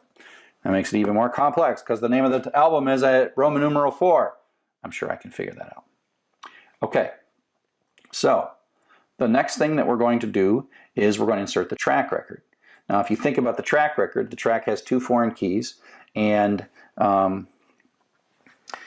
it's got a lot of stuff. It's got the title, it's got the rating, length, count, but then we got the 2 foreign keys. And so we have to know these numbers. So this 2-1, this 2-1, this 1-2 is the genre. We're specifying the genre and the album that this track is from by those numbers. Now, again, we have to use this cheat sheet, but if this was a program, the program would know that 1 was Zeppelin and or 1 was Who Made Who and 2 was Led Zeppelin 4. And so that the programs, this kind of stuff is easier for the program to understand than for us to keep track of and understand. But just so we can get through these few records, and that's why I rely so heavily on my cheat sheet. So here we are with all these numbers. The foreign keys are the tricky part here. Everything else is really quite straightforward. So now I'm going to insert 4 records into my track table.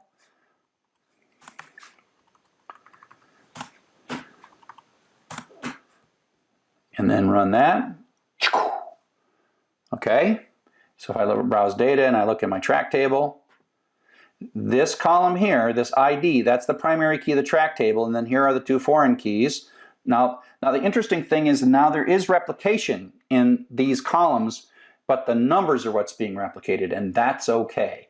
We went a long time just not to put Led Zeppelin 4 in twice. We could have made this a string, but by making this an integer, it saves tons of storage and makes it super fast. That turns out to be one of the key things that makes databases super fast, is using these integers. So we take a look at all this stuff. We see that in a sense, by using these little numbers, we are pointing to rows in other tables. The foreign keys are always pointing. They always point to their ID. So these foreign keys are out here. This is the primary key up here. And they always point to. So now that we've carefully constructed our relationships in the tables, we need to reconstruct the data to show our users. And you can kind of see how you would go pull this stuff together, but there's a wonderful capability in relational databases called join that brings this all back together. And so we have done this for efficiency of storage, efficiency of scanning, etc. But we do need to traverse these foreign keys at times, and the database software will do this for us automatically. So the join operation basically is a way to specify in a select statement that you want to pull data out of more than one table, and then specifying using what's called the on clause exactly how you want that data pulled out. And so here we go. We already have a table, an album table to the artist table, and the foreign key, and we want to, in effect, pull data from both the album and the artist, the album title and the artist name, and we want to show that. And so we're going to say select, which is the same select statement. Here's a little different syntax. This is the list of fields.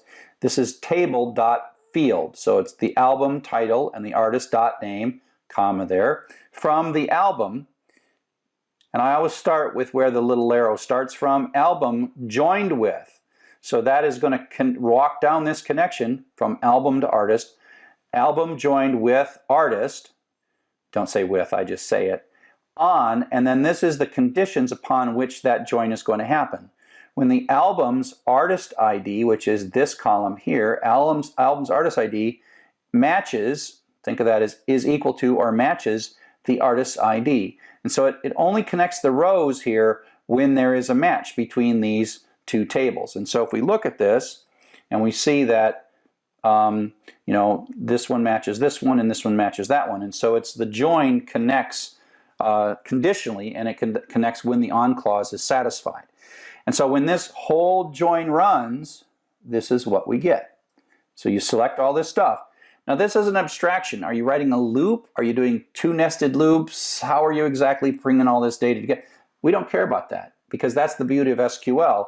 That's the beauty of how we do this in a database. So now if we can just run this command. So let's grab this command. Select track title, genre name from track, join genre, that exact query. Case of keywords doesn't matter.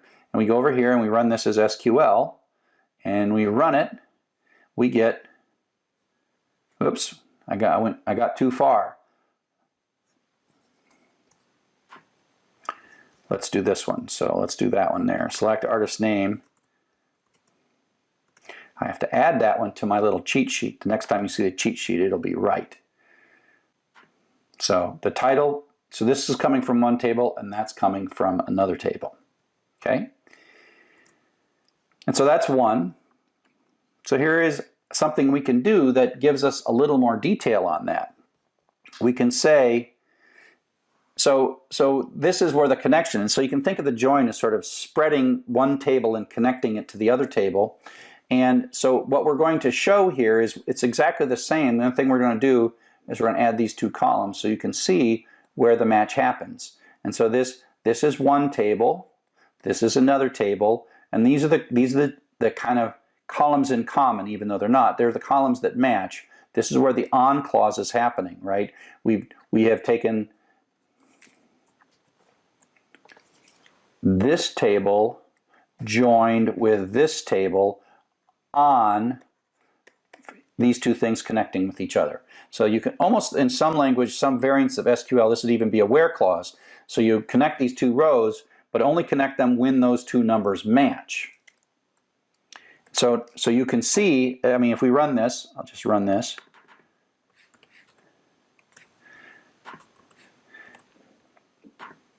And again, you just see this is where it connects, okay? Now,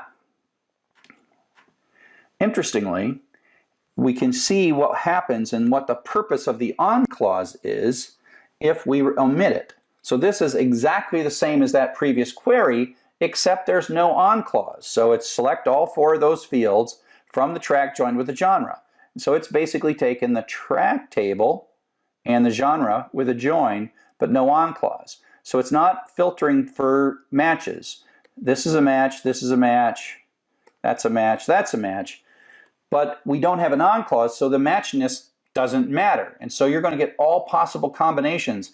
And literally, if there were, 10 on one side and 30 on the other side, you would get 300 rows in that join. So it'd be all combinations, except the on clause reduces the combinations. And you might think, whoa, this is really inefficient. And I will say that's what my first reaction was when I first saw this, but it's not inefficient.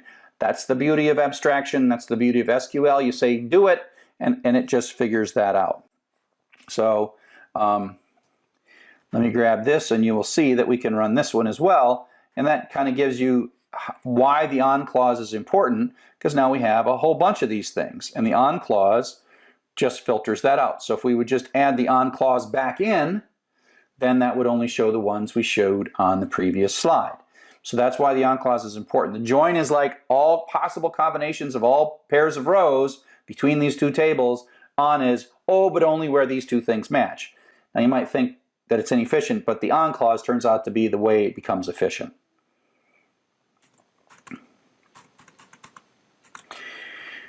Okay.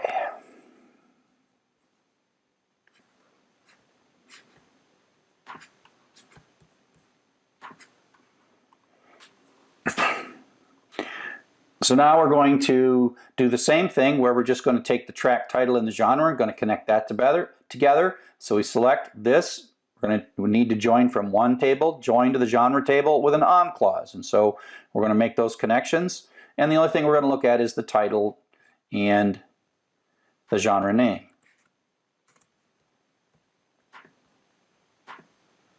Oh, oops.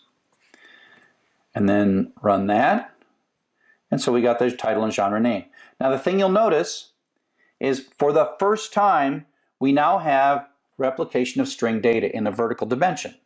That's okay, because the data is not replicated in the database. The data is now replicated as a result of the join. And so we are going to reconstruct what the user wants to see, which the user originally, all the way back to the beginning, wanted to see the duplicate information in the vertical axis. But now we're reconstructing it. We didn't waste the space or performance in our database, but we still have to show them.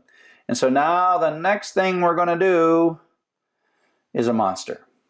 We are going to reconstruct across all four tables. And you might think this is really hard, and sure, it's going to be a little tricky, but as long as you follow the naming convention and the naming convention makes sense, we're going to do a select from the track's title, the artist's name, the album's title, and the genre name. From the track, join genre, join the album, joined artist. And so the joins follow the little arrows, right? And then the on clause qualifies each of those arrows, when to follow the arrow. And then this becomes pretty easy. It's a foreign key. The track's genre ID, that's a foreign key, equals genre.id. That's primary key, that's a foreign key because I name it that way. And I know that this goes to that genre table because I name it that way. And track's album ID is equal to the album's ID, foreign key, primary key, and album's artist ID is equal to artist's ID.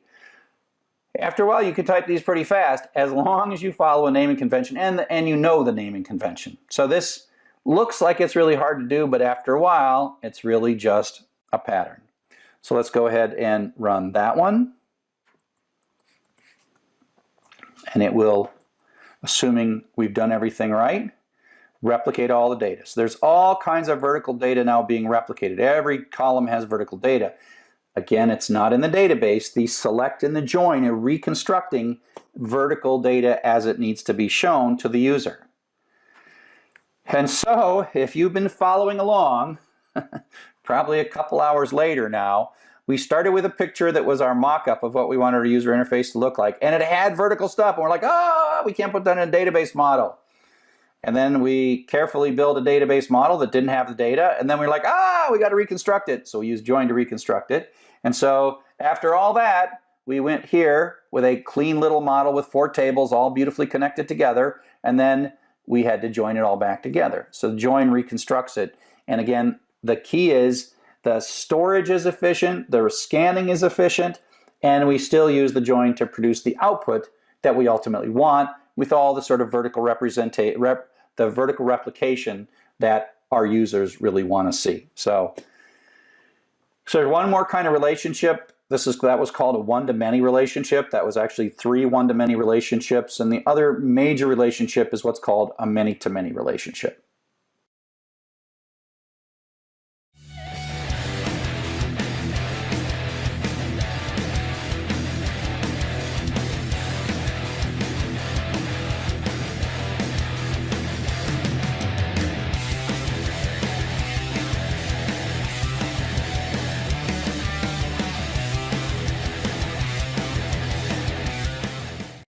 So our last major topic is called many-to-many relationships. And up till now, everything that we've done is what's called a one-to-many relationship.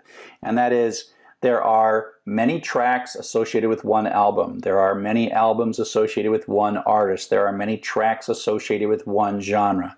And you can think of labeling, and as you look at data models, they put little labels on each arrow that tell you which end of the arrow is the many and which end of the arrow is the one. And so in this case, the foreign key is pointing to, there are many of these rows over here, many rows that point to one row over here. So it's a many-to-one relationship. There are various ways. Sometimes I'll put 2 arrows at this end and 1 arrow at that end. But whatever it is, this kind of thing we've been showing is a many-to-one relationship. And that's probably the most common thing. But there are times when you just can't model things with a one-to-many relationship. So like if you have a mother and children, well, that's a many-to-one relationship, and it's just fine, and that works fine. But sometimes you have a many-to-many relationship in that there might be many books. One book has many authors, and each author has many books. And so you don't have like the one side. There's no one. And so you have to end up building a table that what we call, I call it a connector table. They call it a junction table on Wikipedia. But we need a little table that allows us to break a many-to-many relationship into, in effect, 2 many-to-one relationships in a connector table. And so this is a connector table. So you could think of this as, you know, there are many links here, but we don't have a way to model the many over here to here. And so what you do is you basically say, oh, there's a lot of these things. There's many that go to the one, the many that go to the one, and then in here you sort of create that manyness that you want to create. So it's probably just as easy to look at a sample of this. So let's imagine a learning management system where you're taking a class, and there are some people that are teachers and some people that are students, and many students are members of many classes. A student can be part of many classes, and a class has many students in it. So you can't really find the one end. And so what we do is we make a table called membership. And in that table of membership, we actually often don't put a primary key in at all. We simply put in 2 foreign keys. And if we're going to put a uniqueness constraint, we put a combination of the 2 foreign keys as the uniqueness constraint. So we say there can be duplicate user IDs and duplicate course IDs, but there can only be, you know, user ID, course ID combinations. That has to be unique. So you can make unique be more than one column. And so if you imagine a course table and a user table, there's a user ID, the name and email, and the course has a title and an ID. And then we have this little table that just is the connector table that shows the points out. And so we can expand this membership. So let's take a look at how that works. So we're going to create some tables, and these are very classic tables because these are the one end of it. So these are the one end of it. So it has a primary key, a title, a logical key, email. There's a primary key for course, and then there's text. So we add this unique to kind of indicate that it's a logical key. We're not going to allow ourselves to put any duplicates in here. Now the connector database here is a table member, and it has 2 foreign keys, user ID and artist course ID. And you can even model some data here. So I'm going to model role, which is going to be 0 equals student and 1 equals instructor. And then I'm going to indicate that the primary key or uniqueness constraint is the combination of the user ID and a course ID. Now when we say the primary key, it both limits our ability to insert duplicates, but it also allows the database to optimize its scanning because it knows that that combination is always unique, and so it can organize its disk structure and storage structure to understand how to look things up more efficiently, knowing that Once it's found a user ID, course ID combination, it doesn't have to look any farther because they're unique. And so all of these contracts that we add speed things up, save storage, and makes things more efficient, but in ways we don't always know exactly how they happened. And so let's go ahead and make these. Let's go ahead and make these guys. I think I will start with a new database. I'm going to call it LMS for Learning Management System. No, I don't really want to do that one. And so I'm going to not create the table. I'm going to do everything in SQL. And so let me see if it's in my cheat sheet. Nope, that's not in my cheat sheet. So I'll have to fix the cheat sheet again for you. By the time you see the cheat sheet, all these things will be in there. So I'm going to go in here and I'm going to grab Create Table User. Actually, I'm going to grab them all. Watch this. Grab them all. Highlight all these. Go over to SQLite Browser. Blast them all in. And then I'm going to put a semicolon at the end of each one of the statements. And I'm going to run them. So does it look good? Yep. So I got a course, I got membership, 2 foreign keys, and I got user. So that all looks good. Okay, so now we're going to have to insert some data in. And we're going to insert from the outside in. And so we're going to just put the name and email. The ID will be automatically assigned for the users. And we're going to do the same thing. And the ID and the courses will be automatically assigned. So let me just grab all this stuff. Go into SQL. That has the semicolons at the end already for me. Thank you very much. Now I'm going to run it. And if I take a look at my data, now I've got primary keys for the courses, and I've got primary keys for the users, and I've got nothing in the membership table. And I of course have to remember what these values are, because Jane is 1 and Ed is 2 and Sue is 3, right? And Python is 1, SQL is 2, is 3. And so when I go into membership, I've got 2 foreign keys here and a role, and they just have to be for the course person combination. And so it's a little tricky to figure all this stuff out.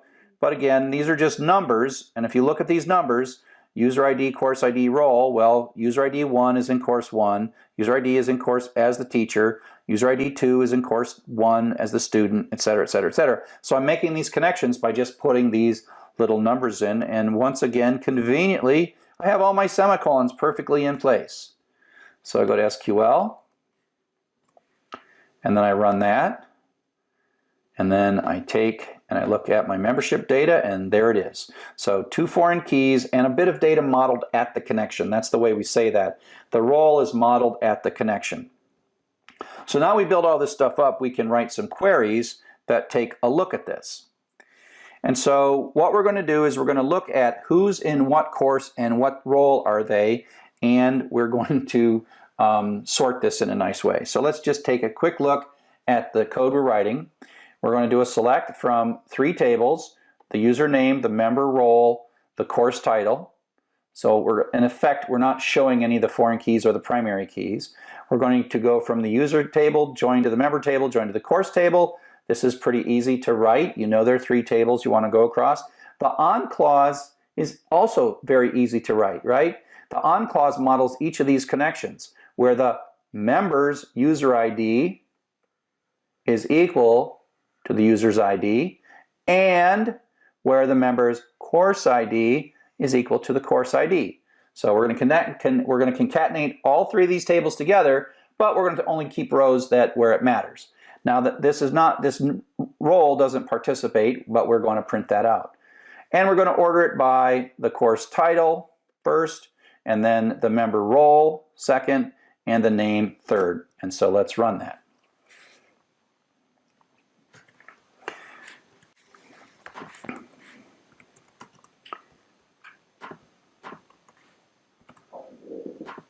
So we've reconnected it. So Ed's the teacher of the PHP class. Sue is the student in the PHP class. Jane is the teacher in the Python class. Ed's a student, and Sue are students in the Python class. Ed's the teacher in the SQL class, and Jane is the student in the SQL class. And so we have many people there are many students in many classes there, and so we have modeled that, but we model that with this sort of table. And if you look at a piece of software that I've written called Sugi, which is a standalone learning management system that's built with learning tools, you will see in anything we're in membership where we have a user table, we have a context, which is also the course table, and then we have a membership table. And you look, here's these foreign keys. It's kind of like that's the many side, that's the one side, many to one. And so this, this is now in effect a many to many between these two, but then it's modeled as a series of many to one relationships. And you see this all the time in all kinds of things where membership or other kinds of things are necessary, many to one, or many to many.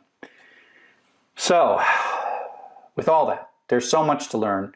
It's both easy and complex at the same time. It's easy when someone shows you how to do it, but at some point you will learn how to build database models and you realize, oh, it wasn't so bad. It takes a while to get used to them. This really just is a quick walk. But the bottom line is what we just did seems like it was, wow, that's nice. Do you really have to do that? And the answer is, if you're going to scale at all, you absolutely have to, because you simply can't read and write data sequentially. You can't read through, update one little piece of data in a file by reading all the way through and then writing a new copy of the file. That could take seconds. And in a system like an online system, you get 1/100th of a second to do something like that. And the databases make it so that happens in 1,000th of a second. So ultimately, you simply have to take advantage of this. You just can't, if you're going to modify data, you can read data from flat files, but even if you're going to read a lot of data, if it's big, it slows down terribly. So it might seem like there's a trade-off that you could debate whether this is worth it, but if you're going to deal with a lot of data, you've got no choice. It's really not as much a trade-off as you think. So this has been a quick romp through databases. We talked a little bit about indexes. There are constraints. We talked a little bit the not null stuff. We've talked about that. Uniqueness, that's a constraint. Another whole area is what's called transactions, and that's the locking of little areas, so you can read an area, then lock it, and then update it to make sure no one else reads it. And so they make sure they either get the version before you looked at it, or before you change it, or after you change it. And so that's how you make sure that you can't do things having to do with bank account balances and get yourself in trouble. So these are a lot of SQL. It's really fascinating. SQL is a fascinating thing to use and learn and performance tune and enjoy. So relational databases are cool. This gets us started. The big thing is don't allow replication vertically of string data. Pull that out into a separate table, establish a primary key, and then have foreign keys that point to that primary key. It is not just how much data you store. It's sort of a compression way, as a way of compressing data. You might think strings take no data, but they do. Numbers take a lot less data, and it's both how much data that's stored, but also how much data has to be scanned. And that way joins work. That's part of the magic of why Oracle's such a successful company. It's a bit of art form, and it's something that you can work your whole life and always get better at.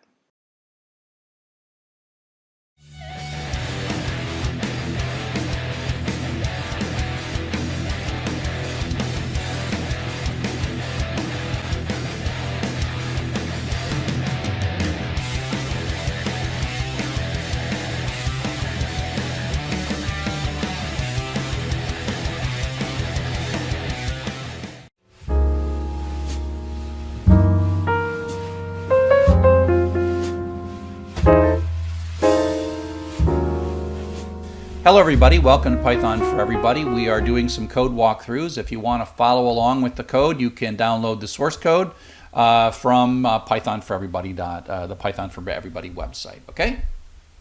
So the code we're playing with today is twfriends.py, and this is a step beyond the simple TW spider. It is a restartable spider, but we're going to data model things a little bit differently. We're going to have two tables, and we're going to have a many-to-many relationship, except that it's sort of a many-to-many relationship between the same table, which is okay.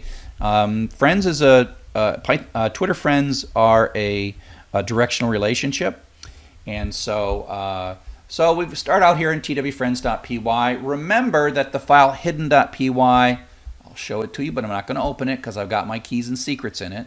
So this hidden.py file, you got to edit that, and you got to go to apps.twitter.com and get your keys and put them in there. Otherwise, these things won't work. But if you have Twitter and you set your API keys up and you put them in hidden.py, then all these things will work. It's kind of fun, actually, and impressive. Not hard to do, actually. So the Twitter URL, that's my library that reads hidden.py and augments the URL and does all the OAuth stuff. JSON and SSL because because Python doesn't accept any certificates, even if they're good certificates, so we kind of crush that. Here's our friends list that we're going to hit. We're going to make a database, friends.sqlite. Now here we're doing create table if not exists. So what this really is saying is I want this to be a restartable process, and I don't want to lose the data. We're starting out, we do not have SQLite, any SQLite files, and so this is going to create the database and create these tables, but the second time we run it, we're not going to recreate the tables. We're going to be able to restart this because we're going to run out of rate limit before we finish this, so we just have to wait however long the rate limit takes to reset, and we'll watch the rate limit go down. And so we're going to have a people table, and we're going to have a primary key and the name. The name is going to be unique, and whether or not we've retrieved it. And that's kind of from a previous one. But then there's the who follows who, the from ID to to ID. And so this is a direction, and we're going to put a uniqueness constraint in, just like we do in many-to-manys, that basically says the combination of from ID and to ID has got to be unique. We don't allow ourselves to put duplicates of the combination. So from ID can be 1 in many records, and to ID can be 1 in many records, but 1 is only allowed once. And this is the CRUD we have to do to convince Python to accept the Twitter certificate. And so this is similar to some of the other stuff that we've done. We're going to enter a Twitter account or quit, and if we hit enter by itself, then we will actually go and retrieve a record that was not yet retrieved. And now we're actually pulling out two values, ID and name. And so we will grab fetch1 is going to give us a two-tuple basically, and we're going to store that in ID and account. Of course, that's like this is coming back with a two-tuple, first of which is the ID from the database. Limit 1 means we're only going to get one of these or 0 of these. If there are 0 of these, that means there are no unretrieved Twitter accounts. Retrieved equals 0. Well, you'll see in a second that all the new accounts we put in are the ones for which we haven't retrieved. And again, given that our rate limit, we want to know which ones we've retrieved. Okay, and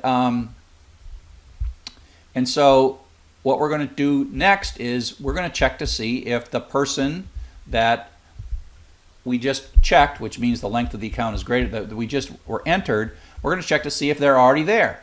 Okay, and we're going to select ID from people where name equals, so that's the one we just entered. And we're going to fetch 1 and grab the first thing because we only got one thing in the select statement here.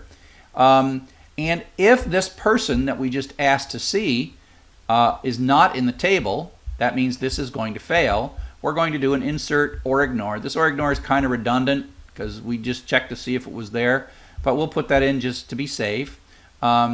And we're going to put the name in as the new account that we're looking at, and we're indicating that retrieved is 0, so that we will know that we haven't retrieved it yet. You'll see that we'll update that in a second. We commit it so that later selects will see this. So you got to do the commit. This later select wouldn't see the one we just inserted, and we're going to ask how many rows were affected, and if it's not equal to 1. Then we're going to complain about we inserted it, and we are going to do this thing. We're going to ask, hey, remember there was an ID up there? Right here, ID integer primary key, and we did not insert this here, but we want to know what that ID is. And every time I was showing you that in lectures, I was saying it's really easy in Python to do this, and that's what we're saying is this cursor did the insert, but one of the things happens is after the insert, we're going to grab the last row ID, which is the primary key that was assigned by SQL. Okay, and so that means that one way or another, coming through this code here in line 45, one way or another, we're either going to know the ID of the user that was there before, or we just inserted one, and so we're going to know the primary key of the current user, and you'll see why we need that. So ID is the primary key of the current user that we entered right here. Okay? And now what we're going to do is do the Twitter URL augment with the OAuth and all the keys and the secrets and hidden.py. Instead, we're going to go through, let's count 1,000. Let's go count, what the heck, let's go 200, up to 200 friends. Save. No, let's do 100. We'll keep it that way. And then we're going to retrieve it, and we're retrieving the account. We're not going to print the nasty URL out. We could. Then we're going to open the URL with a connection, and then we're going to read that, and we're going to get the UTF-8 data from this, and then we're going to decode that, and we're going to have the Unicode data. So the data string is a internal Python string with all that data representing all the wonderful characters. And of course, we're going to ask URL open to give us back the headers as a dictionary using this call, and we can see what how many we have left for the remaining, right? What's the remaining rate limit that we have, okay? And so then what we're going to do is parse the data with JSON load S. If, oh wait, I need a continue in here. Continue, okay, save. If we are going to parse this data, we'll print it out, right? So that means that this died, which means it's not syntactically correct JSON, basically. And who knows if we're ever going to see that, but at least when it blows up, it'll print this data out. We'll have to catch it, and then it'll continue. Actually, I'll make this a break, because if that's blowing up that bad, we should quit. Now, I don't yet know what happens when this rate limit says you can't have it. And so, but I do know that I expect when it's successful that there will be a key of users in this outer dictionary that we're going to get. And if this outer dictionary that if users is not in the parsed dictionary, then I'm going to dump out this data so that at least I can debug what happens when I've got some broken JSON. So the difference between this code is going to fail when the JSON is syntactically bad, meaning a curly brace isn't right or whatever. This code will trigger when I get good JSON, but I don't have a user's key in it, okay? So then, once we've retrieved it, we're pretty happy with it. We're going to update for our account that we are retrieving. We're going to set this as one of our retrieved accounts, okay? And then what we're going to do is write a loop that goes through all the friends of this particular user that we're asking and gets their screen name, prints it out, and then we're going to check to see if this one is already in our people database, because this is a spider. We're grabbing accounts, and so we'll do a friend ID and do a fetch one, grab the sub-zero thing, and if that works, if this person's not in there, this fetch one is going to blow up, which means we're going to drop down to the accept code. But if it does work, we have friend ID is the, that they're there and they're already in our database, right? They just weren't retrieved, okay? And so now if the friend ID wasn't there, we're going to do an insert into setting retrieve to 0, and then we're going to commit, right? Now, remember, row count is how many rows were affected by this last transaction, cur.row count, and we're going to die if that insert doesn't work. This is unlikely, unless somehow we've ran out of disk drive or something. And we're going to grab the friend ID as the key, the last row that was inserted. We're only going to insert one row, so it's basically the primary key of the row that we just inserted. So if you look at this code right here, it comes out the bottom one way or another with friend ID successful. Right? Friend ID is either they're already in our database or they're not. And if we insert them, then we have it. And so now, this count new and count old is just so I can print out a nice printout. Now we are going to insert into the friend table, which is called the follows table in this case, from ID and to ID. Those are the two outward pointing foreign keys. And we have the ID of the account that we are retrieving the friends of, and then this particular friend. And so we're inserting the connection from this person to that person. And then we commit it. We want to commit these again so that later selects, when the loop goes back up, later selects get all of that data that's going on. Okay, so we do want to commit from time to time, and then we close the cursor at the very end. Okay? So let's run this and see what happens. Okay, so Python twfriends.py. Oh, of course, I am a refugee from Python 2, so I always forget to type Python 3. Okay, so we're going to start.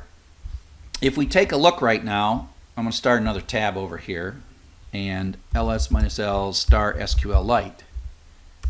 Now that SQLite file is there, right? And it's actually made the tables. If you go up here, it ran all this stuff. Create the tables, yada yada, and we're sitting right here at this line. As a matter of fact, I think without causing too much trouble, I can open that database and get into this database right here, and there is no data in the follows table, and there is no data in the people table. It's completely empty. Okay? So we're waiting for the first one, and I'll go with mine, Dr. Chuck. So it's retrieving the 100 friends, and they all were brand new. They're all inserted, right? And so now if I hit refresh, we will see that Dr. Chuck is retrieved. Who follows? So these are all the people I follow. So one follows two. So if we look at here, we see that Dr. Chuck follows Stephanie Teasley. Because we grabbed the followers of Dr. Chuck, you know, we're going to have a record in all of the follows for all the ones that I did, right? So these are all the people I followed, and we put them in. Okay? So we can go back, and we can, let's see, grab somebody. Let's go grab Stephanie Teasley. And let's pull out her friends. So we grabbed 100 of her folks. I got 14 left. That's my X rate limit. So I did Stephanie Teasley. So let's go back here. So you'll notice there's 101. There's probably going to be, 182.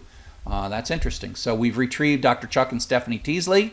And let's go take a look in the friends table, the follows table. Okay. So we have all of the people I follow, now all the people Stephanie follows. Okay, so there we go. So let's go ahead and do somebody else. Let's see, I think we both follow Tim McKay. Where's Tim McKay?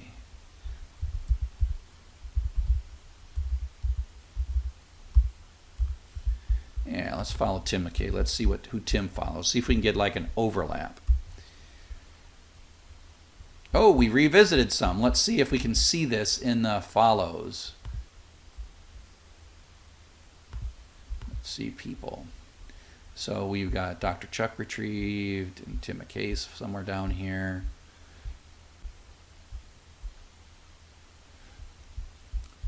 You know, it might take us a while before we get any really good overlaps. Let's see. Let's do a database call. Let's see, let's do a database SQL.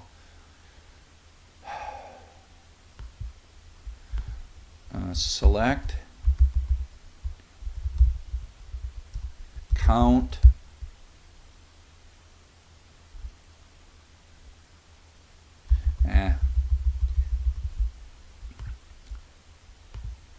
Okay, so let's just run this some more. It's clearly working. Now, one thing I can do here is I can hit enter, and it will just pick one randomly. So it grabbed Live EDU TV, and now I can, and let's see how many I got left. We got 12 left, and now I can hit enter again, and it picks another one. That was the next one. I was kind of picking them in order. Is it picking them in order? Let's go to people. Yeah, it's picking these. So it's gonna, we can see that it's gonna just do the first unretrieved person, who's Nancy. Let's let it retrieve Nancy. So it grabbed Nancy, new. So we're finding some, and this table's getting really big. And so if we look at the people table, we now have 455 people, and we have 467 following records. And so there we go. Oops. Hit enter, it does another one. And away we go. So you get the idea. I can type quit to finish. And just to give you a little interesting bit of code to show you how to do selects, I'm going to do this TW join. Now you'll notice that we're not talking. Oh, let's show you one thing. ls-l friends Star SQLite.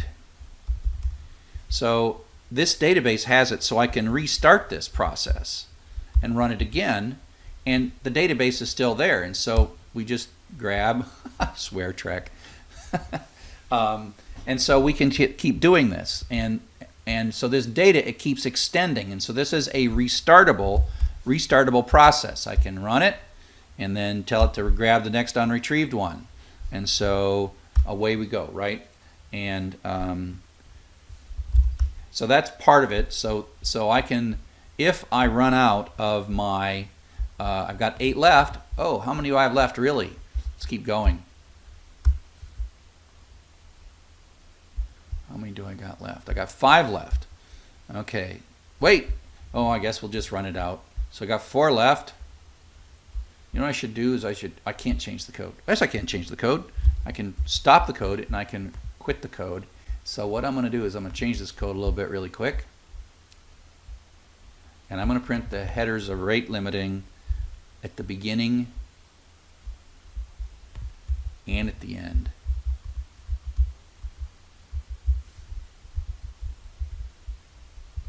So now I can run it again. I changed the code. Hopefully I didn't make a Python error. Tell it to go get another one and a Navarro. And so I got 3 left. Oops. We'll see what happens when I run out of rate limit. Run out of rate limit. So we have 1 left. Hit enter. Hit Control K. Opensource.org. So we have 0 left. That worked. Now let's see what happens. I don't know what happens next. Oh, we blew up. Too many requests. Oh, we got an HTTP error 429. So that means that, going for Mark Cuban, that was in line 48. So the right thing to do would be in line 48. We should really put this in a try except block. Try except block, because it gives us an error.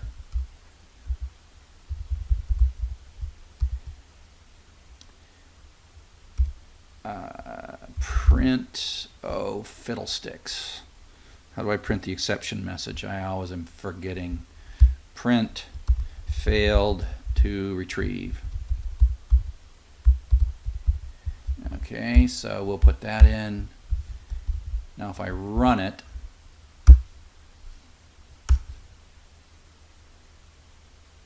oh, and then I have to put a break here because that's not good. Break.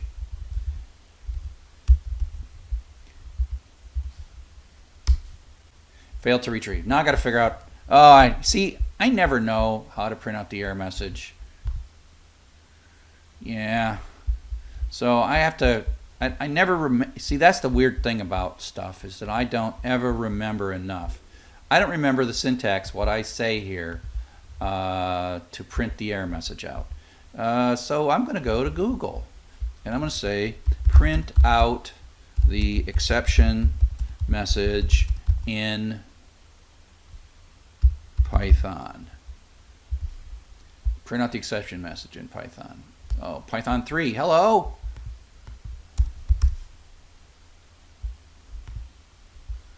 Okay, so let's go find it here in the documentation. Accept.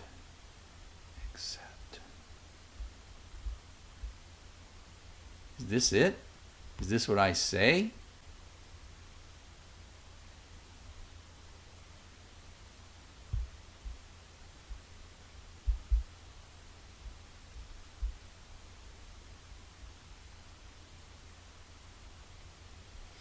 I just want to print out the message. Ah, that's it. Accept.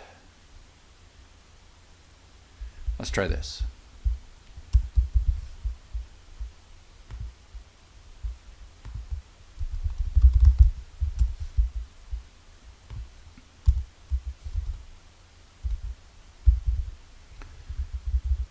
So this is part of Python programming, is like, for me at least, because I'm just not like a genius expert at this stuff.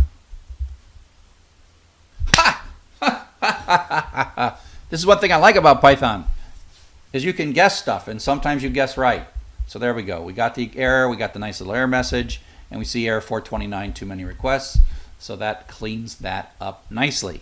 So we have run out of requests, and on that, it is a good time to say thanks for listening, and I hope that you found this valuable.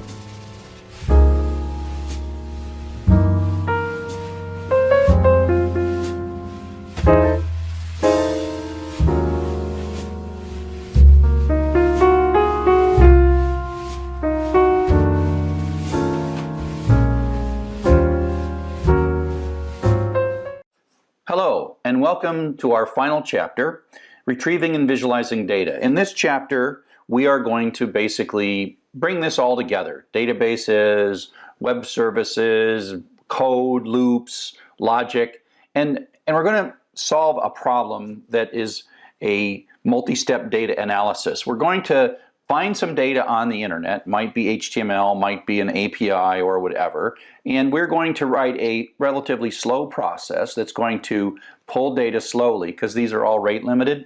This is a slow and restartable process.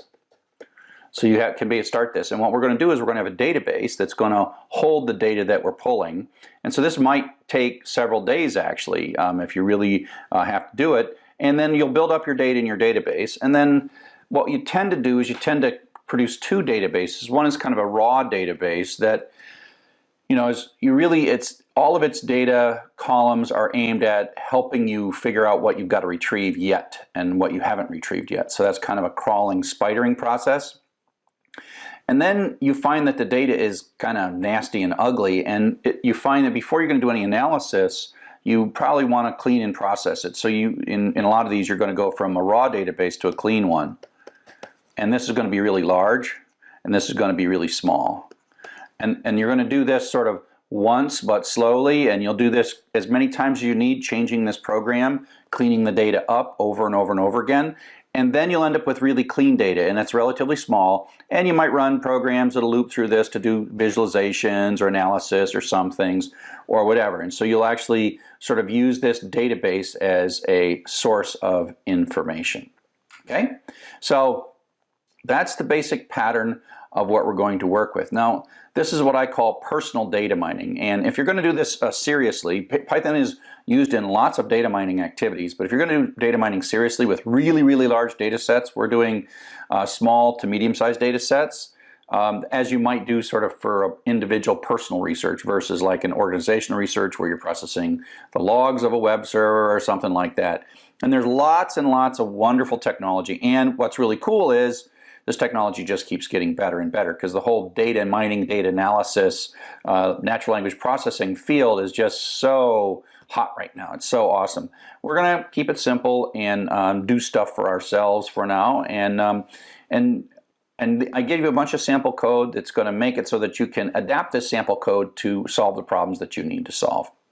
So like I said, this is more of a programming exercise. Data mining might be a lot more complex. If you're doing simple research, this might actually model what you do pretty well.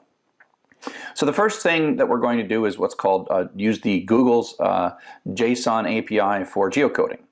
And there are two versions of this. One version requires a key, and one version doesn't require a key. Google used to make all this data available for free, but with just a rate limit, but now they're making increasingly requiring a key.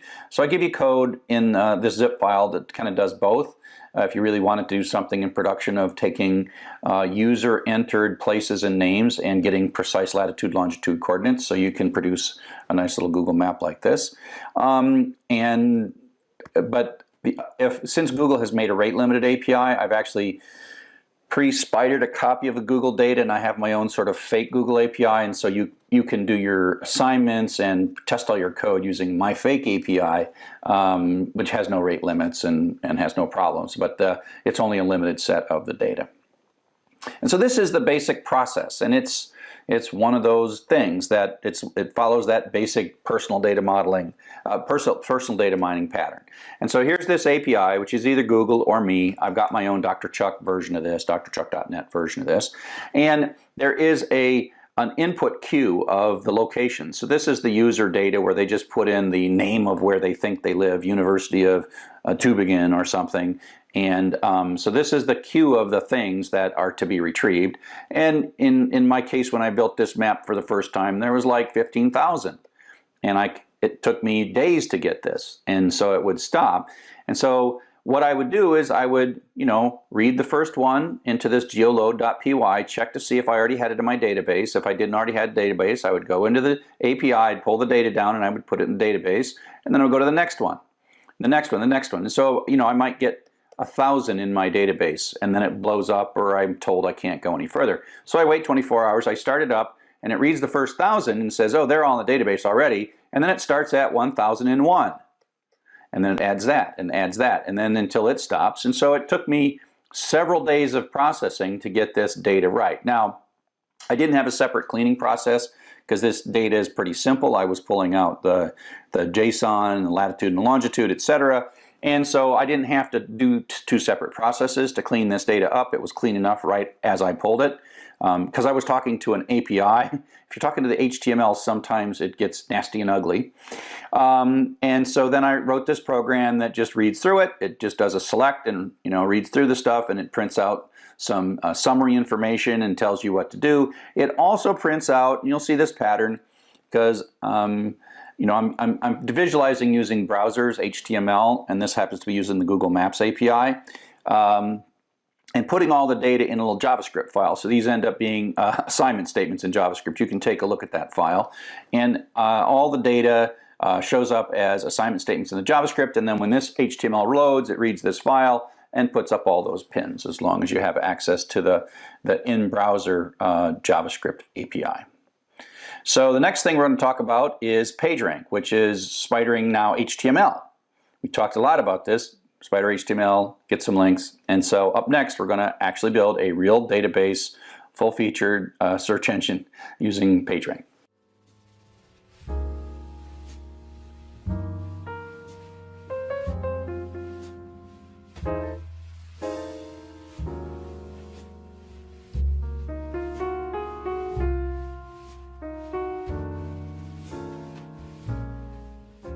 So now we're going to write a search engine, do some of the things. We're going to do PageRank, and we're going to visualize it in a web browser and show the weights. We're really only going to do PageRank on one page because you want to have links that more than one page that points to a page, so that you can figure out which pages are more or less important. And then we'll visualize it. We'll run the PageRank algorithm, and we'll separately do all this. So at this point, we're going to do pretty much the web crawling, the index building, and the searching. We're not going to really search it. We're going to visualize the index. But you could write a simple program to do searches for keywords and figure out which page was the most likely page for a keyword. And that would be a fun additional thing to do. So the web crawler is this program that hits a page, pulls down the HTML, parses the page, looks for links, makes a queue of incoming links that are as yet unretrieved, and I'm going to do this in a simple SQLite database. And starts out with, the database basically starts with one link as the starting point, and then it retrieves that page, and then you see the database end up with lots of unretrieved pages, and then it goes back in and picks a random page and retrieves that one, and then it just expands and expands. This code that I've built that you're going to play with only stays on one website. Otherwise it would go crazy, but of course Google doesn't use an SQLite database running on your hard drive. But you'll get the idea. You'll see this thing exponentially gain links, and you'll run it for a while, pull down 1,000 web pages or whatever. But of course, make sure that you don't violate any terms and conditions. And again, I've got some data sources that you can use, and they're not rate limited, but you can also use things like Wikipedia, which I think they sort of discourage you, or drchuck.com, which has no rate limit, or who knows what, right? So just be careful. Don't do this on Facebook, and don't do it on Google. Don't get yourself in trouble. And if you're using, a internet connection where you're paying for bandwidth, be careful. So this is the idea of the web crawler, and this isn't my picture. This is the classic picture of a web crawler.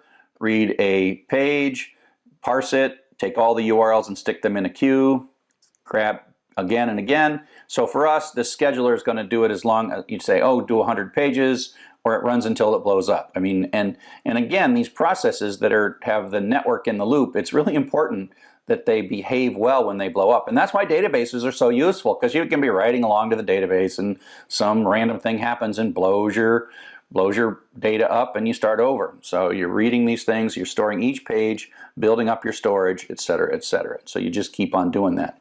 And with this program, you'll be able to retrieve some stuff, then run the PageRank, then you can retrieve some more, and then you can run some more PageRank, and you can kind of see how Google sort of evolves its index over time. Of course, we're so much simpler.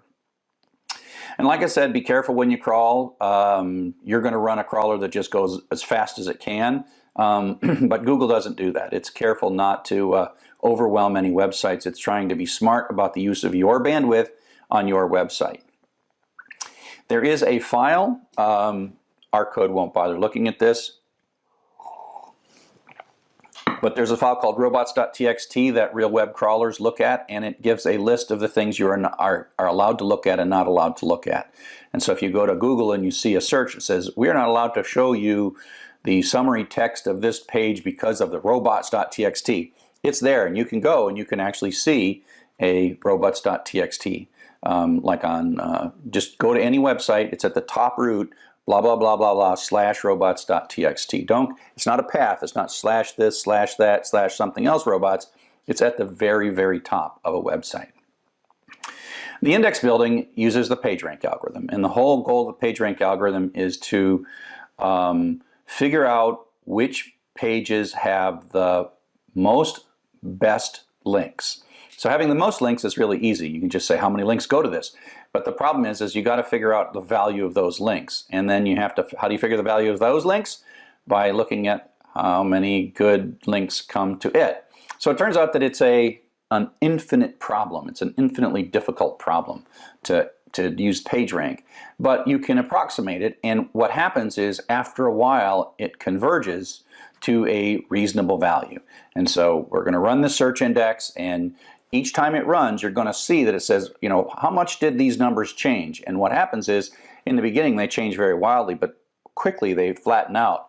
And it has the best way to think about the PageRank is think about how water runs, where you have a small little stream going by a house, and sometimes it rains, sometimes it's dry, and sometimes, you know, and there's like a little lake, and the stream is always running, and it doesn't go up and it doesn't go down. It might go up a little bit if it rains a lot, but in general there's sort of a steady state, meaning that whatever water's coming in is about the same as the water going out. So we think about this in terms of web pages.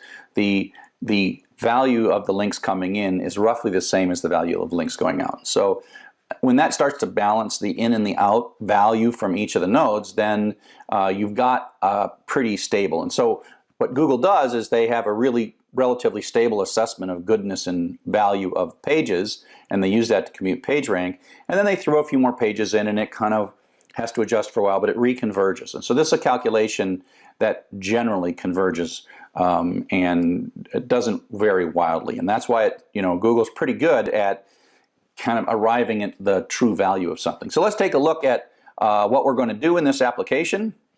Again, we have a file that is going to spider the web, and we only have one database. Again, in this one, we'll have two databases in the next one. And so this is spider is the restartable part. And what we actually do is we put one URL in, the starting URL, and then spider walks in and asks, are there any unretrieved pages? And it does that randomly. It sort of picks among the unretrieved pages and says, okay, great, I'll go retrieve that page, and then I'll parse that page, and then I'll put in a bunch of new unretrieved pages, okay, as well as the text of that page, and then a bunch of unretrieved pages. And then it'll go back up and it'll say, oh, give me one of the randomly non-retrieved pages, and it'll grab a next page and pull that page down and then add to it. And so this is like, there's a page and then a to-do list. And then this one becomes a page and then adds a few more things to the to-do list. And so the to-do list, or the unretrieved URLs, grows very rapidly. And the retrieved ones grow sort of as you retrieve them one at a time. But you've always got this long list If you have a really short site that only has like 2 links, if you start at drchuck.com/page1.htm, it'll go to page 2 and then go back to page 1 and it'll be out of things. It'll have retrieved all of the pages.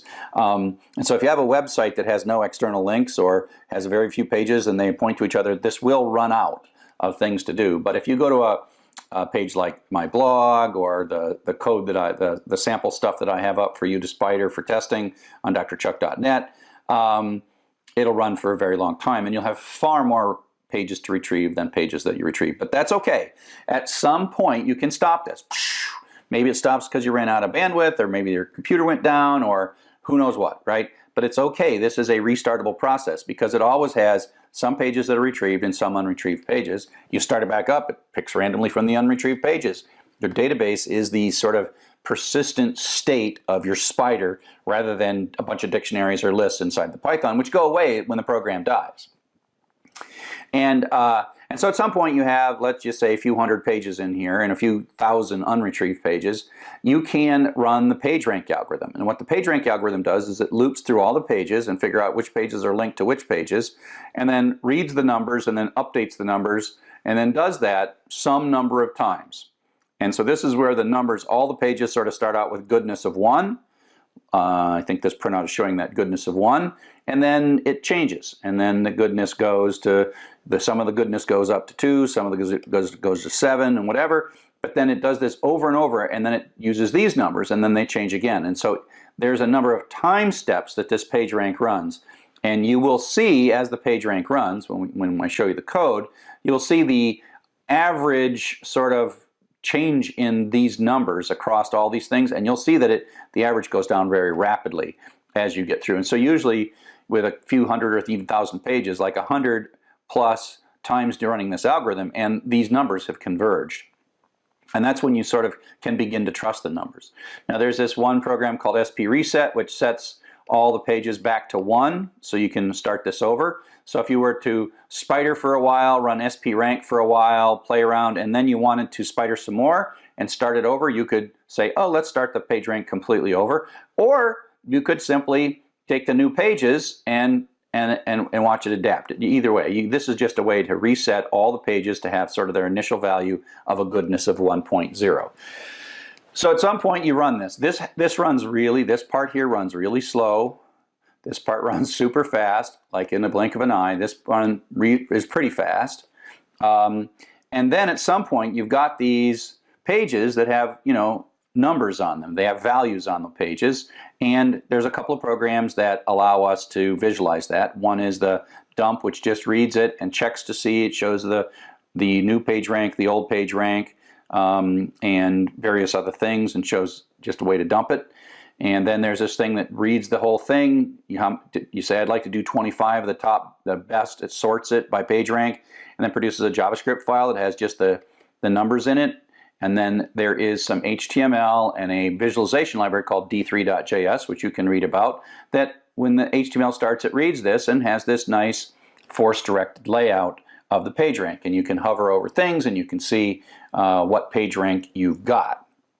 And so that is the PageRank algorithm that we're going to do. And up next, we'll do the largest and most complex of these things, and that is the email. We're going to spider some email, which is about 1 gigabyte of data. Okay?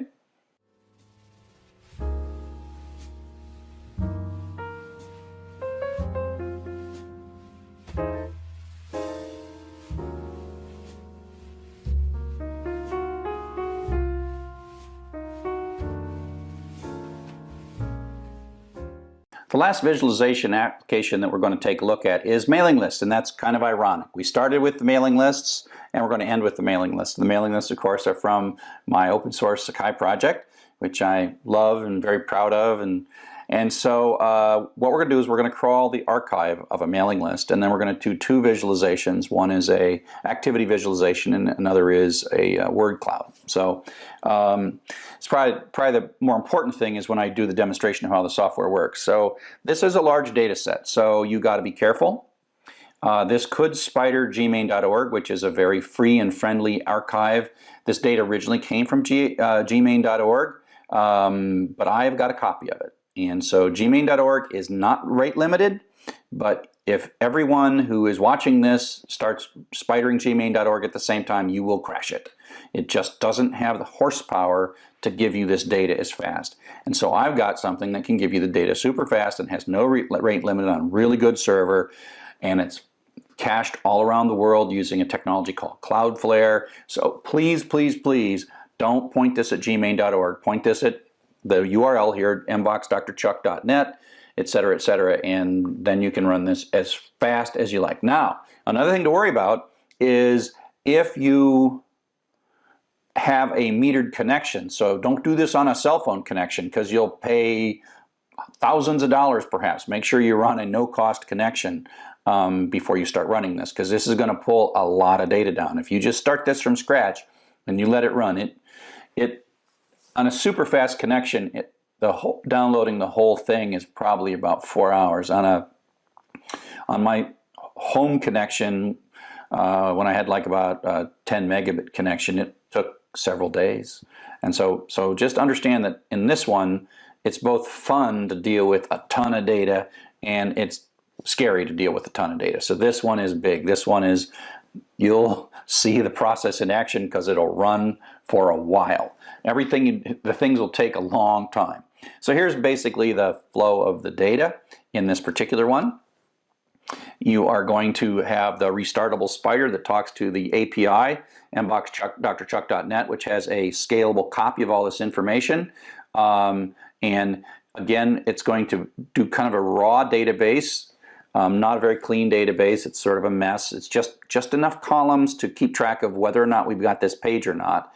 And so this has, the ones we've retrieved so far. And so what Gmain does is it sort of scans down to see where to retrieve next, gets that, and then starts scanning and then adding things here. So it just adds it, and then it blows up, and then it comes in again and says, okay, I'll start here, and then it starts retrieving stuff and fills this in, fills this in, fills this in.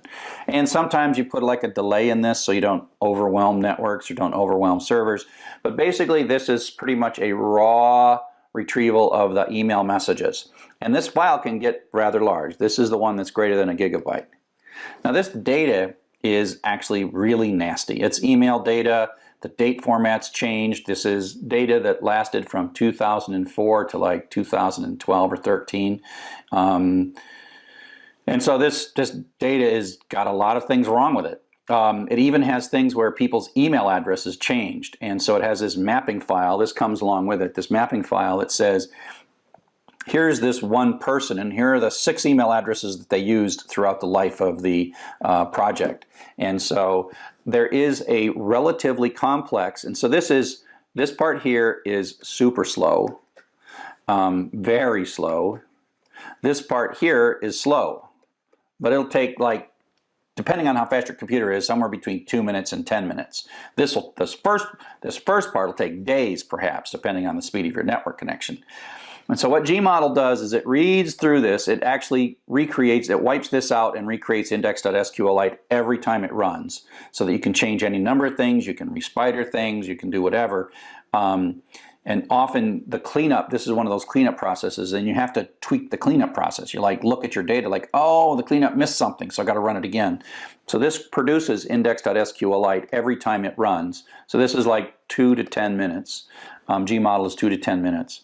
And it like maps names, and when it's all said and done, this is a very small, highly normalized, it's a nice data model. This one here had the Content SQLite has an ugly data model. Index.SQLite has a pretty data model. It's got foreign keys, it's got all this stuff, and all those things we talked about in the database where it's efficient. And so in your mind, keep track of how fast it is to scan all the data in a database with a bad model, and then watch when you run like gbasic, which is a scanner, or gline, which produces line data, or gword, and watch how fast they run.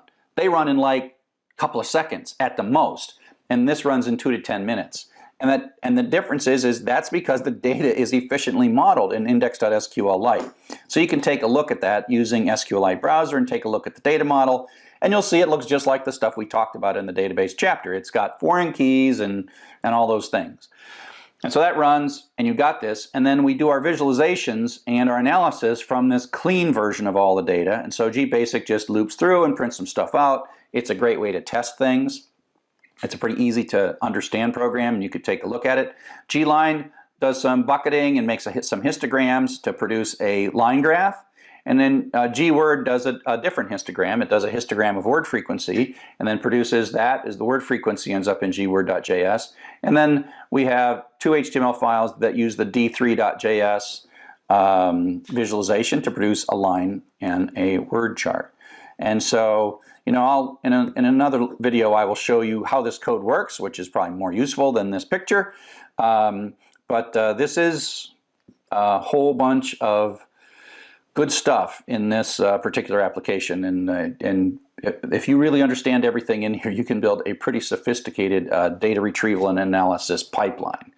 And so that's it. I thank you for watching all these lectures, and look forward to seeing you on the net.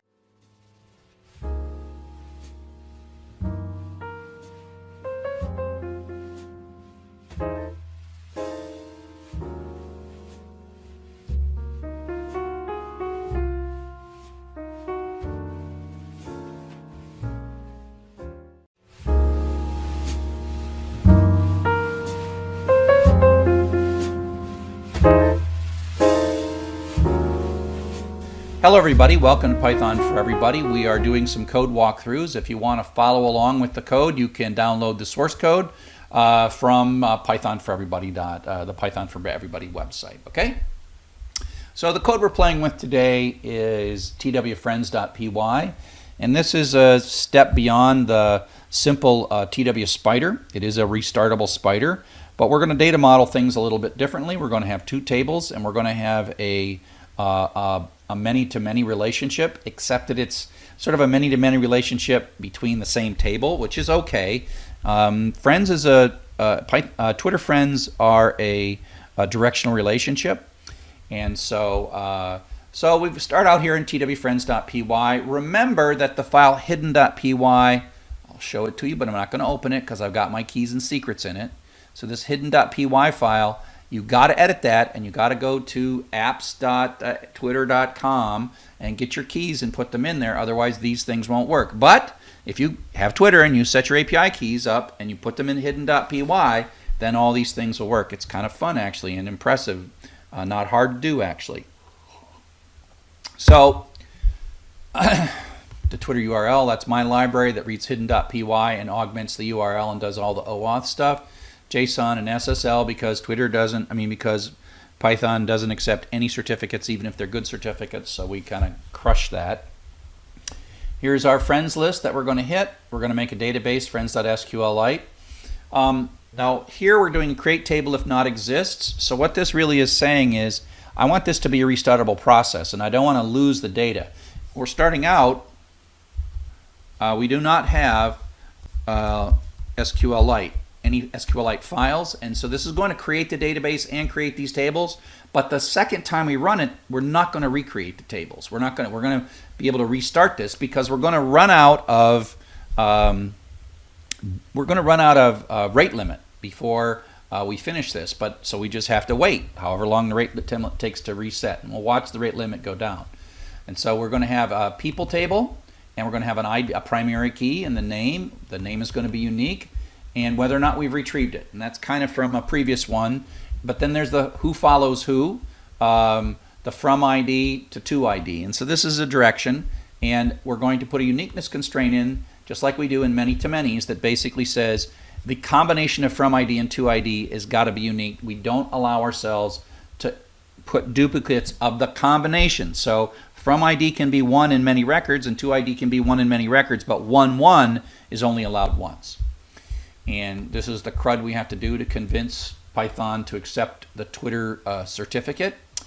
And so this is similar to some of the other stuff that we've done. We're going to enter a Twitter account or quit.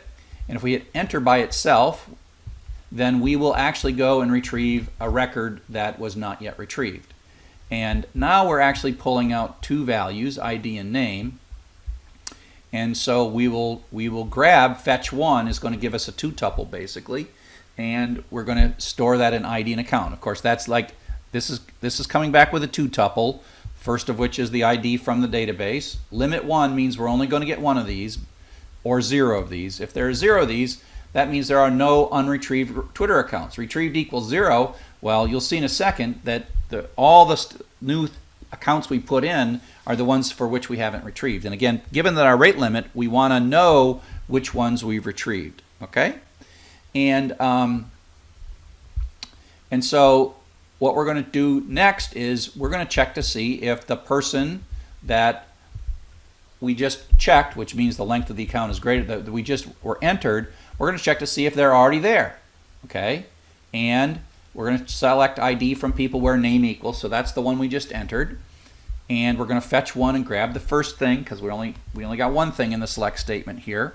And if this person that we just asked to see is not in the table, that means this is going to fail. We're going to do an insert or ignore. This or ignore is kind of redundant because we just checked to see if it was there, but we'll put that in just to be safe. And we're going to put the name in as the new account that we're looking at, and we're indicating that retrieved is 0, so that we will know that we haven't retrieved it yet. You'll see that we'll update that in a second. We commit it so that later selects will see this. So you got to do the commit. This later select wouldn't see the one we just inserted, and we're going to ask how many rows were affected, and if it's not equal to 1. Then we're going to complain about we inserted it, and we are going to do this thing. We're going to ask, hey, remember there was an ID up there? Right here, ID, integer primary key, and we did not insert this here, but we want to know what that ID is. And every time I was showing you that in lectures, I was saying it's really easy in Python to do this, and that's what we're saying. Is this cursor did the insert, but one of the things happens is after the insert, we're going to grab the last row ID, which is the primary key that was assigned by SQL. Okay? And so that means that one way or another, coming through this code here in line 45, one way or another, we're either going to know the ID of the user that was there before, or we just inserted one, and so we're going to know the primary key of the current user. And you'll see why we need that. So ID is the primary key of the current user that we entered right here. Okay? And now what we're going to do is do the Twitter URL augment with the OAuth and all the keys and the secrets and hidden.py. Instead, we're going to go through, let's count 1,000. Let's go count, what the heck, let's go 200, up to 200 friends. Save. No, let's do 100. We'll keep it that way. And then we're going to retrieve it, and we're retrieving the account. We're not going to print the nasty URL out. We could.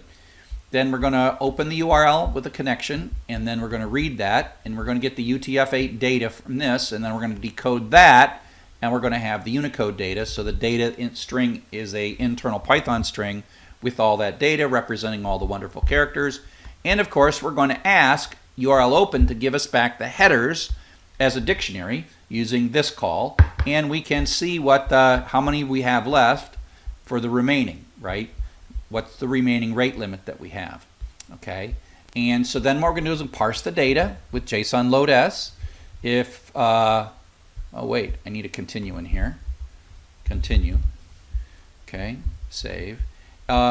If we are going to parse this data, we'll print it out, right? So that means that this died, which means it's not syntactically correct JSON, basically. And who knows if we're ever going to see that, but at least when it blows up, it'll print this data out. We'll have to catch it, and then it'll continue. Actually, I'll make this a break, because if that's blowing up that bad, we should quit.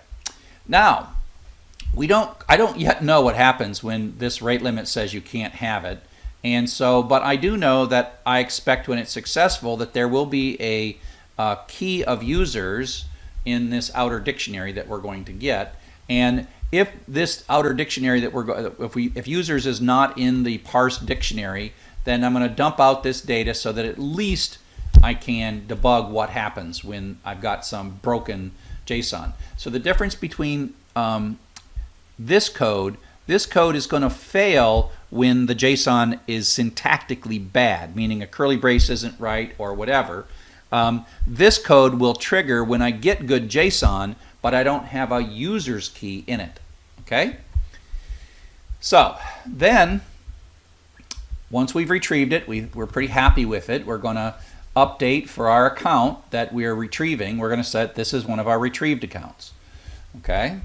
And then what we're going to do is write a loop that goes through all the friends of this particular user that we're asking and gets their screen name, prints it out, and then we're going to check to see if this one is already in our people database, because this is a spider. We're grabbing accounts, and so we'll do a friend ID and do a fetch one, grab the sub-zero thing, and if that works, if this person's not in there, this fetch one is going to blow up, which means we're going to drop down to the accept code. But if it does work, we have friend ID is the, that they're there and they're already in our database, right? They just weren't retrieved. Okay, and so now if the friend ID wasn't there, we're going to do an insert into setting retrieve to 0, and then we're going to commit, right? Now, remember, row count is how many rows were affected by this last transaction, cur.row count, and we're going to die if that insert doesn't work. This is unlikely, unless somehow we've ran out of disk drive or something. And we're going to grab the friend ID as the key, the last row that was inserted. We're only going to insert one row, so it's basically the primary key of the row that we just inserted. So if you look at this code right here, it comes out the bottom one way or another with friend ID successful, right? Friend ID is either they're already in our database or they're not. And if we insert them, then we have it. And so now, this count new and count old is just so I can print out a nice printout. Now we are going to insert into the friend table, which is called the follows table in this case, from ID and to ID. Those are the two outward pointing foreign keys, and we have the ID of the account that we are retrieving the friends of, and then this particular friend. And so we're inserting the connection from this person to that person. And then we commit it. We want to commit these again so that later selects, when the loop goes back up, later selects get all of that data that's going on. Okay, so we do want to commit from time to time, and then we close the cursor at the very end. Okay, so let's run this and see what happens. Okay, so Python twfriends.py. Oh, of course, I am a refugee from Python 2, so I always forget to type Python 3. Okay, so we're going to start. If we take a look right now, I'm going to start another tab over here, and ls-l star SQLite. Now that SQLite file is there, right? And it's actually made the tables. If you go up here, it ran all this stuff. Create the tables, yada yada, and we're sitting right here at this line. As a matter of fact, I think without causing too much trouble, I can open that database and get into this database right here, and there is no data in the follows table, and there is no data in the people table. It's completely empty. Okay, so we're waiting for the first one, and I'll go with mine, Dr. Chuck. So it's retrieving the 100 friends, and they all were brand new. They're all inserted, right? And so now if I hit refresh, we will see that Dr. Chuck is retrieved. Who follows? So these are all the people I follow. So one follows two. So if we look at here, we see that Dr. Chuck follows Stephanie Teasley. Because we grabbed the followers of Dr. Chuck, we're going to have a record in all of the follows for all the ones that I did, right? So these are all the people I followed, and we put them in. Okay, so we can go back, and we can, let's see, grab somebody. Let's go grab Stephanie Teasley. And let's pull out her friends. So we grabbed 100 of her folks. I got 14 left. That's my X rate limit. So I did Stephanie Teasley. So let's go back here. So you'll notice there's 101. There's probably going to be, 182. That's interesting. So we've retrieved Dr. Chuck and Stephanie Teasley. And let's go take a look in the friends table, the follows table. Okay. So we have all of the people I follow, now all the people Stephanie follows. Okay, so there we go. So let's go ahead and do somebody else. Let's see, I think we both follow Tim McKay. Where's Tim McKay?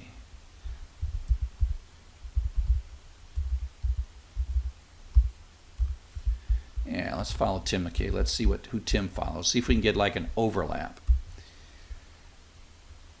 Oh, we revisited some. Let's see if we can see this in the follows.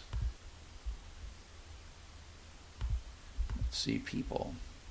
So we've got Dr. Chuck retrieved and Tim McKay's somewhere down here.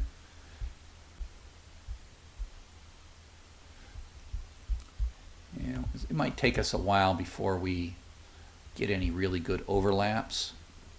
Let's see. Let's do a database call. Let's see, let's do a database SQL.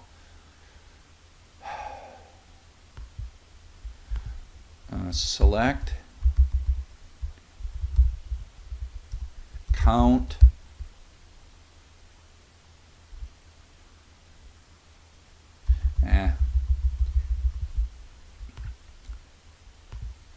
Okay, so let's just run this some more. It's clearly working. Now, one thing I can do here is I can hit enter and it will just pick one randomly. So it grabbed live edu TV, and now I can, and let's see how many I got left. We got 12 left, and now I can hit enter again and it picks another one. That was the next one. I was kind of picking them in order. Is it picking them in order? Let's go to people. Yeah, it's picking these. So it's gonna, we can see that it's gonna just do the first unretrieved person, who's Nancy. Let's let it retrieve Nancy. So it grabbed Nancy, new. So we're finding some, and this table's getting really big. And so if we look at the people table, we now have 455 people, and we have 467 following records. And so there we go. Oops. Hit enter, it does another one. And away we go. So you get the idea. I can type quit to finish. And just to give you a little interesting bit of code to show you how to do selects, I'm going to do this TW join. Now you'll notice that we're not talking. Oh, let's show you one thing. ls-sl friends star SQLite. So this database has it, so I can restart this process and run it again, and the database is still there. And so we just grab swear trek, and so we can keep doing this, and so this data, it keeps extending, and so this is a restartable process. I can run it and then tell it to grab the next unretrieved one, and so away we go, right? And so that's part of it. So I can, if I run out of my, I've got 8 left. Oh, how many do I have left really? Let's keep going. How many do I got left? I got 5 left. Okay, wait. Oh, I guess we'll just run it out. So I got 4 left. You know what I should do is I can't change the code. Yes, I can change the code. I can stop the code and I can quit the code. So what I'm going to do is I'm going to change this code a little bit really quick. And I'm going to print the headers of rate limiting at the beginning and at the end.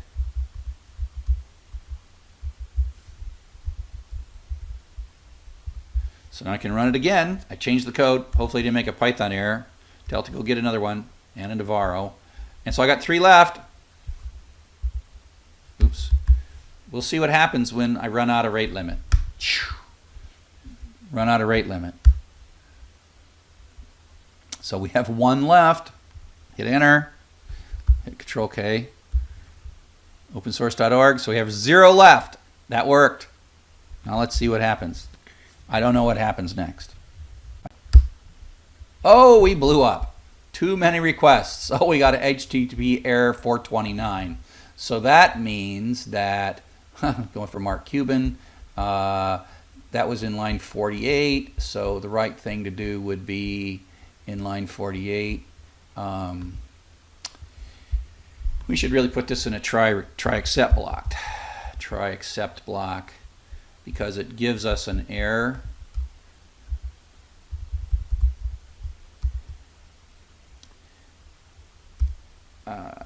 Print, oh fiddlesticks.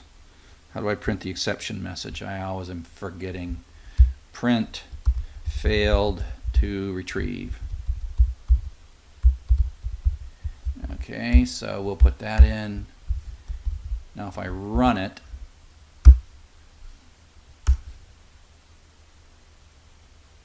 Oh, and then I have to put a break here because that's not good. Break.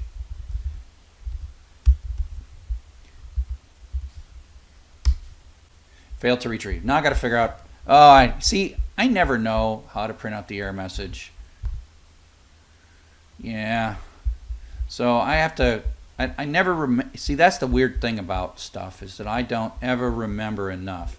I don't remember the syntax, what I say here, to print the error message out.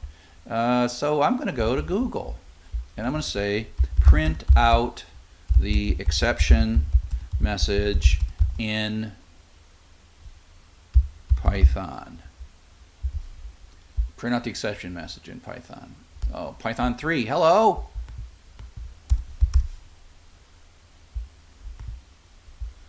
Okay, so let's go find it here in the documentation.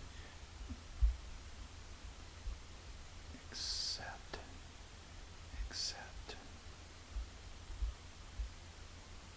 Is this it? Is this what I say?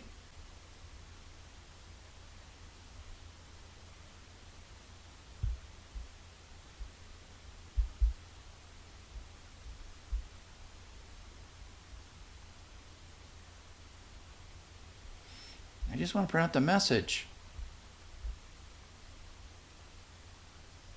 Ah, that's it. Accept. Let's try this.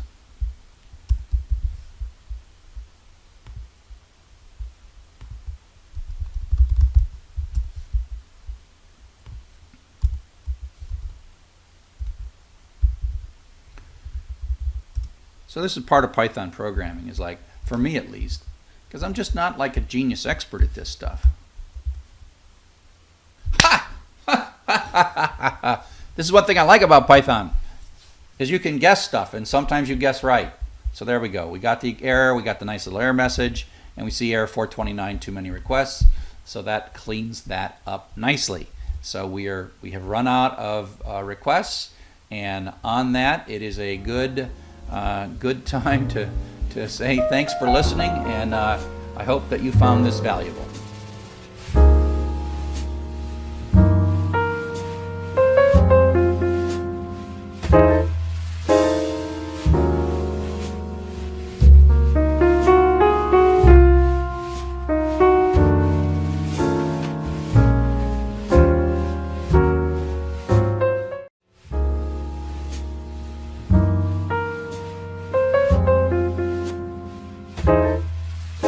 Hello everybody, welcome to Python for Everybody. This is another worked code example. You can download the sample code zip file if you want to follow along.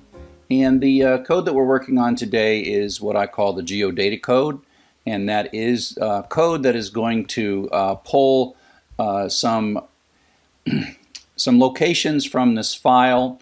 We're simulating or using the Google Places API to look places up, and so we can visualize them on a map. And so this is the basic picture. If we take a look at this where.data file, it's just a flat file that has a list of organizations, and this actually was pulled from one of my MOOC surveys. We just let people type in where they went to school, and this is just a sample of them. So this data is read in by this program geoload.py. And if you recall, this Google Geodata has rate limits. It also has API keys, which we'll talk about in a bit too. And so the idea is this is a restartable spider-like process. And so we want to be able to run this and have it blow up and run it and start it and not lose what we've got, right? And so this is unlike some of those. So we're not now using a database as well as an API, but in order to work around the rate limits of this API, we're going to use the database with a restartable process. And then we'll make some sense of this, and then we'll visualize this. But in the short term, let's start with geoload.py code. Geoload.py, take a look here. So a lot of this hopefully by now is somewhat familiar to you. URL lib, JSON, SQLite.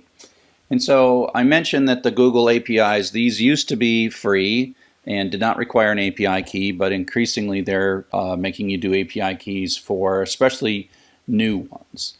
And so what happens, you can go to your Google Places, go to Google APIs and get get an API key, and you can put it in here. It'll be this long, big, long thing that looks like that. And then if you have an API key, you can use the Places API. And I've got a copy of a subset, not all of it, a subset of it here at this URL. As a matter of fact, you can just go to this URL in a browser, and it will tell you a list of the data that it knows about. Okay, and I made it so that that does the same basic protocol with the address address equals as the Google Places API. So this will just change how we retrieve the data. Either retrieve it from my server. Nice thing about my server, it's got no rate limit. It's really fast, and you're not fighting with Google all the time, and it means that perhaps if you're in a country that Google is not well supported, you can use my API. I mean, that's really strange that somehow my API is more reliable and available than the Google one, but it's true. So we're going to make a database. We're going to do a create table if not exists, and we'll have some address, and we're really just caching the geographical data. We're going to cache the JSON. One of the things we do when we build these processes is we tend to simplify these things and not do all the calculation and parsing of the JSON. Just load it and get it in, and load it and get it in, and fill the data up in this database. And so that's what we're going to do. Because Python doesn't ship with any legitimate certificates, we have to sort of ignore certificate errors. We're going to open the file, and we're going to loop through it and pull out the address from the file, and we are going to select from the geodata where that address is the address. Let's move this in a bit, and so we're going to do a select and pull out that address. And the idea is if it's already in the database, we don't want to do it. So we do a fetch one and pull out that first thing, which is that will be the JSON right there. If we get that, we'll continue up. Otherwise, we'll keep going. Pass just means don't blow up. So we accept and we just do a pass. That's like a no op. And we're going to make a dictionary, because that's what we do for the key value pairs. Everything you've seen so far, I've used constants here, but because we may or may not have an API key, query equals, and then that's the address, and then the key equals, and then the API key. If you recall, URL encode adds the pluses and question marks and all that nice stuff. We're going to retrieve it. We're going to read it and decode it, print out how much data we've got, and add a count. And then we're going to try to parse that JSON data and print it if something goes wrong. And as we've seen, at this top level of this JSON data from this geocoding API is an object, which we'll see a little bit of it in a bit. And it has a status field in it. And the status is okay if things went well. So if the status is not there, that means our JavaScript is not well formed or not how we expect it. If the status is not okay, or not equal to 0 results, then print out failure to retrieve and then quit. And then we're simply going to insert this new data that we just put in, and then we're going to commit it. And every 10th one, this is count mod 10, we're going to pause for 5 seconds, and we can hit Control C here, and then we're going to do the geodump. Okay, so let's just run this. Geodata Python. So let's do an ls. So we don't have, oh, we do have, let's get rid of from a previous test, geodata.sqlite. So we'll start with a fresh set of data and run python geoload.py. Of course, I'm always forever making the mistake of forgetting Python 3. So you can see that it's running, and it's adding the query, and in this case I don't have the API key, and it's putting the pluses in, and that's this part here with all the pluses. That's the URL encode, and you notice it's pausing a bit. Now, it depends on how fast your net connection. This may or may not go so fast, but this is not that much data, so it's like only 2,000, 3,000 characters. And so it's working and talking to my server. And the interesting thing here is I can blow this up. I'm going to hit Control C. In Windows you'd hit Control, in Linux you'd hit Control C, and in Windows I think you'd hit Control Z, depending on what shell you're working in. But I'm going to hit Control C, and you see I sort of blew it up, right? And causes a traceback, a keyboard interrupt traceback. If I do an ls-l, you can see that now this geodata is there. Now in the name of restarting, I will restart this, and you will see that it checks and skips, and so it runs this code here where it's right here. It grabs it and finds it in the database. So you'll see it say found in the database really quick, chop, chop, chop, and go really fast, and then it'll go back to catching up where it left off. And so all those up there, they did not actually retrieve it because it knew about those things. And so now it's catching up and doing some more and doing some more and doing some more. And then I'll hit Control-C. It has a little counter in here that basically, if it hits 200, it stops and you have to restart it. You could obviously change this code. You could make it so it didn't sleep. It doesn't hurt to sleep for like a second after every 100 or so if you want. You could change that code. And now let's just hit Control-C and blow it up, ls-l. And there is another bit of code. And this code, it's always good to write these really simple things. And so we're going to import SQLite and JSON. We're going to connect ourselves up. We're going to open, except this is a UTF-8 because it's a UTF. We're going to open this with UTF-8, and we're going to read through. And in this case, we are going to decode.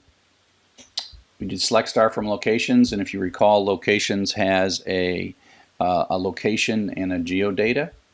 And so the sub-0 will be the location, and the sub-1 will be the geodata. And we're going to parse it, convert it to a string, and then parse it. If something goes wrong with the JSON, we'll just keep skipping it. We'll check to see if we have the status in our JSON. Let me run the SQLite browser here.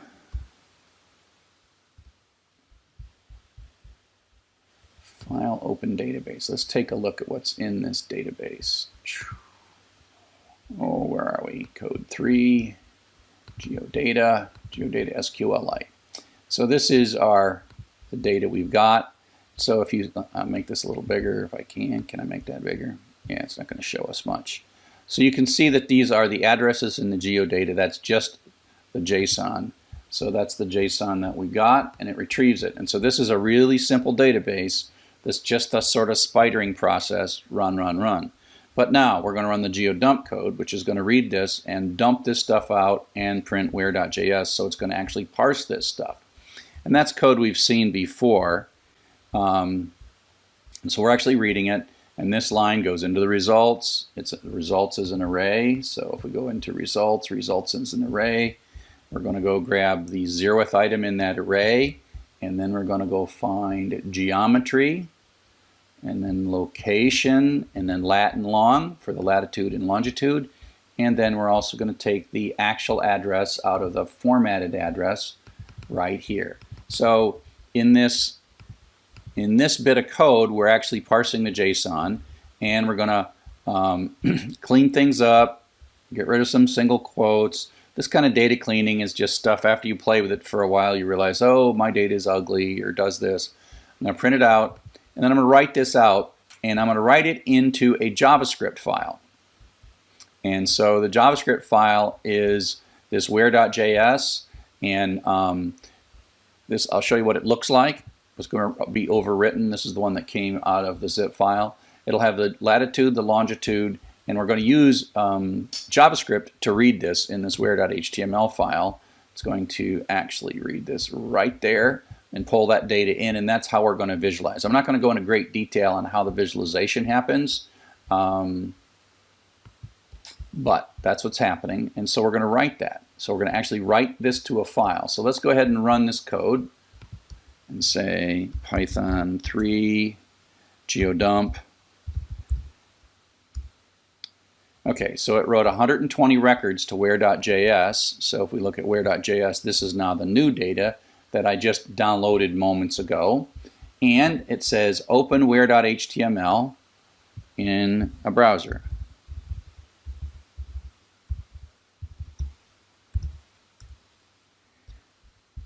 Now this will, you'll need the Google Maps API, and you might not be able to see this depending on where you're at, but here you go with Google Maps locations, and I think if you hover over this, you can see. And you see the UTF, why we there in that particular thing, why we had to use the UTF-8 when we wrote the file, so that we didn't end up with trouble writing the file out.